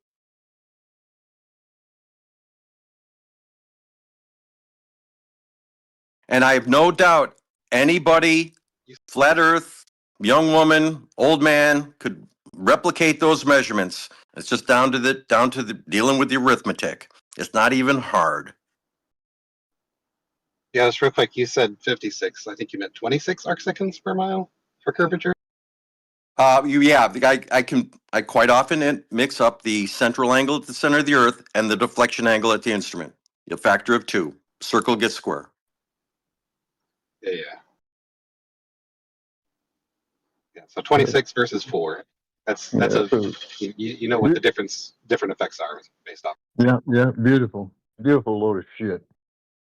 Well, it's a beautiful load of field measurement. Well, since you didn't measure anything, how are you going to call it? Yeah, Steve, you didn't measure anything. How are you going to call it a load of shit? Center of the Earth. Excellent rebuttal, Steve. Yeah, center of the Earth, as you guys are always talking about. I struggle with that one. It's not the center of the Earth. Well, it's just a measuring the difference of the angles. That's what everything's based off of. You guys lie back and forth so goddamn easy. It's unbelievable. It's a Sunday too, you guys. Okay. Don't forget that. Okay, Steve, the measurement being discussed is a reciprocal zenith angle. The center of the Earth is not involved in that measurement. We're measuring zenith angles. We're measuring zenith angles. Those two angles are being summed up together. That's what's being done here. There's nothing there about the center. It is directly above. What are you talking about? The center of the Earth is directly above, or you could concave or not? No, I don't know. I don't think those guys are too far off. But you guys, wonderful. You guys are the ones that are way out in left field. Because you don't know what we're doing. That's why you. I do know what you're doing. I'm very familiar with level. You guys are the ones that don't savvy air pressure and mercury pressure and sea level. You guys struggle with that. We don't. Nope. See, in fact, Surveying. there's industries built around the information that we're relaying to you. There's people that use this work to accomplish. There are people that use this knowledge to accomplish useful work. Then we have flat earthers that come on here and tell us about what we're doing and tell us that we're wrong, and also tell us the things that we're doing are incorrect. But they don't say exactly why they're incorrect. They just say, "Well, that's a load of bullshit." You don't have anything in your experience where you've used the knowledge that you have to accomplish useful work. It's not something that you have. Right there in that statement, you just double spoke. Like, we all know that we use these things on the things we build. These are factual things that we all know about. Now, you maybe haven't built anything with these factual information that you get from, from people being taught. Yeah, factual things, like a water level, simple things. But then the la-la land comes in, and I got to go all the way to the center of the earth. This is where you guys struggle with, like altimeter. We don't use the center of Earth. I just mentioned we don't use the center of Earth. Also, a water level doesn't disagree with what I'm saying. Yes, it does. So do plumb bobs. That's where you're confused. That's no, I'm why not confused. You got your plumb bob, no matter where I'm standing, pointing to the center of the earth. You couldn't prove that to save your ass. That's a load of bullshit. That's the fun part. That's a load of bullshit. Yes, we don't have to show that it's pointing toward the center of the earth. Yes, if we go to the geoid, it's not precisely accurate anyway. But if we say that the plumb bob is a vertical reference, and two instruments are using plumb and two instruments are using plumb, and they're pointing at each other. So plumb plus the angle they're pointing at each other, and the sum of those two angles is greater than 180 degrees. We know that plumb at those two locations cannot possibly be parallel. I know, and you can't even demonstrate that. So I don't even know what you're talking about. You can't even measurement. Okay. Yeah, I know it's a measurement. You just say no to it. It's a direct measurement that has been shown to you. I brought the demonstration. I couldn't find it. I brought the demonstration. You said it can't be demonstrated. I brought that demonstration. At 100 feet, you can show me this demonstration, and it'll give me a you can't do it, man. 100 feet is at the absurdium. That's why I did 11 miles. 100 feet. 100 feet is absurd. What do you mean it's absurd? No, that's absurdly short. That's so close to each other. God. That's so close to each other. That's absurdly short. Let's talk a mile. Let's talk 5 miles. If you're trying to argue against 20 miles. Yeah, Steve, if you're trying to argue against the globe, and the globe position is that at 100 feet, the angle is too small for you to perceive, then you should probably find some other way to argue against I the go globe, another because 100 this is not feet. it. Yeah, dude, and I go another 100 feet, and it's the same thing, and another 100. Have you not done any land surveying before? You not know how these things work? Moving the instrument does not mean you are staying on the same horizontal line. Yes, it does. Have you ever dealt with any? Only according to you, horizontal, not according to anybody else. Okay. In your demonstration, have you ever dealt with anything larger than a construction site? Who's the question to? Because you dumbasses have never done construction. What the fuck are you talking about? Where's your get the fuck out of here? Obviously to you. I already know that you guys have never built nothing in your fucking life. So get the fuck out of here. Oh, shut the fuck up, left lane. I built a couple of warehouses too. Shut the fuck up. I built big load hoppers, You never bring nothing. gravel. Left lane. Stay I the built fuck out. furnace boxes for Yeah, industrial you're a plants. goddamn wizard. You ever built any of that, Steve? Yeah, I've done a lot of shit. It's irrelevant. It's irrelevant what the fuck you dumb motherfuckers have done. We're talking about fucking level. Oh, I can tell you. You guys struggle I can tell you, basic... Steve. I can tell you. I totally can. Tell me actually, shit. I've listened to you. Yes, I for can. Years. Yes, I totally can. Actually, you guys think I can't, but I can. You guys are the greatest double speakers I've ever met in my life. Steve, this is not helping. Steve, I know you guys don't help. Long range. Steve, this is not helping your case. Steve, I've done long range microwave transceiver links. part of the link planning process requires to treat the Earth as spherical in order for that to be a successful or useful tool. You have to know how the Earth shape is in order to determine what the obstruction will be. You cut out. I hope Lost you, Davis. I'm pretty sure. I hope so. I thought it came out. You said it can't be demonstrated. Demonstration has been brought. Hold on. What part did I not get? Where did I cut out at? Yeah, right at the very end there. Oh, so the whole thing? I got the whole thing out then? If it's right at the very end, obviously I said the whole thing. Yeah, you did not cut out. You did not cut out. Okay, maybe just me. So long range microwave useful- transceiver link planning requires to treat the Earth as spherical. And now what? Working technology. You guys are so funny. Oh yeah. Also, all long haul navigation. Every single example of long haul navigation uses great circle routes, which is exclusively a globe Earth thing. Yep, that's correct. So the Welcome to the Earth program. is spherical.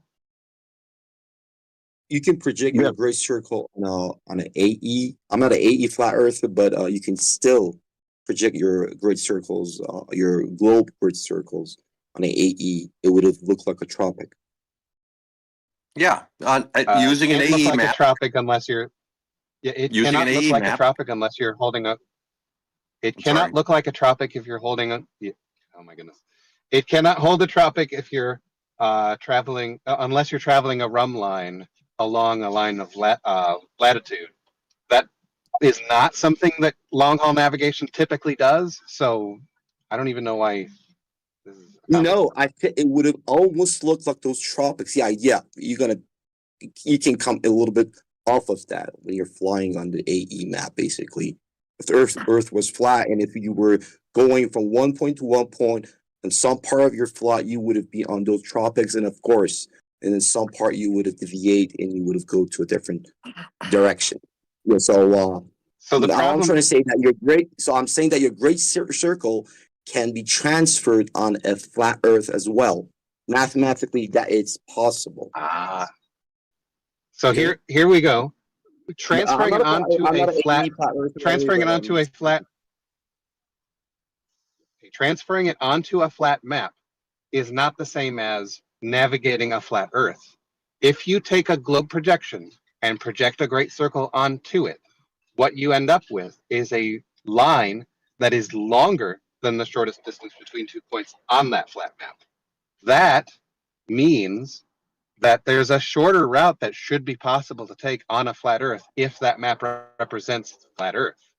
We don't have that example. The map is not correct. For things like the flight between Sydney to Santiago, Chile, or flights between Santiago, Chile and Johannesburg. You can't have those flights projected onto a flat map and have that make sense because the flight times are too short. So let me just clear this for you out. So basically, if you want to navigate yourself on a flat map, it would depend on where you're at. If you would have been above the equator, you would have used the Gleason map, and that map is pretty good for circumnavigating on the above the equator. But if you go down below the equator, you gotta throw that map away. You need another map. This time, you're going to project around the southern point. Right? So you're going to have another AE map, but this time the center would be on south. And now, if you would be below the equator, and if you would have used this map, you would get a good accuracy again. So that's why the two-pole flat Earth model is here to combine both these maps together to create this harmony and symmetry. Okay, that doesn't work. So as far as 30 degrees north on a north-centered AE projection, if you've got two destinations that are both at roughly 30 degrees north latitude and you chart a great circle between them, the great circle and the straight line on the AE projection will not agree with each other. There will be a shorter path, even as far as 30 degrees north. So saying a north-centered AE map solves the problem for locations north of the equator is not accurate. Secondly, the only reason why you would need to switch projections is because the thing you're projecting is what's more accurate. That thing that you're projecting from is a spherical Earth. And that's where the distance calculations come from in all navigation. The calculations of distances between 2 points uses spherical trigonometry. So you just made two claims without proving it. First, you said that those great circles would have be shorter than those tropics on the AE map, or those straight AE maps, or vice versa. But first of all, it's not a straight line. We don't have a straight line on an AE map. It's all curved. It's all circular movement, basically, right? So it's a circumnavigation, right? So we don't have a straight line, first of all. And second of all, thing that you said that, using that southern point projection is just a globe projection. Well, you can claim that, and this is pretty much the Globers are claiming, but you know that in the flat Earth community, like I'm not an AE flat earther, but you can say that, or flat earthers are, it's legitimately it's okay to argue that the world looks like an AE map. And now I can project this map, this real map, to a ball, and that would be like this spherical ball or just globe model that we have. It's kind of a vice versa. That's you not can the direction be a happen. glober, and you can think that you can transfer on a flat, or you can be a flat earther, and you can think that I can project it on the globe. It's just a mathematical transformation, basically, right? So when you're arguing, or you're just accusing me that I have using the globe model for my southern world, well, from your perspective, probably I have used your model to project that, because mathematically it's a projection of the globe model around the South Pole. But I can still claim that this is the real map, and if this is the real map, and if I wanted to make a globe projection out of this two-pole flat Earth model, I will come up with the globe model that you have in your head. Okay, the projections that you have only came from the globe. You have no cartographic sources other than the globe. Secondly, if you have to switch projections, if you have to switch projections for different, like this without, if you have, oh my goodness, what are you talking about? Mercator was a flat earther. Gleason was a flat earther. What are you talking about? Oh my goodness. So Gleason in his patent had to describe exactly the process he used to create his map. In the patent, he said that he got his cartographic source from the globe. Specifically, his map came from the globe. Secondly, the point that I was trying to get to, if you have to switch projections, depending on where you're located, the thing you're projecting from, which, by the way, to reiterate my first point, your only cartographic source is the globe. You don't have any other source. If you have to switch projections depending on where you are, then the thing that you're projecting from, the thing that you're projecting from is the more accurate source.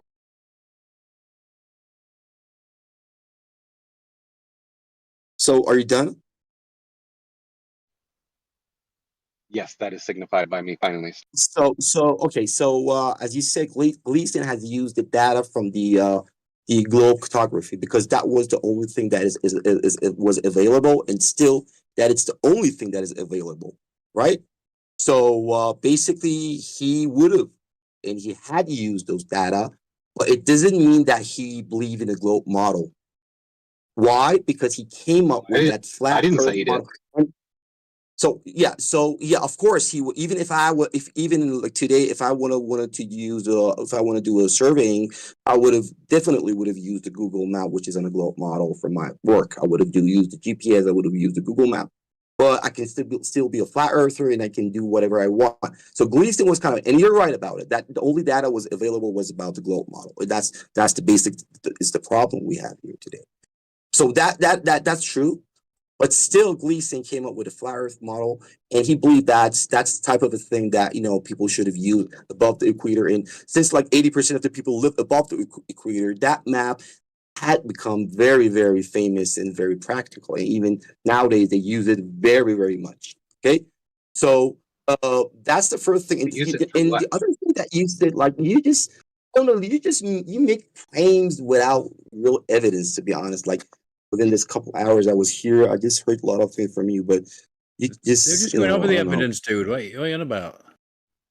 And to be clear, I'm not defending anything basically here, right? I'm the position that I'm just defying. Actually, I'm against what you guys are saying.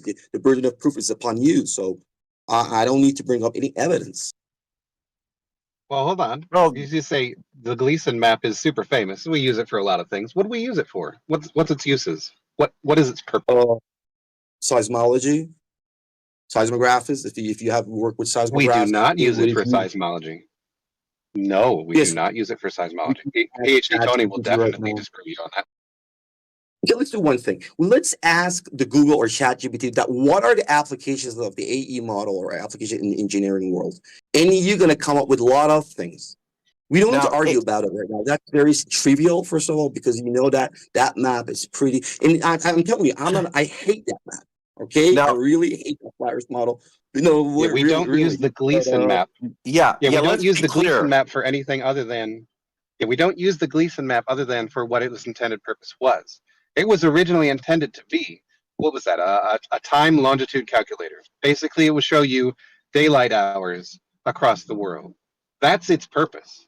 If you want to talk in general about azimuthal equidistant projections in general and not the Gleason map anymore, we can use azimuthal equidistant projections that are projected from the globe, centered at the point of the epicenter of an earthquake. That is a use for azimuthal equidistant projections. Yes. However, the Gleason map is not one of those. It is centered at the North Pole, and we never use that for seismology. AE projection is a valid projection. Gleason did not invent it. Now, a good example of an AE projection would be centered on an airport to relate the radar vectors to the tower. The good example of an AE projection is in shortwave radio, so you can direct your antennae.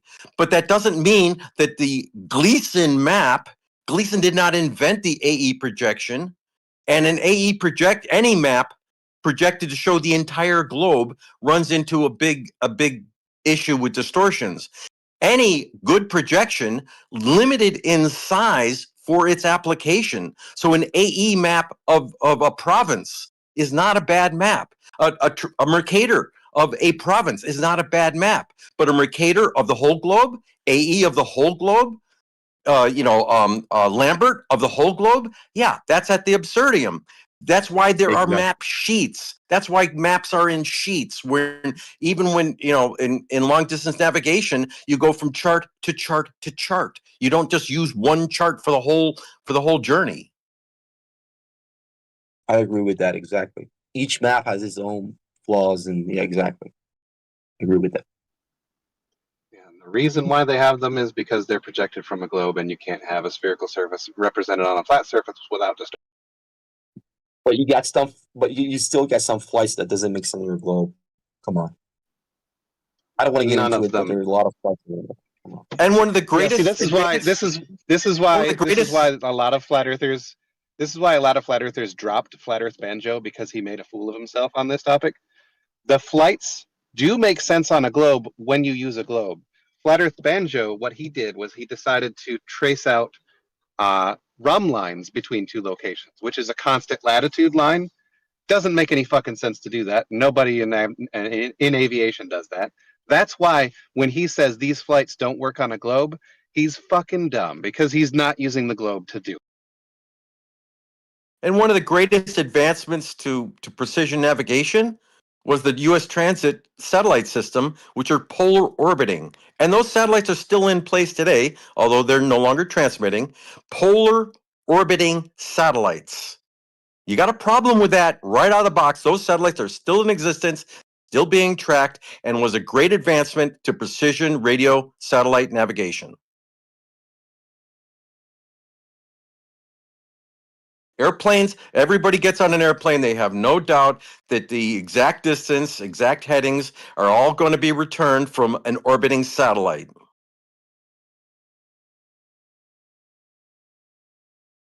Not a balloon, not a tower. Working technology. You have to be in some huge amount of denial of working technology. And no matter what a flat earther movement is going to accomplish, they're not going to stop putting satellites in orbit for navigation. Oh, I just want to make one more thing clear real quick. I was told that I was just making claims and not providing evidence. Real quick, if you look up for any aviation source, the distance between 2 points, you're going to use Vincenti's formula now, but Haversine formula is a slightly less accurate version of that. Both of those treat the Earth as spherical or slightly oblated in Vincenti's case. So these are the tools and methods used in aviation today. I'm not just making a claim that it's out of thin air. This is what they do. These distance calculations treat the surface of the Earth as curved, not a flat. And that's not an aviation exclusive. I mean, we've got, any open ocean shipping.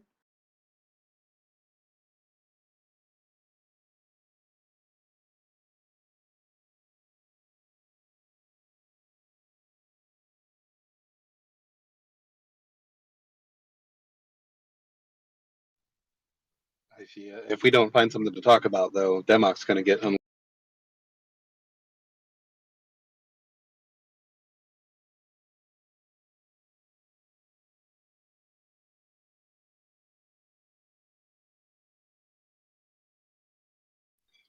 Dan will die. I muted myself for 1 second. And aviation altimetry is still driven by barometric pressure.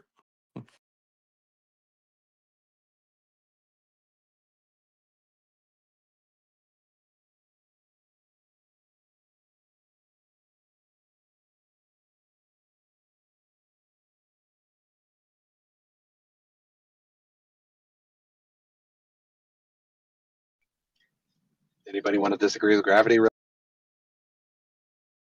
I don't know. I'm still kind of triggered when someone says you can't demonstrate it, and I brought field measurements. No, don't let Steve A do that to you, man. There is no proof good enough, Mr. Shoebell. Yeah, what is this conversation getting slow? Is that what the problem is? Yeah, Like talking Cosmo's to a got wall. some stuff to do. So A very flat wall. No curves. Pressure gauges. Do they add 15 pounds voltage. to that pressure gauge? Somebody adding to the pressure gauge? Well, you got PSI, which isn't the same as mercury mercury pressure. You add 15 pounds to that mercury pressure, don't you, in order to operate your PSI? All right, so you're talking about like gauge pressure versus actual pressure. So gauge pressure is the gauge pressure, the outside of the gauge is just measuring against the outside air. So you can have your gauge anywhere on Earth, and the only thing it will ever be able to do is measure gauge pressure. So if you take your air pressure of your tires with your gauge at sea level and it says 35 psi, if you go up to Denver, Colorado with those same tires without ever letting any of the air out, the number is going to be higher. It's going to be like 38 psi. It's going to increase, correct? Right, because the gauge it's doesn't. higher, yeah. The gauge doesn't have. Yeah, the gauge doesn't have a 0 point for referencing pressure, but the mercury style barometers do. It's the weight of the mercury itself. Yeah, differential pressure by a tire gauge is not the same as an absolute pressure by a mercury column. Exactly. Yeah, that's what we're trying to agree on, right? So we can take our mercury column. We can take our mercury column up the top of a mountain and notice a severe drop in pressure. Yeah. Yeah. It's elevation. That's how we get elevation, right? Yeah, and we didn't go through any barriers to get there. Right, but sometimes we might even survey. We do both ways on elevation, right? Land surveying and mercury pressure, right? I put up my land surveyor's barometer. I just put that picture up. Yeah. Well, yeah, they're real things. Yep, they're real things, and they all come back with the shape of the Earth. Have they surveyed out to the container yet? Well, that's what we're talking about too, right? Like the container. Yeah, where is it? We're gonna need some information on it. Some information, something. A toehold. We just need a toehold because we keep sending spacecraft past it. Right. Yeah, just let me know. Turn my mic on. Really poor welding over here. I'm very interested in the container. I don't think we've talked about it yet. We've talked around it, but we haven't identified what this container or where it is. On the flat Earth cosmology, they're saying it's the magnetic field. The material or the origin of the firmament is the magnetic field. And where exactly depends is on which at? Yeah, depends on which flat earther you talk to. Well, you guys are the ones that claim mercury pressure. And when you do that, they also tell me it's a charge. And they all, and it's charge, right? Mercury pressure, charge. And then that's caused by current from the chemical charge. Well, explain it to me, right? Because you're going to have to find a citation on that. I have never heard that before, and that is contrary to. How are you claiming? I would tell you. Pressure? I would tell you definitely don't take your science lessons from Demok. Just as a word of advice. No, don't tell me what to fucking do, number one, and tell me how you are accomplishing your mercury pressure, because I read it in your book. You didn't read that. No, the charge of the mercury has nothing to do with it. You didn't. The explanation which I gave you earlier was the weight of the mercury is what gives it that pressure reference. The weight of the mercury is not the charge. Yeah. Weight is what? That we've always had weight. The weight is the reason. The weight is the reason why a mercury barometer works. The weight of the mercury pulls down. It pulls a vacuum up there. Pressure, yeah, pressure. But now you're getting, now you didn't tell me nothing. But there's no charge. There's no electrical. There's no charge involved. What are you talking about? There's no charge. That's what we're talking about. No charge. It's a chemical. Mercury is a chemical. The element. Yeah, it's neutrally charged. It's neutral. Yeah, and then it moves. So what? Yeah, that doesn't change its that charge. To move? That changes its charge, correct? No, it does not change its charge. It does not. Why are you guys lie like this? Then could I short circuit it? What if I short circuited it? What if I reverse polarity? Reverse polarity? Yeah. The weight. Now you're talking about the weight of the mercury. Go ahead. Yeah, that's not the claim on the globe side. That's some shit that you came up with. So you just talked about electricity. You're reversing polarity. What the fuck you mean? No, I said what if? If it's a charge, then I should be able. If it's a charge, I should be able to reverse the polarity. If it's a charge, I should be able to short circuit it. But I can't. And and more importantly, the claim on the globe side is that the weight of the mercury is balancing against the pressure from the outside. If that is an unbalanced force, you get a small vacuum above that mercury. That tells you how much pressure there is. Yeah, gravity. You can't have a vacuum. Which is the weight of the mercury is caused by gravity. But it doesn't change the chemical makeup. I got you. Go ahead. Is that you, Buster? Somebody's trying to get you. Well, the element of mercury is never changed, but its charge never existed. Charge never. Come on, neutral. Yeah. Mercury has charge. Mercury has electric charge. Come on. It's in the case of a mercury barometer, it's neutral. It has to be. That's why they make it that way.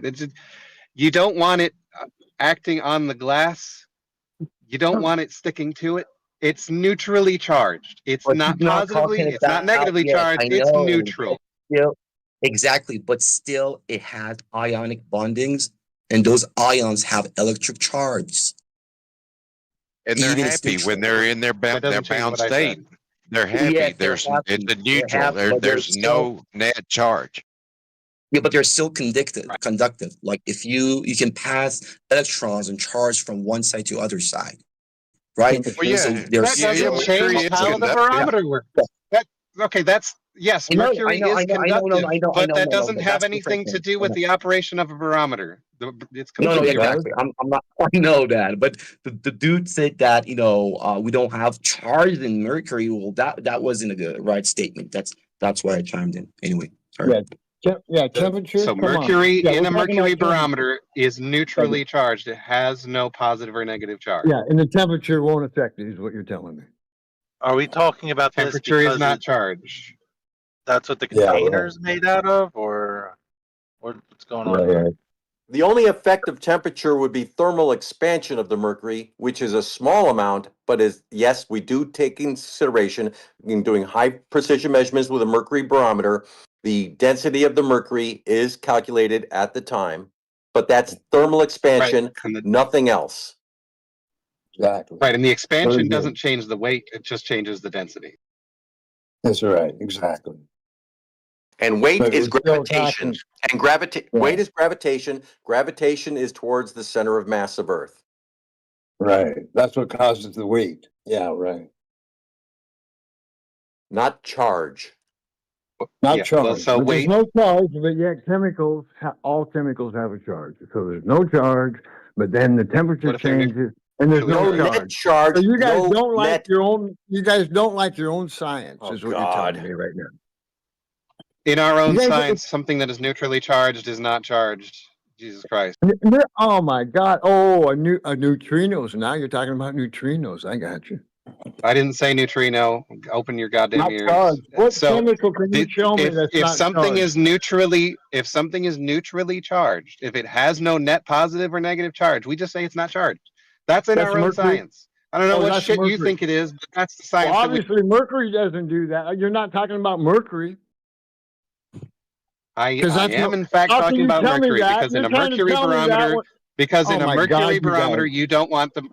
Because in a mercury barometer, you don't want the electrostatic potential between the mercury and the glass to be different. You want them to be neutral. That's the fucking entire purpose of putting the mercury in there in the first place, because you want the weight to be the dominating force. You understand how full of shit you are? I mean, now I put it in the sun, it's going to affect it. You lied to me. You lied to me. You said our model says that the charge has something to do with it. Before I get done talking. I mean, you're well, because you talking lied nonsense. to me. That's why. No, I you don't did care lie if to you me. lie to me. You're lying to me. You're telling me I got a okay. thermometer and I put it in the shade, it reads X. Thermometer. If I put it in the sun, it reads X. And you're telling me there's no chemical charge there. What the fuck, dude? Correct. That's bullshit. The temperature is not charged. Yeah, and thermal also a expansion- thermometer is not a Bullshit. barometer. A thermal. You show me the citation for that. A mercury thermometer and an alcohol thermometer behave exactly the same. Thermal expansion of the fluid. Yeah. Right. And so a thermometer is also not a barometer. And also, neither of those things involve charge. Right. Right. I'm glad we agree. Right. Well, you guys, there's no agreeing with you guys. If you guys- see, you guys that's don't why I even told use you your not own- to get your you science don't lessons from Demok, because you he don't doesn't even know. use your He just own makes book. shit up. He You says don't use your own he book. says temperature is charge, and that's some shit nobody has I ever didn't said say before temperature. Demok. That's some Why are you lying? complete strange Why are you lying? nonsense that I've You're never lying. heard before. You're lying. Charge. Okay, then show Oh my me. God, Then you show guys. me somebody You other than guys are- Demok saying that. Oh my God. Stop Holy show me shit. somebody other than Demok saying that temperature is charged. Okay, here's a question. No, here's a question. Charge. I put the Temperature. Do you not thermometer. understand? I put the thermometer You don't in hear my any hand. of you guys, Hold on. right? Like, I put the Hang on. thermometer Listen in my the hand, background and it sounds like chaos. So just letting you guys know.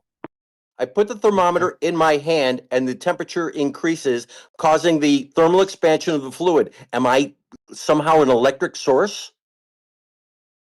No, you're increasing the chemical charge. It's Then your where did that mercury. charge come from? Did it come from my hand? No, heat Heat came from my hand. Exactly. Now you're if you cooking with gas. Heat is not Well, can I ask charged. you? Heat is not Can I charged. ask you? Heat is Can I? not. So it Can doesn't transfer. I ask He you? said heat is. If you put a thermometer in a chamber at a controlled temperature and let it settle and read the temperature, if it didn't pass an electric field or electric charge across the air or the chamber itself, do you get a change in the reading? What are you reading? You're reading temperature. Now you're reading electricity. You got a tool to read the electricity? Is that what you're doing? Because what you just said was fucking horseshit. Oh, you fucked yourself. No, I did not. I mean, go ahead, repeat it. It's so brilliant. If it's so brilliant, repeat it. And then fucking and then answer the fucking thing yourself.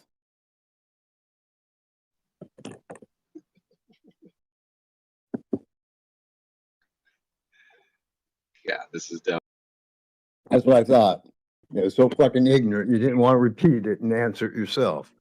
It's like we're making You fun of contradicted handicapped people yourself, in here, and you didn't dude. even realize that you did. Let's talk about the container. Yeah, temperature. You guys are a little. I mean, you're lying here right about temperature. I mean, you guys just get away with murder out here. Okay, well, since we can't find a source that says temperature is charged other than you and Demok, then fuck. So the mercury pressure gauge works off of current. According to who? Citation required. Citation required. Yeah, don't just say it's your model. Yes, I want your citation. You're the one making the claim about this is what the mercury does. You're telling me gravity. So where's that You citation? literally just made a claim that Yeah, but I'm charge is trying to at tell play. you how you don't even read your own science book. So Well, let's you get don't, back because to- there's no science book. There's no science book in existence that says the mercury barometer works because of charge or current. Yeah, there That's is. never been done. Yeah, I'm pretty sure it does. Yeah. Oh, okay, well then just bring it. So you're telling me chemical charge isn't a common term in your science? Oh my God, this what is you're you saying not now? bringing a source. This is Oh you not my bringing a God, source you for your guys claim. You guys are so ridiculous. This is you just making Oh a my claim God. and not bringing a source. Thank you. Who the fuck am I talking to? I got to make sure I can remember you. Holy fuck it up. Well, of course you do. You never do. Oh, doofus.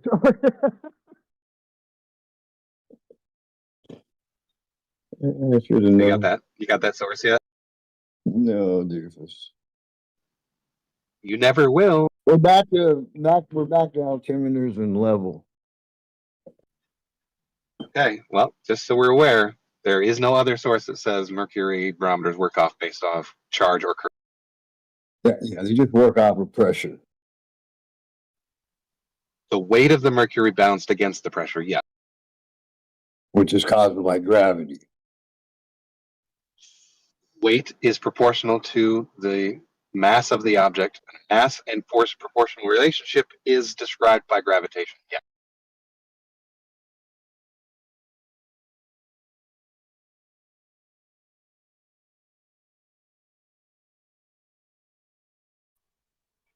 It's also a good time to mention that, just so that we're all clear, no flat earther has used their superior knowledge of the earth to accomplish any useful work. It's never been. What are you talking about? There's no useful work. What are you talking about? Well, with a ball, none of us that build anything ever enter a ball into the equation. I don't understand what you're saying.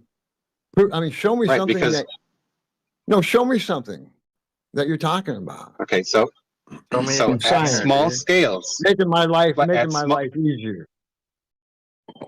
Have you ever dealt with at small scales of a job site that's maybe 100 meters by 100 meters? If you're on a job site that's that size, curvature means nothing to you. That's fine. I don't care. When you're working on things that are larger than that, when you're looking at things that are a far away distance, like say 50 me, miles? for example, when I'm looking at something, no, even as far as just 10 miles away. If I don't account for curvature, the Fresnel zone, the size of the Fresnel zone between those two locations, the curvature becomes an important factor. I have to consider the Earth as curved, or else I won't know specifically where I need to have these things. Do you know what a profile map is? So like usually like when they do maps and different types of job sites, they'll give you what they call a one line, which would be a straight or a line of it might angle, it might go straight for a while, and then they'll give you what you call a profile picture, which is the one giving you the elevation, elevation profile. the side view. Now, see, there's no curve on that profile map. You ever looked at one? But you just said did you happen to hear? site. But you happen did to hear what say I just on a job site. Yeah. Did you happen to hear what I just said to you before you started speaking, dude? Yeah, I heard exactly what you said. 100 feet at a job site, and I'm giving you. I've said done 100 50 meters, miles. I'm telling. Shut the fuck up. I've done 50 miles with a profile map, and nowhere in the world did it mention any type of curvature. It had straight lines all the way through, giving me elevation or whatever up or down off of those flat parallel lines. Are you familiar? Are you familiar with the datum that they? The datum that they used with was probably WGS 84 or NAVD 88. And combine that with. Are you? This is a construction map. Combine that with the Navy. I'm talking about familiar with the Navy 84? No, I'm only I'm only familiar with the construction. I'll never finish it. It's fine. That's okay. No, I'm not familiar with it. I'm just told you. So I'm familiar with the 50 miles of a profile construction map that I built off of. I looked at it. I had to read it. And the datum that they use, the datum that they use to provide that data, the datum is in the document that you're looking at. The datum tells you what shape the equipotential surface is. The profile does not. And the profile, are you familiar with the difference of an XY plot? I'm only familiar with reality. Yeah. The reality an XY plot. Well, I'm just telling you that map did not use any type of curve map, period. That's why they tell you what datum they use. That's why it's fucking in the document. And are you familiar with the definition of elevation? Yeah, I'm pretty familiar with elevation. That's height above a geoid. Yeah, right from the center of the earth, yes. That's height above a geoid. That's not the same. Well, close enough for this discussion. That's what you guys do. All your elevation is from the center of the earth. Quit bullshitting me. That's incorrect. No, it's not. My God, are you telling me so zero elevation is not the center of the earth. 1 point. Oh my God, you guys double talk. Holy shit. It's not double speak if you don't understand it. No, I do understand. I'm standing on 1 point, just like you. And I understand that your math requires 1 point. I understand this. You're the one that does it. No, that's not it either. So, yes, it is. So the elevation, zero elevation is not the center of the earth. So when you say your elevations are from the center of the earth, that's incorrect because we defined zero elevation to be an equipotential surface across the entire earth, which is not the center of.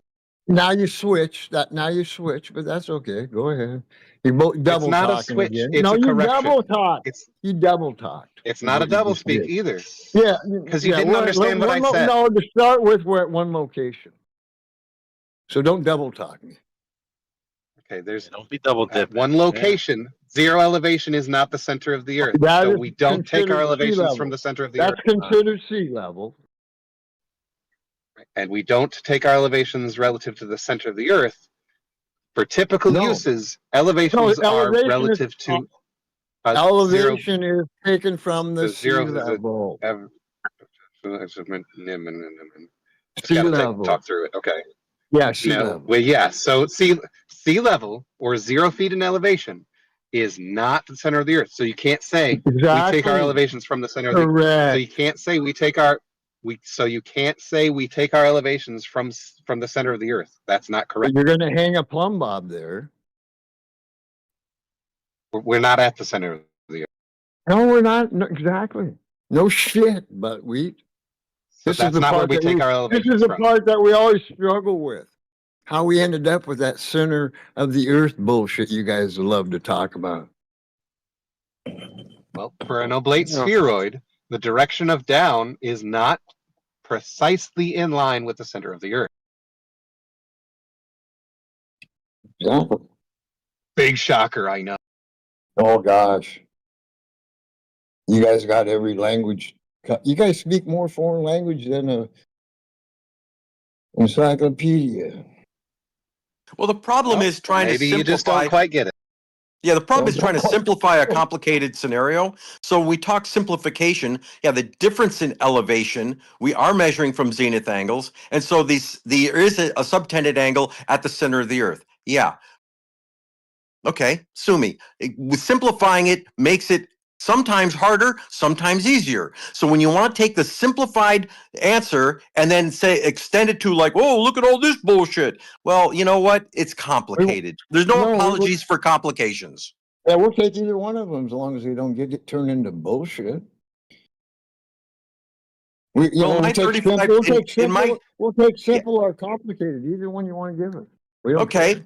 In my example, you're talking construction site. In my example, construction site was a major dam face, and it was in mountainous terrain. And the only way to determine elevations of the abutments was by zenith angle. And you get goddamn right, the curvature of the earth mattered to get the correct elevation.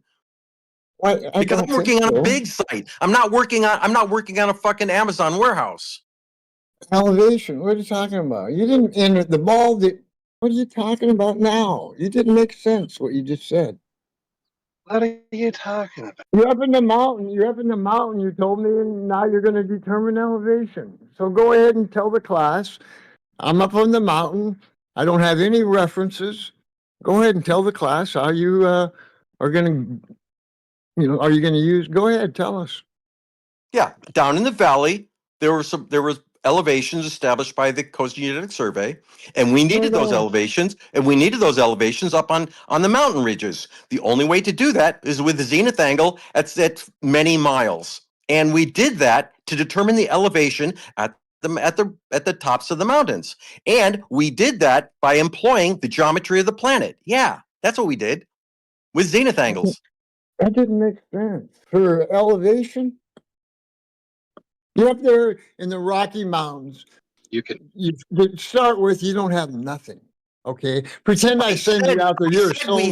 I said we had hard elevations in the valley. Yeah, I said we had hard elevations in the valley and transferred it to the tops of the ridges. That's not the question, though.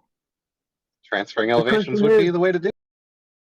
Well, we understand this, right? Like you understand that, like people will go out in the middle of Timbuktu and they'll determine elevation. That's not a hard thing to do, right? You don't have to have any reference at all.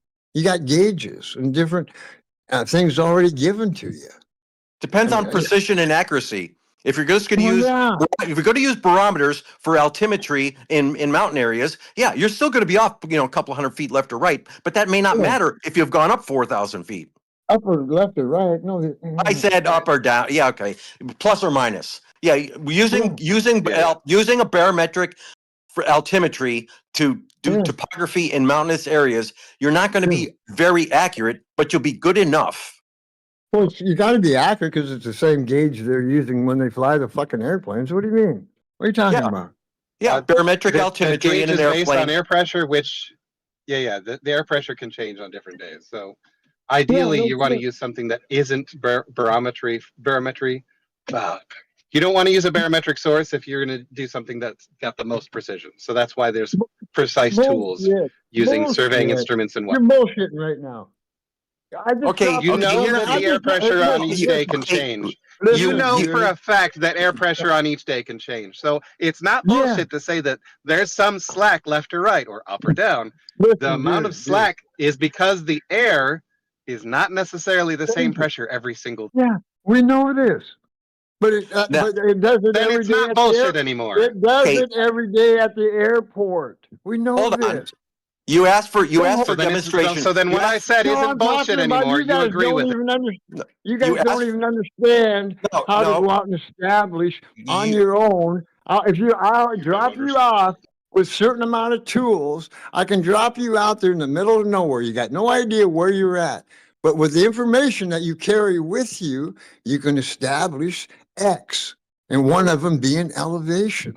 I want you to build an airport. Yeah, he's using surveying tools to do that, which is better than just Okay, you asked for demonstration, and please tell the class. I'll tell the class. I'll tell the class. If you're out in the middle of nowhere and you only have barometric information to estimate your elevation, then that's what you have. You have an estimate of your elevation. And when I'm talking about in a construction site where we need high precision elevation, we're using theodolites. And we're not starting from nothing. We're going to source we're going to source document established by the Coast Geodetic Survey down in the valley, and we need to get that elevation in high precision up to the ridges. And they're many miles away. Well, we did not use a barometer to get the elevation on those ridges. We used zenith angles and measurement of and involving the shape of the earth to determine the elevation at the ridges to a precision of a few inches. Flat chain surveying, no shit. Yeah. And surveying over many miles with zenith angles for elevation determination involves the geometry of the planet and the geometry of the geoid. The right. ground. If you don't consider the curvature of the Earth when comparing long-range measurements and short-range measurements, you get an error by the amount of the curvature. That you must consider the curvature when you're getting long-range and short-range measurements together. I've never heard that before, but that's because you've only worked on a because you're not a geodetic surveyor, Steve. Geodetic. We all know what a geodetic. We all know what that is. And more than likely, a geodetic. No, you don't. Well, wait a minute. Now, geodetic surveyor, more than likely, he probably carries some electrical tools with him to double check elevation, electromagnetic waves. He'll have more information. Like that's where the term comes from, geodesic, or just a normal land surveyor. He's not going to be too concerned with electromagnetic fields, and so he's not going to carry those tools. So you guys get confused on geodetic surveyors aren't checking electromagnetic fields. No, it's total. See, like you understand, right? It'd be more based on science, factual things, like the more serious versus a normal land survey. They're not checking electromagnetic waves. I don't even know why you brought that in. Well, they're checking everything you can fucking think under the sun. Just don't be retarded. Yeah, they're not checking electromagnetic waves. You just made that shit up. Okay, fine. Throw that out the window.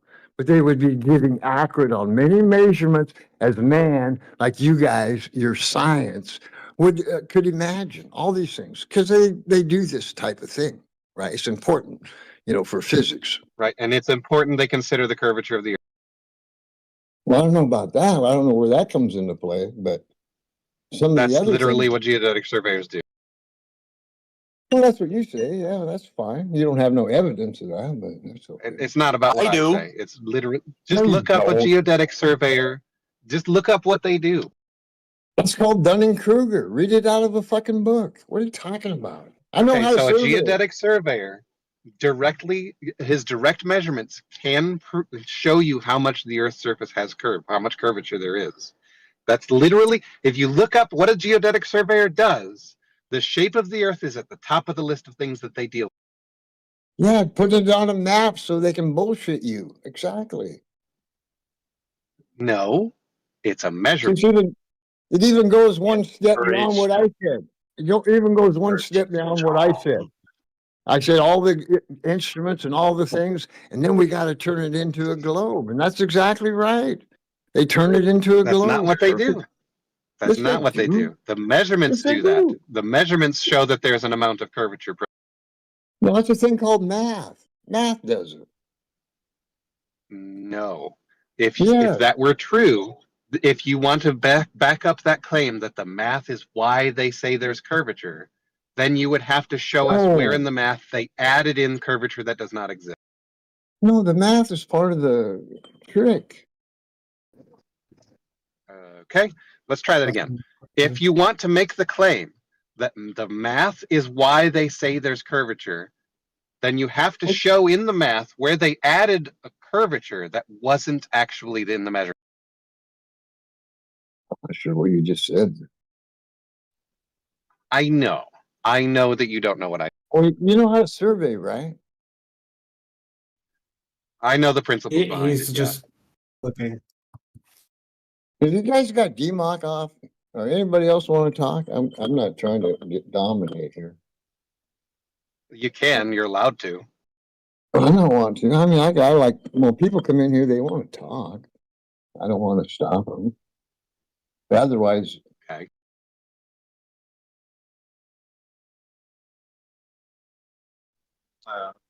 That's wild. Nice. So the guy in front of me who's doing his air pressure on his tires, because I'm just gonna air up one real quick. He took all of his air, the little the caps off. He took all his caps off of all his tires before he got to the pressure station. And when he got done, he went somewhere else and then put all the caps back on. It's efficient. It's very efficient. Oh yeah, that's nice. what? Buy that man a coffee or a gift card. Yeah, give him. You had to pay $1. The valve stem cap to buy the air. You had to pay $1 to buy the air, right? No, this particular place has an air hose and air pump that's just free to use. The only reason to take all the caps off first is because sometimes those pumps are on a timer. Otherwise, I take the cap off, do it, and put the cap right back. Otherwise, I lose the caps. That's.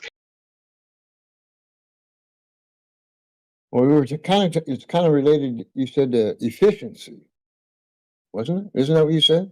Which makes sense, because right? There's a line. Because the air is free and there's a line. I like it because he's the fastest person in the line. Wow, I mean, wait a minute. People are in line to get air in their tires?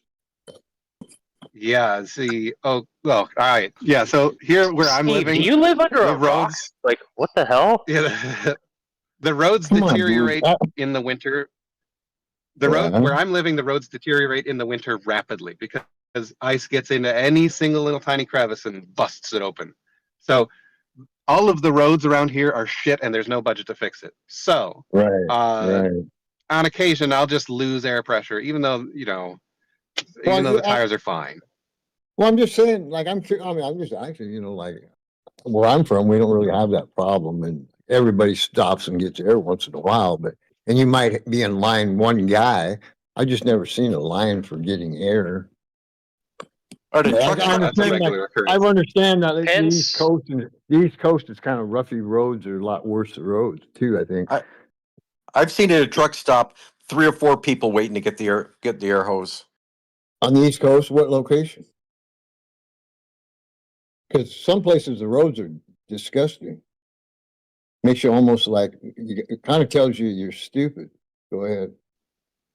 Well, yeah, it's basically anywhere in the northern part of the Midwest. So Minnesota, Wisconsin, Michigan, Ohio, Indiana, all of those places have the same problem. High freeze. Yeah. I don't get the high freeze on.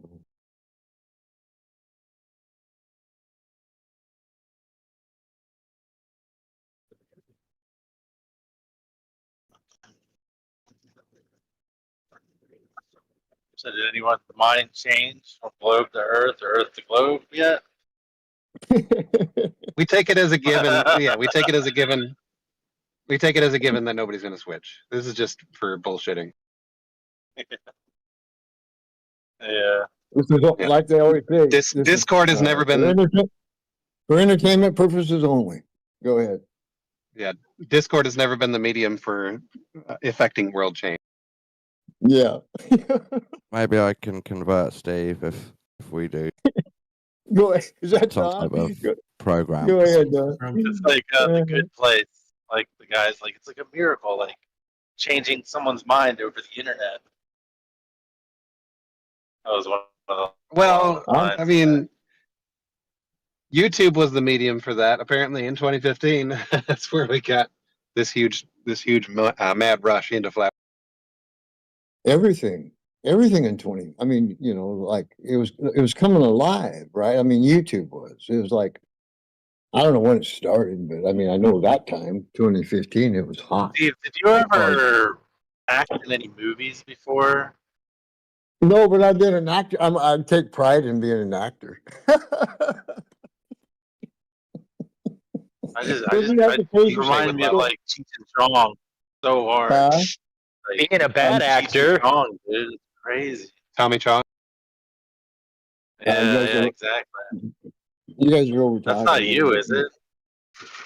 You guys kind of over talked a little bit, and I didn't quite catch everything. But I was an actor, and I've never been in a movie. But go ahead. Yeah, the comparison was like Tommy Chong. Oh, okay, yeah. I'm laid back, even though it might not sound like it. But I enjoy playing.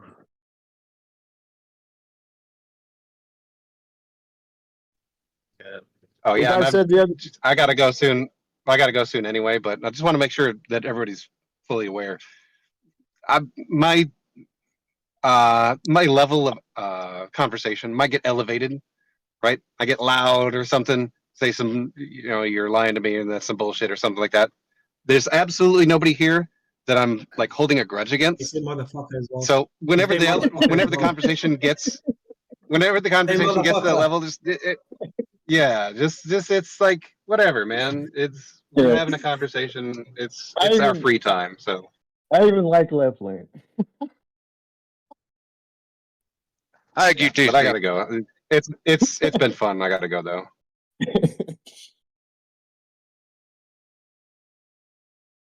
I agree. I also am here for entertainment purposes. I find this hilarious and very entertaining. Same. Was brought up. Go ahead. Sorry, I didn't mean to interrupt you. Go ahead. I was about this topic anyway. The other day.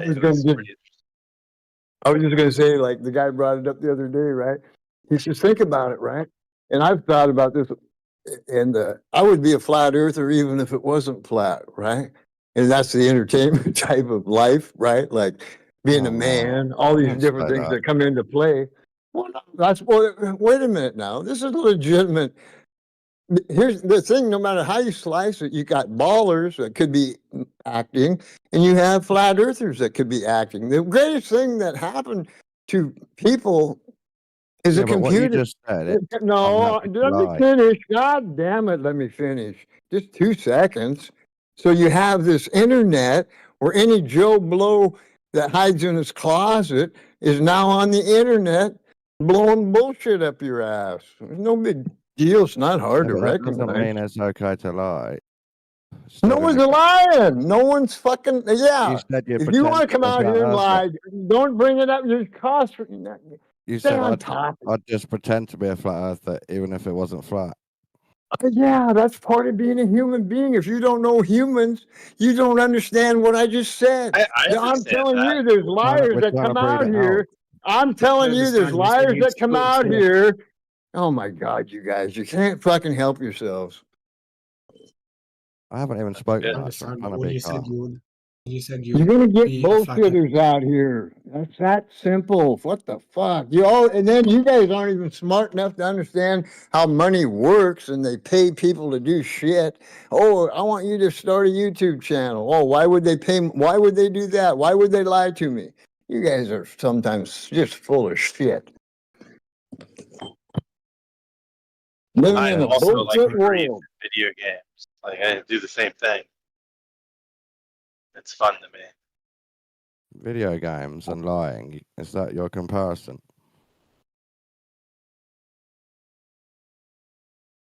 He's talking about humans is what he's talking about. A lot of people don't like to be human. They don't even understand they're highly intelligent. Isn't that the goddamnedest thing? Respect my authority. And here I am, goddamn you, operating with a full brain. Isn't that amazing shit? Oh my God. What freedom.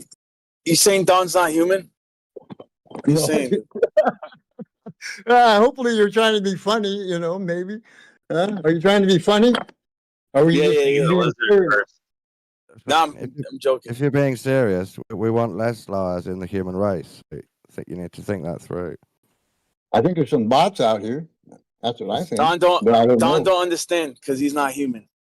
The main complaint is they're lying to us, and then you said, "I'll happily pretend to be a flat earther." Well, yeah, because you'd have to understand human nature. It's like I like to fight. You know what fighting is? Have you ever competed? Come on, Don. Have you ever competed? You ever got drunk? I mean, what's your point, dude? Do you not laugh? So you want to come out here and pretend like, oh, the whole fucking world is a serious fucking place, and no one's full of shit. I mean, I don't know where you grew up at. Different. But in America, people like to be laughing. They like laughing more than anything else. Because that's humans. That's us. We want to be happy. Not put up with bullshit lying ass motherfuckers. What you meant is you like to entertain people, but I heard I would lie about a serious subject. What I said was that this is how the game works, being a human being. You ever been to the deception? There's deception everywhere you look. And this opportunity, like, oh, gee, I can come out here and argue with these people. I mean, one thing about it, you have to understand how much people love to argue. Arguing's the stupidest fucking shit in the world. But you know what this tells me is when you go on about angles, surveying, plums, horizons, I know you're just playing a game now. You don't know shit. Now you're fucking lying. Of course I do, because I put 2 and 2 together, and it does make 5. No, he read you like a book. You're so full of shit. He figured you out. That's one thing about you ballers, man. You got just constantly full of shit. That's what I'm saying. There's no, I have so much humor out here with you guys that you're so fucking ignorant. It's just like little guys on the, you don't understand something, like a lot of things about me. It's none of your fucking business. But because you guys are slow learners, you're so much fun to play with. My God. It's hilarious what you guys don't fucking know. We know about you, Steve A. I hope so. But I tell you what, there's not a motherfucker out here that can call me a liar. Arguing about flat Earth. There's not one motherfucker out here that can call me a liar. So if you got something I'm fucking lying about, you let me know, motherfucker, and straighten me out. I don't come out here and lie, okay? He's arguing about making you guys argue about stupid shit, and he's entertained by it. I like it. That's what I'm talking about right there. Steve A, you know that you can lie by omission? Yeah, and I don't admit too fucking much, okay? So what's your fucking point? Why don't you come out the closet? I heard you come out of the closet, you faggot bitch. The other day. You heard me come out the closet the other day? No, you didn't. He was in the closet next to you, that's why. You said it. You said I'm gay. What the fuck? Are you denying that? Yeah, I was saying I'm happy. You have gaydar? I was saying I'm happy. You might have been joking, but I mean, I don't care. I'm just saying it was kind of funny about the rainbows and shit. Whatever. I forget who was talking about gay or whatever. I'm gonna start calling you Steve Gay, dude. No, don't. Hey, yeah. No, you can call me. You can tease me about anything you want, and even gay, I don't really give a fuck. But yeah, just don't start lying about me too much. Nah, I'm just joking.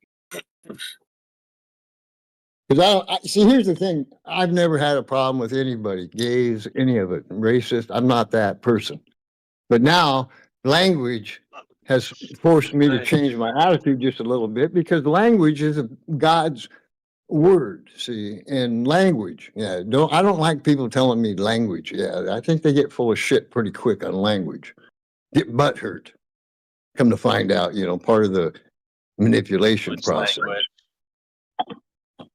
Well, that's the thing. Gay used to mean just happy. It used to mean happy. That's all, dude.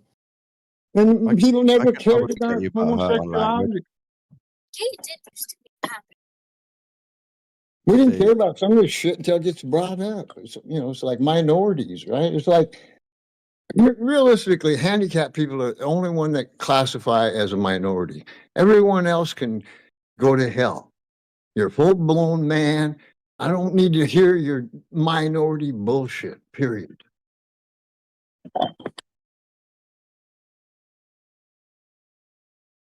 That's what I was saying last night to the great replacement theorists. That's what I was saying to them.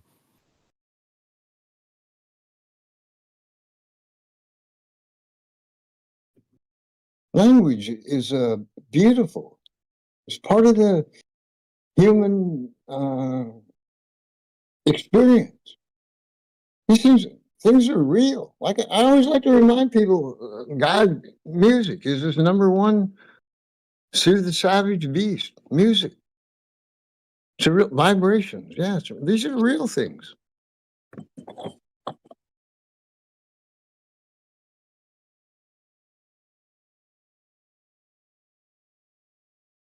What about? Let me see if I can get you. I'll give you two examples. Level can sometimes mean curved, and women is a state of mind. How triggered are you? Oh, that was hilarious. That's funny as shit, dog. I like it.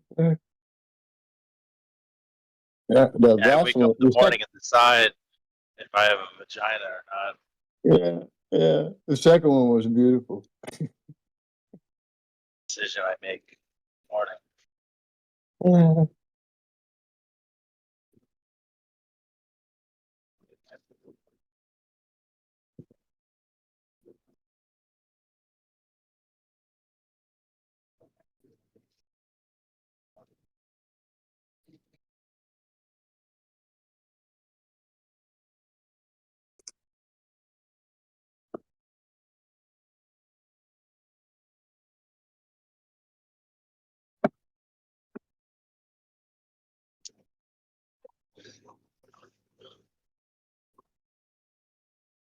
No, you can't get high enough. Seriously. And God, then you don't let anybody bullshit you. I don't care if you're a baller or flat earther. God, think about that message, right? Like when God gave me that message, it's like, holy shit, I'm stupid. Which, I'm not the brightest bulb on the string anyway, but God, then you. It's beautiful. That's just beautiful. Put you on a level playing ground. That's why the arguing is kind of ridiculous, right? It's like, hey, if God didn't tell you, it's probably bullshit. If you kind of make, to start with, right? Like the physical realm we live in, right? There's a pattern to it and things work the way they do. Now, if I start years ago, like maybe even say any number you want to give it, man has been around bullshitting since the beginning of time, because we're humans. That's what we like to do. We like to laugh. It's critical. But anyway, yeah, you're in this fucking beautiful place, man. And your life begins right now. Just again, right now, again. And history is, that's part of us, right? Like a part of it, me being an old man, because I just have a little different history than everybody. Everybody has their own history. Beautiful. You're just generally happy about the state of things and knowing God. Yeah. Well, I mean, that's where you, yeah, you're no, exactly right. I mean, it's pretty close. I mean, obviously, yeah. Why wouldn't you? Right? You are right. I'm pretty sure you're a happy guy. I know there's lots of unhappy stuff happening, but I'm happy generally. Yeah. Exactly. That's what you got to take responsibility for to start with. You're not helping nobody unless your dumbass is healthy to begin with.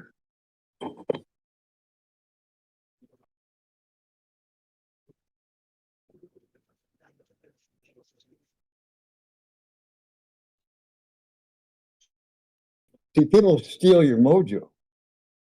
That's what y'all know that. From the day you're born, go to school, there'll be some asshole and wanting to steal your mojo. And we all know what mojo is, your energy. And no matter where you go, you got to be, it's just a factual thing. And you're the one guilty if they do get away with it. Teaching you how to read and write. I mean, what is this crap? Now we got Am I fucking right? Brendan. My We got some, Isn't we that got right? some serious fucking, we got some serious Reading- fucking slow learner coming in now. Reading and writing. Yep. Reading and writing. I mean, who needs it really? You don't need to read and write. Yeah, no, you don't. You need, clown, you need to be right? taught. You need to be taught your sexuality, right, Brenda? You need to read and write. Like you're Read on and your write. own.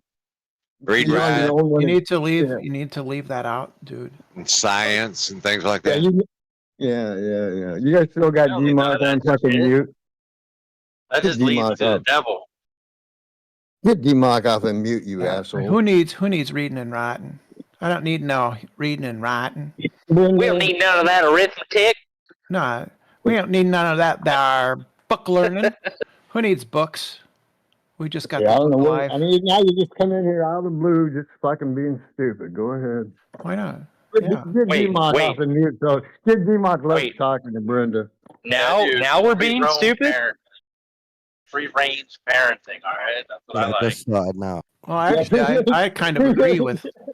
I actually agree with what people Free call range. free range That was beautiful. parenting. Oh, highlight that. Highlight that. Free range parenting. Yeah, Oh my God. I think It's an actual thing. I think what you do is you turn the kids outside, and if most of them come back, that's okay. Oh my It's like that God, duck Brenda. song.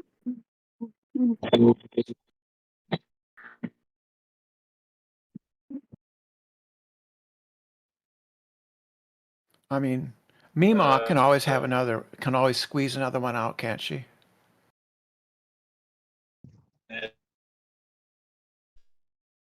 That's a survival of the fittest right there. Real natural. No, kids should be outside in order to exercise their muscles and to develop motor skills and to develop confidence. That's why. What they're calling free range parenting is just what every for. Yeah, that was great. I'm kind of controlling that way. Yep, that's right.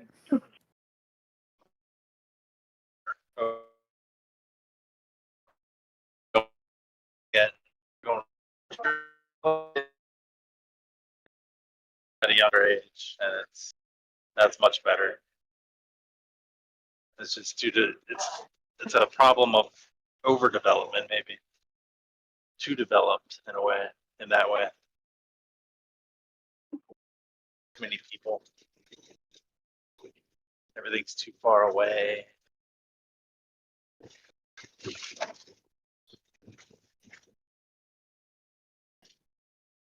I want to be able to send my kid to go get me a beer, all right, at the grocery store. Damn it. You train your dog to do that.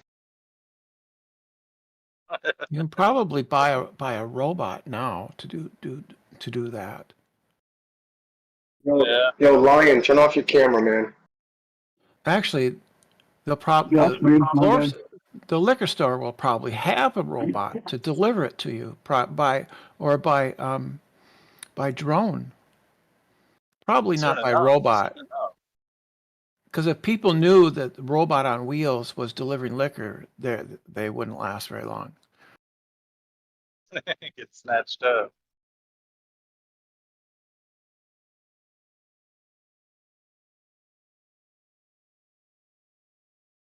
I think there are services that deliver stuff by deliver food orders by drone.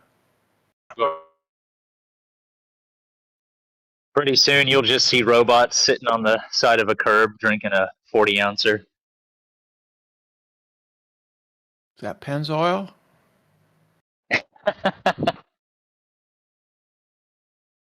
Nah, I go for the Formula One. I don't drink no common Pennzoil. Mobile One. That's what they drink.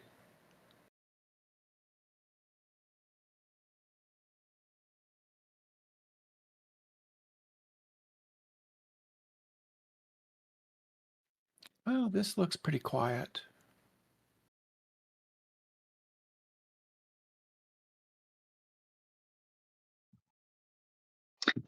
I miss having you around Clubhouse, Brenda, but I completely understand why you left. I'm going to correct you on that, okay? By all means. The reason that I'm not around there is because I had an old PC, and I used to connect with the PC, and right. I couldn't find. I upgraded basically, and I can't find my password.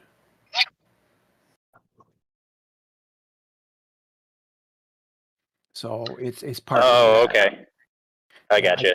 I can't find my password to log in because I had it put in a text and I put it in my documents, but then I changed computers, moved everything. I thought I might have deleted it, but I don't know for sure. It could be in with like a bajillion other files. It could be on my Google Drive. I don't know. I don't know where it is. I can't find it.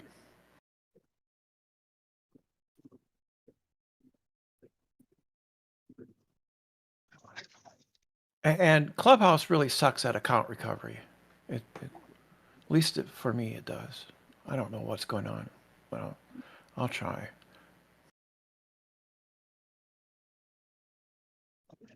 Oh, I was talking more so with the Clubhouse server and PNR.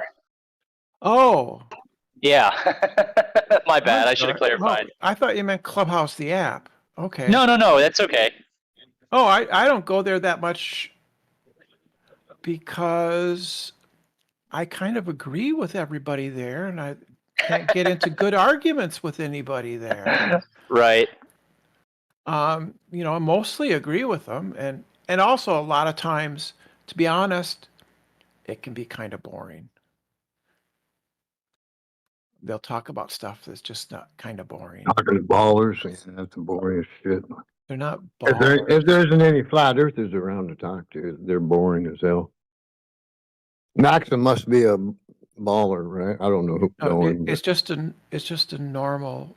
Well, it's not normal. The Clubhouse room in PNR is mostly philosophy nerds. Yep. And ballers. Yeah. Well, everybody except for you is pretty much baller. I mean, it's a pretty minority position. Full philosophy. Yeah, we got you. No. Well, Steve, I will agree with you. I'm a baller, but I'm also a shot caller. So you'll have to deal with that one. The shot caller. That's funny. Yeah, pretty much everybody is not a flat earther. It's a very small community. Exactly. It's gotten a lot smaller too. Lots of people leaving. Yeah, it has. It's gotten smaller. Well, I don't know about that. That's a big Jaron is gone. Right? Jaron isn't shit. Jaron's every flat earther knows Jaron is full. Brenda. When you speak, Brenda, please. When you speak to flat earthers, they will know the history on Jaron, and they really don't care. They're probably, most of us are actually, thank you, Jaron, for leaving. Thank you. Well, you didn't feel that way before. Yes, we did. I've never liked Jaron. He's been a troll since the Netflix video. Come on, dude. You're not paying attention. So what I mean is not you particularly, but before the final experiment, Jaron had the biggest flat earth channel on YouTube. No. Could we talk about that? Isn't that right? Let's talk about, wait, let's talk. Yeah, exactly. Let's talk about, good point. Now, this is where truth comes into play. I personally know that, there's deception. So I personally have no idea how many subs he has. Nor, in my opinion, you can Google the numbers and you can look at it. That's cool, because that's looking at a piece of paper. But none of us, like I say, I got Jaron in the full-blown troll since day one. He's been full of shit. He's stayed full of shit, and he's never not been full of shit. Well, sure. I understand what you're saying. You didn't accept him from day one, but he was the most popular flat earther on YouTube, and he's Yes, popular with flat earthers. it appears that way. Well, he was Yeah, popular. Yeah, yeah, yeah. not necessarily like with what we call a flat earther. There's a hardcore terms for flat earther. Who was more popular? I agree with you. We're not arguing on the popular. We could, I mean, I we could talk am. about. I Well, am. okay, That's we could my talk about point. popular. He's most popular. So I'm Yeah. not arguing with it. So that's what I'm saying. I'm saying that flat Earth is losing popularity, right? And that's, but I'm just saying that's the numbers. So I Yeah, can't yeah. trust. That is I numbers. don't Of trust course it is. statistics. Yes, I it don't. is. Yes, you could throw them out the window. I don't really care about them. Okay, that's fine, but that's what I was talking about. I'm Yeah, I talking about. understand, and I was agreeing with you. No, you disagreed with me. No, I didn't. I said, according to stats, he's the most popular. There's no disagreement. Was. He's still fairly popular now, but I think the Yeah. most right now there's like Eric Dubay, Dave Flat Earth, and I don't know who else because Nathan Oakley isn't making Flat Earth content anymore. The Flat Earth and other hot potatoes, that's gone. That was a joke. Mark Sargent, was- go ahead. Mark Sargent still puts stuff out there, but it's less so. And Globebusters, that's a shell of its former self, right? So it seems like all that's left are some very small content creators for Flat Earth, and it's not a very large number of people. And I think that's why people are starting to move away from making Flat Earth content. The only one that really makes it regularly might be Flatzoid. Well, yeah, he switched again too, but no big deal. But I think he came back. I think one thing you're skipping. Oh, yeah, he does the content, but whatever. I think you're skipping over what we call TikTok, and I think there's a couple Facebook. You're right. I don't know what goes on TikTok. I have the app, but I don't go there that much, and I don't know what's going on Facebook. I hear there's a lot of flat earthers on Facebook, but I don't use Facebook that much. Yeah, that's what I'm saying. Yeah. Is So you could be right. You could be right there. Yeah, I don't know either. I'm not trying to be right or wrong on it. I'm just saying that YouTube throttles, TikTok. When I get on there, there's whatever, right? What I'm saying right now is, I've noticed more flat Earth content. Period. Doing just normal. What do you call this? Social. When you look at social networking, whatever. Yeah, there's more what you would call flat earthers. Yeah, the algorithm. The algorithm is giving you that because I'm getting that now too. Yeah, and we all know the algorithm is a real thing, right? What do you mean by social content, or what are you talking about? Well,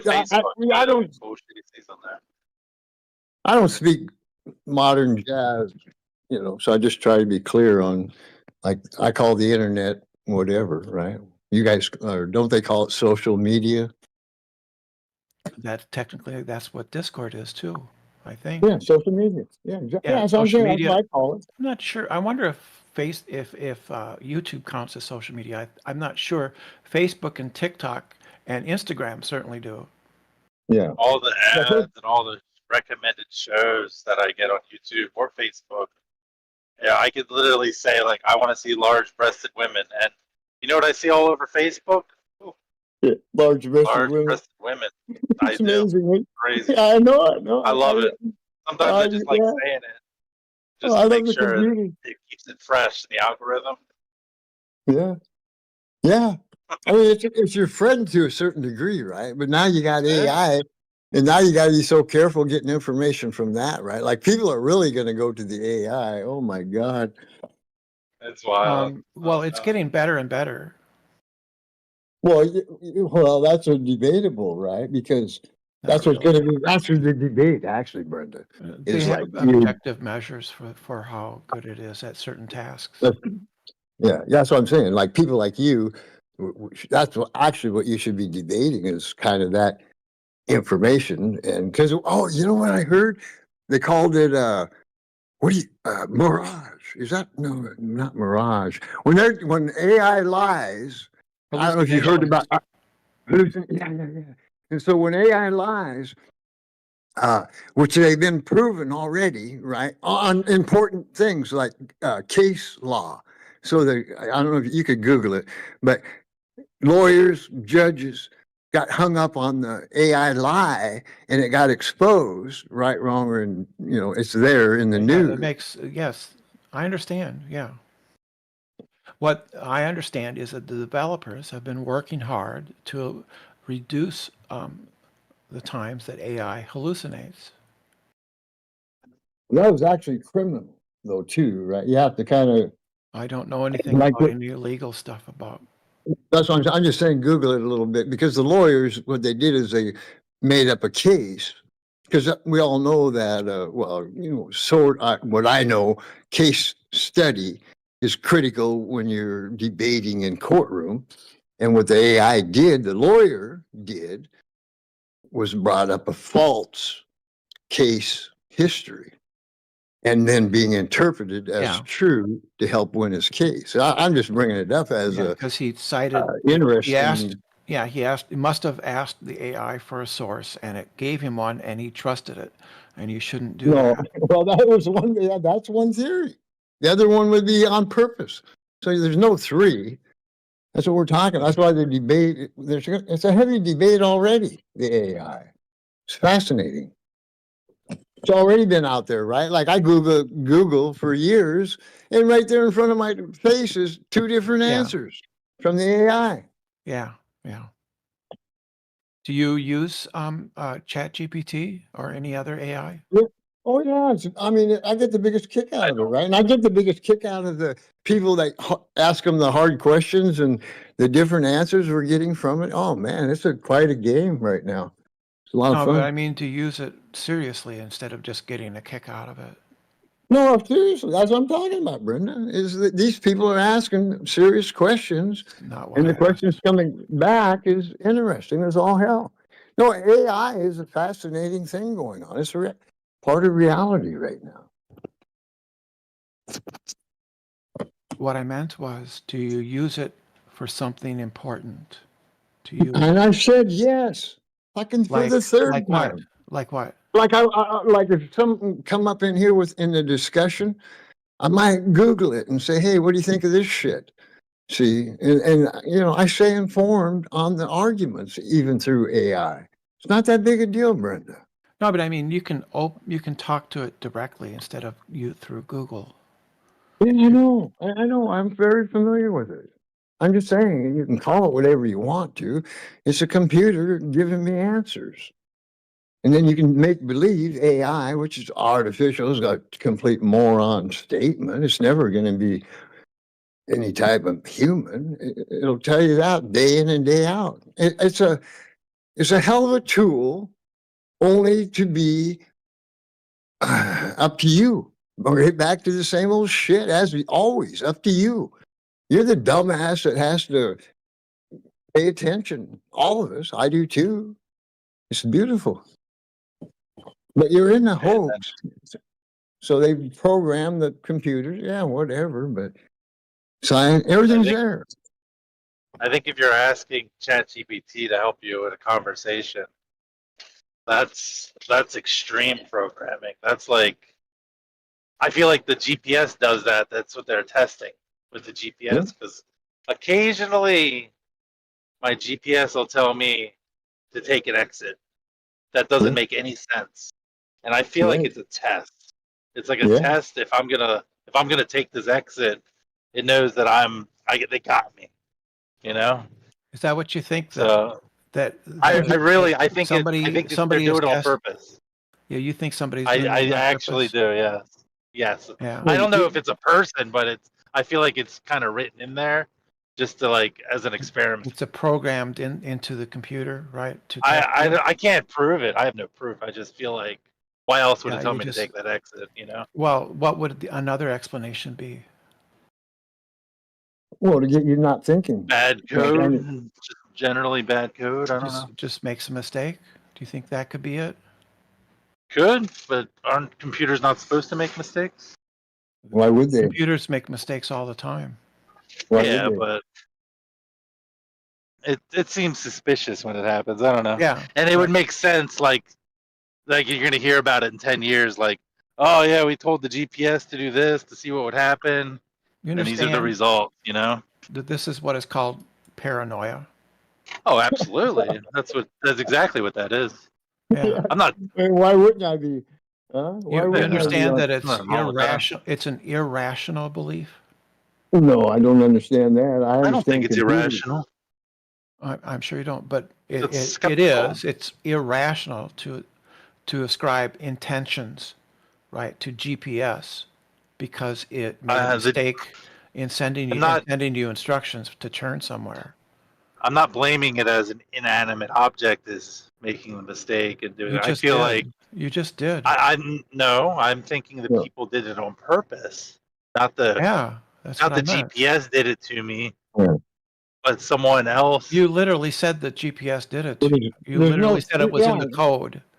Yeah, exactly. Yeah, that people wrote. Yeah, that people wrote. No, there's no three. So we're having an intelligent. We're having Brenda. We're having an intelligent conversation. Try to stay up on. Try to stay up on the intelligent part. That is not what this is. Okay, please. You think any skepticism is unintelligent? Unintelligent? I don't know. Paranoia is irrational, right? So you said you thought it was in the code. I do, yeah. I don't have any proof, but I kind of feel like it's on purpose. That's called an irrational belief.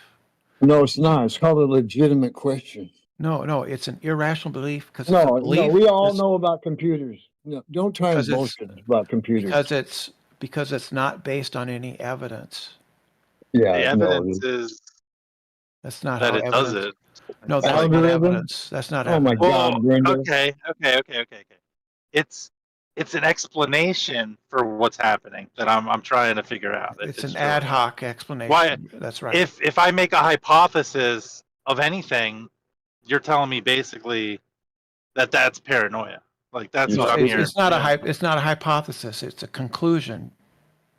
I'm not making you framed it as a conclusion. Oh my God. No, he didn't. Yeah, I did. No, I said didn't. People are putting code into GPS in order to deliberately test you. Which is a legitimate. No, it's not legitimate. It's not legitimate. It is too. It's an irrational, paranoid belief. I just got to explain to you when I Google, they're going to give me two answers. So no way in the world is this an irrational question. My God. Send me to the crazy poem, I guess. Then. Oh, you got me. It's not crazy. I didn't say you were crazy. I just said it's irrational. Or like somebody that believes in the moonlight. It doesn't mean I you're don't crazy. think it's irrational to question the integrity of a code.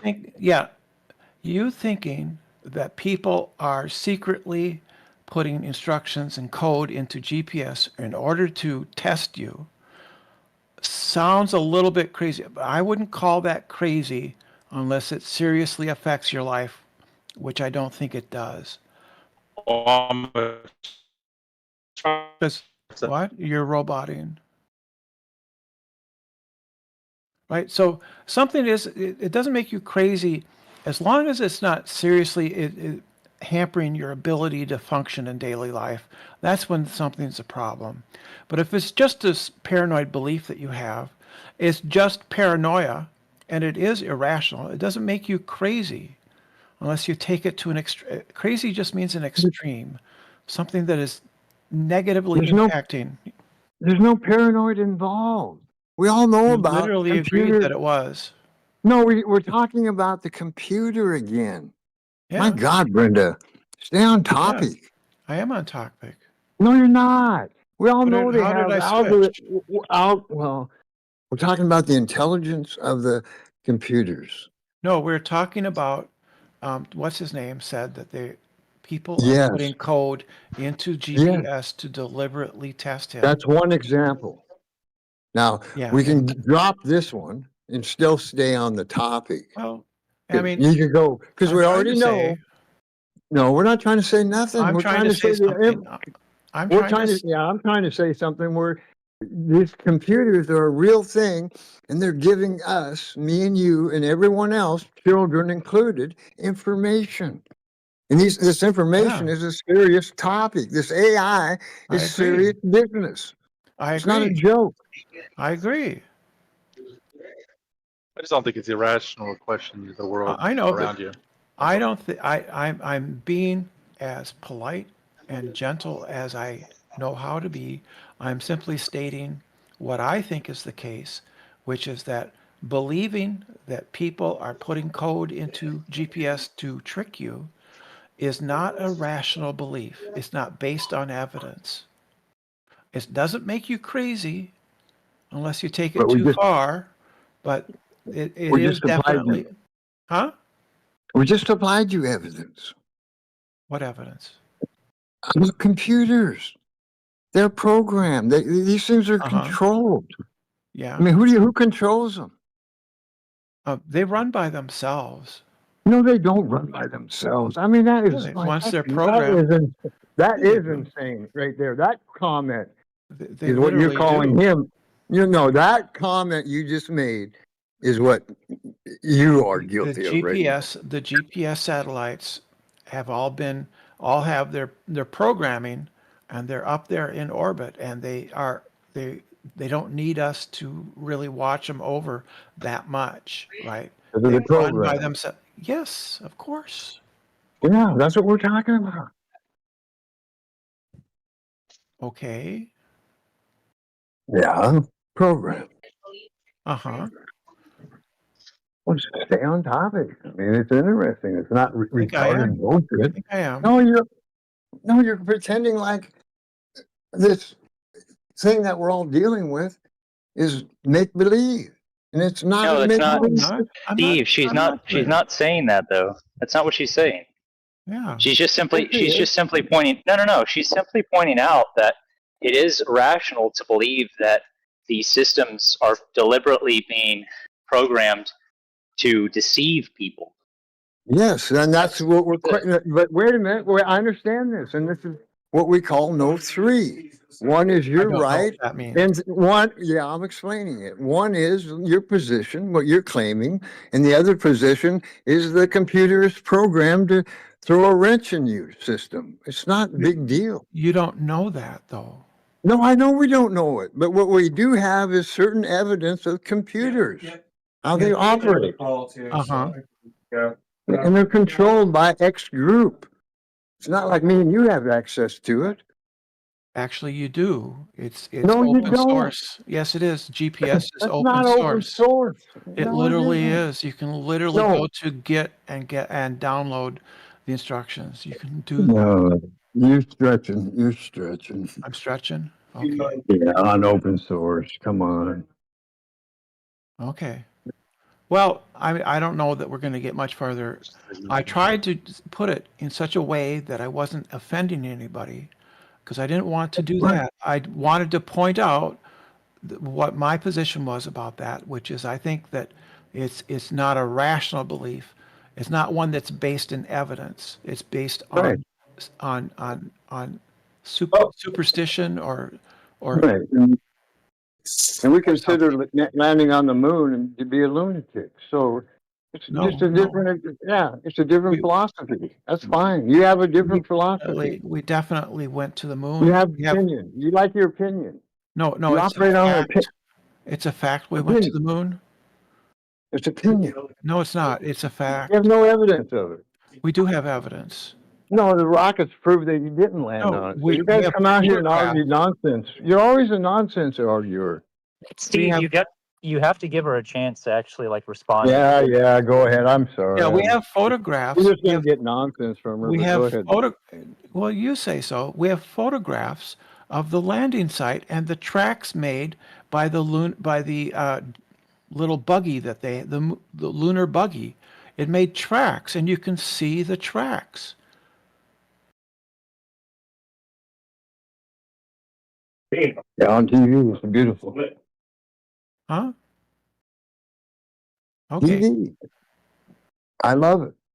I love TV. What? I watched it.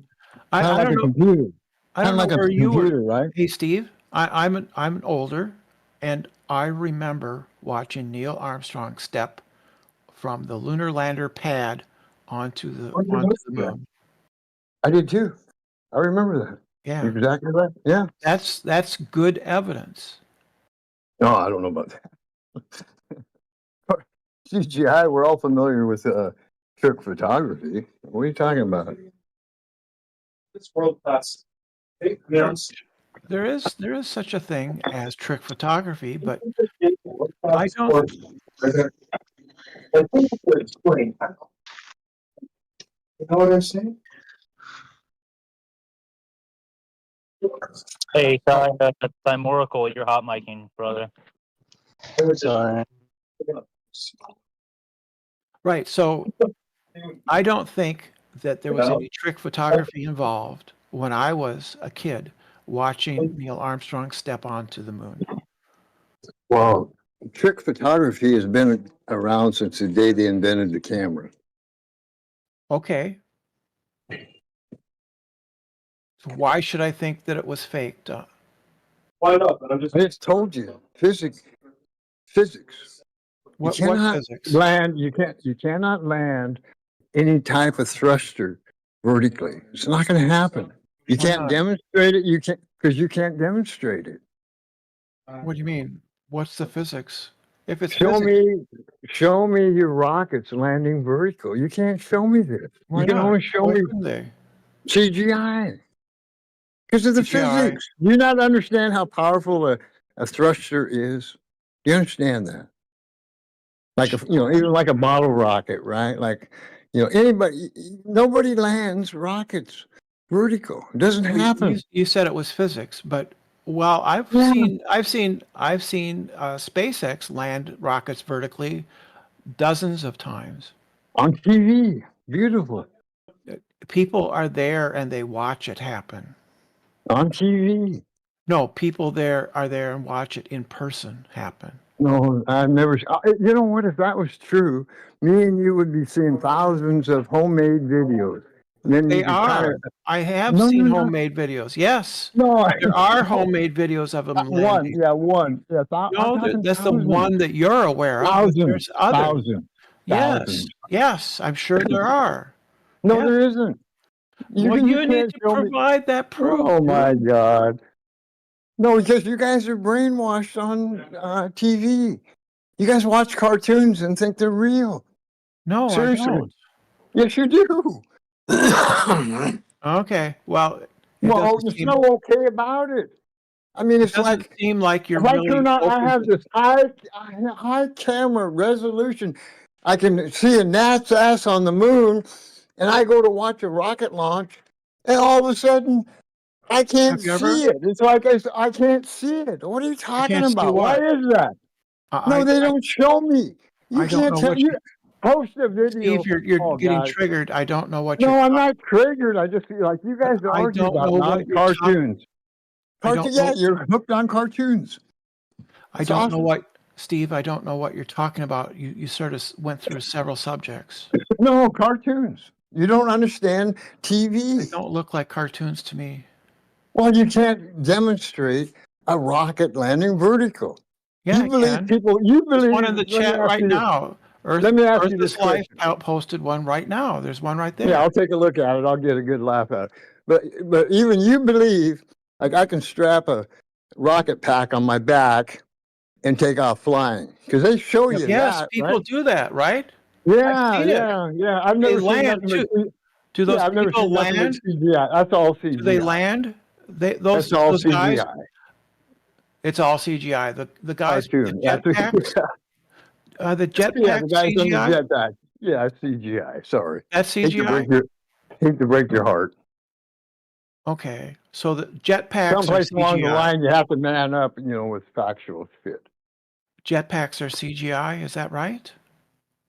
Well, like I say, you can't show me one. I've seen it plenty of times on TV. Cartoons. I watch cartoons too. I've seen it. It's not I can always tell it's a cartoon. Doesn't look like a cartoon to me. Looks Oh, like a video of a guy with a big strong rocket. Oh my God, you guys Yeah. get tricked so easy.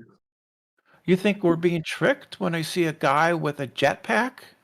Yes. I mean, what the fuck? Jesus Christ. Believe that kind of horse shit. Oh, fuck.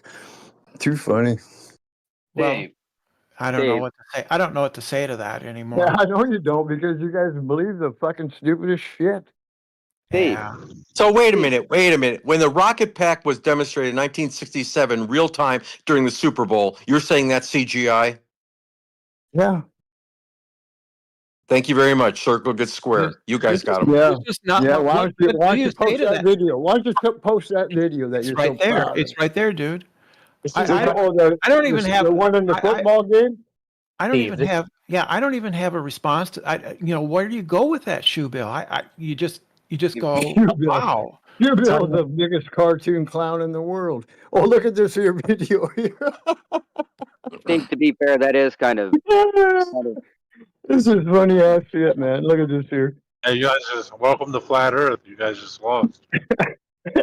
Oh, oh my God! Look at this fucking cartoon. Oh my God! You guys are so fucking retarded. Oh fuck! Nobody can watch that video that you just posted and go, "Oh, this is real. This is Steve. real." Oh Steve. my God! You gotta let other people talk. Oh fuck! That's just too fucking funny. I don't know. Real time Super Bowl coverage. I give up. Oh, Steve, any footage that you would accept? They're conceding. They're conceding. I love it. Oh God! Is there any footage except Steve, or is everything that There's you just cartoon? Yeah, there's just some things to which you just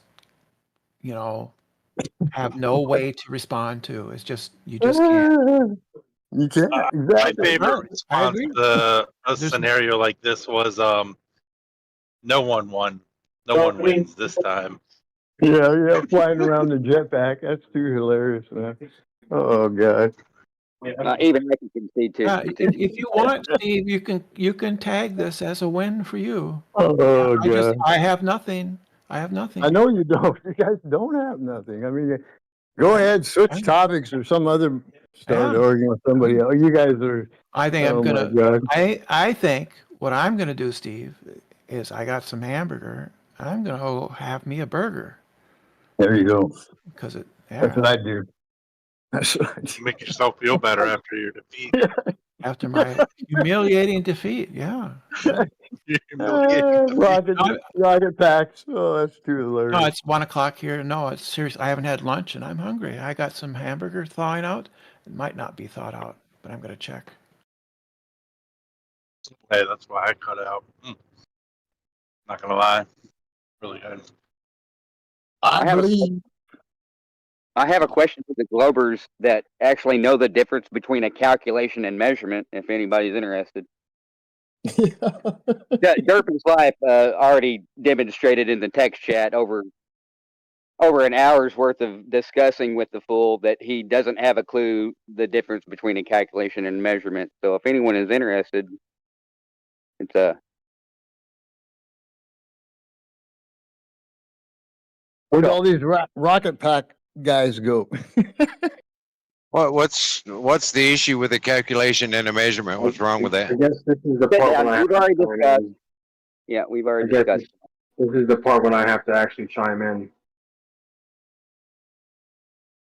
Yeah, I asked Derpy's Life about an hour and a half ago in the text chat how the Pacific Ocean was measured, not calculated.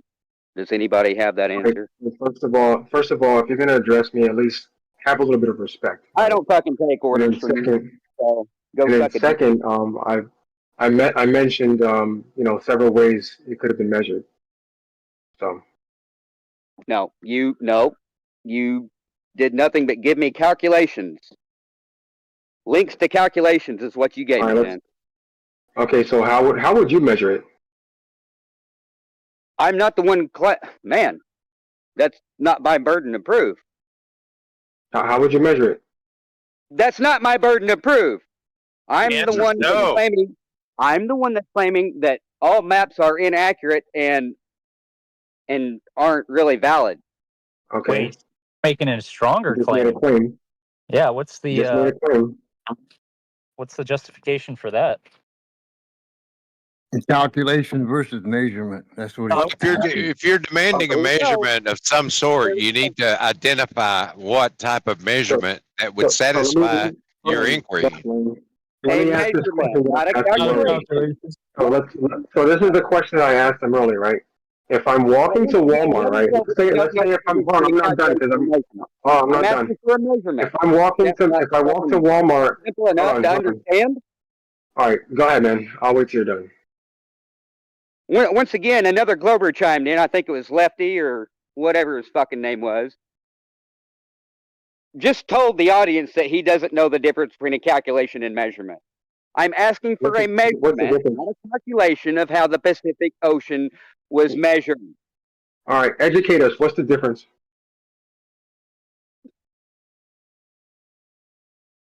So nobody? Yeah, go ahead. What, go ahead. You tell us. Yeah, what do you tell us? We're all dumb.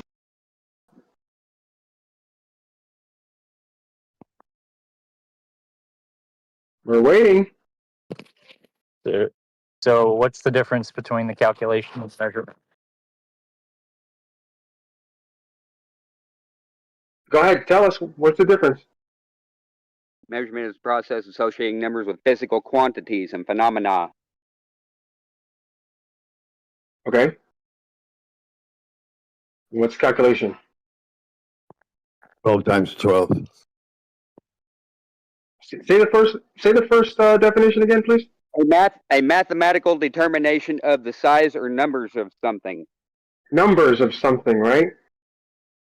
And we're in measurement. Are we using numbers?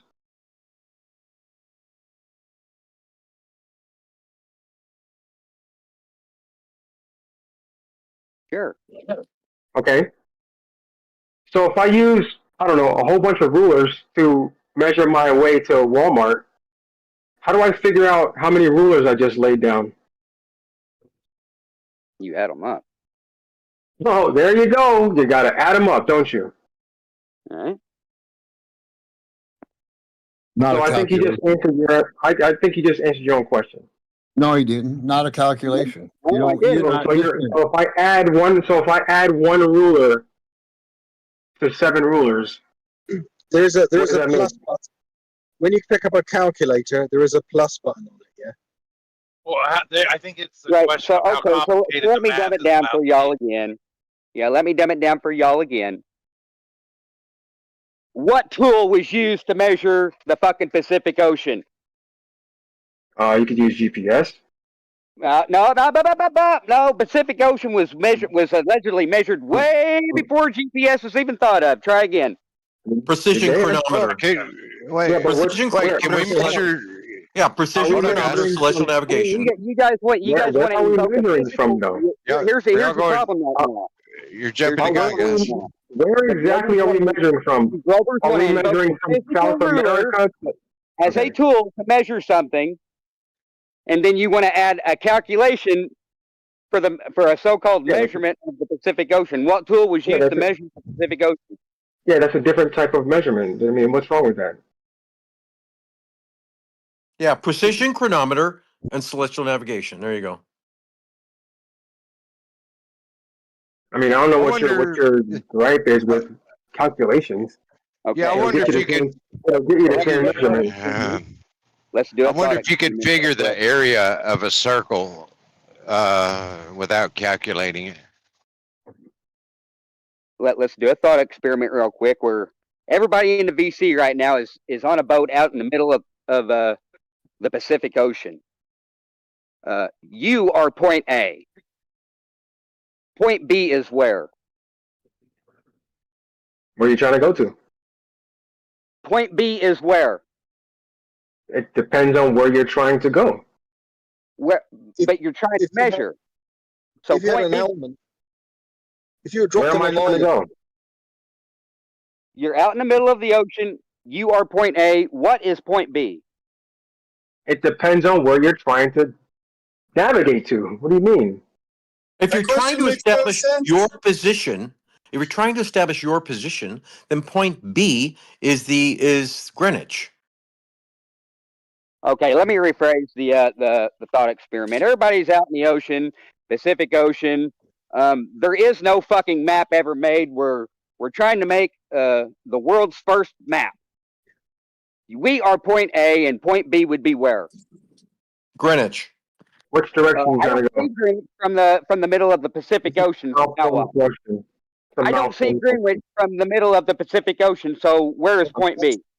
Okay. That's not what it's Which about. direction? It's a chronology measurement. Yeah. Well, first of all, we can figure out which direction north and south is, right? So it depends on which direction you want to go. You want to go north? You want to go south? East? We're trying to map out the world because there is no world map yet. So how are we going to do it? Well, obviously, we're not moving, so we're not doing anything. If we're not moving, so we have to move until we see land.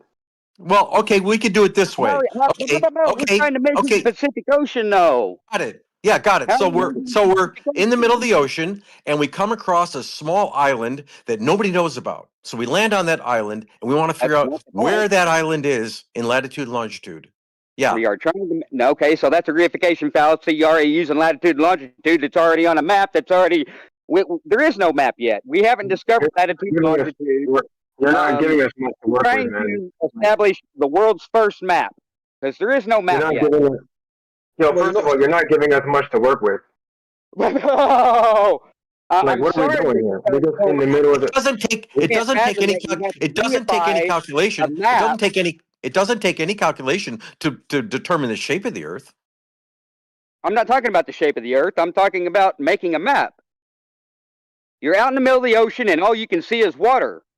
Where's your? And you can't really make a map. Where are you going to measure to? Whenever all you can see is water. If all you're giving us is the ability to look at the water, then no, we can't. Hold on, Paz has been trying to get in. Yeah, you guys know where I'm going with. Some of you guys know where I'm going with this, don't you? No, you're not going anywhere, man. You're not doing anything. Answer the fucking question then. If you're in the middle of the ocean and all you've got to go on is the water around you and what you can see, then you can't work out where you are. That's correct. No. We are trying to measure the fucking Pacific Ocean.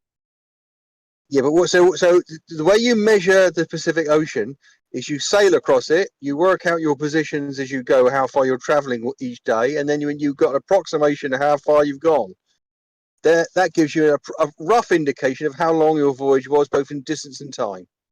Or you can do like they did a long time ago. They use knots. They use a long rope with knots in it. Well, that would be viable if the boat wasn't rocking back and forth and the waves wasn't tossing you to the left and right.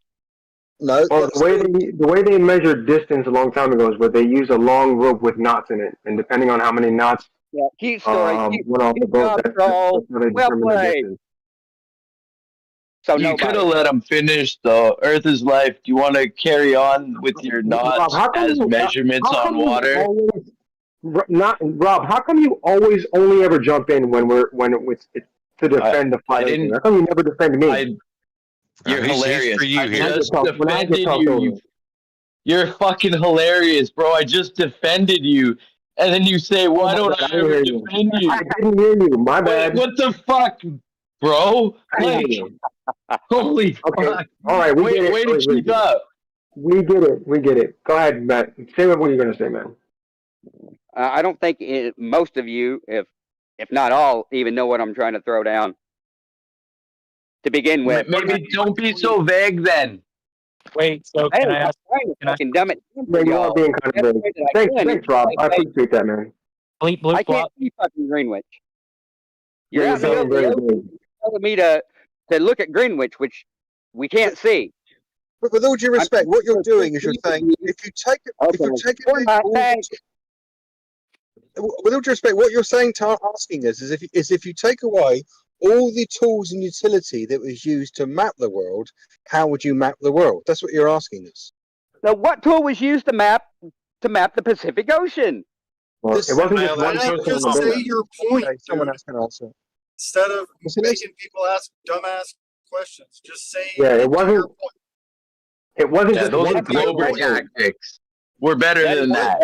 What tool is it you're talking about? And just tell us instead of just running around in fucking circles for 2 hours. Yeah, I've been trying, but I keep getting fucking interrupted by a bunch of fucking fucktards. You just asked the question again. Just fucking say it. Question for the third fucking time. What tool was fucking used to measure the Pacific Ocean? What is a sextant? Ding, ding, ding, ding, ding. Wow, that's a lot of distance. So you're telling me that now that a sextant is going to measure distance? Yes. Am I allowed to use a compass? Because I did not know that a sextant could measure distance. Can I use a compass? They used to use ropes. Long time ago. They used ropes and they dragged a rope on the water and it had knots in it. Yeah, that's a troll. That's troll-tard shit, dude. Try again. If you're sailing, no real valuable input from the globs. I get it. That it's Well played. doesn't actually refute what's being said, right? You're just dismissing it out of hand. If you're sailing, you actually believe that they used a fucking rope with knots. No, that's how they measure the speed. That's how they measure their speed. My God, I'm talking about distance, not speed. Can you figure out distance using speed and time? Measure your distance, right? Yeah, time over distance. That's not a good enough measurement for him. No. Time over distance. We're trying to figure out the distance, dumbass. We are trying to figure out the distance, and you're saying time over distance. That's a reification. Yeah, Time, speed and time. speed and time. Yeah, the knots. Yeah, there's lots of ways to get your good first approximations. And first, we determine the shape of the Earth, and then someone will say, "Well, if we're going to make a map, are we going to invent our own methods, or are we going to, come together and say, if I'm going to make a map that's useful?" Okay, we're going to use what? Okay, we can use the declination of the sun. Well, how do we know the declination of the sun? Well, it's been observed by all the observatories, and they publish documents because latitude and longitude was already long established before any maps were. Reification fallacy once again, ladies and gentlemen. Well, fallacy my ass. You don't get to Hawaii by fucking luck.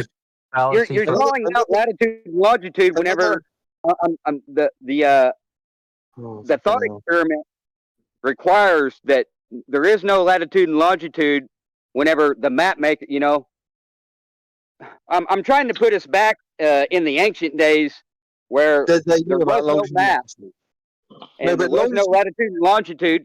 Can I fucking finish, please? Fuck. Hold on, pause it. Let him finish real quick. My God. I'm trying to put us all in a scenario in the ancient times where there was no fucking map.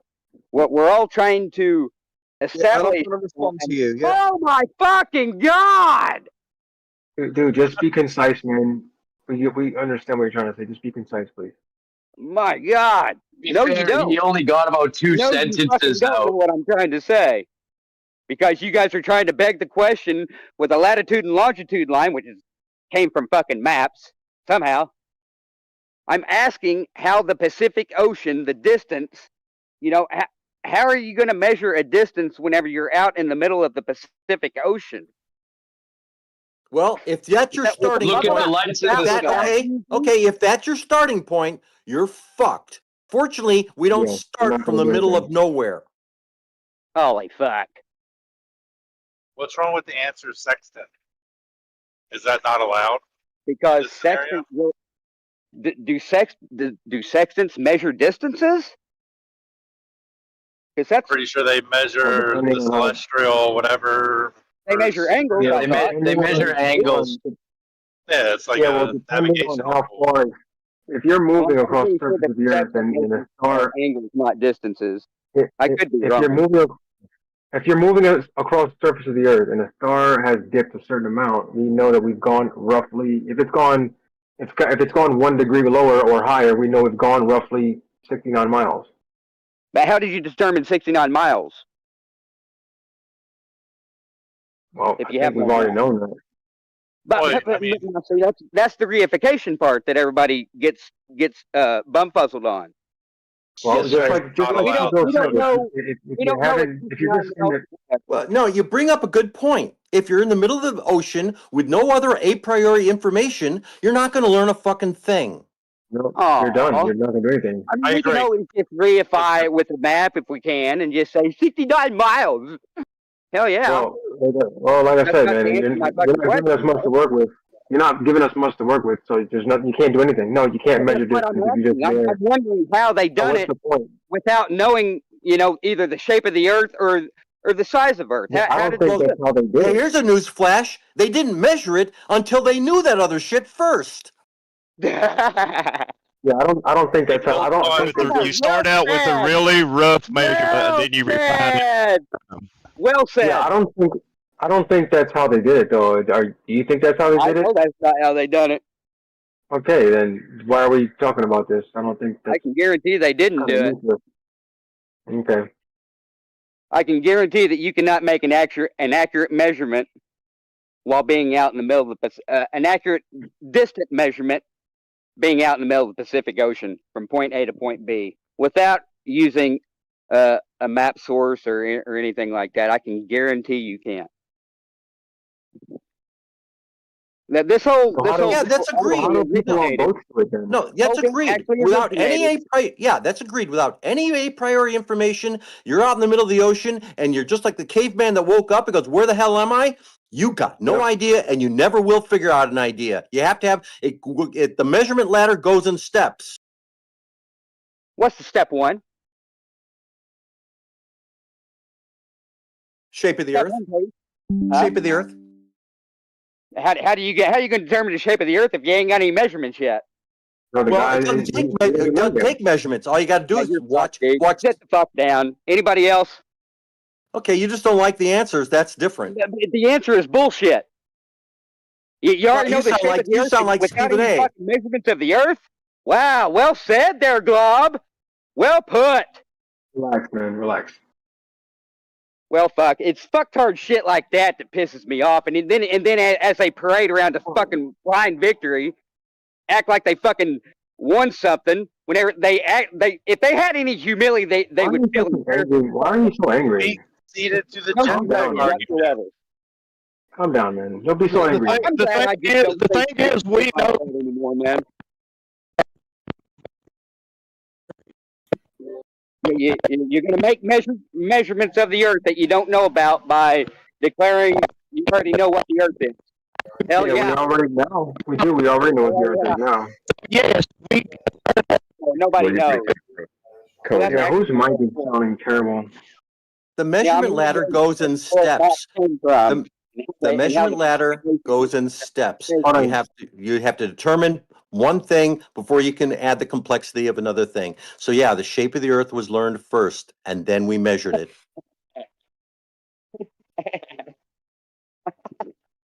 Yeah, a guy on a boat in the middle of the ocean wasn't the guy that figured out the distance. Just woke up one day and said, Earth's a sphere, and let's go measure it. No, right? That's not what happened. That is not what happened. Then what? Tell me what the fuck happened there, fucking Einstein. Maybe research? Over a long period of time, information and observations were brought together, and they realized, yes, the Earth is spherical. No, Shubil.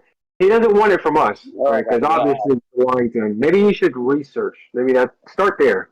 Yeah, I've done the research, and it don't fucking ask. I'm here asking you guys. Then why are you asking us? If you've already done the research, see if anybody else what's the point? Engage and can see how maps, these world maps are fucking just bullshit. Okay, so when you drive somewhere and you've never been there, what do you use? Well, we're not driving. We're out in the ocean. You stupid fuck. No. When even know the difference between ocean and dirt. So in other words, when you drive somewhere. Between water and dirt. Hang on. The conversation's not going to go anywhere if you just keep calling him a stupid fuck, though. You know what I mean? What do you expect from a... No, come on, man. Be better. Be better. Yes, be better. Well, maybe they should actually think before they fucking start bumping their fucking gums. Sure, but you're better than that. True. No, he's not really, isn't You're correct. I would disagree. So here's a question: if you've never get what you give.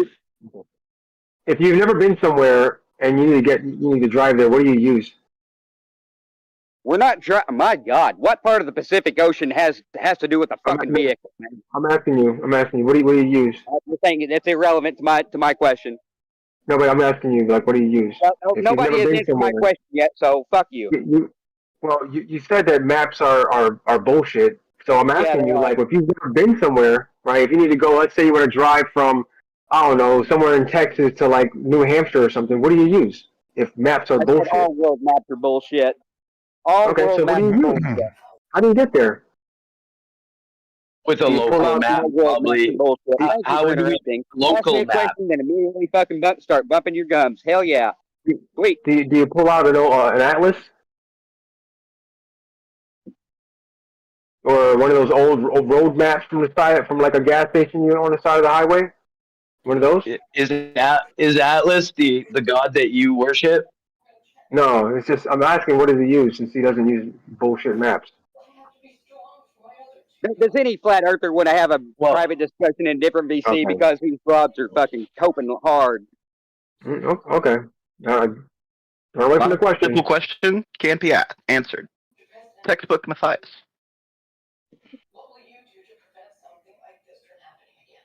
Yeah, I got lots of questions that can't be answered. So I just keep them in the back of my mind, and I'll ask the good Lord when I see him about those ones. Well, actually, according to the Bible even states, that the earth can't be measured. So, thank you very much. Appreciate that. Yep. Yeah, because some Iron Age sheep herders knew about how to measure anything, right? Correct. Yeah, that's going to cause a huge problem for the Christian globs and the Christian flat earthers, by the way, that try to claim that they have a world map. I think the shepherds were just worried about their sheep, though. Yeah, I don't think they were worried about the shape of the earth. Yeah, I know. They already knew what the fuck it was. They knew it wasn't a fucking ball. How did they determine that, though? Yeah, I think you missed the part where I said I don't think they were concerned with that. If they were just worried about their sheep, I am 100% certain, Rob, that question was addressed to Matthias and not you. Oh, all right then. The Lord came down on a cloud and he told Moses what was So my question still stands. If you're driving somewhere, what do you use if it's not a map? Don't expect me to fucking answer it whenever you didn't answer my fucking question.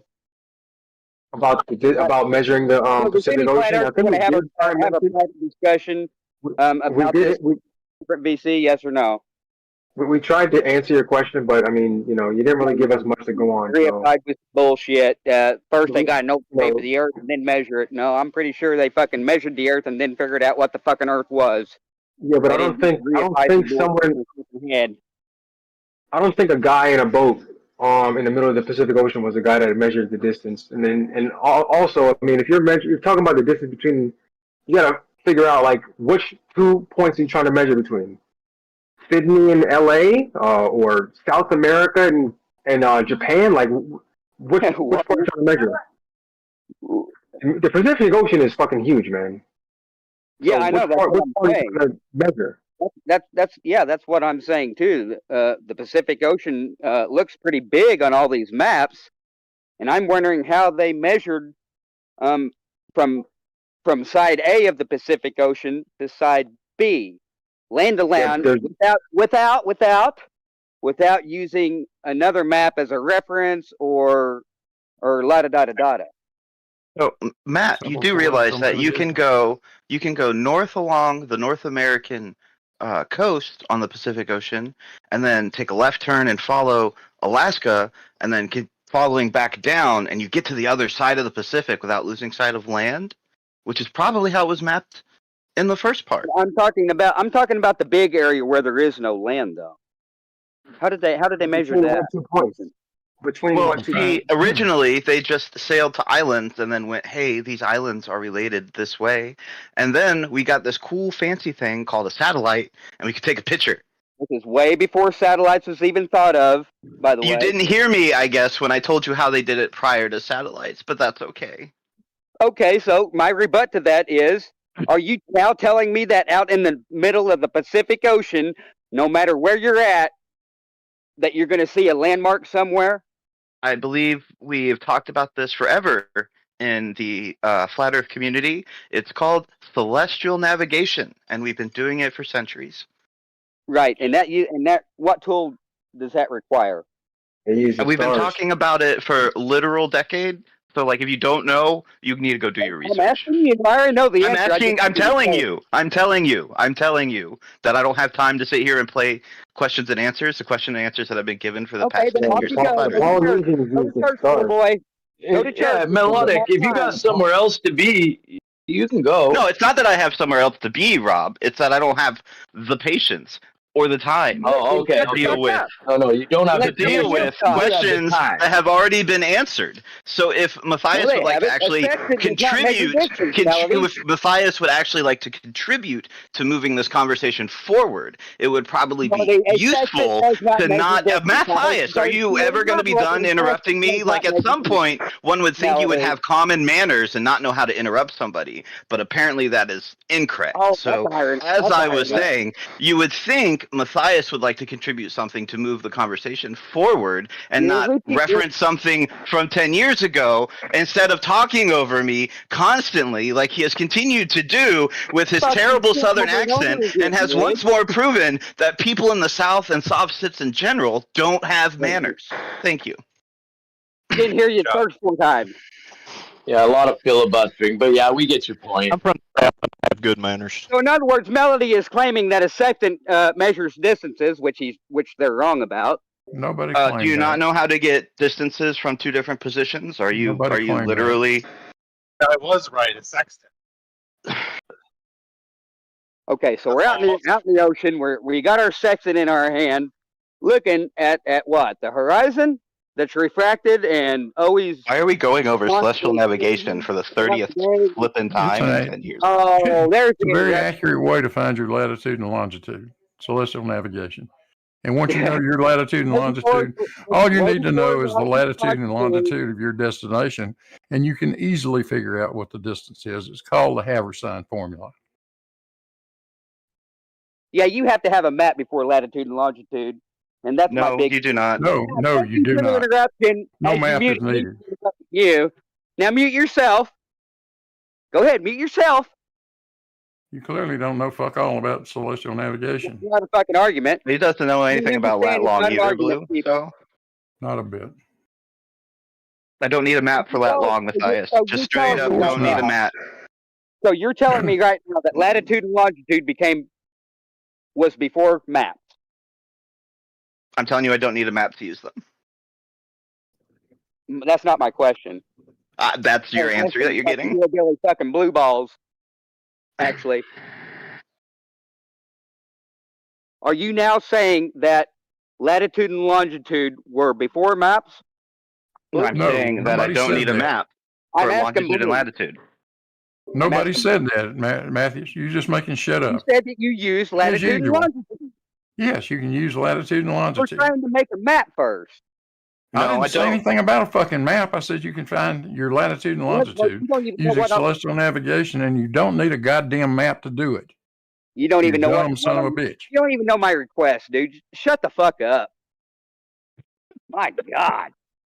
See, this is why everybody thinks you're rude, Matt, and this is why poor Blue and Cole are getting a terrible bad name over their accents because of your words. Blue Marble, you just said you don't need a map, but you need a map. Oh no, I'll kill myself now because I didn't say somebody so bad about you. Yeah, also, I don't know if you should say that on stream, man. I don't know. He just said he was gonna like unalive himself. So I don't. Easy, Matthias, easy. Well, fuck. They're making it sound like, oh, nobody likes you. I don't give a fuck if anybody likes me. The truth ain't popular. I don't think you got the point of my conversation at all. Yeah. I didn't say it wasn't nobody likes you, Matt. It was the fact that you're giving a bad name to other people with your accent. I think Globers are more likely to commit suicide. Think about me or my accent, how I act, man. Okay, but back to your thought experiment. Knowledge is cumulative. If you're going to start in the middle of the ocean, you're fucked. And nobody did that. They started from land. They learned the shape. They developed the longitude, and then they put elements in that graticule. How they determine the shape? By observation of celestial objects over centuries. And so once again, you believe that looking at the sky is going to determine? Yeah, my God, man. He's like a teleportation machine back to 2017. It's ridiculous. I know the stupidity here is pretty high because it is. Considering flat earthers have said for over 10 years now that staring at the fucking sky doesn't determine what the fuck's beneath your fucking feet. Yeah, and they still haven't realized it's fallacious. It's hilarious. Going back to 2017, ladies and gentlemen. Because we look at lights in the sky to know the shape of the Earth. That's really smart, guys. Never pay attention to anything what we fucking say. Well, yeah, maybe that's because that's only one line of evidence, but you all are too stupid to realize that. But I don't know, it could be me. Observing lights in the sky tells you what the shape of the Earth is. You're a fucking retard. Yeah, you're literally retarded. I'm still waiting for either one of you to come up with a solution to the fact that there's two celestial poles. But, that'll never occur because this is the fallacious argument that you reuse in response. So red herring non sequitur. Let's not discuss how the maps are fucking fraudulent and how nobody can measure from a fucking refracted fucking location. Measure the distance to a refracted, non-physical, apparent location. You know what the real fun part about these maps, this map complaint is? The real fun part about this map complaint is that yes, there are no perfectly accurate two-dimensional maps of the Earth. And the fact that there aren't any perfectly accurate two-dimensional maps of the Earth is how we know that it can't be a plane. I love it. It's so great. Reify that shit again, bitch. It's not a reification. Please tell me how you think that a sphere could be mapped perfectly to a 2D plane. I'll wait. You have no fucking sphere.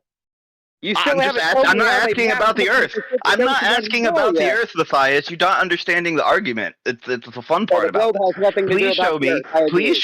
Please show me how you could map the surface of a ball to a sheet of paper with zero distortion. When you can do that, then you can start talking about how maps don't have accuracies. But until then, every time you bring up maps are inaccurate, you're just saying, "Yep, it can't be a plane." So keep going. It's great. Right, so wait a minute. Basically, what you're saying is they knew the shape of the Earth first, and then they went out. Not what I'm saying. Not what I'm saying at all. Not what I'm saying at all. Look like a fool, and I think you realize that. You're already down to straw man, so I'm telling you, you're down to straw man. If you would like to continue down this road, then you can. But it's a straw man, so I'm just gonna tell you it's a straw man at the end. It's your choice to waste oxygen or not. Imagine claiming something is straw man that you didn't even fucking hear because you was too busy. I did hear. I heard the first lines of your argument, Matthias, and when they're not what my position is, it's a straw man. I'm glad that you don't know how to argue, but that sounds like a personal issue. Moderation for doing your job. Thank you, mods. Appreciate it. How many times does he get to interrupt me before he gets muted? How many? Just give me a fucking number. Calculate it if you have to. Is it my turn to talk? Somebody gets so upset about being saved from wasting oxygen. Thanks, appreciate it. I was talking before you, Matthias. So you're interrupting me here, but I understand you don't understand that, so it's fine. You got it. I know you're not dealing. You don't have a whole dozen eggs. It's fine. I understand. Matthias, you interrupt more people than anybody else, so I don't know why you would even bring that up. That's weird. Okay, so turn Melody on mute since he's just fucking bumping his gums and actually told everybody that he didn't want to be here a while ago to begin with. So not what I said. Like, can you ever say something without straw manning? Again, I was talking. You literally stopped. Your indicator went off. I started talking, and now you're talking over me yet again. Matthias, this is just so much fun to have Matthias continually talk over me instead of letting me just get out the simple conversation that I needed to get out, and then Matthias is back. So again, Matthias, you can't even manage. You can't even manage. You can't even manage to represent at least a little bit of my conversation correctly, and then you're just like, I should just do whatever. It's hilarious. So anyway, do you have at all an answer to anything that's been said? Because I don't think you do. I didn't say I didn't want to be here, Matthias. I said I didn't want to go over things. Again, I'm being interrupted by Matthias while I'm trying to have a conversation and talking. But Matthias apparently can't hear me, which is just great. But here we are. So anyway, Matthias, as I was saying. Yo, you both getting Yo, Matthias is the one talking over, and Matthias is just lying and lying. Listen, I'm modding. You guys can't be doing this. It's audio chaos. Nobody can hear anything. I don't care if you're flat earth. I don't care if you're glober. You can't be doing this, bro. And if it is Matthias, Melody shouldn't be adding to it by continue to just talk and talk and talk. Like, this is insane right here. Please, just, I'm going to unmute both of you, but you can't have this, bro. Yeah, to be fair, I was constantly interrupted by Melody. Thanks again, once again, was interrupted by Melody multiple times. The moderation was well, that would be because I got deafened before unmuted, but I know you were talking. By Melody, the lights flashing. Hell yeah. Thanks, moderation. Again. Yeah, thanks, moderation. I was talking, and you're letting him over talking again. Because he's watching and listening under AIF. Just so I can come here as a mod. Could everybody stop their shit? And Line, I don't know why you stopped her, but speaking one time, it was only one time. I've been hearing Matthias, you go on and on and on. Oh, honey, you're another flat earther. Please, pipe it down, everyone. Heaven, I'm playing a game and trying to actually live my life. You're the game and trying to live your life. I don't care that you're trying to live your life. If you're trying to live your life, don't have the stream on. Listen, we don't need the meta. We don't need the down in here. Don't make people have to come in here and mod a situation when you can mod yourself. You're adults. I believe Lion is the mod in charge. I really don't care. If you feel like you had to come here, then just don't. We don't come here. There's already a mod on charge taking care of it. All you've done is come here to complain and derail the conversation. Thank you for coming here to derail the conversation. Can you please leave? Goodbye. Yeah, because once again, I was trying to make a point, and I get over-talked by first Matthias and then a mod. Can I, like, am I never allowed to make a point? No, you can't talk when a mod is modding. No, you absolutely cannot talk when a mod is modding. Just to be clear, who's the mod on duty? Is it you or Stace, Lion? I just came back and I'm just asking a question. It's a simple question. I don't need an excuse. I need to know who's the mod on duty. Doesn't it matter who's on duty? No, but yes, it does, because I don't care if you're not on duty and you decided to come here to. Listen, I'm on duty. I'm just trying to. Listen, so you're trying to mod. You're on mute now because. This is everybody insane. shut up. I haven't muted you at all, Coco. Everybody shut up. I'm not trying to be biased here. I don't care if it's a flat earther or a glober. We can't have this audio chaos going through the stream. We have to relax. You muted me. Why are you talking? I'm just trying to mod. That's it. I'm just trying to mod. I'm gonna back out in a second. Just everybody go one at a time. No meta. So as soon as I unmute you, I want no meta. Just continue the conversation, whatever topic you guys were on. We don't need the mod, nothing. Just continue the conversation, please. All right. Stacey said hard to have the conversation when one person just keeps screeching and screeching the same thing over and over, and that is what Matthias has been doing for a long time now. I've been constantly interrupted in defense. Listen, I said no meta, dude. No meta. If you guys have complaints, submit a ticket or something. We don't need no meta right now. We got mods to control the situation. We just need the conversation to continue. You need to define meta. I am telling you specifically what the problem is right now. I don't need you making up word definitions because you don't want to listen. Just please, I just want the conversation to continue. We don't need any more complaints. I get it. Yeah, well, you've effectively derailed the conversation now, Lion, so I don't think it will continue. It's time for a new topic. No, hang on. If Matthias wants to restate his statement, he can restate his statement. We can, and Matthias, you're bad about it. If you're going to continue this over talking bullshit that you do, and then others join in, we're just going to stop it. We'll just mute everybody, and we'll sit here in fucking silence. Yeah, Right. if Mateus is over speaking everybody, he needs to control himself.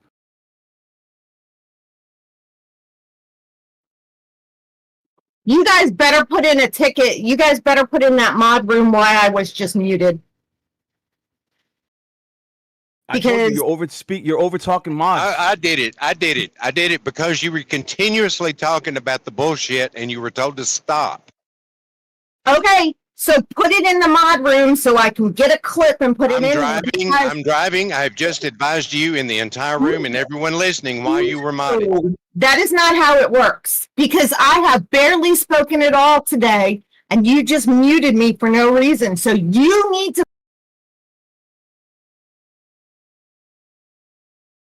Well, just continue the conversation, whatever you guys were on, please. Conversation deadline. You did it. Good job. Oh my God. All right, then, whatever, dude. Was that robot to everybody, anyone else but me? Yeah, it works the way it works. We don't need anybody's instruction on how it works. Please continue the conversation.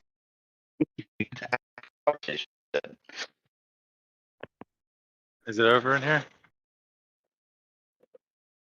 Was that one person like roboting on anybody else's end but mine? Or is it just my signal? You got to clear air right now. You got to clear air right now, Matthias. Go. It's your turn to talk. Ask your question again, maybe, or go to a different topic. Steve, I've already asked it 4 times, and I don't think anybody, not even the flat earthers, even know what I'm saying. Yeah, I understand. I don't think you know what you're saying either, to be fair. Epic. Well, that's why I asked if the flat earthers wanted to go to a different VC, because in my opinion, I think they have a better chance of understanding what I'm throwing down than the other people. Yeah, I got it. You want an echo chamber? Absolutely cool. No. Yes. I'm actually questioning the flat earth rhetoric too, is what I'm doing on this. Because flat earthers, some flat earthers do claim a map. So I'm questioning them too. Yep, I got it. You want an echo chamber? It's cool. How is that an echo chamber if I'm questioning both sides, man? I know you don't understand it. It's fine. You don't understand a lot. It's not an argument, man. That's a coping mechanism. No, I've already explained it to you. So here, let me explain it to you again. No, you want I'd a rather place not do it. where everybody else also agrees that the Earth is flat. This is called an echo chamber. Goodbye, Matt. Can we move along with this?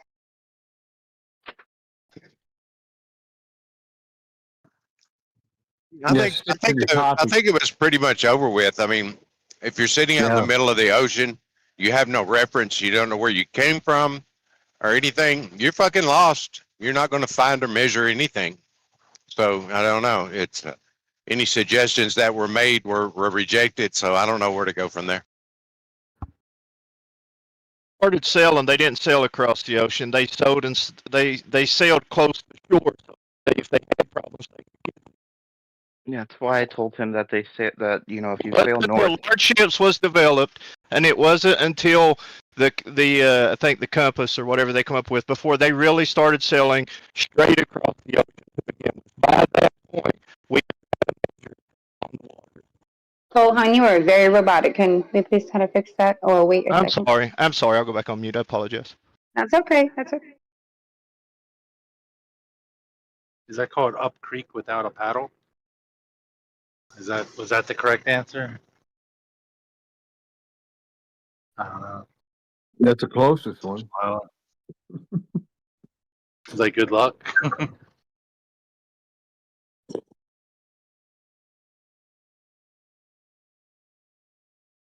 Bye now.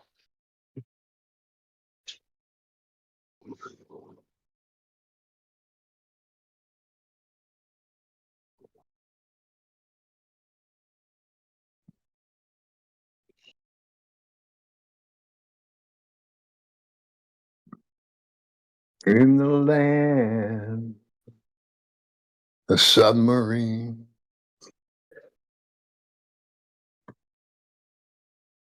How about them submarines?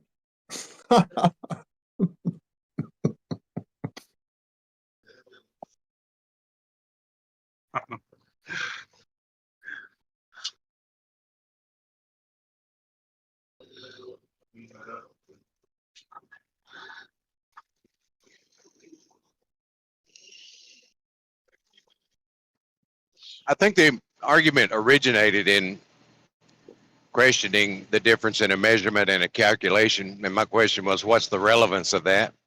Because it's like math and physical measurements go hand in hand to draw conclusions on area and distances and all kinds of things. So I don't even see why it's an argument. The sun is 93 million miles away. Yeah, it's a pretty good bet. Good math, yeah. Calculation, beautiful. You got to measure it with a ruler. Steve, what's your do you weigh yourself for any reason, like for health reasons or anything like that? No, not at all. No, I know about. Do you I don't ever have a weight weigh? issue. Do you ever weigh ingredients for like baking, or do you ever use a scale in any capacity? Of course, yeah. Go ahead. Does a scale measure weight? That's what I would say. Yeah. Okay, so that means you're okay with a calculation as a measurement in that example, because a scale calculates weight based on the force that's applied. Well, I wouldn't agree with that. I don't think. Would you? Yeah, but you just agreed that that's a measurement. But I'm telling you that even the most simple mechanical scale involves a calculation, and if you look at an electrical scale, there's very complex calculations involved. Yeah, electrical would. Yeah, but you're still physically reading it, so it's not really a calculation. The spring It is is a calculation. physically. It is a calculation. No, It's no. mathematical. What is a calculation then? There isn't one. That's what I'm saying. The spring There will is one, though. compress. That's what I'm telling you. The spring compression is not the same as a first order observation of weight. It has to be converted using either like Calculate. electronic or analog means into Right. another value. That's a calculation. That's a term we call calibrating. No, that's you're not what familiar. calibrating is. Oh yeah, of course it is. What do you mean? No, it's not. Calibrating would be the process of zeroing the scale. Exactly. Yeah, you'd calibrate it. You'd have to have a reference to start with.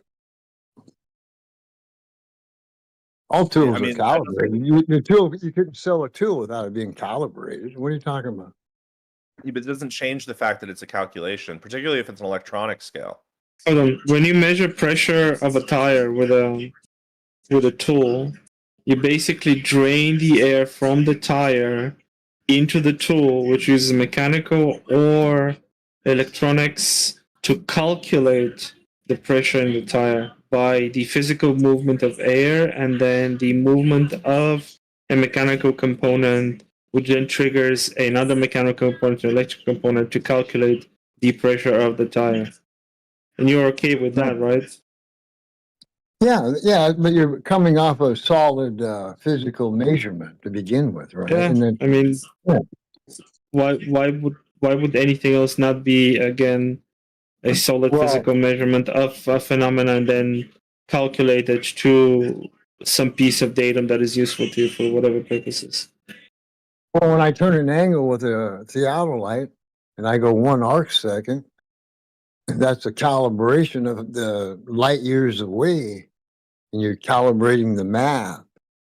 So you understand the measurement. So I take an angle measurement to a star, and I end up with like you guys love your arc seconds. And when you're a light year away, I mean sextant, not theodolite. I mean the sextant, using sextant. No, well, you can invoke it when you want. We're still talking about calculations versus measurements. Okay. Yeah, theodolite's a better sextant. Yeah, well, Maybe. but you're still, if you're using it to look up at a star and you turn an angle with it and you dial in, it moves 10 degrees, 6 minutes, 3 seconds. and that is invoking a light year away. And when you start calculating these math that you guys like doing math, and that's these math formulas they originate from the theodolite to begin with. And so these things all have to be calculated. In the past, they didn't have theodolites; they had sextants, and they could measure distances with it. Right? Right, they were on the ground. Yeah, exactly. And they'll make calculations on a piece of paper. No? Well, somebody mapped it, right? Like, I'm not real familiar. I'm pretty sure the celestial navigation is designed for the ball versus designed for the flat Earth. No, actually, you can do celestial navigation with the presumption of a sphere or a plane surface. Yeah, I don't think you heard what I said. In celestial navigation, there is no embedded presumption of a sphere.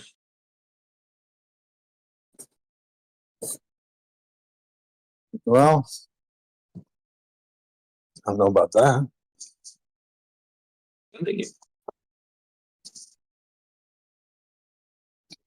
ever heard about the Bedouins? Right, they're the ones that travel across the desert with camels, and like supposedly, like a woman, or on this, whatever, they're more, what do you want to call it, capable of reading the stars, and she's the one leading the caravan across the desert, which is almost like the ocean, no references, and yet they'll end up at a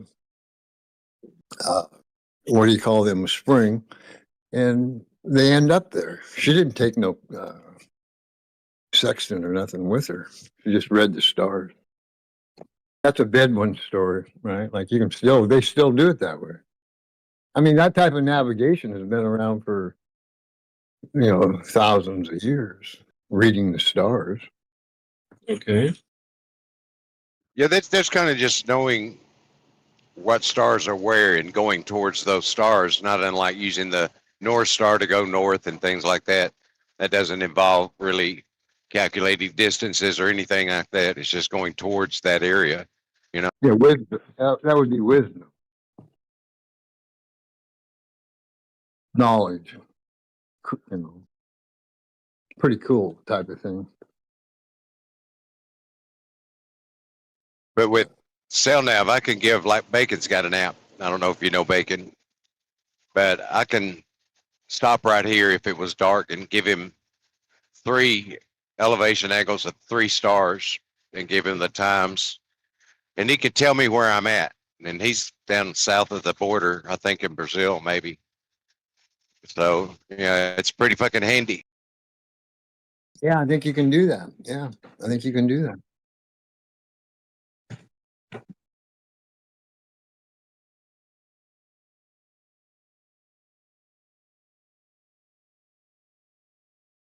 Are you doing that? Have you done that? Yeah, we've done that. And see, that's him what being in Brazil, applying the angles that I read, and he does all the calculations, and he can tell me where I'm at. Right, I'm agreeing with you. I'm just asking, what tool were you using? A sextant, or what were you using? The Autolite app on my phone. Yeah, the Autolite app from your phone. How does that work?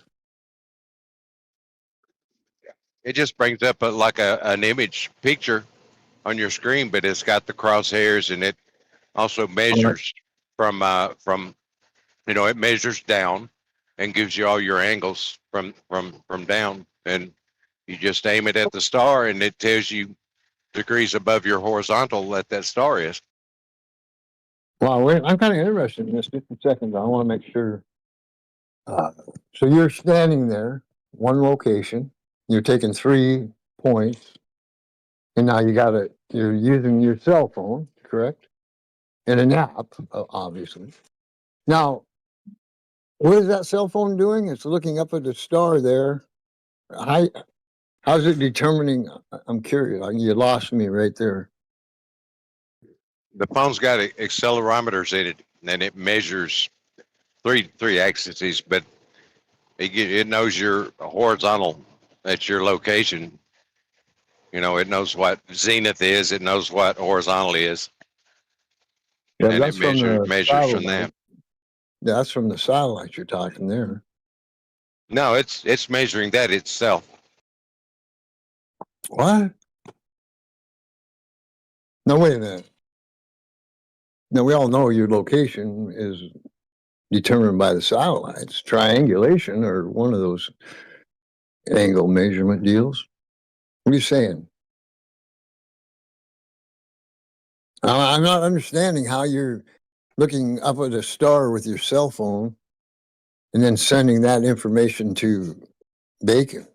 That's where I'm lost. Well, I can take the angle and time and write it down. Take Yeah, but I don't take two understand how other you're ones getting and it. write the because my phone has got accelerometers in it that it knows what horizontal is, and it allows Yeah. me to take angles from just stars where I'm at. That's Yeah, easy. it's like Okay, I understand that. I understand that. Go ahead. You can go ahead. Go ahead. yeah, it's like a digital inclinometer. You used a digital inclinometer before. That's all this is. Okay, but how's it pinpointing the star? You just point it has some type of needle, or how's that working? Crosshairs on my screen. Oh, okay. So, but you got a picture on your screen, crosshairs, picture of the stars.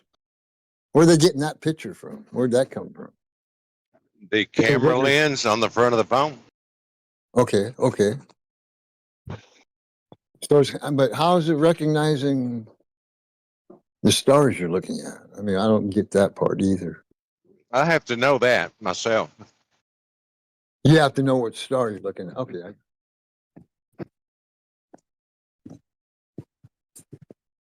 But you can get apps that you use them, you tell it it's your location by just turning your GPS on, you position it in the sky, and it will overlay the stars that you're looking at.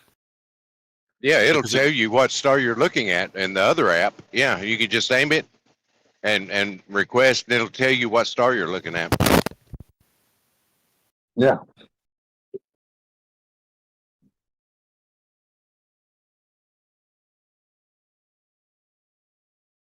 You can do that with aircraft as well. I've got one, I can see an aircraft and I can aim my phone at it, and it'll tell me what flight that is and how long it's been up and all that stuff.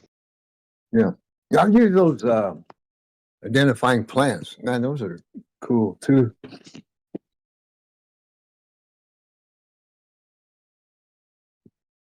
I guess it boils down to the original question. Math and measurement go hand in hand in making these determinations. Yeah, calculations. Yeah. I don't think there's an argument on a calculation, right? But everybody's like wanting a physical measurement of drop from horizontal and things like that, which is not impossible, but very extremely impractical, to build a straight edge a mile long to measure drop from that horizontal. And as far as calculation goes versus measurement, the input to the calculation are measurements. So you have 2 or 3 different phenomena that you've measured, and you calculate the relationship. So you still are using measurements. Yeah. Well, no, I don't think there's any argument there. Well, then there's no argument about the whole thing with determining the shape of the Earth and the distance between points on the Earth, because we've made measurements and calculated the relationship, found a sphere of a radius, and then related that to the star. Yeah, we just don't necessarily agree with it, is all. And I don't know why that is, because we're talking about working technology over centuries by every industrialized country for centuries. It's because Well, it's working technology doesn't mean it's reality. Horizontal. Yeah. You guys struggle with horizontal being level and flat and straight. No struggle at all. Well, of course there is. There's no such thing as a horizontal line in your book. Well, no, not in nature, but we do have horizontal in instruments. Yeah. Just our definitions of horizontal and level are not the same as what you interpret them as. They are different. Right. On a construction site, horizontal level, yeah, blah blah. But get out there, go big. Go multi-model. Deal with the whole gravity drainage system for like a whole city or county. Right. It'll all be based off of one benchmark. Yeah. Or a bunch of benchmarks. There's no limit on it. You have to but you'll start. You got to have a starting point. Don't give me that bullshit. The main issue here is that you assume an interpretive framework answers reality when in actuality you just have an idea overlay to ideate your imagined circumstance. It's not so that what you imagine as the actual is the actual. It's just your imagination.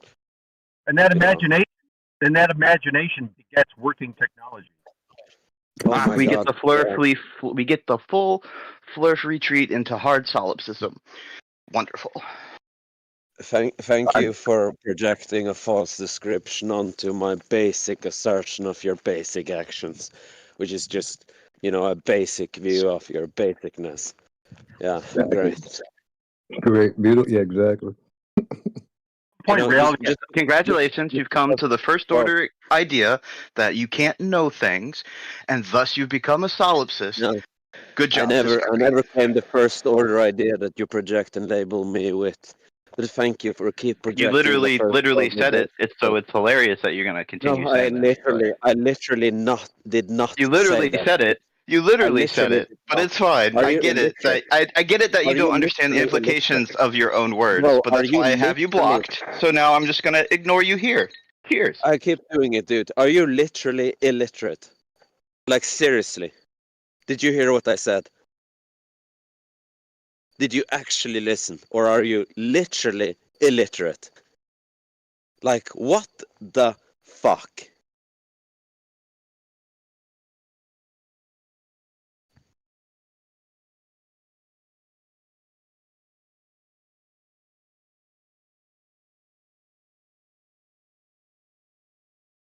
Like fucking hell. How many years is a fucking being gonna use on this forum before they meet someone who is actually going to fucking talk common sense? Like motherfuck. This is not even an ad hom. It's frustration with fucking unintelligence. Like how much time does actually have to pass before there's actually an intelligent being on the server? Or just any server talking about these topics? You think you're talking actual reality when you're projecting your interpretive lens? Seriously. And as soon as someone actually asks to talk about reality, you're just like, Flurf. Like, it's really disgusting, dude. It's actually zero intellectual honesty. It's just dishonesty. You talk science, or at least you want to talk science. There is like no fucking science. Like, where is your goddamn science? Please, give me your science. There is not. Make believe, dude. Give me your real observations without interpretation. Come on. I have been waiting years for this. There's not really any God in science. Why are you looking for us to tell you there's God in science? Because there's really not. I am not looking for you to tell me there's God in science. Like, what? I didn't hear that. Where did you get this idea from? Because you just said a minute ago, where is your God in science? I did not. I did not say, where is your God in science? All right. That's no. She said. He said, "Where is your goddamn science?" I think. That's exactly what I said. Yeah. Goddamn science. Okay, then thank you. That makes more sense. It sure does. So where's Could you your not take the Lord's name goddamn in vain, science? Siak, please? Thank you. So we can take the Lord's name in vain anytime we want to. There's been science That was close linked enough. and science talked about all day in here. What science were you looking for? We can repost it for you. Well, first and foremost, actual and real science. Do you know how that looks like? Do you know what real science is? Yeah, the opposite of pseudoscience. Okay, great. So what is real science? Please prove to me that you know what real science is. I question Because whether you really, have what real science is at all, Zynek. as of this moment, I don't trust anyone in this room to actually know what real science is.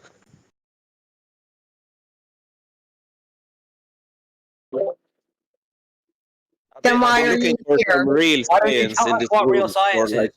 Why don't you tell us? I've been trying to tell you what real science is for over half a year now. Yeah, well, you've been saying a bunch of nonsense, so. Thank you for projecting and mislabeling and misrepresenting me through your intellectual dishonesty, because you actually have zero ability to grasp anything of what I said, proving my point. Okay, but all he said was tell us what it is you're looking for so we can see if we can provide it. So he wasn't projecting anything onto you. He was legitimately asking you what would help. What can we do? What would help is real science. I mean, I've been looking for real science, guys. Okay. Well, I have a What question. kind of real science? Does science prove things?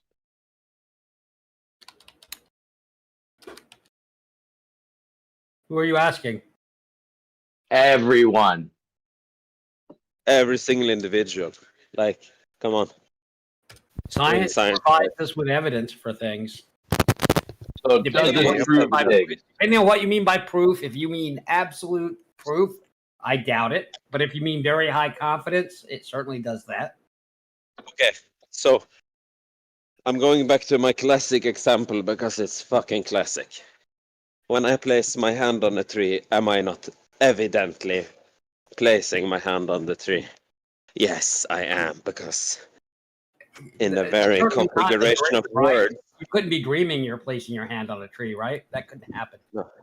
Bro, I am placing my hand on the tree when I so am. Yeah. Okay. I don't need to claim doing so. The action itself is descriptive of my doing. Or simply the action describes the action. Okay, so hand on tree equals hand on tree. So please tell me how me placing a hand on the tree is not me placing a hand. Bro, please tell me how me placing a hand on a tree is not me placing a hand on a tree. Because you could be dreaming. Sorry, there are some motorcycles in the background. I didn't get You what you could said. be dreaming. I could be dreaming, but dude, I'm fucking awake. So I am No, you fucking think awake. you're awake. You think you're awake, but in this, I think.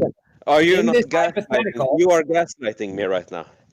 You are attempting to hijack my perception of reality by saying that I could be dreaming, as invoking a hypothetical what if imaginary situation or circumstance in order to hijack my perception of reality. You're actually creating a gaslight. So what you're Yeah, doing exactly. is No, it's retarded. you're It's retarded, Omni. moving back and That's forth. retarded. Omni, You're that's moving back and retarded. forth between. No. So you claim You got a fucking absolute hand on the tree. And explain it very well what you're doing. Just a minute. And that He's got is his what it's hand on the tree. Okay, so I'm gonna explain this. I thought we decided against use of the R word. Was I wrong? Yeah. Who's saying that? So I'm going to explain to you why this is not gaslighting. when you place your hand on a tree, I don't think you're really doing that right now. If you can, pop your video on in the next 10 seconds. Why do you think that, Omnivore? Why do you think that? Okay, give me a video permission, dude. Give me a video permission. Wait. I'm gonna answer. No. I'm gonna answer Keen. So the reason why I think I'm gonna answer Keen. The reason why. Video permission, please. The reason why I doubt that is because he phrases it as a hypothetical. Okay, so video permission, and I'll show you reality. Okay, please, nice, great. No, I believe you. I believe you're touching the tree. Go ahead. What are you trying to show? What knowledge are we going to gain from this?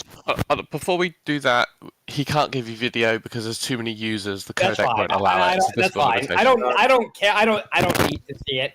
The question is, if it's not a hypothetical, then it's not a hypothetical. But the way he phrased it was as a hypothetical. If I place my hand on a tree. No, it's situated in the reel. So if I did so, you know, if you did so, it's a hypothetical. No, it's not a hypothetical. Well, it is if you phrase it as if. No, if it's not necessarily hypothetical. What the fuck, bro? Yeah. If you place your that sounds a little pedantic. That you guys will shit on a flat earther for doing. So just be better. So Rob, you break in. Hold on a second, Zynak. Hold on, Rob. You break in to yell at people through your ultra loud microphone, and then you go back on silent. So if you want to be better, start at home. If you want things to be better, start at home. Don't critique my microphone. Critique the words that I said. I can critique you however I want. It turns out it's an open channel. You should critique the words that were said, not the quality of the sound. I'm critiquing your ass, be better. Rob. Be better. If you come out as a gravelly voiced screamer, that's not on me. That's on you. So you're still not critiquing the words that were said. The words you're you said how it the words sounds. you said were meaningless and worthless. So I'm plugged in. Critique the words without just ad homing and dismissing them. Yeah, if you give me something to do other than ad hom and dismiss, I would like to get on with the analytical of this situation. Right. Okay. So if you're touching the tree right now, it's not an if. It's I am touching the tree. Then what? Yeah, look here. It's a motherfucking tree, guys. Do you see the tree? You're touching a tree. Oh, I'm not yet. Okay, not yet, so you're not touching a tree. So okay. Here are the leaves, guys. Okay, you're touching a tree. Here are the leaves, guys. I see it. So what's your point? You see it, okay? Yeah, it's not an if. It's not a hypothetical. We have called these motherfucking green stuff right here. We've called them leaves. So I'm picking this shit right here. It's right here. It's a leaf. Yeah, I'm not impressed yet, Zynak. Come on. Who's impressed by fucking reality, dude? Here, this is a leaf. It's profound. It's very profound. Yeah, I'm telling you, I'm super. Wait, hold on. So look at how many IQ points you need to recognize this. Zen, what's the point, though? What's the point?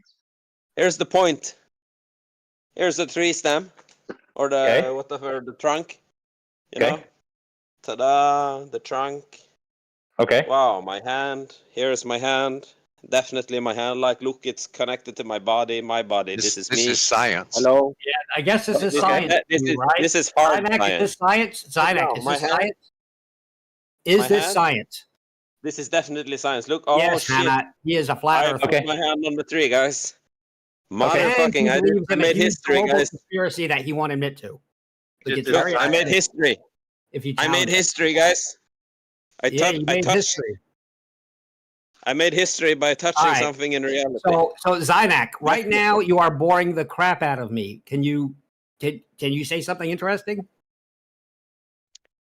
For entertainment's sake, or for no, actual, something intellectually interesting would work too, if you're capable.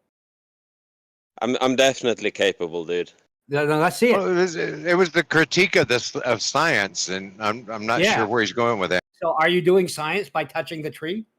Is that definitely am, bro? Okay. So what science did you do? I am in reality using my body and my awareness to draw evidence of what just evidently exists. So all scientific evidence has to come in directly through one of our five senses without mediation. No equipment, no measuring tools, no nothing. Bro, I got it. Oh well, then maybe okay. Bro, calm down a second. Explain I am yourself. not an empiricist. Please don't project me into the label of an empiricist. I don't think you're an empiricalist. I didn't claim that knowledge can only be attained through empiricism. I think you. I don't want to say what I think you might be, but go ahead and explain what you are. What I am? I'm a being. Whatever it is, your point is. Yes. My point? Yes. My point first and foremost is that I am real. Okay. So we believe you're real. That's not interesting. You believe or you know I'm real, bro? Come on. I don't care about the word games that you play. So I don't play any word games, dude. I yes, just you are. talk real. Yes, you are. Unfortunately. No, I'm not. I'm not. Oh, okay. No, I'm not. Yeah. Okay. Please, come on. Keep misrepresenting me, or just. I believe I'm real, but you didn't projecting say your you ideas. know. Is your position that no is when you're 100% and believe is when you're not 100%? Is that your position? No, I don't put fucking measurable positions into then the what either or. the hell I'm is saying it? that So it's okay, okay. so Zynac, I'm gonna do this. Here's the Zynac challenge. Say what you mean in one sentence. Okay, or you can have more than one sentence, but say directly what you mean, without making an ass of yourself. Go ahead. Say what I mean. Yes. Like, explain your that's position. You won't do it in text. I'm asking you to do it in voice. Yeah, you know, I am always saying what I mean. What are you? Explain saying? your position. My position is grounded in So what is your real. position? What now? What is that position? Reality. Meaning? Reality. Okay, so What you don't is know real? what it means. You don't know what it means. You got it. I know exactly what I mean. Reality. What is real? Yeah, well, no one else will ever know. Oh, really now? Yeah. No one else will know what is real. That's a huge claim you're making. Nobody else will know what the fuck you're talking about, Zynac. Nobody can tell. Oh, really? Yes. Oh, really? Yes. So pointing at this car right here. No one else will know I'm pointing at the car? What? Is that your point? The whole point of this is you ask what science was, and it turns out that what science is you pointing at a car? Here's my finger. Bro, here's my finger. All right, so here's the does gesture anybody else pointing. understand what he means by what science is by this? Look, here's my finger. Here's Yeah, it's me science. It's doing the science. gesture I of see the pointing. science. Very science. That's real science. Here is the car. Here's the Real car, science. guys. Here's It's the real car. science. It's a Hyundai. Look here. It's a Hyundai. I gave you way Here's too my much finger. credit. Here's me pointing at the logo of Hyundai, and here's the car. Like, It's just, what are we doing? What are we proving? What are we doing? I think he just proving proved flat things Earth. exist. Proving reality does exist, I guess. So this is my finger, correct? Look over there, dude. Pull it. Oh wow. Pull it. What the fuck is this, guys? Look at that shit. It's a fucking light. Look up there. It's a light, guys. So how do we know that he's not like on shrooms or something? Because this is not science. Look at a car, guys. A car just drove by me. It's there. I think he won the argument, guys. Guys, that it's not real. Yeah. That car, that was a figment of my imagination, correct? I believed that car was there. It did not actually exist, correct? I'm gonna put this in the jetpack. Wow.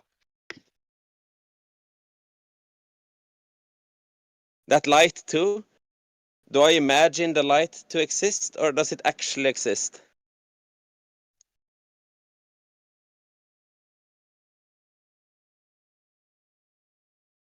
Well, we see the light. I have a high degree of confidence that it's a light. Yeah. Is it a lie or a light? Guys, come on. Wait, you've been talking to Pichet. What the fuck is that shit? Well, if you don't know Pichet, if you knew Pichet, you would understand. What the fuck is this? Is it a car, a kangaroo, or a light? It's awesome. Did you guys forget the shit that we named the thing that they are? Like, is this a motherfucking door? What is it? Is it a door? I don't know, dude. Is this a handle? I don't know, man. You're gonna have to do something. It's not going anywhere. Is that a handle? Or do you just believe that that's a handle?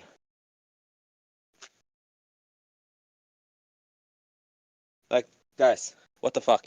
Is this a handle? Or do we believe it's a handle? Or do we know it's a handle? Because it's a fucking handle. Like, what the fuck?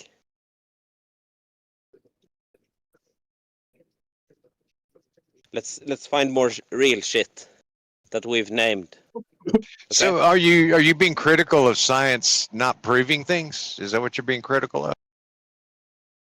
Critical?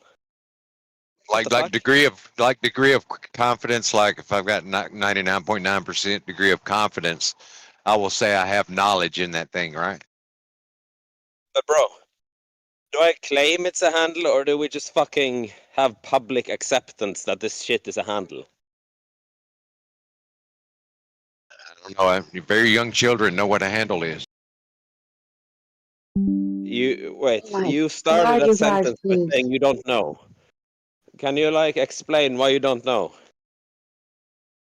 Like, use your brain. I think it's in here. I don't know. I guess. I have no certainty. It's a claim, I guess. Inside here.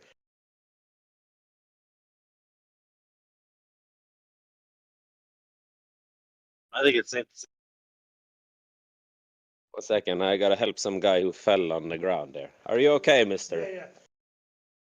Yeah, it's okay. Yeah. Just, thank you. You need a hand? No. Okay. Thank you. Oh, great. Yeah.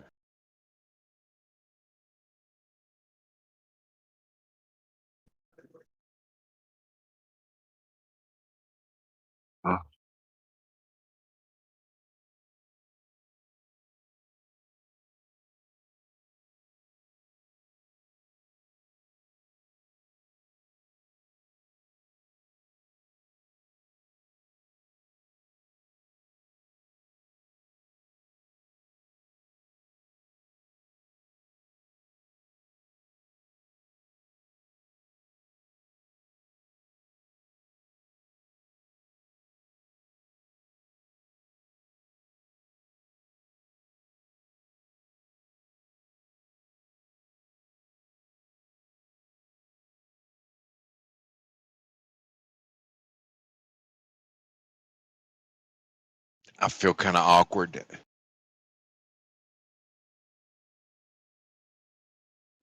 Awkward about what?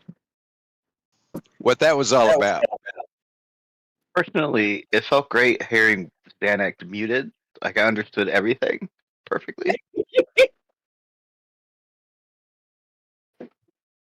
No, I'm going to say something and it's going to sound bad, but I don't mean it bad because I don't have an issue with it.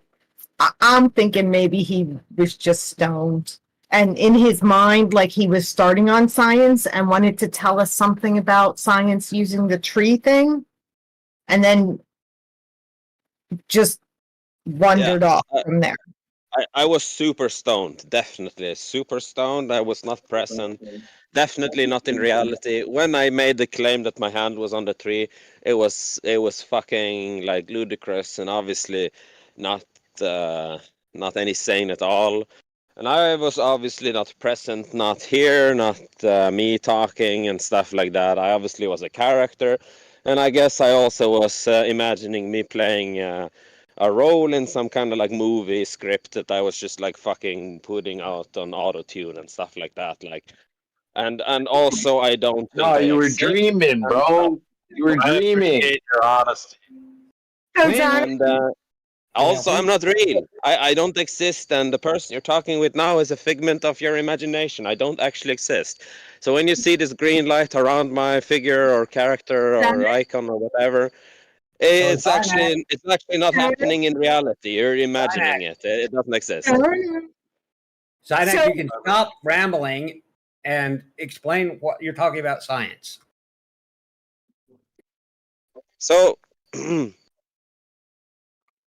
I guess it boils down to this. When I place my hand on the tree or on the ground or on my foot or on my dick even, I guess, there's a lot of options. Can you when please not do that? Okay, so when I masturbate, am I holding my dick? Yes or no? Yeah, that's what he's asking you not We to do. don't know. Maybe you don't have a dick. How would I know? Yeah, we don't know. If I do have a dick, Sharing his video, and I don't do this. masturbate, maybe if I do have a dick, let's use your nipples, dude. We don't know if you're masturbating with your nipples or your dick or whatever. We don't know. You could be using a dildo in your ass for all I know. Come on, man. That sure is true. So let's take it this way, which is that if I have a dick, which I have, which is absolute and true, and I have a dick, and there it is. I mean, you want a picture and stuff. I do not. I definitely do not want a picture. I want to know what you're sure? on about, Zynek. We've done this for 15 minutes. I mean, my dick is beautiful, guys. It's beautiful. You don't want a picture? I do not want a picture. Okay, great. Nobody wants. I guess you're uncertain. So if Nobody I'm indeed wants that picture. okay, nobody except my wife, I guess. Okay, great. So when I indeed hold my hand on my dick, which exists, and my hand exists, and my dick exists, and I have two balls and all that shit, and I masturbate, I guess, which I actually don't do anymore. But let's just suppose I do, I guess, for the sake of the experiment. So when I do that, in fact, Wait, now we're in a hypothetical. Am I doing it or am I not doing it? See, that was my point. Okay, let's move away from the hypothetical. Now I am standing on the road. I want camera access on. I need the evidence. No, stop. I'm going to time you Here's out. evidence. Okay, Zynek, stop. Here's the asphalt road, guys. Zynek, Look, I'm going to time you out for longer if you keep streaming. We are at the limit, okay? We're at the 25-person limit. When you stream, you lock down the room. Oh, sorry. Okay, so this is just for 10 seconds, okay? Here is asphalt. Here's my hand. That's also my bracelet. I know it's beautiful, but whatever. I place my hand on the asphalt. You got 2 seconds. Now, here's the question. 1,000. 2 1,000. Am I in reality placing my hand on asphalt or not? So I can't see what you're doing. I can barely see anything there. I'm assuming it was asphalt. Yes, because you said so. Okay. All right. So what's your point? I couldn't. You could have been touching dark concrete. Who knows? I guess.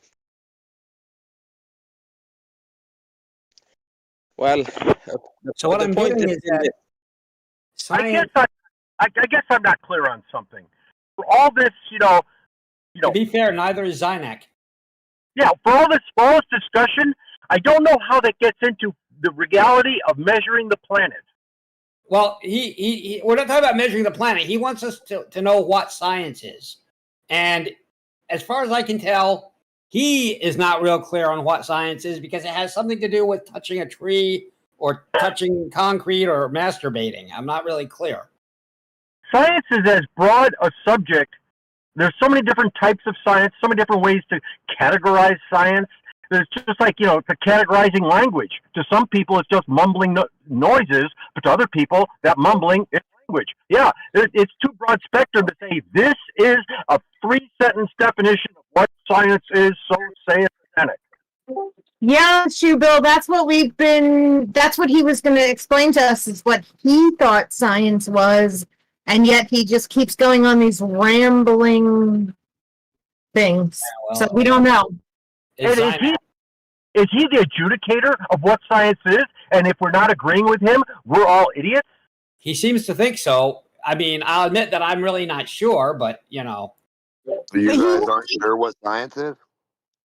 How many different sciences and physics you guys got? What the hell?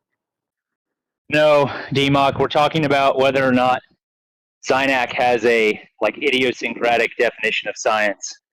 He won't tell us. Oh.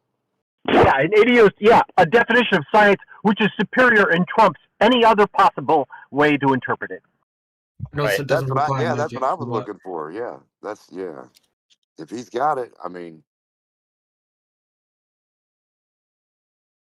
It's definitely not idiosyncratic. It's just reality itself. You know, if I pee on the road, am I not peeing on the road, or is that idiosyncratic? No, you're peeing on the road. If you're doing it, Oh, you're doing it. wow! Great. So we have finally found a common ground. No, we didn't find. We just found a hole in your head. Oh, So, we did now. Okay. So if I Zynak, pee on the ground, I pee on the ground. Look, Great. I don't know what we still don't know what the point is. Can you tell us what the point is? The point is that shit is fucking obvious, and very obvious, and obvious and self-evident, and more obvious, and doesn't require a lot of intellect to understand. But if you go into the imaginary land of make-believe, where you assume and interpret and fantasize about what is real, and imagine yourself as highly intelligent, you're actually not very highly intelligent. You're quite. You're kind of imagining high intelligence. Which you don't have, I guess. Something like that. I don't know, guys. Does that sound like an ad-hom, or maybe it's a real inference of reality? I don't know, guys. I don't really care What if do you think? ad-hom me, Zynak. With the same certainty that is urine running down the sidewalk, we have the shape and motion of our planet and dimension. Same certainty. No, you don't. All of those things are, all of those things are interpreted through an interpretative framework. You don't actually have that through real observation. So do you realize, with Zynak, do you realize how that cuts both ways? Bro, when you are standing, okay, let me make a point case scenario, I guess, so you can actually have a debate or something over what I said. So when I stand on the coastline or at the coast of any land and looking into the horizon of the ocean, there is no curvature. There's no apparent curvature either. There is just the horizon, or there is just the ocean going as far out as the eye can see. So you have the heavens or the sky, and you have the ocean or the body of water that extends to a certain amount out that is limited by our perception. So the horizon is this kind of like, actually I have a really good definition here. I'm going to look it up for you right now. Please don't cut me off while I find it, because I'm just going to use a few seconds for this. Horizon. I wrote this in this text chat like 80 times. Man, how much time is given to a single diatribe? We have instruments, we have photographs. There is the same certainty that a billiard ball is a sphere as the Earth is a sphere, by the same kind of evidence, same kind of measurement. Bro, just because you see that the moon and the sun is round, doesn't make it a fair assessment to project that onto the ground you're also walking on. Do you follow? We've seen that too. Bro, it's been again, just because the moon and the sun is round doesn't make it evidently clear that you should project this geometrical shape onto the ground that you're walking on. have, yeah, and we this have 100 times over and over again, and flat earthers don't like. They just don't want to believe in this. We do not use our eyes to measure or assume things. We use real scientific equipment and real scientific experiments and real scientific equipment to measure things. We don't. You can't just say, "Oh, look in your eyes. I see the horizon." That's why we don't use our eyes. Our eyes are not good to measuring stuff. Nowhere in any scientific experiments have we used our eyes to confirm anything. Are you sure about that? Wait. Yes, This was a I am huge sure about claim. that. Let's address this amazingly huge claim, which was that never have we used our eyes to confirm a measurement. I mean, okay, so when a you scientific look, measurement, wait, Have you bro, ever worked with atoms? Can you see bro, atoms? let me address you. Can you see Bro, bacteria? yes, great. Can you see You can't. proteins? Amazing, great. You can't. Yeah, okay. So let's use this Okay, claim. thank you. Thank you for making my point very clear. Thank you. Yes, let's make your point very clear. So look at this. When you're looking at a ruler that does say The that ruler here is an instrument. it sure is. So when you're looking at the ruler and it says that this is 1 centimeter, are you fucking using your eyes to look at the number 0 and the number 1 to make an assessment that this is indeed 1 centimeter? Or are you not using your eyes? Meaning, have you ever in the history of science used your eyes to make the measure of 1 centimeter? Or are you correct in the fact of your make-believe that never have the human being ever used their eyes to make the assessment of what a centimeter is? Can a blind person measure a centimeter? Okay, now I'm using my eyes to read the information off of the ruler. I'm not using my eyes to gauge whether or not that centimeter is a length.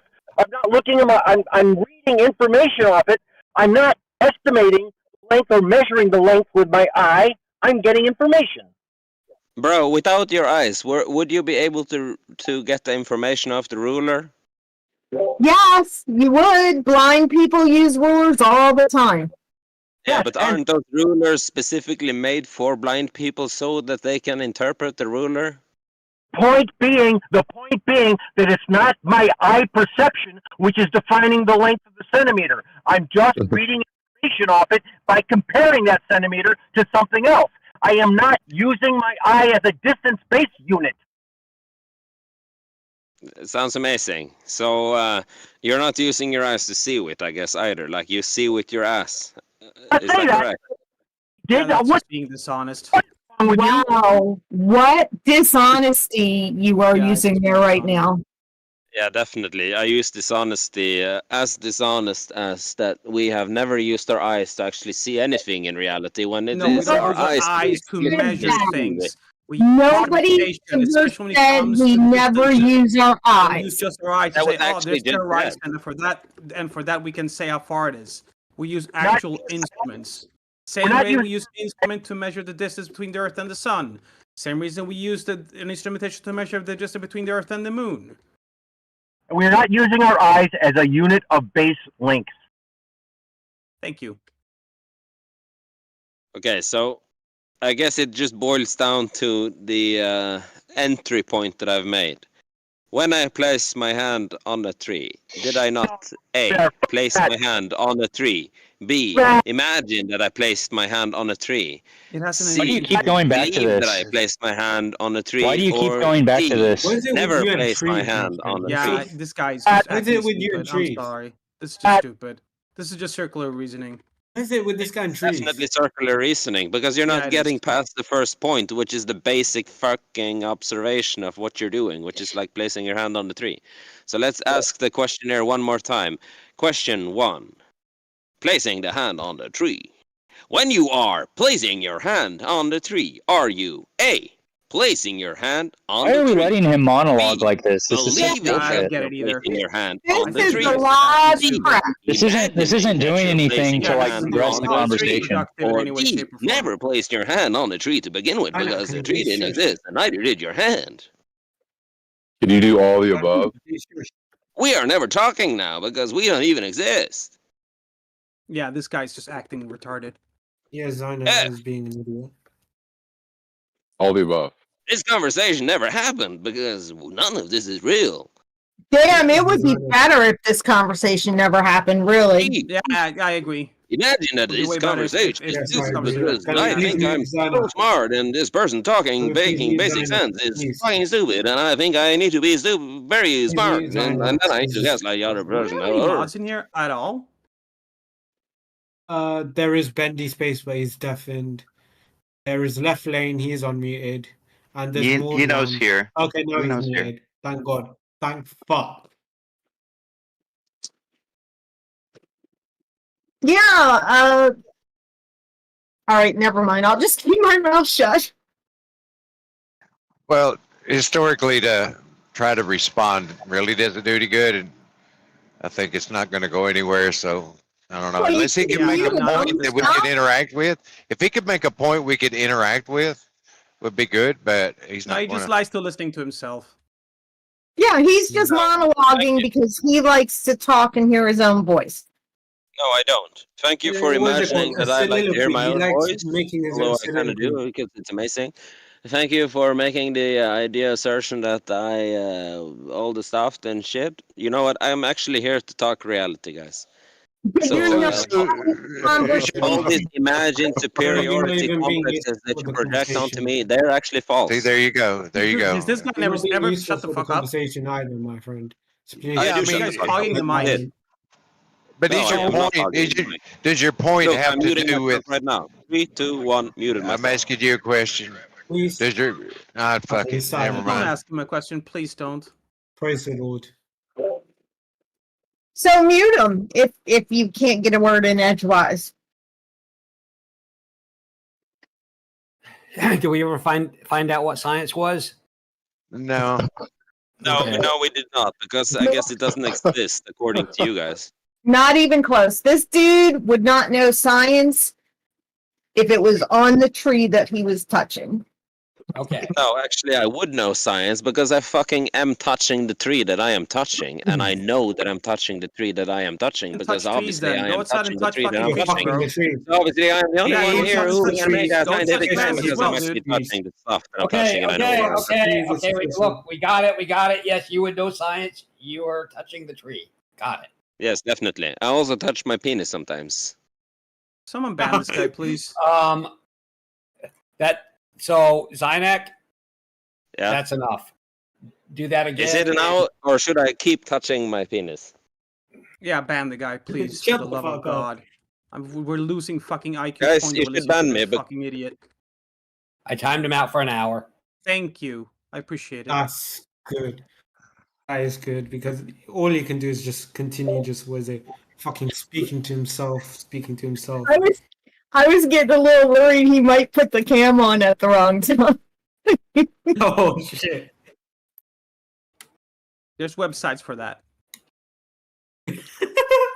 Yeah, but I mean, he's in here in this, not only a Discord server, but this particular type of Discord server, mentioning touching his penis more than the usual amount. So, What's you the never usual know. amount? I think That's he hilarious. was getting a bit hard during that That's a good point. conversation. So I think he was being hard. Personally, I just think you're all better off just muting him. But Well, that was particularly egregious. So, Omnivore. Yep. Before I run away to play some Clair Obscure, you've just seen I've added a new feature for the moderators. yes, mute with reason. So how does that work? You can test it on. I was testing it on Earth is Life. So what we can do now is right-click apps or long press. Right-click apps, mute with reason. You'll get a text box, and the bot will automatically post it to the moderation notice channel. Okay. Now, So it's slash mute with reason.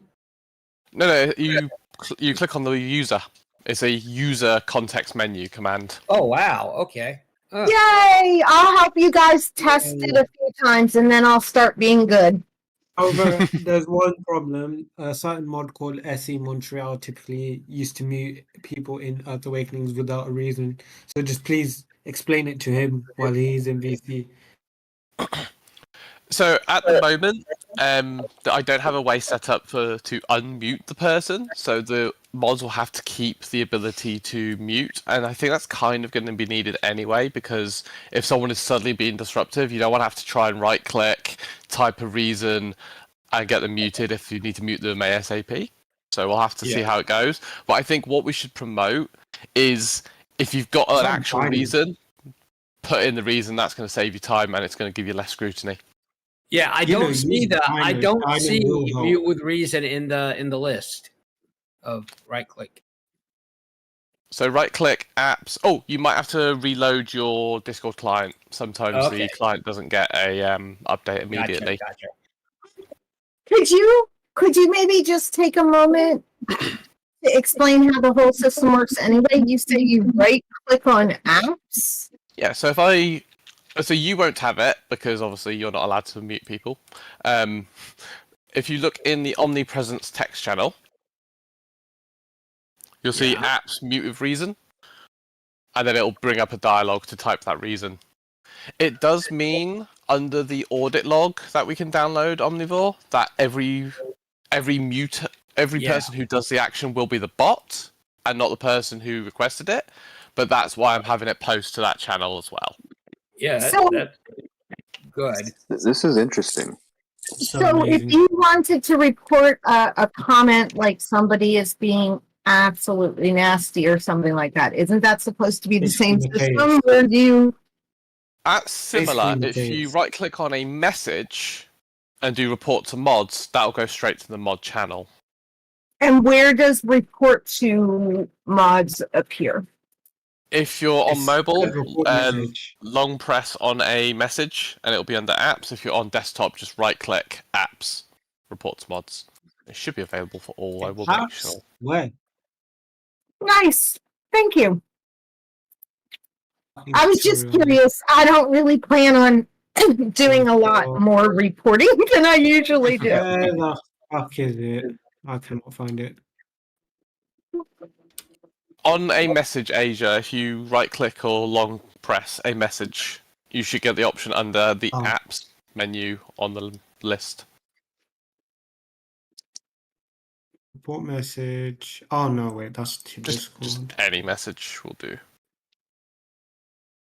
I'll double check it on my phone. Yeah, so on my phone, apps, and I get report to mods. Yeah.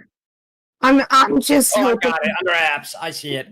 I wasn't looking at apps. That was my mistake. I'm just hoping to get this case a little bit more even so that things don't keep going totally insane.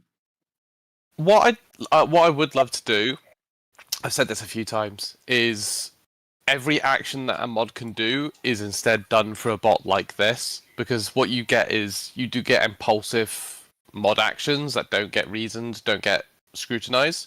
Imagine if every time you want to do something major, you have to pick from a list of actions that are moderatable. You know, so you can't pick just annoyed me slightly because it's not one of the reasons. Okay. Yeah. Yeah, that and as long as we're talking modding, I would still recommend that mods probably should not be modding the conversations they're in the middle of. Yeah, well, we think they shouldn't be either. That's like a best effort ability. So one of the things that I'm trying to get is other mods to step in when, you know, the moderator, you know, when a moderator is starting to you know, looks like they're going to be modding the conversation they're in. Yeah, and that's totally legit. But like as adults, like if I come in and I'm a mod and there's an interesting discussion, it would then be on me to see what other mods are around and say, hey, I want to take part in this discussion. Can you mod?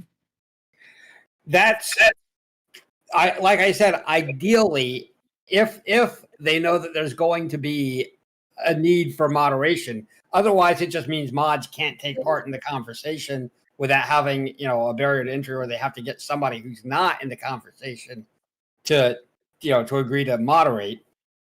And, you know, I don't know I don't know how reasonable that's going to be. Since most of the people. But that's kind of what I'm saying is, as adults, it should be imminently reasonable that if you have agreed to be a mod, and there's no other mods around, for you to say, "Oh crap, I'm going to keep out of this one." Well, hopefully, You know? hopefully we can reach that level of of maturity, and hopefully it won't be that much of a problem. And ignore my Mod 1 reporting. It was just a test. Yeah, unfortunately, it already has been a problem now. That's why sometimes I get a little annoying about it. Yeah. Oh, another thing. Omni, I don't know if you saw, and everyone else, I added a suggestions channel. We're a community server now, so we can now make use of forums. So if you've got any ideas, no matter how dumb you might think they are, or how obvious they might be, make a thread, put as much detail as you want, go for it. And I'll at least look at every single one and think about it a bit, suggest it to Omni. As some people might not think, I'm just helping Omni run this place. I'm giving him ideas. I'm saying, would you like this? And he goes, yes. So I'll try and do it. If he goes, no, it doesn't happen. You're being Nino. We love Nino. One thing, right? Exactly, Boo Marvel. I don't know if we have an excess of maturity here. One thing that somebody else suggested was to have a VC that has a gatekeeper flat Earth mod, so that that gatekeeper flat Earth mod can let in flat Earthers, and probably would, but also Globers. But then they would be moderating it, or the flat Earth mods would be moderating it. So it would be a bit more of a protected environment. So that's something that. Okay, but Omni, that's what happens already, and that's part of the issue. There's been several times I've come in here where the mod or mods are flatter, and the disparity in the modding is crazy obvious. Crazy obvious. Yeah, okay. I mean, believe me, it's not that I think, I don't know that there's anything we can do about having mods have biases. Yeah, Everyone no. has I'm biases. sorry. I have biases. I'm sorry. Hang on. I'm sorry. I wasn't meaning that to be bad. I'm saying I don't think you need another channel for that at this time, because there are more mods. There are more flat Earth mods here at any given time for the most part. So that is already what's happening in this channel. Okay, you may be right about that. I don't know. I haven't. I haven't. We don't have enough for that. Hopefully, Mordwan will get it together and give us those stats, Ms. Mordwan. Yeah, no, you can't be here all the time. That's another reason why I sometimes get annoying and let you know what's going on. But that is in fact what happens a lot of the time. They just seem to have more time to be available and be modding here. Yeah.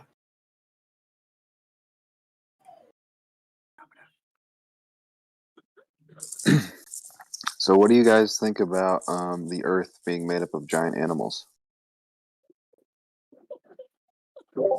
As long as it's not cats. There might be one. Capybaras? I'd be down with that. Yeah, I could go with capybaras.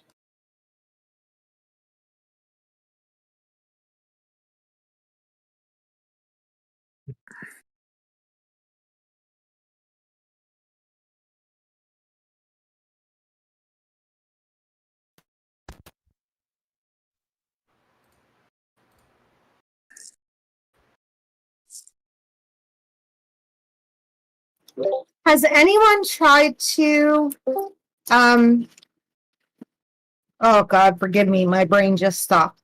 So the weather systems that we have on Earth, like when you can look at Earth and you can watch the way that the wind normally goes and how the weather systems are separated and stuff like that.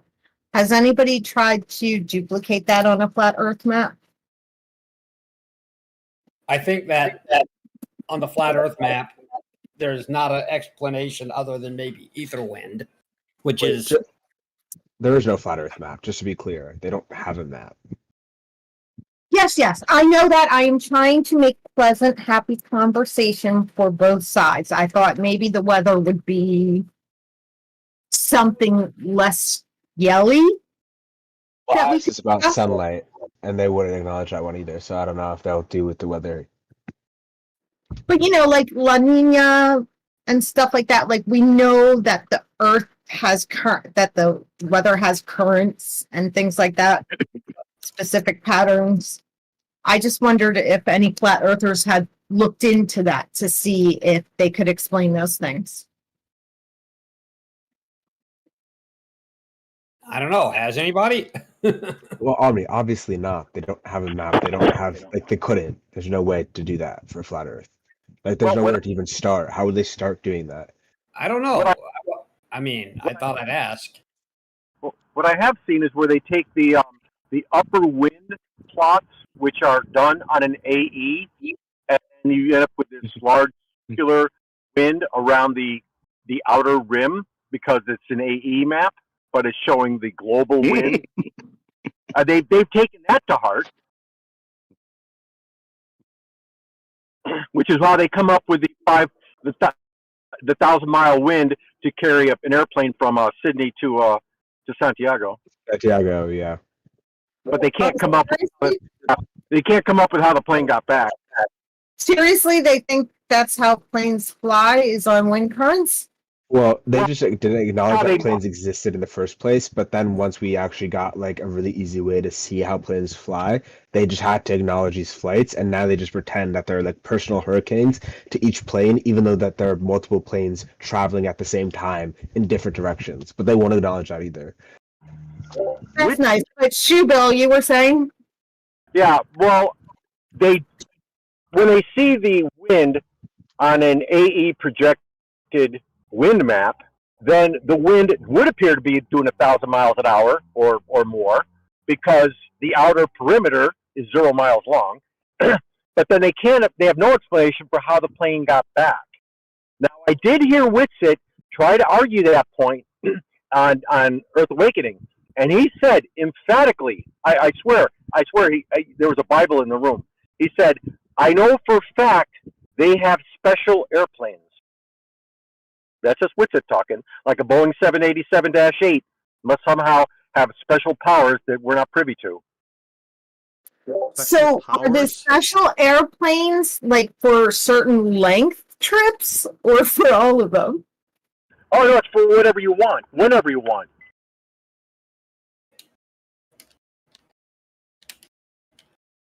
Yeah, they're all, when they talk about, that's special pleading, they are entirely special pleading. Everything they have has a different description of what maybe, could be, might be, if. Okay, well, I mean, so. So they have taken weather into account, just poorly. All right. They can't grasp that hurricanes in the southern hemisphere rotate the other direction universally. Oh, there's no Coriolis. Well, look at the two different rotations of hurricanes, and hurricanes never cross the equator. Do that math. Hey, Shubir, Yeah?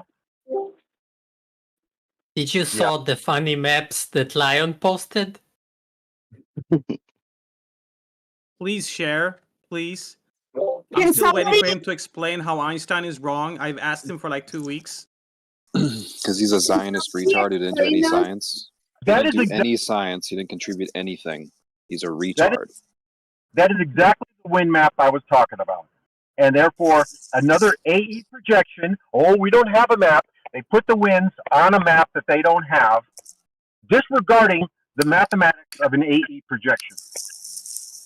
Wow. Not just that. The way the wind acts locally and all distorted in those pictures, it doesn't fit reality in any shape or form. That it's just like Now, at that come site, on. that produces that'll plot that for you, you have your choice of map projections and zoom, and so you can get a very realistic local wind pattern. You know, if you zoom in on just your state or just your province.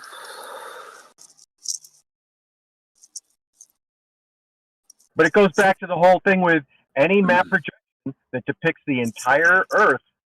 That is a visual, roadblock. It's still good, valid information.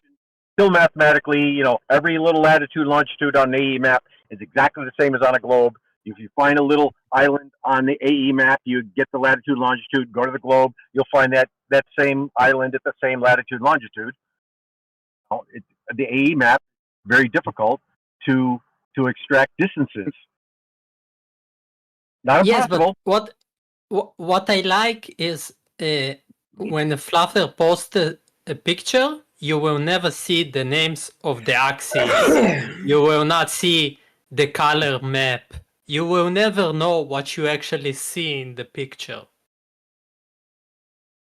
Yeah, they say, you can't do optical measurements. Optics. You can't use them, and then they'll show up with a P900 photo, as if that's not optics. No, like the picture that Lion gave. Why can't you give the names or any explanations about what we are seeing? What we are supposed to understand from a circle with some colors on it? They don't have scales. They don't have cities. Don't have states. They don't Metadata. have any of that. Yeah, they want scale bar, metadata, color coding. Yeah, explain it.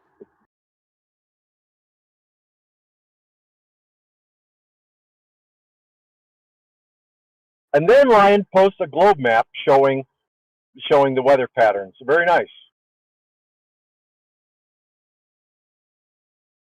Welcome to the globe, Lion.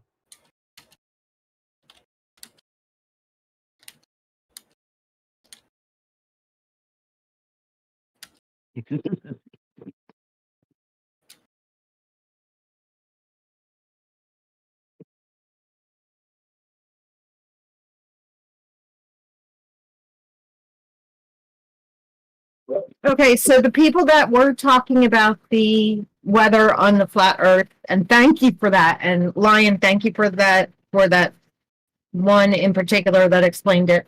So, like, we know the path of hurricanes that can start in the upper Atlantic over by Europe and then come down and around into the Caribbean and stuff like that, and then circle back up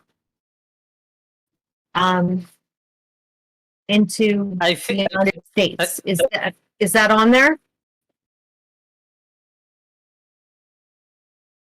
I think what you want to ask is why do hurricanes don't cross the equator on the flat AE map? Or what is the equator on the AE map? No, I'm legitimately interested in how they work to figure these things out. I'm not like I can do conflict well when people are here for conflicts, but otherwise, when it's all nice people, I legitimately just want to know these things. So I'm fine with just knowing how they figured it out, they think.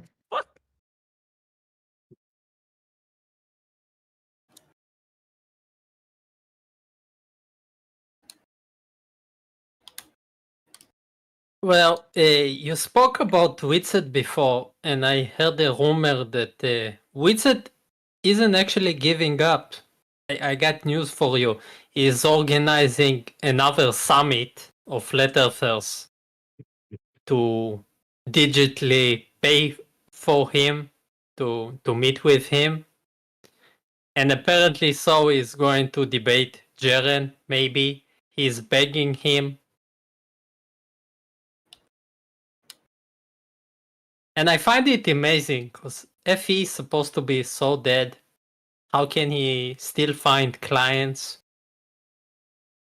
I don't know why, but it's like for some reason we still engage with them as if they have an actual point. Like that's why it's happening. I mean, like even like modern day debates, the YouTube channel, they still allow flat Earth debates, which is the most ridiculous thing to me. No, like he is collecting money right now for tickets for a show between him and Jaren and a few other fluffers. Or for example, Nathan Thompson just got a sponsorship for from another YouTube channel for him to travel the US and spread his disinformation. Jaren said in December last year that he would never debate flat earthers again. I mean, he might have changed his mind, but that's what I remember last time when he talked about the subject. And as far as I know, he has still he hasn't changed his mind about that. As far as I know, I mean, he still hasn't debated flat earth, as far as I know. Yes, I'm kind of in the talks with all of them. So he didn't want to, but Austin is like really begging for an income. That's sad. Well, he was gonna talk with some flat earthers again, yeah, but at the time in December, he didn't want to debate or talk with any of them because of all the nastiness that was going on, right? All the attacks and stuff like that. Yeah. Jaren used to do online summits for Flat Earther every year, and they had to do the last one on November, and they delayed because of the final experiment. Then Jaren gave the reins to Austin, and Austin is now trying to organize it again for the end of this month.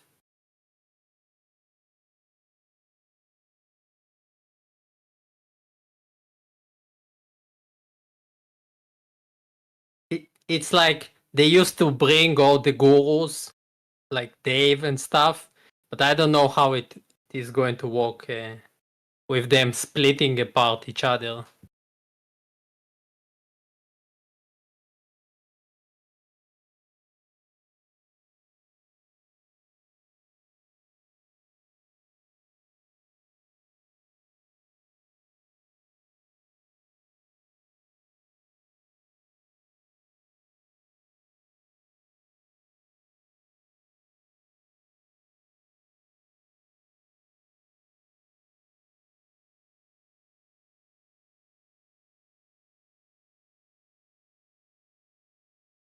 I don't know if any of you saw this, but recently Dave Weiss decided to fight with ChatGPT and release a few videos about it. How many times Hilarious. are we going to hear about this? But damn, like the ego and the stupidity. Amazing.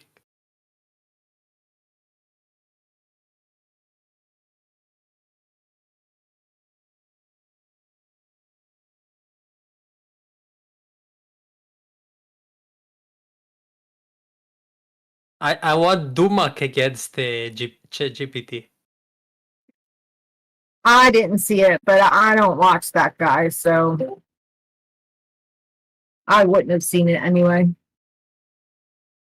Like imagine a guy that is so sure of himself, he decides to open a vocal ChatGPT and to teach the ChatGPT that the Earth is flat, and to teach the ChatGPT the second law of thermodynamics because he knows better.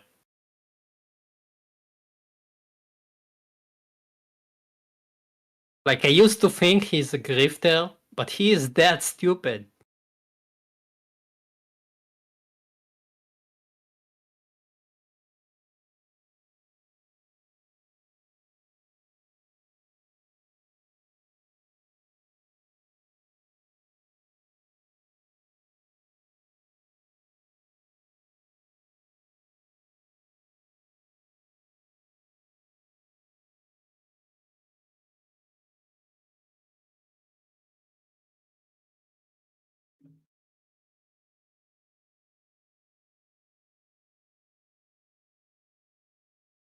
Okay, so where's all the globers now that the flat earthers are not freaking out? Where's all the globers with some information that they can share?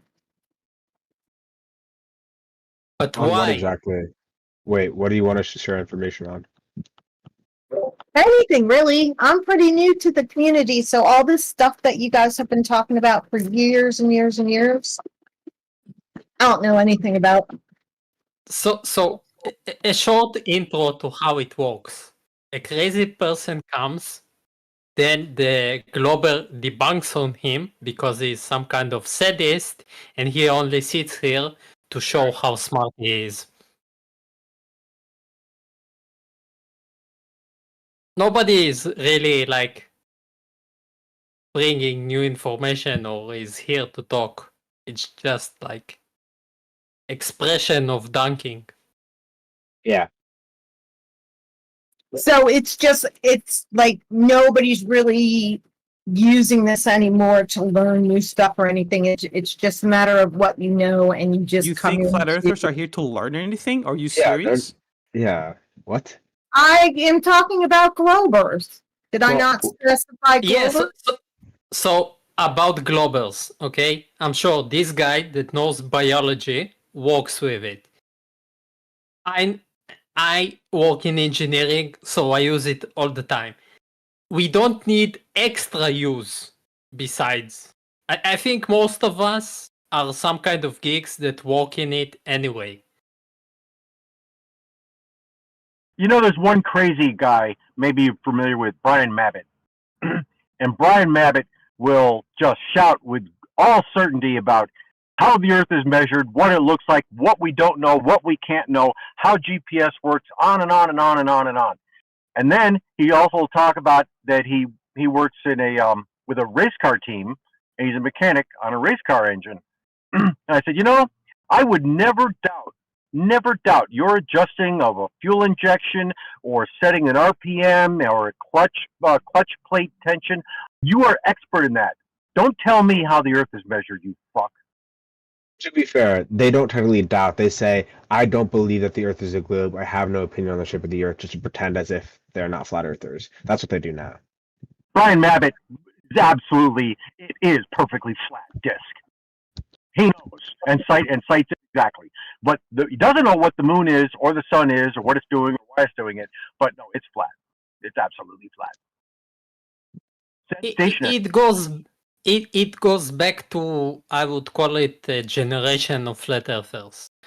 Like before the final experiment, even a bit after, you still had flat earthers that used to claim ice wars, lands beyond Antarctica, fun stuff to deal with. Like at least sun is local, something you can, at least give evidence and to counteract the debate.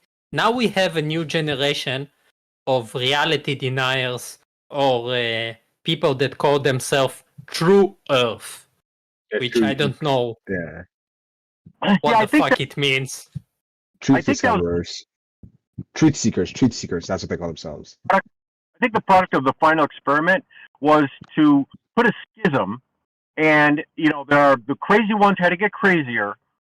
Some of them kind of dropped out, and it's also for the crazy ones. They've had to put more things in the we don't know column, more things in the it can't be known column, more things in the God can do whatever he wants column, and so they're withdrawing. Not only are they not making claims, they're not making any descriptions either. I mean, that's pretty much the foundation of the flat Earth community. It's much less based on what they know, and it's much more based of their general misunderstanding of how science works.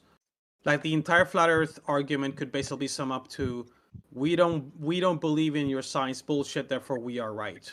But when It's not their misunderstanding. It's just their dishonesty, right? It's not that they misunderstand when you ask them to provide any proof, then they don't have anything. Like if you ask them, like one of my favorite questions where I ask them is like, okay, where did the sun come from? Where did the moon come from? Oh, we don't know. Okay, where's the sun going? How does it move? Oh, we don't know. Oh, but you think it's gravity, so you're wrong. Like it's that kind of argument. Did you hear my new shit test where I asked them what's the shape of your phone, and then they avoid that? No, And I then haven't heard that one. it's also they put up these barriers, like their definition of the scientific method. If you can't vary it, you can't observe it, you can't measure, you can't know anything about it. You can't turn gravity on and off, can you? So you can't know anything about gravity, can you? Or like, well, you make a measurement. Oh, but now we've got calculations. Oh yeah, if you're going to measure the distance to the sun with a tape measure, other than that, you'll never know. So Yeah, this is this is what we must have. We must have this 8-mile long line built perfectly to their specifications, and then they'll go about evaluating it. Well, they're not going to do that, and nobody's going to do that. So therefore, that's their hill. You say, if you can't do that, I'm not doing. Flat Earth discussion is over, or the globe is done. Yeah, it's like the cringe Jim Bob thing. Like he thinks that evolution isn't a scientific theory because it doesn't have an independent variable and you can't manipulate it. And I asked him, do you think like astronomy, like the entirety of astronomy, isn't scientific? And he's like, yeah, basically. So it's like so incredible. These people, they're fascinating, honestly. But I think it is nothing new. It came from Eric Dubay 10 years ago, and he started the whole scientism. And all conspiracies rely on not accepting science as something real or obtainable. Yeah, look at what they impose on the whole thing with rocket launches and satellites. They need a 4K uncut video from ignition all the way out to orbit. If there's a gap in there, it's fake. Okay, but then they are getting longer and longer continuous videos. Oh no, they're fake. So they ask for video, get video, hate video. The 24-hour sun in Antarctica doesn't happen. It sets. Okay, how about a video? Yeah, that would be absolute proof. Here's a video. Nope, that video's fake. So yeah, they ask for something, get something, and then say, oh, forget I asked for that because that's not gettable. It's something like Omni gets really mad when I say this, but like Eden asks for a citation, and then I say every developed country believes the Earth is a globe. What possible citation could we give you that's good enough when you won't even accept every single developed nation agreeing on this one fact? And then Omni's like, well, you can't say that because that's like being dishonest. It's so stupid, but it's exactly that thing. It's like you keep asking us for these things. When we ask you what would it take, you say I don't know. It's like, what the fuck? Why are you asking then?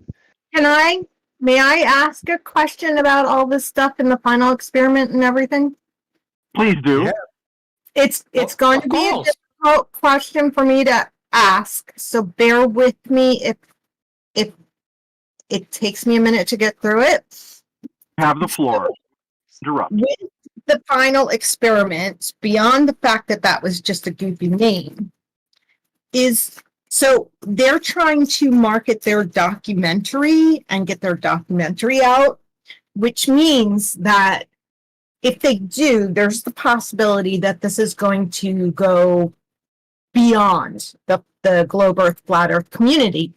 And if it does, people are going to be watching this documentary and then they're going to be researching the people involved if it interests them. And they are going to see that the guy that funded this and was the driver behind this, and that all the Globe Earth science people got behind, is a young Earth creationist who does not believe in any other science. And I wonder if that is then going to have the larger world laughing at how silly globe people are, that they are so against flat earthers, but they have no problem embracing an anti-science creationist. Does anybody else ever think about that? Well, first off, I think you give too much into it. Yeah, that's basically it. Can I please from the start? First of all, you started with the premise that this documentary means anything to anyone. Yeah, and it doesn't. The whole goal of the documentary is because that Duffy had the chance to have Candy's producer bring a guy that wanted to do this, so he's paid for his ticket for him doing this documentary. This documentary will only be on Toon's channel and Duffy's channel. And it is only for them and their creation. Okay, And I have to break in here. I have to break in here because you are wrong. It was not Candace Owens' producer who was doing the documentary. It was the other guy. He has it finished, and they are actively looking for a distributor now, a real distributor. Whether that is going to be a very small distributor and stay within the community, maybe. But this is not just for Toons and Duffy's channel. This is an actual documentary that they are marketing. So unless Duffy lied to me 3 months ago when I spoke to him, and I spoke with Jonathan. Jonathan is the friend of Mark. Mark was the Candice producer, but he brought Jonathan to the team. Jonathan told me he has no resources for looking a distributor or something like that. He only has barely the money to produce this thing on his own production team and to upload it in Duffy's channel. I can email Duffy and I can ask him, but as far as I understand, and Duffy is willing to come for an interview, you can send me questions. I will interview him sometime. No, I don't want anything to do with Duffy, really. He's a disgusting human being, truthfully. Again, if you're asking me and the other guys, I am just saying my honest truth. The other guys can add information, but as far as I understand, nobody cares about it. So then you're not worried what a wider audience might say because you're not expecting it to get to a wider audience. This is literally just like a Batman versus Superman who would win in a fight. Like they don't care. It's just like, oh, they're two idiots discussing things. And that's literally what they think of it. The normal people know that the Earth is a globe. They might think that the people who are arguing for the globe might be a little dumb for engaging with people who are actually psychotic. But it's not that big of a difference. The Earth will continue to be a globe. The wider audience will still just be like, okay, whatever, and move on. People who aren't engaging with this information now aren't going to engage with it later when the documentary comes out. It's just, that's like, right? Yeah. Also, the documentary is just about their experience and meeting and doing experiments there. Nobody, I never see a movie and then I go check what the actor has been doing in the past or something like this. Okay. No, nobody cares. So then that movie that the Flat people did about the Flat Earth Convention that broke out of the Flat Earth community and people everywhere who had never heard of this before. Millions and millions of people saw that documentary. What so movie? That's not a thing. Like I think you might be exaggerating visibility, but the Behind the Curve, where Jaron Faith said that was up by Netflix. Maybe it made a few bucks. This documentary will get picked up by nobody. Might show up at a couple of film fests. Might show it'll be a YouTube thing only. It's not going to yield much money. And again, it's not really a science presentation. It's just some people go on a trip, and actually there might be some ridiculous aspects that said, "Oh my God, this group of people dropped $400,000 go there and see been known for centuries." Okay, and that's valid. That's just what I was clarifying with the other two. So it's more an idea of you just don't think that the documentary will be seen by anybody else is why you don't think anything will be an issue. It's just the consequences. The consequences are going to be insignificant. It simply won't make a difference. It's not that it won't see by nobody. Just that, it'll get a couple of million views. Okay, on YouTube. Yeah, that could return a few bucks. But it's not going to be on CNN. It's not going to be like No, not that at all. But I'm saying, like, and I guess maybe I didn't clarify this is where my mind was going. We live in a society now where people are so into their celebrities that even people with just 5,000 followers on YouTube have a really rabid fan base and stuff, right? I mean, that's just how we work. So my thought was, if people see this documentary and they're interested in it at all, they may go ahead and start Googling the people involved in this. And it just seems to me that there's going to be a certain amount of people that Google it and find out that the Globe Earth hero is a young Earth creationist, and that might be. You're phrasing it like as like a religious, like flat Earth thing. It's not like a globe Earth hero. It even bothers me to phrase it defenders of the globe. That's not how that works. It's not like a debate where we're like, who's our best defender? No, every person that defends the globe is their own individual. And guess what? The globe doesn't need defending, right? So it just people are stating information. And Will Duffy could be right on some things, and he could be wrong on some things, but that has nothing to do with the end result of the day, which is what is the shape of the Earth.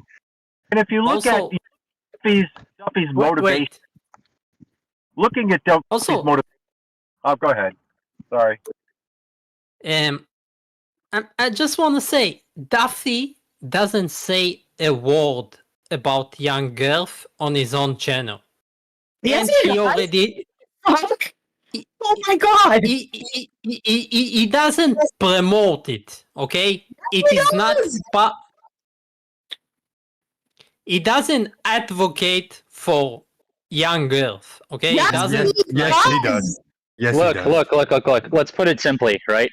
If those people that watch the documentary, right, and they realize, oh, this other glober who's going against these flat earthers is a young Earth creationist, then obviously they can look into, the refutations of that same person, right? Like, yeah, exactly. You could be wrong on something. You could be right on some things. So any content creation or any movie, anyone can check anything, but it doesn't matters in the overall scheme of things. When they look at his reputation and find out he owes hundreds of thousands of dollars in fraud lawsuits, and that he was marketing financial systems to U.S. veterans and stuff like that, like I don't see that is going to be anything that people are happy about. Yeah, it doesn't change the facts of the world. So what? You're right on some things. You're wrong on some things. That's it. That's literally where it's gonna. People are gonna be like, this dude's an idiot. He's right about the shape of the Earth, though. It's literally how it's gonna go. The only thing that matters is the 24-hour sun. That's it. Exactly. Theirs is like they could have taken any guy there, and just call him a flat earther, and it will still work the same. Exactly. And I guess part of my question, though, is you guys are hard steeped in this whole Earth-shaped community. A wider audience is probably not going to be thinking of it in the same terms. A wider audience generally like, haha, that dude's an idiot, but he's right about the shape of the Earth. Now, that's literally how people think. Back up a second. Duffy's motivation was that the flat earthers are saying Bible says flat. That's what he's against. On Duffy's final experiment, he does not make biblical reference or about young Earth. He does go on other platforms. He has other avenues where he's about young Earth, but not on his TFE channel.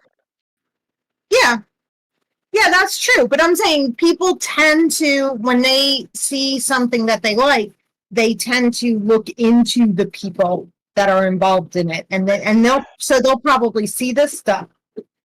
This isn't like sports. This isn't like a sports game or who you're a fan of. This is just what reality is, right? The important thing is, what is reality? Is there a 24-hour sun? It doesn't matter who went there and what they advocate for. All that matters is what is the case in the South. Well, I 100% get what you're saying, but I think you're not getting, what's the word they use here? I think you're not getting meta enough.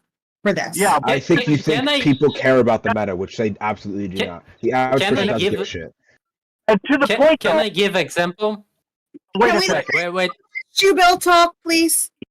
1 second, please. You said when people look into Duffy, they're going to find all of his goes all over the place. Well, you better look into that because he doesn't owe all this money all over. As a financial broker, have some lawsuits. They settle. No, Shoe Bill, Your I'm mic so is sorry. terrible. Your You're mic is cutting really bad. out. You're cutting out, but I really want to hear what you say because I'm interested. Okay, never. Can you? No, can you fix the mic? You will find hardly any financial institution Dude, that does. we can't. You're cutting out, dude. We're not getting you, Sheepill. Meanwhile, while He's Shubil, clipping it now. yeah, when Shubil will get back, I will give him the stage. But I just want to say that the behind the curve has been seen by tens of millions apparently, and it didn't change anything for anyone. Jaren remained the scammer.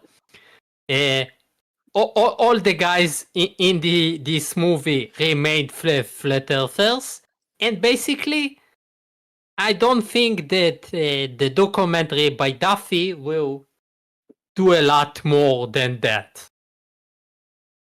So we already have the perfect example of what happened. Yeah, basically. Okay, so you're not expecting that anybody's going to look into this and see any kind of weirdness with. No, it doesn't make a difference. That's. I'm just clarifying what he said. Is that all right? But that's not what he said. He said that it's not going to make a difference at the end. People may look into it like they looked into behind the curve and all of that. But the fact is that the flat earthers are going to stay flat earthers, and the most like globe people that believe in the globe are going to say is like, "Haha, Will Duffy is stupid about the age of the Earth, but he's right about what shape the Earth is." He was saying is there an issue with me clarifying what he was saying? You said no, but that's not what he said though. What he said is he doesn't think that anybody's really going to be concerned that Duffy is a young Earth creationist. Yes, that's not what you said at first. You said no one's going to look into it and see the weirdness. That's not what you said at first. Okay, so I put it in a weird way. Oh my God, are you all right? No, you said that you were saying what he said, and it wasn't what he said. You said it your own way. Oh my God, I don't repeat people word for word.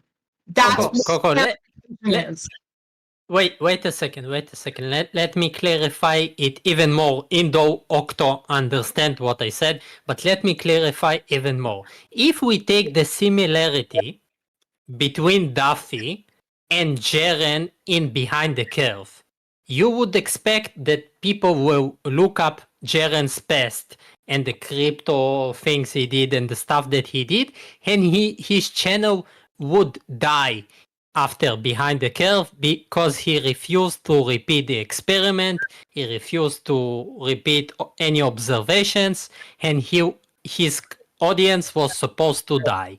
But no, he only grew from that and became more famous. Same gonna happen for Duffy. Nobody cares about the other stuff. Because the fame and being close to a famous person, even though it's just YouTube fame, is probably going to outweigh any of the actual facts or anything. Is that what you're thinking? No, because when you're on the side that is right, which Jaren now understands, you can be an asshole and still be right. And nobody can. There you go.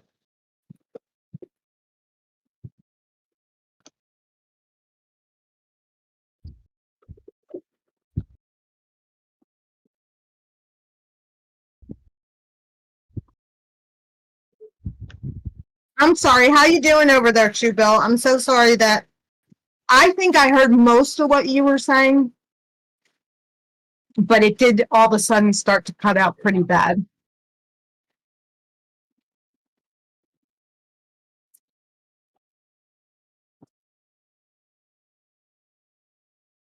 Shobil? He might still be working on it. I just wanted him to know that I was. Did you understood our point? Yeah, I think I'm getting what you're saying. And You I can will even- admit, I'm a person that obsesses about things and researches things and looks into things. So I do understand that not everybody is like me, which is why I was asking what you guys thought. Also, over the years, you can take people like Logan Paul and some more influencers that went into the conference of flat earthers, mock them, and got like tens of thousands of millions of views. JP Sears mocked them, and still you will have a flat earthers, and still you will have globers, and nothing changed. Even when a guy that goes by the name Veritas did an 8-hour documentary about flat Earth, which also got hundreds of thousands of views. Nobody changed their mind. Nobody cared. Nothing changed. Yeah, and personally, I find that upsetting. I'm of the belief that an asshole is an asshole, even if they agree with you or not. But I know that's just me. Like, I don't really watch It streamers. has nothing to do with this topic. Or... The whole point we're saying is it doesn't matter if you're an asshole or not. If you're right about the shape of the Earth, then you're right. You could be right about some things and wrong about other things. You could be wrong on how you share your opinion, but that doesn't make the fact that the Earth is still a globe. You listen before you just trash me, because that's what M just said is what you were saying. And I just took the counterpoint where I understand that I think differently and do differently than other people do. That was the conversation. That was the back and forth. If you just want an echo chamber where everybody just agrees with what you're saying, then this is probably not the place. But I don't think M took anything bad about what I was saying. I was just giving my view against his view. It wasn't confrontational. There was nothing wrong with that. You entirely missed the whole point. I did not. Okay. I get what he was saying. I got what you were saying. Then I added my own perspective. Like, what's the issue? I'm saying the point of this whole conversation is that even though someone might make fun of other people, or even though that you might be wildly incorrect about something, even if you get a bunch of views, the whole fact is it's not going to change the world because some people are so steeped in these things. But the broad point, the major point, especially when it comes to conversations about reality, is that it doesn't matter if you're an asshole about these things. If you're wrong about other things, what matters is that you're right about this scenario. Well, I was the one that started the conversation by asking questions I had been thinking of. So why are you telling me what the point of this conversation is? The point of the conversation was I had questions and asked if I could ask those questions. And now I have been having a back and forth with other people. So you coming in and saying the point of the conversation is kind of rude and assholey. But I'm done now. I get it. About it. I don't care. What? About anything. I'm not allowed to ask any more questions. It's your floor. You do what you want. Have fun. Bye. Why are you giving me permission? I don't need your permission. What? Okay. Bye, I guess. I think she was just trying to understand how it works or what do we think, and she understood and she tried to add her angle so I would understand. This is all that happened. No, nothing.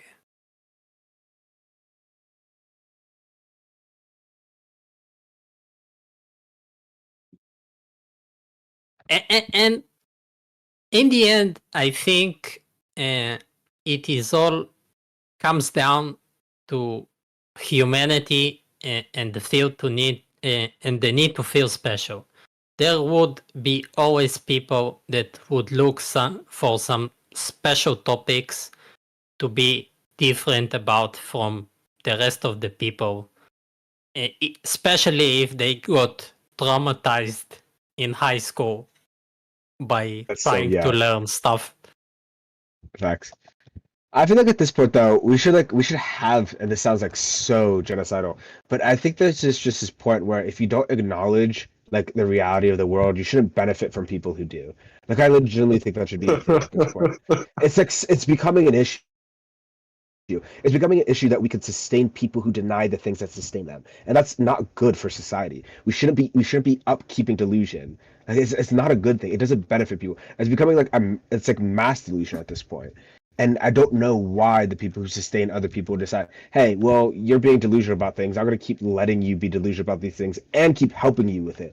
Like, bro, at some point, just like let them fucking go. I need to break in here one last time because that is fucking almost exactly the point I was trying to make about Duffy being a young Earth creationist and us just allowing that. And you crossed me at every turn, which I accepted from your point of view, and now I tell you, fine, you have your conversation, and now you're just fucking repeating what I said. That's a little rude. If you think that's what you said, then I'm like, you're either hearing voices or I'm hearing voices, because that's not what I heard you say. One of us is hearing voices in the scenario. I think you are separated on the level of the brutality towards the people, and like you to Octa, you say just don't give them the stage, but in her case, she wants to remove them totally from the conversation. Even I would remove them from the entire country if it was up to me. That's what I would do. I would give them their own island and be like, do what you want to do. Just stay away from us. That's what I would do. Okay. So you would remove Earthers, but not young Earth creationists. It depends. Well, young Earth creationists, absolutely. Yes, I would also remove young Earth creationists. Duffy because he funded the final experiment. Fine. Yeah. Okay, got it. Yeah, but that has nothing to do with the shape of the Earth, though. His young Earth creationism has nothing to do with the shape of the Earth. That's what I'm saying. I agree with you. Just in this conversation, Will Duffy being a young Earth creationist literally has nothing to do with it. So Yeah. Yes, but So I agree. But let me just say it, Yeskes. But the difference between you two is that she thinks because we're in the community where we talk to people, we are somehow responsible for their actions. And you agree with me that we don't. Okay, I'm not in charge of Duffy. He can do whatever the fuck he wants, even though he is a young creationist and he protects the globe. I'm nobody. He's nobody. We are not in charge of other people.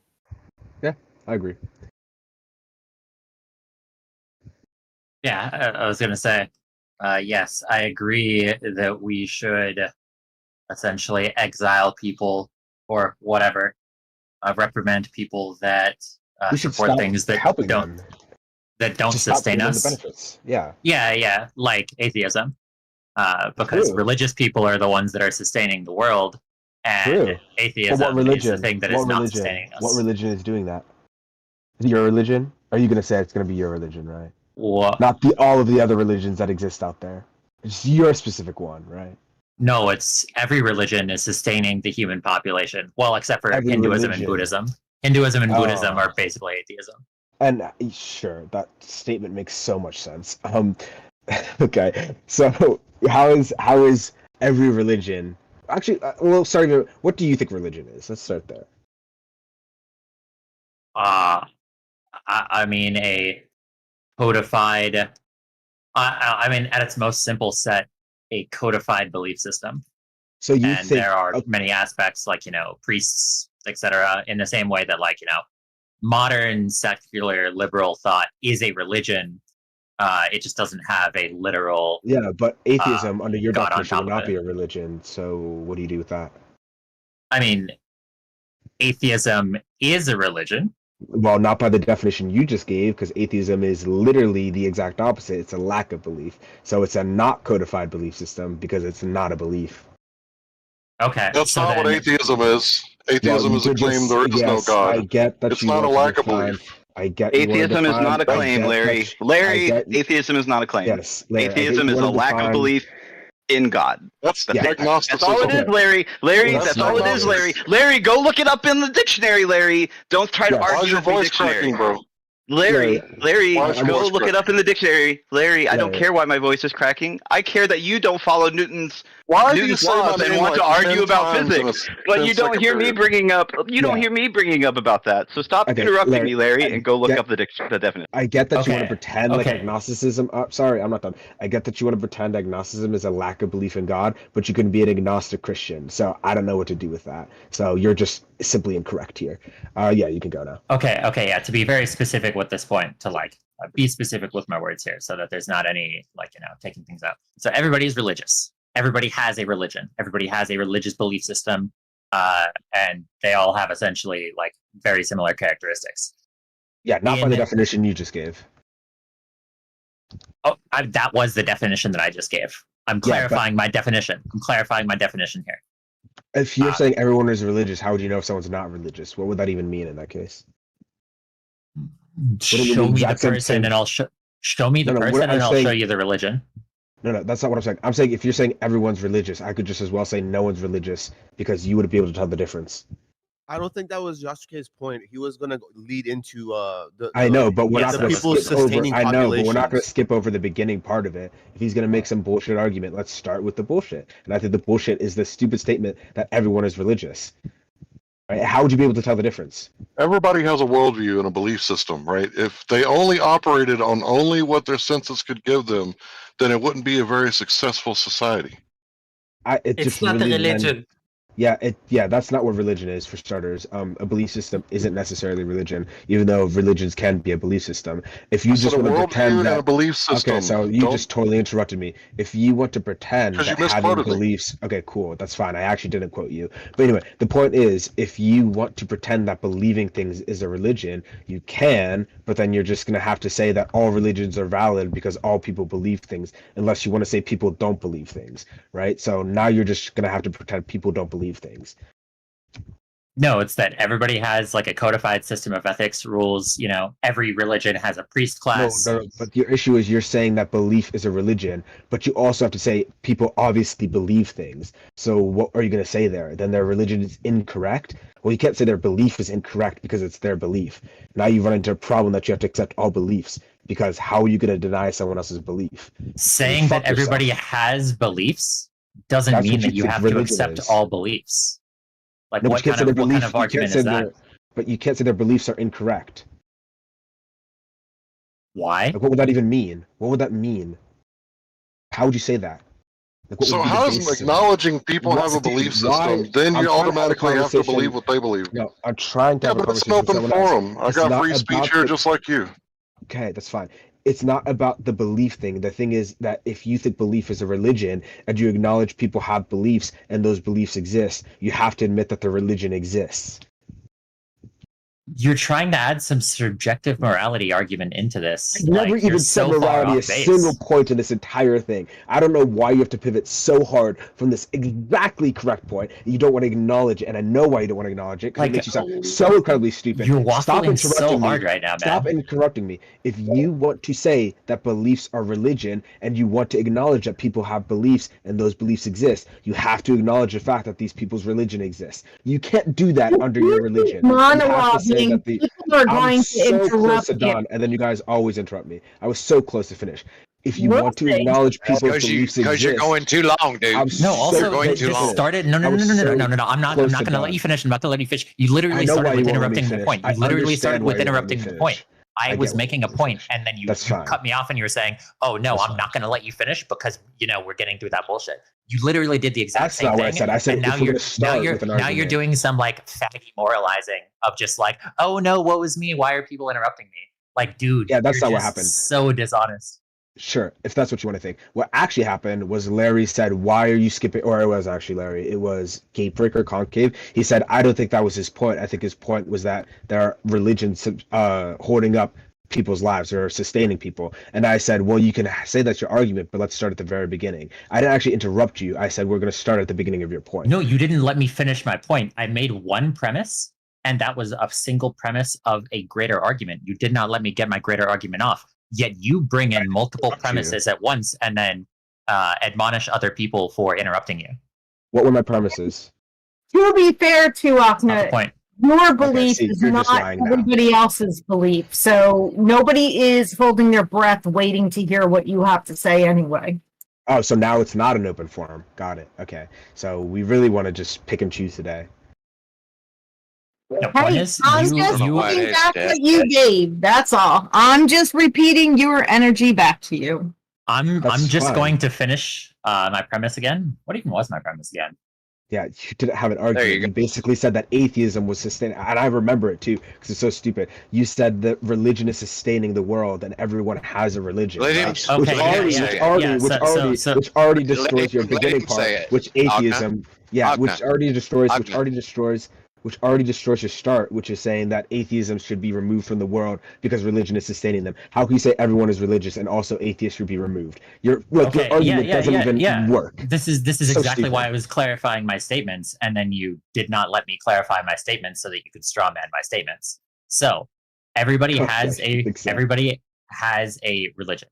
Every system, when you exist in society, you are going to have a system, a code of ethics that you believe in. It'll have priest class. It'll have all of these different characteristics about them. There will be, taboos. There will be, et cetera, et cetera. Everybody has a religion, and then That's an equivocation, bro. I don't know why you just say that. It's so stupid to say. You're just saying everyone. You're not has letting a me finish my religion. point. Why are you interrupting me? So this premise, everybody has religion. All right, and then there is a certain list of religions that you could say is a classical religion, et cetera, of Islam, Christianity, a couple others that are essentially the only ones that are keeping the society sustainable. In the terminology that Okna was using of we should get rid of people that are denying the things that are sustaining ourselves. So in this sense, all of these other religions like atheism, secularism, you can include Buddhism in here. These religions are not sustainable. Therefore, under the logic, they should be admonished. Just to cut in here real quick. Can I please get the reason that I should care about some subgroup of the total population going down while net population is still increasing? Can you at all tell me why I should care about this? That's actually not part of the argument right now. In this part of the argument, there is No, it is part of your argument because you're specifically noting that some subgroup is going down while other subgroups go up. And I'm asking you, why do I care about some subgroup going down when the net group goes up? Yeah, so this is in the same argument of just general science knowledge goes up, so why would I care about, You still haven't given me why I should care about this one subgroup. It's a really simple. That's because you're dancing around. No, you're dancing around. You're not making an analogy. You're dancing around the question. I would like you to directly address the point. You don't need the analogy to directly address the point. I mean, you barely understand 1 + 1 = 2. My guy. Sure, I do. Saying that everyone has religion are also atheists. And just like I'm sure that you understand exactly what the fourth derivative of cosine of x is. I mean, I don't pretend to understand that. Oh, yeah, good, exactly. So anyway, as I was saying, could you please just directly answer the question that was posed? Well, no, obviously he can't. There's no way to answer it. Anyway, what was the question again? What was the question? Why should the question was, why do I care about some subgroup going down while the overall, why do I care that some subgroup of a group is going down when the net of the group is up? Oh, yeah, because you're not paying attention to the conversation. This has nothing to do with different subgroups going up or going down. Oh, yeah, but it does, right? Because your entire argument hinges on the fact that atheists... You're not letting me finish my point. Why are you interrupting me? So, because you're just lying to me, that's why. The entire You're lying to me, so you're getting interrupted. I'd appreciate it if you didn't lie to me. Okay, don't lie to my face. You won't let him talk to you. You can correct me afterwards. And I will. So are you going to go or so what? very simply, this has nothing to do with particular subgroups being, oh, atheists are going down or whatever. Yeah, but you literally just said atheists are going down. So I've literally just asked you again. Why do I care about the subgroup going down when the net group you were just talking about atheists. You were stop interrupting me. I'm talking to you. You're interrupting me. You're interrupting me. No, I'm not. I was talking and you literally interrupted me. Stop doing this. Please, not let me please stop interrupting me. If you would like me to not interrupt you, don't interrupt me. It's very simple. Here you are continuing to do it again. I was almost done with my point, and you interrupted me. I'm not going to let you do this. I'm not going to let you do this. I'm going to let you spread Oh my goodness! You're not going to let me talk. Okay, thank you. Can he get muted for not letting me talk? Can he get muted? He just said he doesn't want to let me talk. He just said he doesn't want to let me talk. You did not let me finish I did let you finish, and then I started to talk. Yes, I did. Why are you gaslighting me? I let you finish talking, and then I started saying that yes, you did say this, and then you couldn't even wait. Oh my Jesus! Why can't you just let me talk? Okay, is my view so terrible for you that you can't just let me talk? He said he wasn't finished. We could change. We're going to change the convo. What do you need religion for? Let's just give one thing. So you don't fall into statism like an idiot. No. So quickly, just to actually finish the point, finish the premise. It has nothing to do with one subgroup or another being, more successful or not successful. The entire point that I'm invoking right now is the success of the entire humanity, the entire species. The fact that you thought that it was about subgroups has nothing to do with the point that was being invoked. And it's just, bringing in unrelated conversations into this one. Great. So it's entirely about the success of the entire group. Yes. Great. So what do you need religion for? Name one specific thing. Sustaining a population. Sustaining a population. So you think that you couldn't continue to have kids like animals because they sustain their population. Beetles specifically make up like 90% of the animal kingdom. They don't have a religion, correct? Beetles don't have religion. Why are we doing this backwards? Why don't you tell him correctly what you think and not let him ask you with false straw man? Yusika, you said that you need religion to sustain. Akna, Glory, it is what it is, okay? You just joined, Ward One. Don't say anything. Continue, please. So this obviously destroys his point because it makes no sense. Animals don't have religion and they sustain their population. Plants don't have religion, they sustain their population. What are you going to do about that statement? Are you going to acknowledge it? Beetles aren't humans. Next question. You never said human, you said sustain your population. Do you want to be more specific next time? I clearly meant there's not a single person in the world here ever who would ever have thought that I meant, populations of species in general. I clearly meant human, and you're just intentionally misinterpreting things and requiring me to be needlessly specific because you haven't in stated your point properly, Yusuke. Okay. You kind of just slipped in this idea from a past conversation, but you haven't explained it properly. Yeah, exactly. And others are trying to related to bananas. Yusuke, just to be clear, so let's see if we can agree on this. You don't need religion to sustain a population of organisms. Unless they're clearly talking about humans. Unless they're human, is what you want to say. Unless they're human. I think this has to do with So you think that you need religion to sustain a human population. Okay. So when do you think the first religion came about? As soon as humans came about. What? Oh, God. Now we have to get into the egos, the human centrism, whatever. Okay, I'm not going to go down that road, but we'll just say, sure, you think the first religion came about when the first human came about, right? Yeah, no reason to believe that humans have existed without religion. There's so many reasons, because I am a human that exists without religion, but we can ignore all that. Okay, you're just saying somebody. Okay, I need to focus. Let's go to the population thing. Do you think that the religion that existed when humans first came about was the one that exists today and sustains us today? Do you think they're the same religion? I mean, you could technically make an argument for it, but let's just say obviously not. Okay, so we don't need any specific religion to sustain the human population. It can be any different thing, right? Not any different thing, no. Well, it's any given belief system. You said that any belief is a religion. That's why all people are religious, because obviously two people don't share the same beliefs. That's why all people are religious and they all have their own belief system. Therefore, they would all have their own religion. Yes, and the people that were so any belief, anything that exists in a human, because humans are the things that have beliefs. Any human belief could sustain a population. Any religion could sustain a population. No, you're just intentionally misrepresenting my words. Buddhism and Hinduism are not sustainable for populations.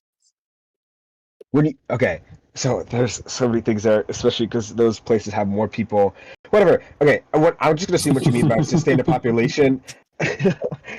There's so many bad things here. Okay, I'm gonna just assume what you mean by sustain a population is keep you above replacement rate, correct? Yeah, sure. Okay, so again, there are so many things that we could do here. Like you could sustain people against their consent or whatever, but we'll just assume sustain like by their own choice, by their own will, correct? Yeah.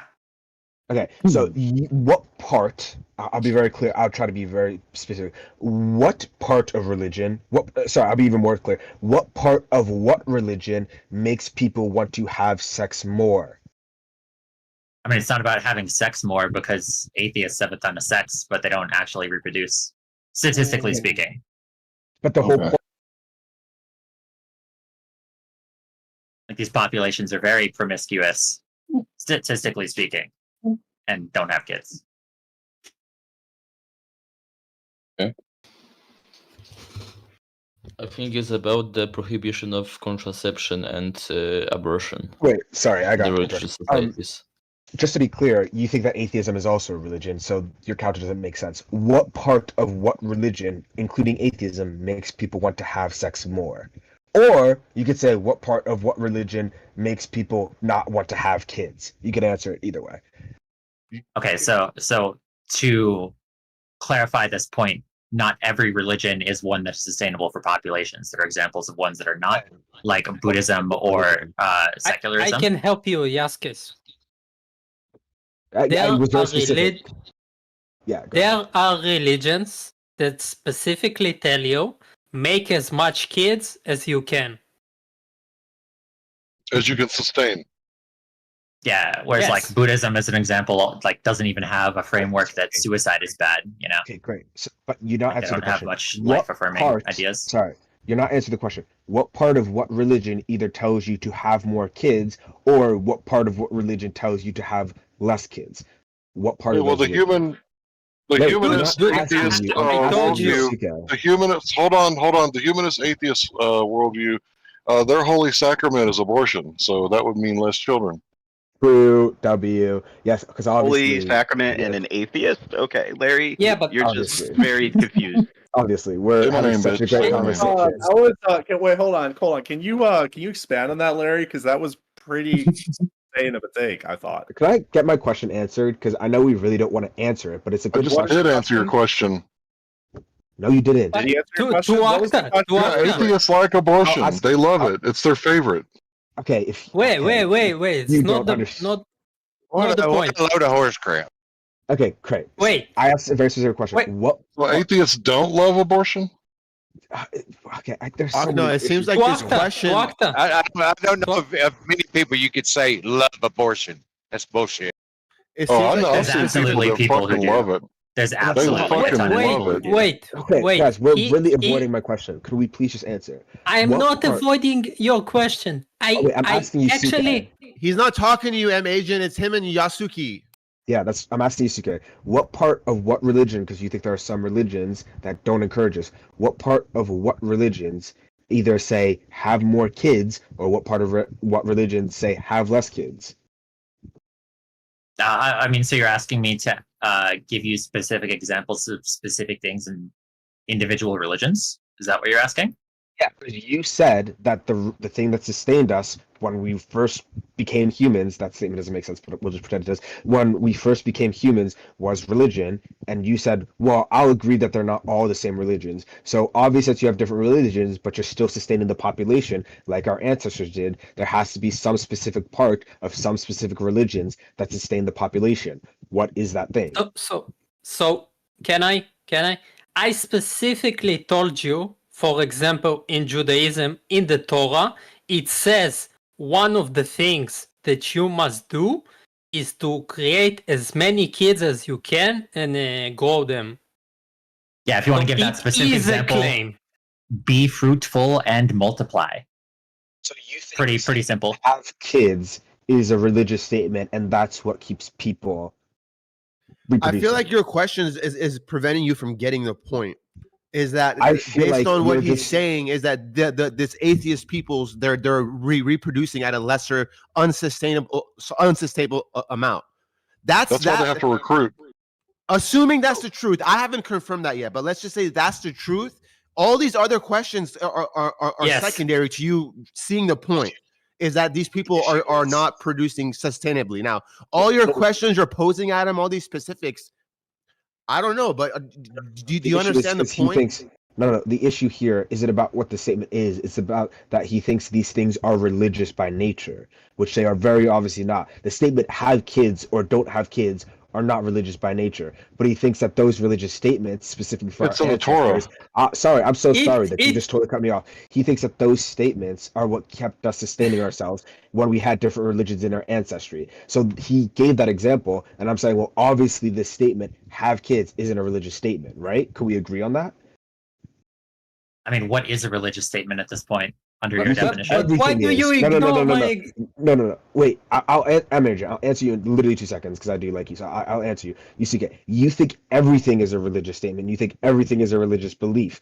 That's the issue of this conversation. Because when we go down into it, it obviously makes no sense to say "have kids" is a religious statement because atheists say "have kids." So then why aren't they sustaining themselves? That's a religious statement under your view, but for some reason atheists aren't sustaining themselves. So very obviously it doesn't work when you give the same statement between two different what you think are religions, atheism and let's say Christianity. They say the same statement, "have kids," but one isn't sustaining itself. So this very obviously cannot be the thing that's keeping people sustaining themselves.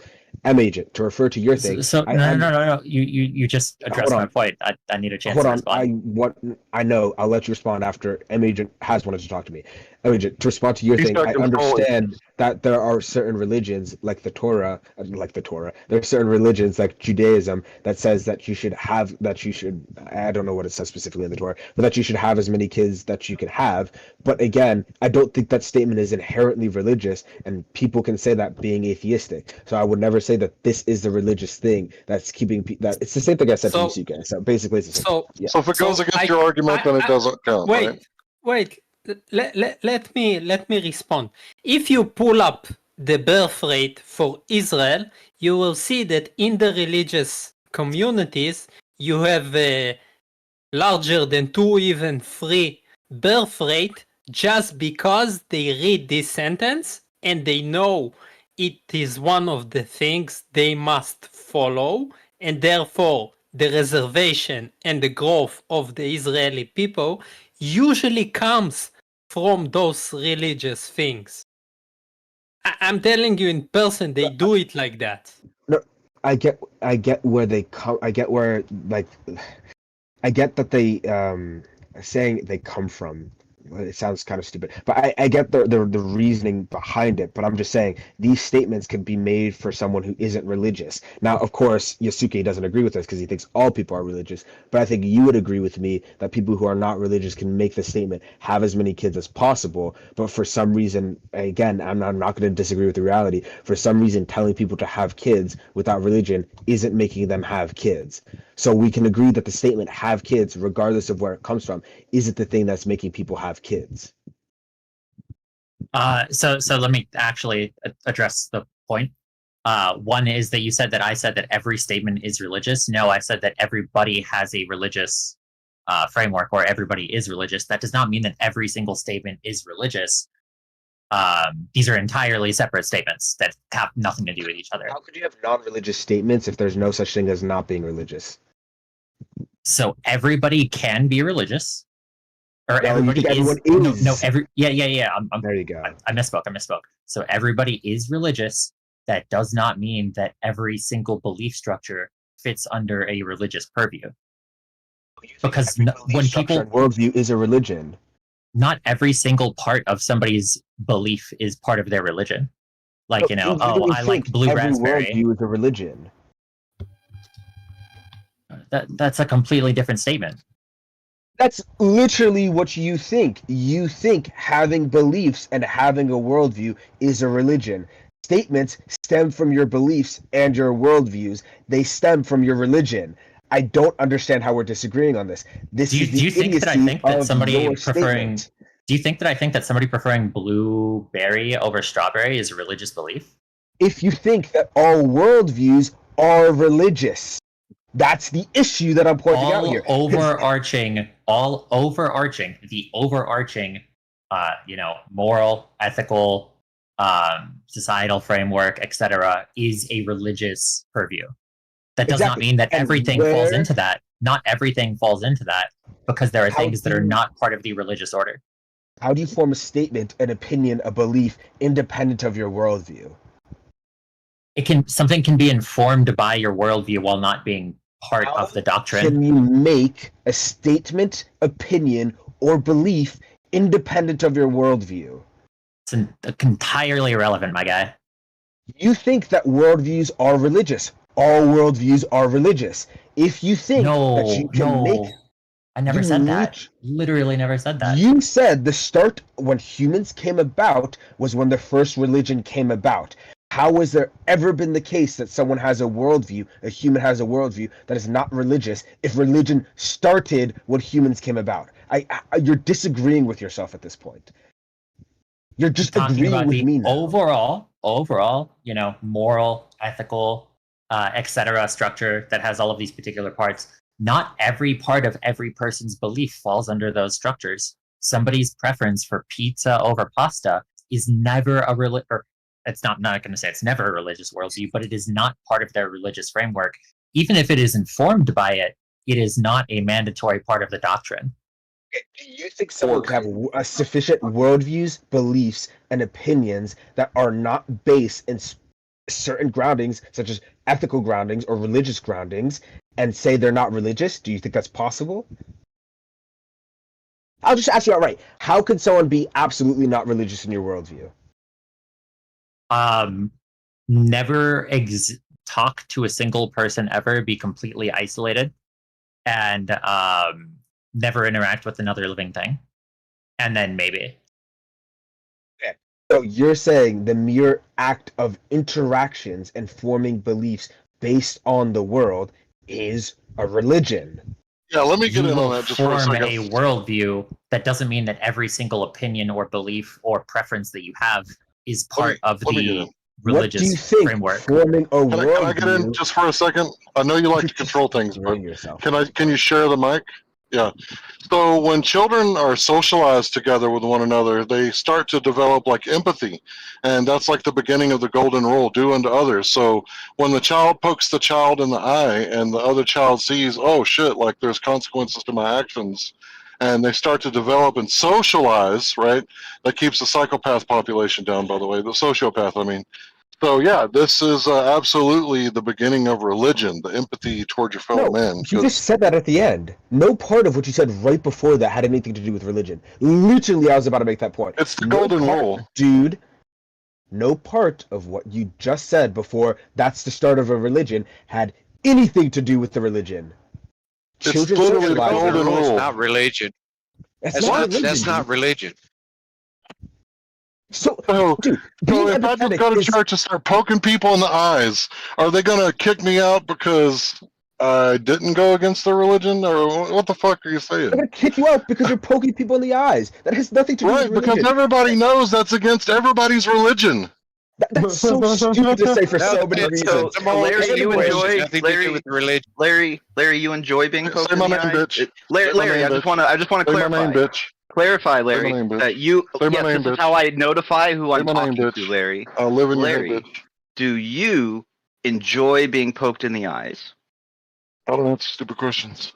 Is that because God so told you that you can't Thank enjoy you. So it? it was a stupid question, stupid scenario you brought up in the first place. Question. Because even if it was a religion, nobody likes getting poked in the eye. Stupid ass. Right. That's why you not follow believing that in religion.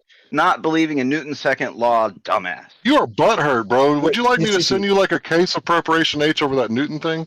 Okay, great. So Yasuki, you Oh, come also on, man. again, we'll use. I have no issue using myself with this. You think that I'm religious, right? But you also said that I can have opinions and views on things that are not informed by my religion. Can you give me No, an no, no, opinion? not informed, but they're not like essentially mandated doctrine of the religion.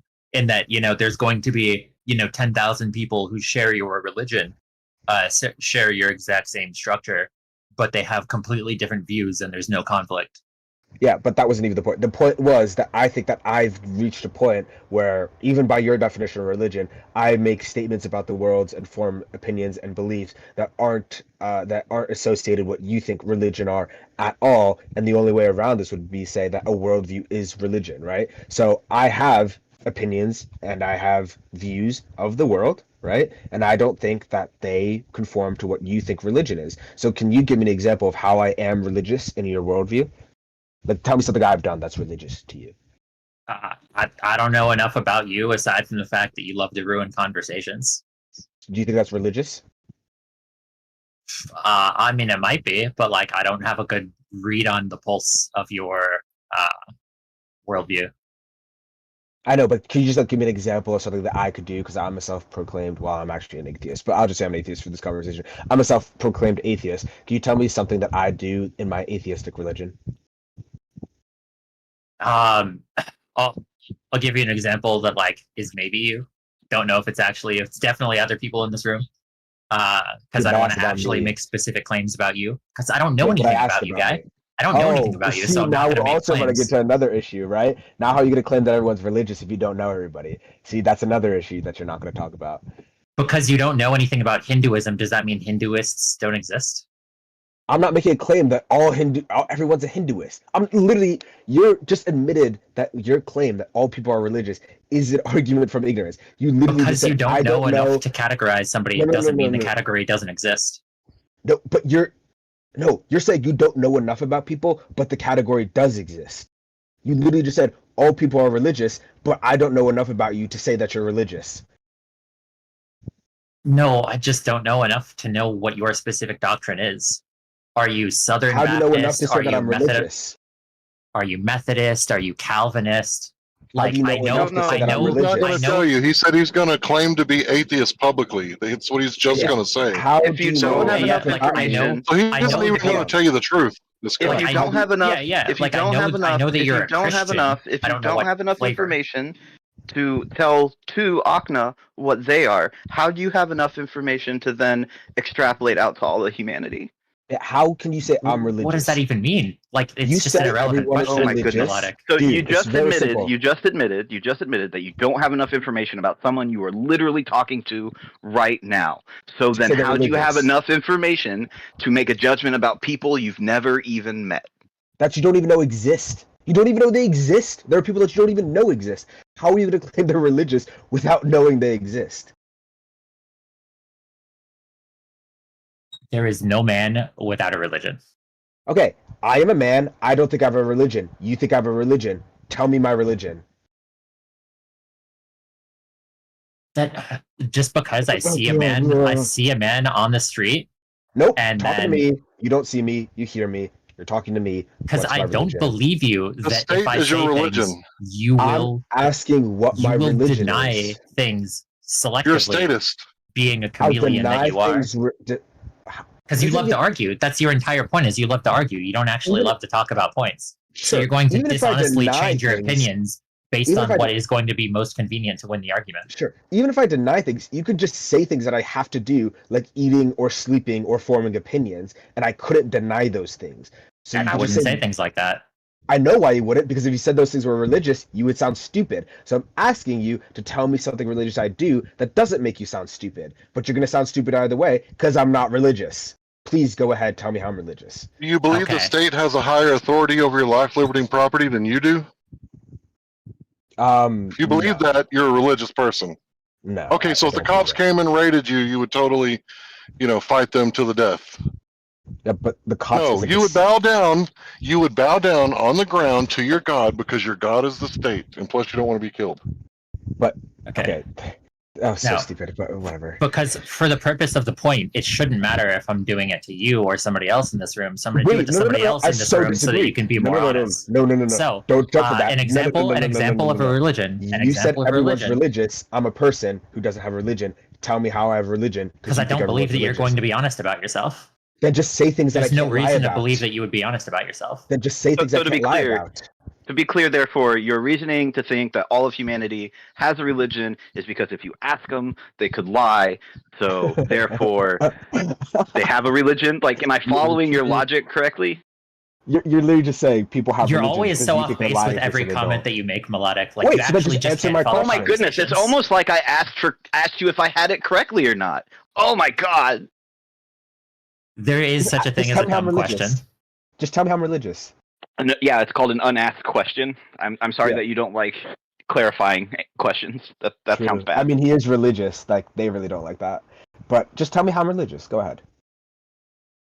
Or you could just say I'm not religious. That's also another option. But then you sound stupid because it contradicts your earlier point, which I don't even know why you won't just bite this bullet and agree that not all people are religious.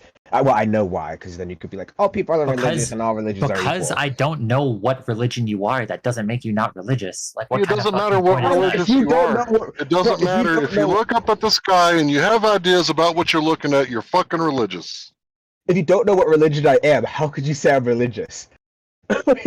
So you are an atheist. Okay, to give the great. parallel, right? It's like you're saying that you're a Christian. I don't know if you are a Methodist. I don't know if you are a Baptist. I don't know if you are Orthodox. I don't know if you are Calvinist. You could be any one of these things, and you're trying to tell me like what But the I'm specific not. things are.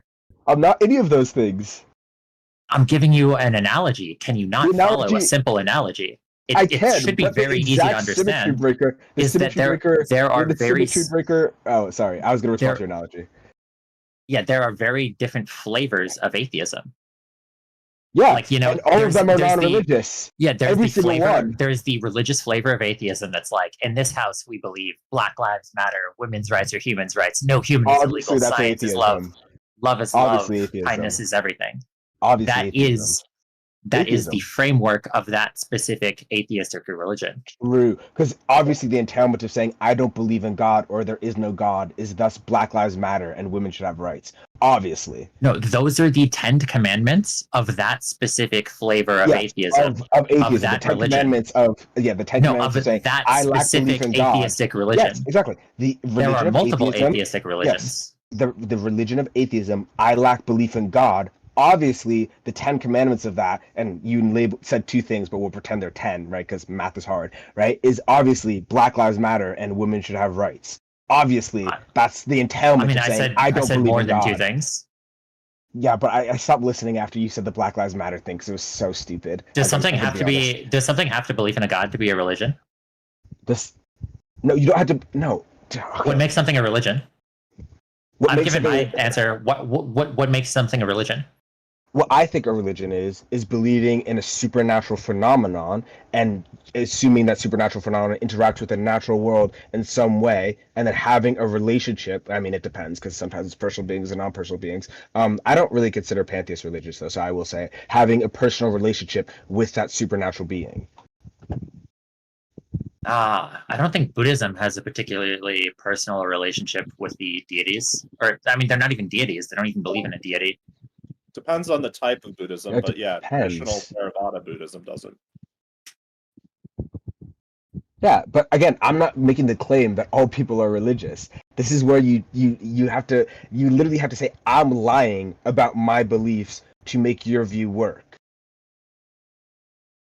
Or you could just take back what you said earlier that all people are religious. That's also an option.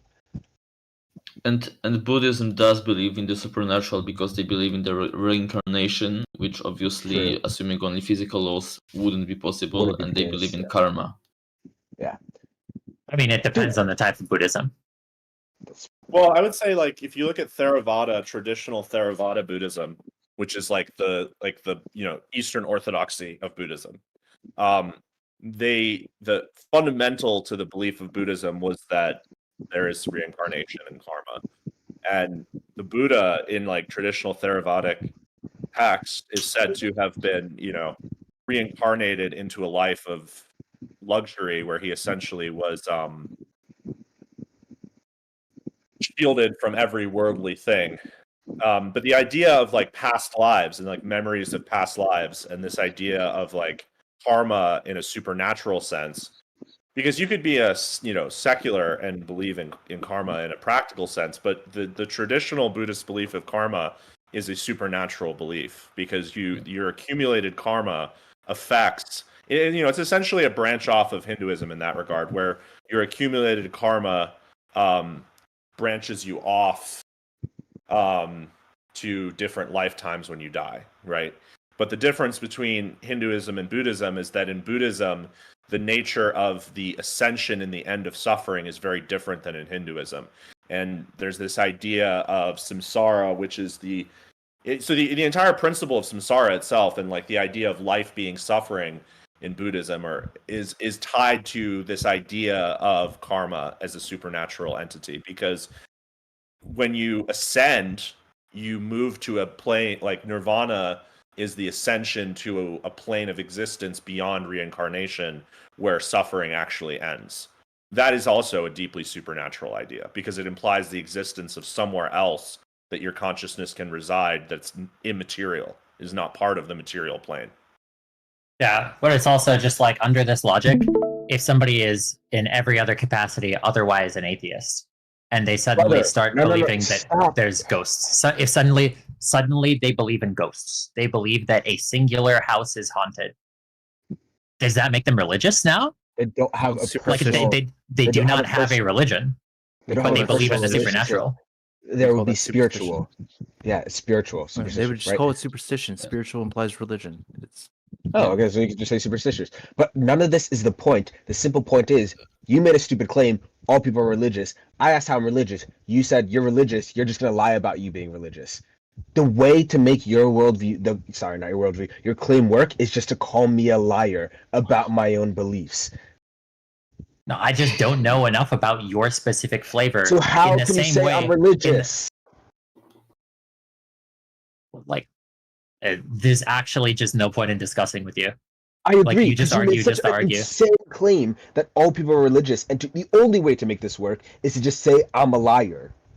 That's it. When I said, what does it mean to be religious? The need to sustain a population, you said, but bananas? Like, you're a fucking retard, dude. Yeah, what does it mean you to be intentionally religious? misinterpret things as much as possible. That's so, exactly. like, you know you're being dishonest with the way that you interpret things. Yes, not what does it mean to be religious? I got a question for the atheists. Do we have a common ancestor with bananas? If the person who That's says a religious that belief. everyone is religious, I want to know what you mean by religious. Yes, we do have a common ancestor with bananas. Okay, you're right. Thanks. Yeah. Thanks. Okay. Never mind, I Yeah, guess. understanding So, understanding what related means makes you religious. Larry, what do you think being related means? I'm curious. What do you think being related means? They share a common ancestor. Related? Yes. Okay. How do you prove something is related to another thing? Guess you'd have to trace the family line. Have you done that with bananas? No, that's not how you prove something is related to another That's a thing. belief. You look at their. That's not how you prove something is related to another thing. You look at their genes. If you share genes, you share a common ancestor. We share genes with bananas. You're wrong. Okay. Anyway, Yusuke. Okay. Your point. So if hold on. Wow. Hold dude. on. I know you like to control things, right? You made a point. Then it's my turn to address your point. So if a truck has doors and a car has doors, does that mean that they're related? No, of course not. They don't That's a stupid thing to say. They don't reproduce. But it shows the Will hole in you your logic. acknowledge this? No, it doesn't, because they don't reproduce. Will you acknowledge this fact that cars don't And we reproduce? don't reproduce, and we don't reproduce with bananas. And yes, What do you cars think don't the reproduce. definition of reproduction is? What do you think that is? This is Offspring. dumb. This is Yes, stupid. offspring, There's passing different on your definitions genes. at play here. This is dumb. Yes, but he won't acknowledge the definition of related, meaning you share genes, because he just wants to pretend in the that's not sense what of related means. biological, like we colloquially use related when we talk about like families and being familially related to mean you are closely biologically related, as in like you Yeah, are we're my not cousin. related with bananas. Okay, you don't You're understand the definition of being related. genetically related, and you have some amount of shared DNA with a banana. Doesn't mean that like a human is a banana. No. That's How not what he's is saying. He doesn't want to acknowledge the simple fact that the definition of related in biology is sharing genes. He doesn't want to admit that. He doesn't want to admit that the unit of heredity, genes, determine relatedness. He won't acknowledge that. Yeah, how is it that even if you don't trace a family line, like you have an orphan, for example, and then you want to test what's the parents of that person, then genes are the thing that can prove it. And if you're proving that in the court, you can't just say, nah, that's a belief. It will be considered like actual evidence because Larry, that's just do you objectively accept how So it's this is how proven. you tests work? this Do you, this no, is how Larry, you know do you're in a accept cult, right? paternity When tests someone work? Larry, when do someone you tells accept you paternity that, tests work? bro, Do you think that why paternity are tests you work? like this? Like, who Do did this to you you? think paternity tests work? Not 100%, but sometimes I do. To Akna, Like if she's sleeping with brothers, it's not going to work. Yeah, how Right? could they work Twins. ever? How could they work ever? Well, twins share the exact same DNA if they're identical twins, so they don't always work. Yeah, how if could they you're work fucking a ever? twin, sure. Larry, how could they work ever? Yeah, explain how they work. It's not an exact science, in my opinion. I think that if this female is sleeping with a bunch of cousins, it's going to be a lot harder to determine who the father is, or like if she went to a bunch of different countries instead of one dude from each country, that would be much easier to determine That who the doesn't make father it was. not an exact Larry, science. It just means that Larry. it doesn't work as well when you're dealing with incest. That's an Exactly. exception, not And a the reason it issue. doesn't Not with work, her cousins. The dudes they're sleeping with are all cousins. Larry, why doesn't it Okay. work when there's incest? Tell us the reason why it doesn't work when there's incest. Because it's gonna prove the point exactly. Why do they not work when incest is occurring? Because they share the same genes. Yes, the genes are so similar that you won't be able to differentiate. Why are the genes so similar, Larry? Why are the genes similar? Because they're related. So why are the genes similar between a banana and a human? I don't know, but it's not because they're fucking related. That's the exact reason, though. Like, that's literally the exact reason. Oh my god, you guys. So you guys have a religious belief that you're willing to defend with true. fervor on the internet to a freaking idiot who you think doesn't know his ear hole from his asshole. True. But that's not a religious trait to defend with fervor, right? That's true. Right? Whatever you That's say, true. buddy. Why don't you learn what You defend it. Learn what related means and then talk to me, okay? How about that? I'll make you a great deal. Well, you think that you have a common ancestor with bananas. That's fucking bananas, bro. Okay, learn what related means in biological terms and then come talk to me, okay? Okay, show Okay. me. Forgot to, produce a human. Like, show me those genes. Okay, so just I gotta come call. and talk to me when you learn what biologically related means. Oh, he left. How sad. Okay, back to Yusuke's awful point. Yasuke. What? Yasuke. Oh, I'm so Yasuke. sorry. Not Yasuke. Yashiki, not ayahuasca. God, why is it so hard for people to get his name right? I'm sorry. Yasuke. Back Okay. to your point. We could move past the all people are religious things because I think we beat a dead horse. We could move past that. So, how? I'll just ask generally. How do you think religion saves us? Like, what do you think? Like, what do you think that does for us? I can answer that. Religion increases the birth rate, which is necessary to preserve a culture. Not at all, for starters. I mean, you can literally write things down. There are people who've been Let 'em dead know. for centuries and we still have their culture. So if a culture doesn't survive, if a culture is extinct and no longer has members that practice its culture, it's the same as a culture that's existent. Is that your That's not argument? what you said. You said to keep a culture alive, and no part of a culture being alive necessitates that the people that practice that culture are still alive. Yes, it does, because in order for a culture to be alive, in even like an academic definition of what it means for a culture to exist, it has to be existent. Yeah. It can't. Do The you think people have culture- to be alive and practicing the culture. Do you think culture can That's the only point. exist in living humans? You don't think it can be passed on? If But it's passed wouldn't on, culture then it just- persists. Yeah, But but if it's what's not being passed on? The person's dead. Passed on. Well, like the Anasazi culture no longer exists. The Pueblo, or that's not the PC name. What do they call them now? The ancestral Pueblos. Wow. Ancestral Can I have 30 seconds? Yeah, go for it, Coco. So, like those years when I was young, that my grandmother passed on the family recipes to me by having me come over and learn to cook from her while she was still alive. You can only pass things on when you're dead. No, that's no. What I'm saying is to pass things on doesn't necessitate someone being alive for it. The person that's passed to has to be alive. No, what? What are you talking about? You can learn things from people that are no longer alive. Like you Arguing can. that a culture doesn't need living members to be alive? Is that your It doesn't need argument? No, I'm saying that a culture can exist without the original living members. Well, yeah, they're descendants though. That culture has to persist over time. They don't And even need to be generally, the cultures descendants. don't- Other people could take up another culture. That's not what happens when you look at the span of history. When you don't have groups that are maintaining a particular culture within a country, that original culture doesn't persist. Can I have 30 more seconds? There's only one guy working on their own. Like, let's go get some. Let's both leave and get some. Instead of like you. Wait, was that a hot mic or was he talking? I couldn't tell. I'm the only one person working. But like, I wonder if it's actually been 5 minutes. Yeah. That would be a hot mic. All right, sorry. Go ahead, Coco. I wasn't sure. So, like, culture, yes, we do sometimes reach back to the past, obviously, because it comes in a line.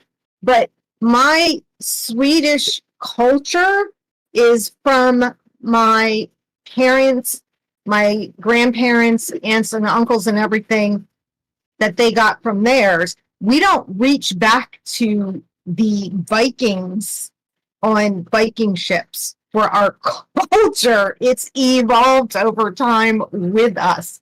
So our culture is passed down not from the ancients, but from the recent generations. Okay, just because I don't want to get distracted from the whole conversation. Maybe I'm missing something.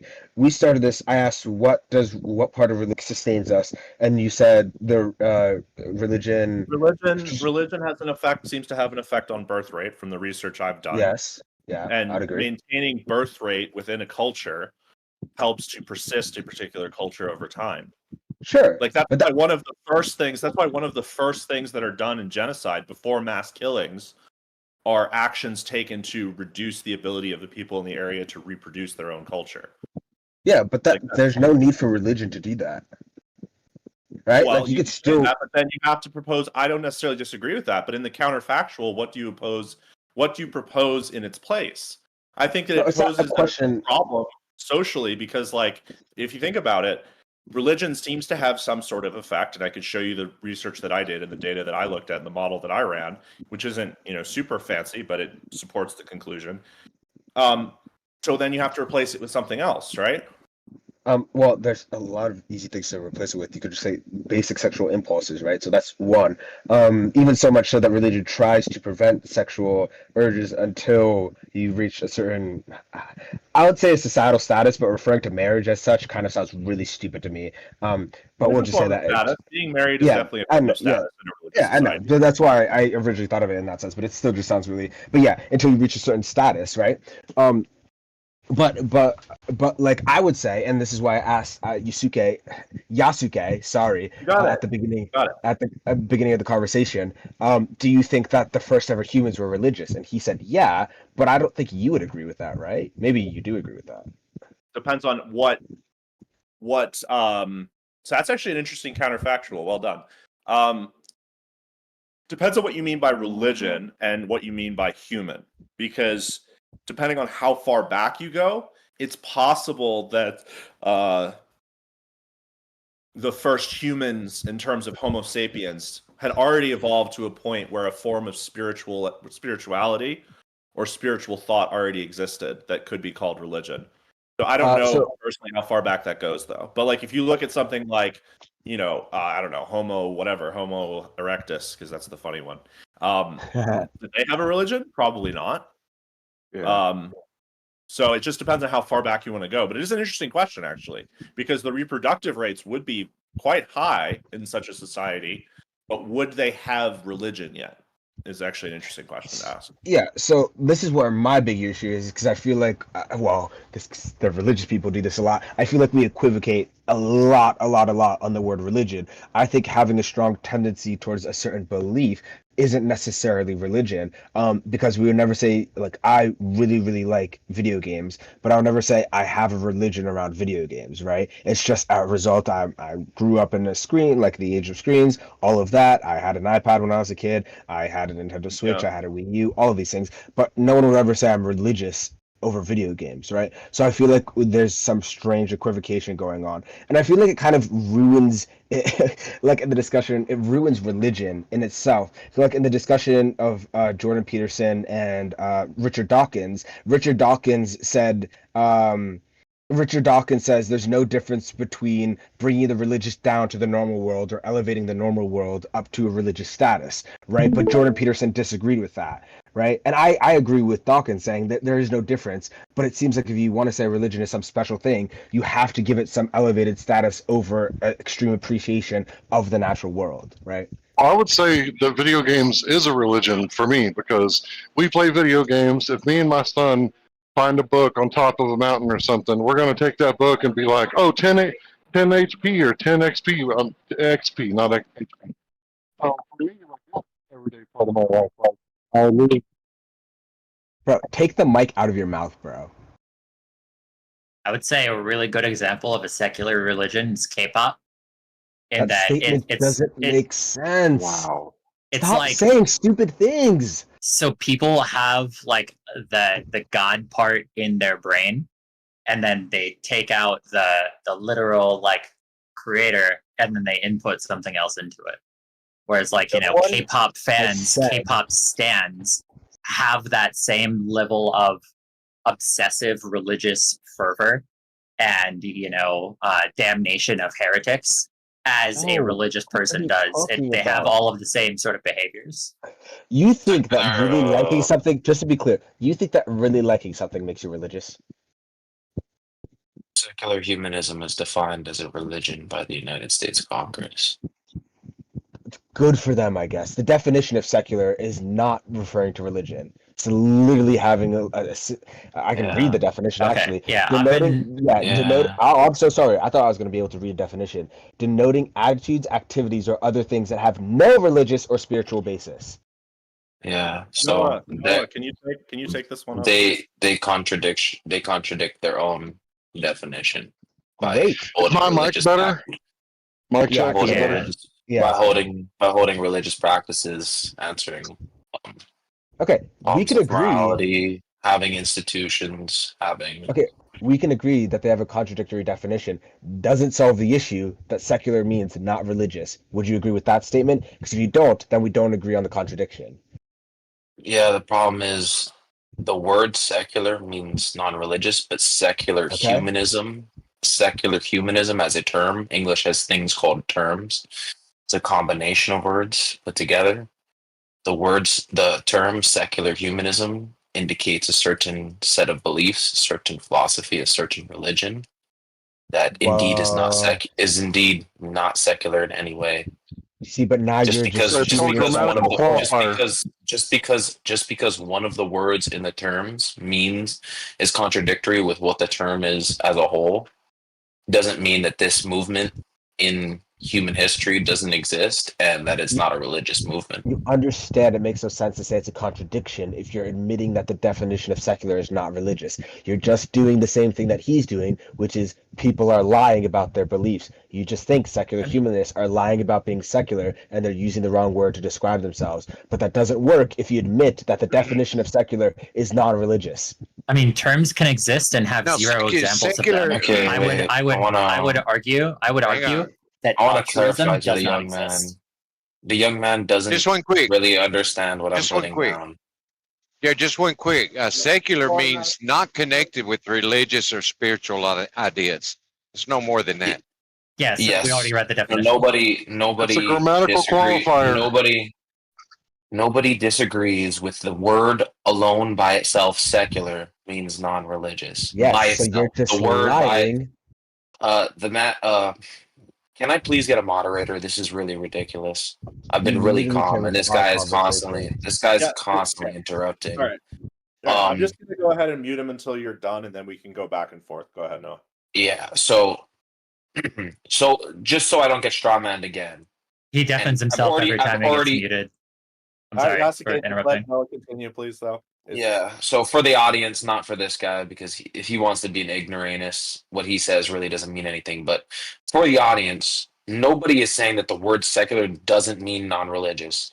When you go into a Webster dictionary or Oxford dictionary, it will say non-religious. That's what the word means.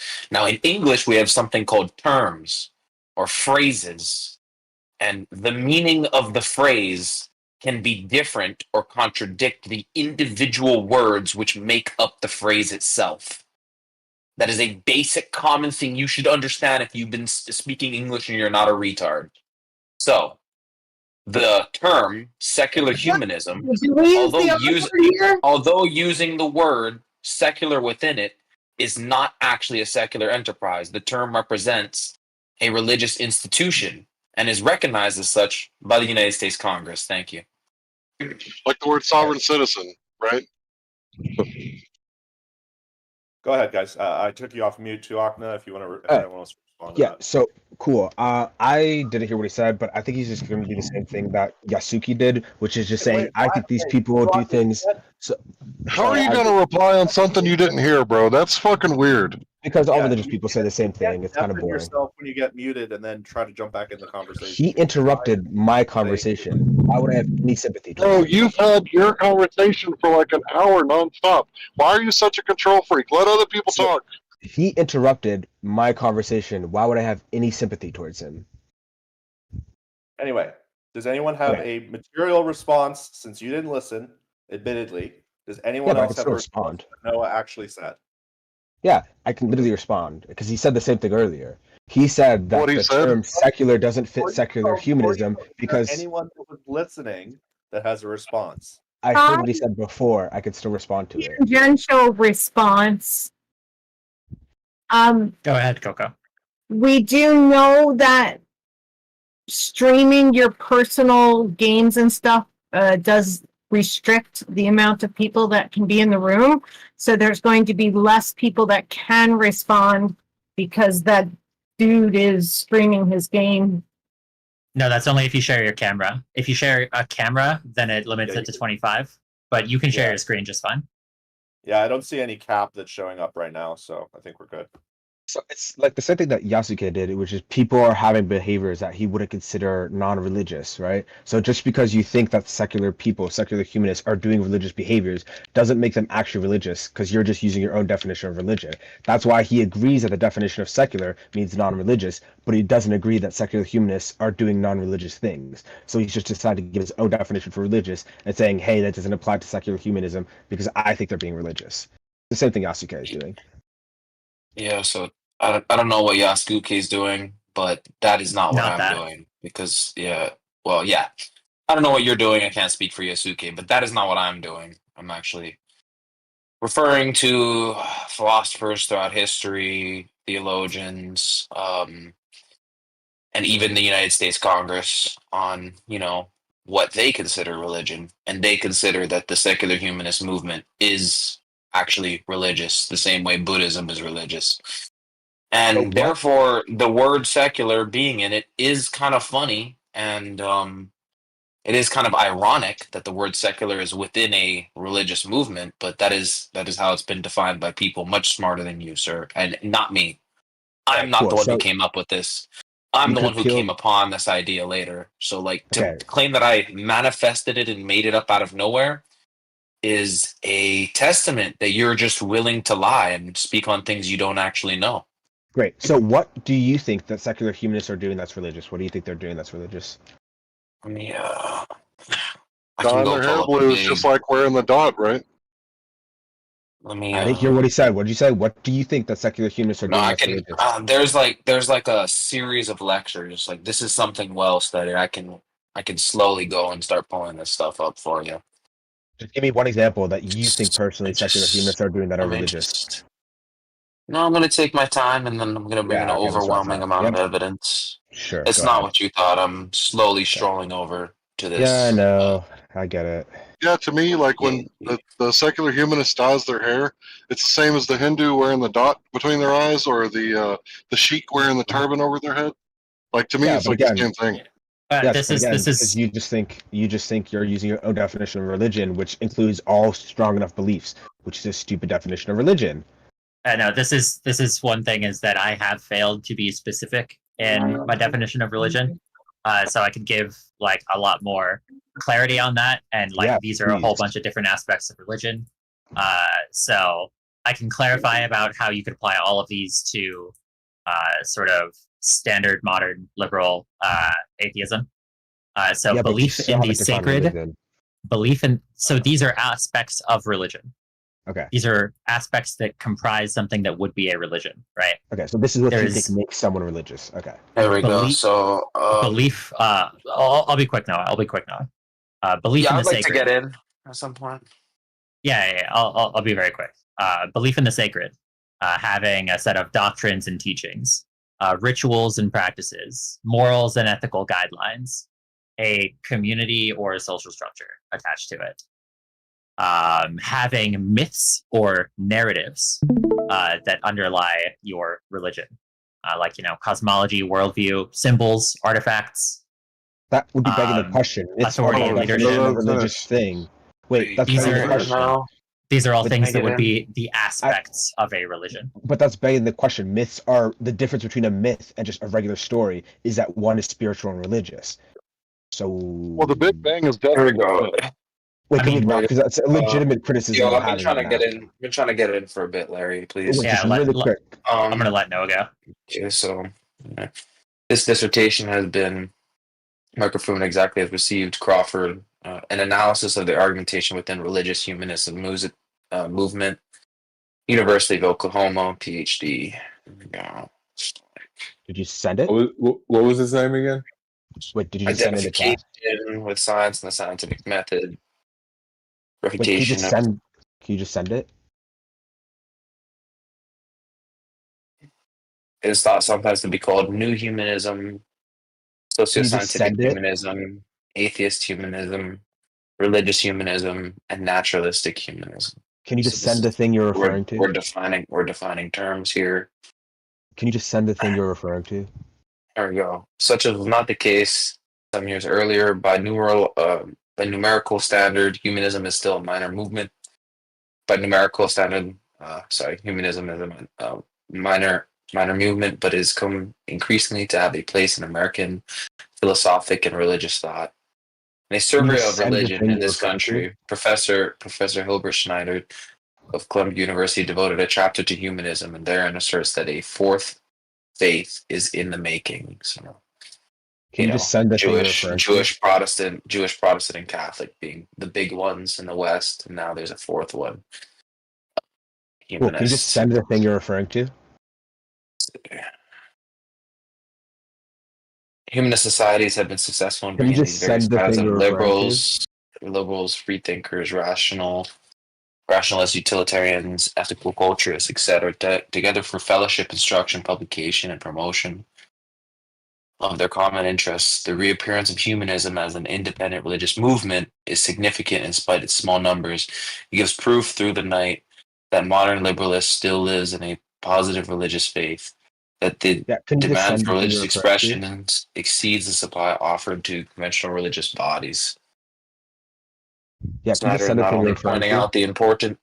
Schneider is not only pointing out the importance of humanism as an independent movement, but he is also explaining some This of is the a monologuing, characteristics by of the the way, what he's doing right now. This is But not he is what I was also doing. explaining. Okay. But he is also explaining some of the characteristics of the modern religious situation. Yeah, can you just send the thing you're referring to? Is there a reason you're just quote mining and not just sending the thing? I Another is there a reason you're quote mining and not just sending the thing? Go ahead, Yusuke. Yeah, can you just send the thing though? Yeah, I'll okay, that's what I thought. I'll just continue. Why don't you just send it though? I'm going to Yeah, continue sprinkling these, Yeah, just quote mining. in as time goes on. Yeah, just keep on quote mining. So just sending the paper. We'll be moving onward. Someone's acting very immature. Yeah, I know. Like Let the you, mods just not sending the show. paper. Let the Yeah. mods show someone's acting really immature. Yeah, true. I think something that would be very useful is It's just sending the paper. reading the first paragraph on the Wikipedia page for religion.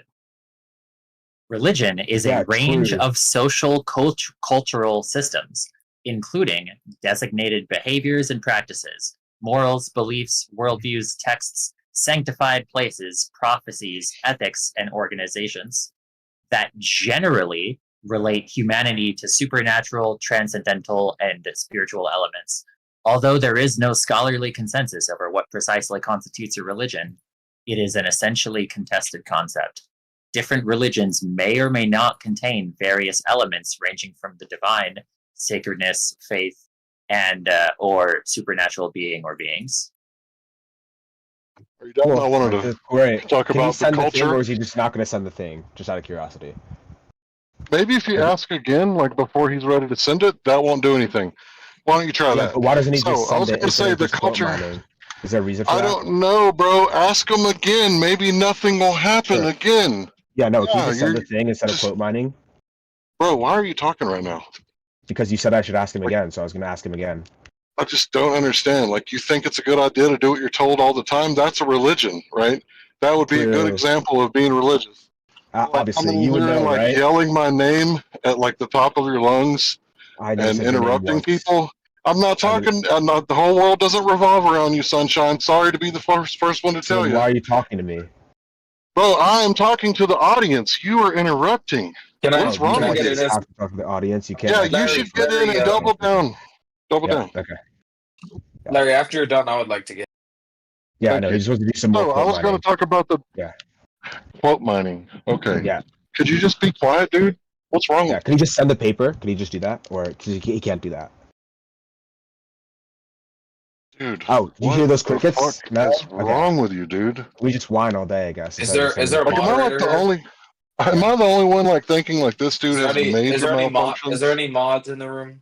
I know, Is you there a got to make mod that in the safe room? space. Make that safe space. You need it, Is Noah. there any No, I'm mod? just Is there trying to any get mod in my the room? point out. We've been no, listening to you for like an There is a hour, mod in the and you room, won't shut and the fuck up, and you're he's not accusing other people of breaking technically monologuing. of any rules. He's requesting some evidence to be presented. Yeah, I'm just asking for the citation. If no He evidence is has presented, then requested. It's been triply previous. noted. If the So can I evidence speak is not now? presented, then we have to conclude the debate and start a new topic. Can I speak now? Larry, I'm still speaking. Could you please? You are interrupting like a third interruption on me speaking and complaining about me interrupting you. Somebody Are you a requested a fucking moderator retard? present. Somebody Are you a requested fucking retard? Larry, somebody requested a moderator present, and I said I'm present, and then I tried to clarify that 2 Okna is not doing anything that breaks the rules. If He's disrupting. in this debate between 2 Okna and Terran and the other person, Yasuke, I think, is grinded to a halt because they failed to present any evidence, then we can move on with another conversation. Larry, would you like to start? Is the moderator claiming that we can't speak about this anymore, and that basically it seems Orca that has you free are reign? ceding Orca has free reign to interrupt anyone whenever they want to speak. That's what your moderation decision is. It seems For the record, is that your moderation decision? Let Orca interrupt anyone whatsoever whenever he wants. Is that your decision, sir? For the record, it seems that you're ceding the debate to Okna, because you failed to present evidence, so we can move to another subject. Larry, would you like to start one? We're in the middle. We're in the middle of presenting evidence, but your side is There's no essentially side being here. extremely. Your side is the side that you're obviously biased for, because your moderation There is is no extremely bad. there is no Your moderation is side extremely here. bad. It is extremely obvious that you're biased. Why and are that you here not- to critique do not- the Yes, because you do not let anyone else talk but you. Are you just going to sit there and bitch? So do I have a chat? Okay, let's see what Noah. Let's see what Noah needs. Okay. What do you have to say, Noah? Okay, here we go. What do I have to say? Another major limitation involves the selection of subject matter or ideas. The most persistent and consistent stream of ideas within humanists permeating all of its literature. A statement of an argument of the humanist religious and philosophical position. This discourse may be referred to as a fundamental ideology of the movement. Involves 2 broad spheres: the value and meaning of humanist tenets. the relationship of humanist ideas to those of other ideologies or religions. This study will be restricted to the analysis of the pattern of argument within which humanists defend their ideology and attack opposing ideologies.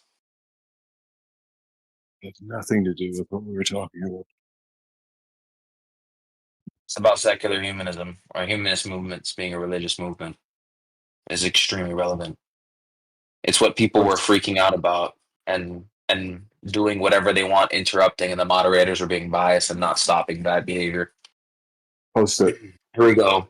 Traditional zeal of evangelism has not been bypassed by humanism. Very true. We all know this to be the case. Humanists always want to spread their ideas amongst other people. Humanists are inevitably becoming militant and they're organizing for missionary activity. True. Humanists have been open and frank about their desire to create growth. That's evangelical ideal. Shouldn't you post the Establishing link a mass we were just movement, their talking literature about? is replete with talk of expansion, Yeah, that's what I proselytizing of new members. One board audience could be called an outsider to the non-humanists. There we go. This is all facts. We all I know this to believe be the Larry. case. These are things. I believe Larry wanted to speak. I can go through, and I can slowly go through this painfully, and basically go through all the ways in which humanism or secular humanism is indeed not secular in any way, and it is completely religious. I'm just I getting believe started. Larry but wanted to it's speak. yeah, okay, but it's kind of impossible when there's biased mods and people freaking out and yelling. I believe Larry wanted to say something. Larry, please say It's something. kind of impossible at the moment to say something. Like even if I just wanted to say like a really small sentence, like, "Hey, cultures are very similar to religions, especially when they get culty." And by culty, you know that I mean like the Kool-Aid.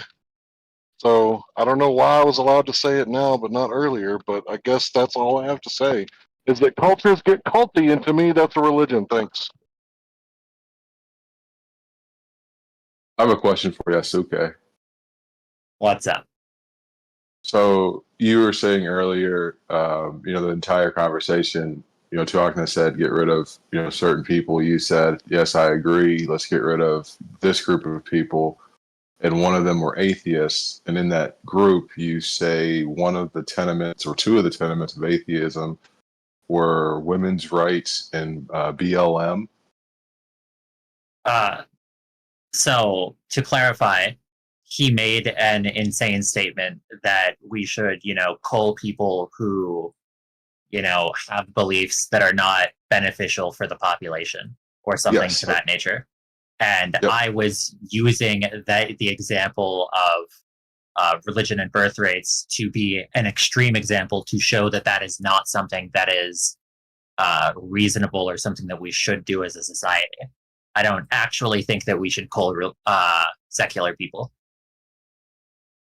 Okay. Okay. I want to. So, William Temple, the former Archbishop of Canterbury, reportedly said, "Christian tradition was in danger of being undermined by secular humanism, which hoped to retain Christian values without Christian faith."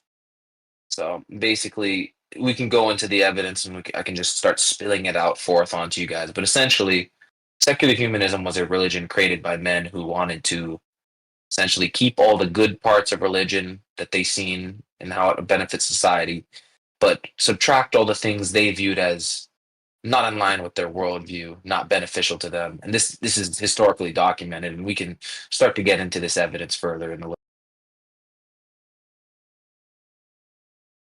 I'd like to point out how the guy that likes to scream my name and bring up Newton like a whole lot, even though I never brought it up to him.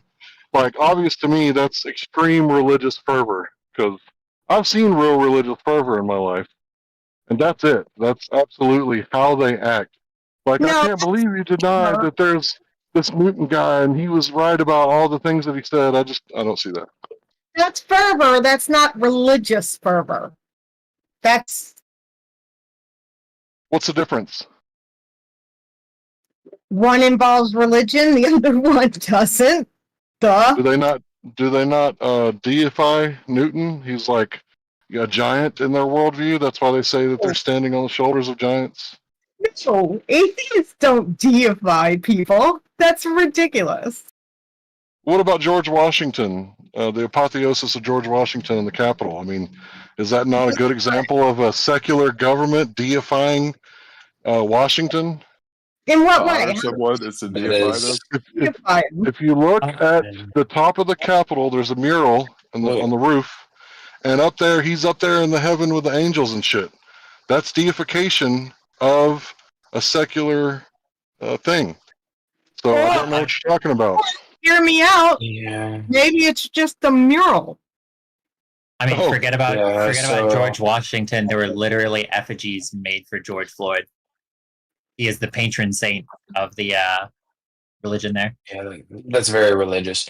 So some basic background. The term humanism is related to the writings of pre-Socratic philosophers.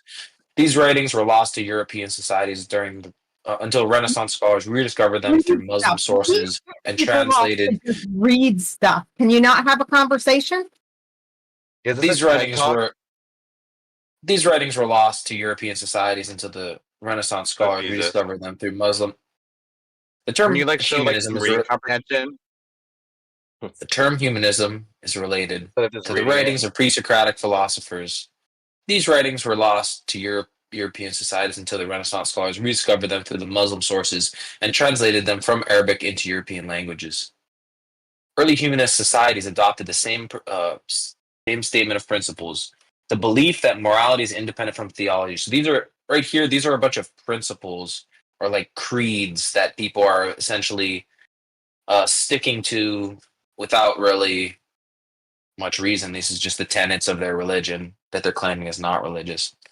The affirmation that new moral problems have arisen in modern industrial society which have not been adequately dealt with by the world's religions. So essentially they're putting themselves in competitions with other religions, but they're saying, oh, we're not religious. Let's see. The duty to engage the abolition of monarchical governments and ethical societies. And governance of ethical societies. The agreement that educating the youth is the most important aim. So here we have them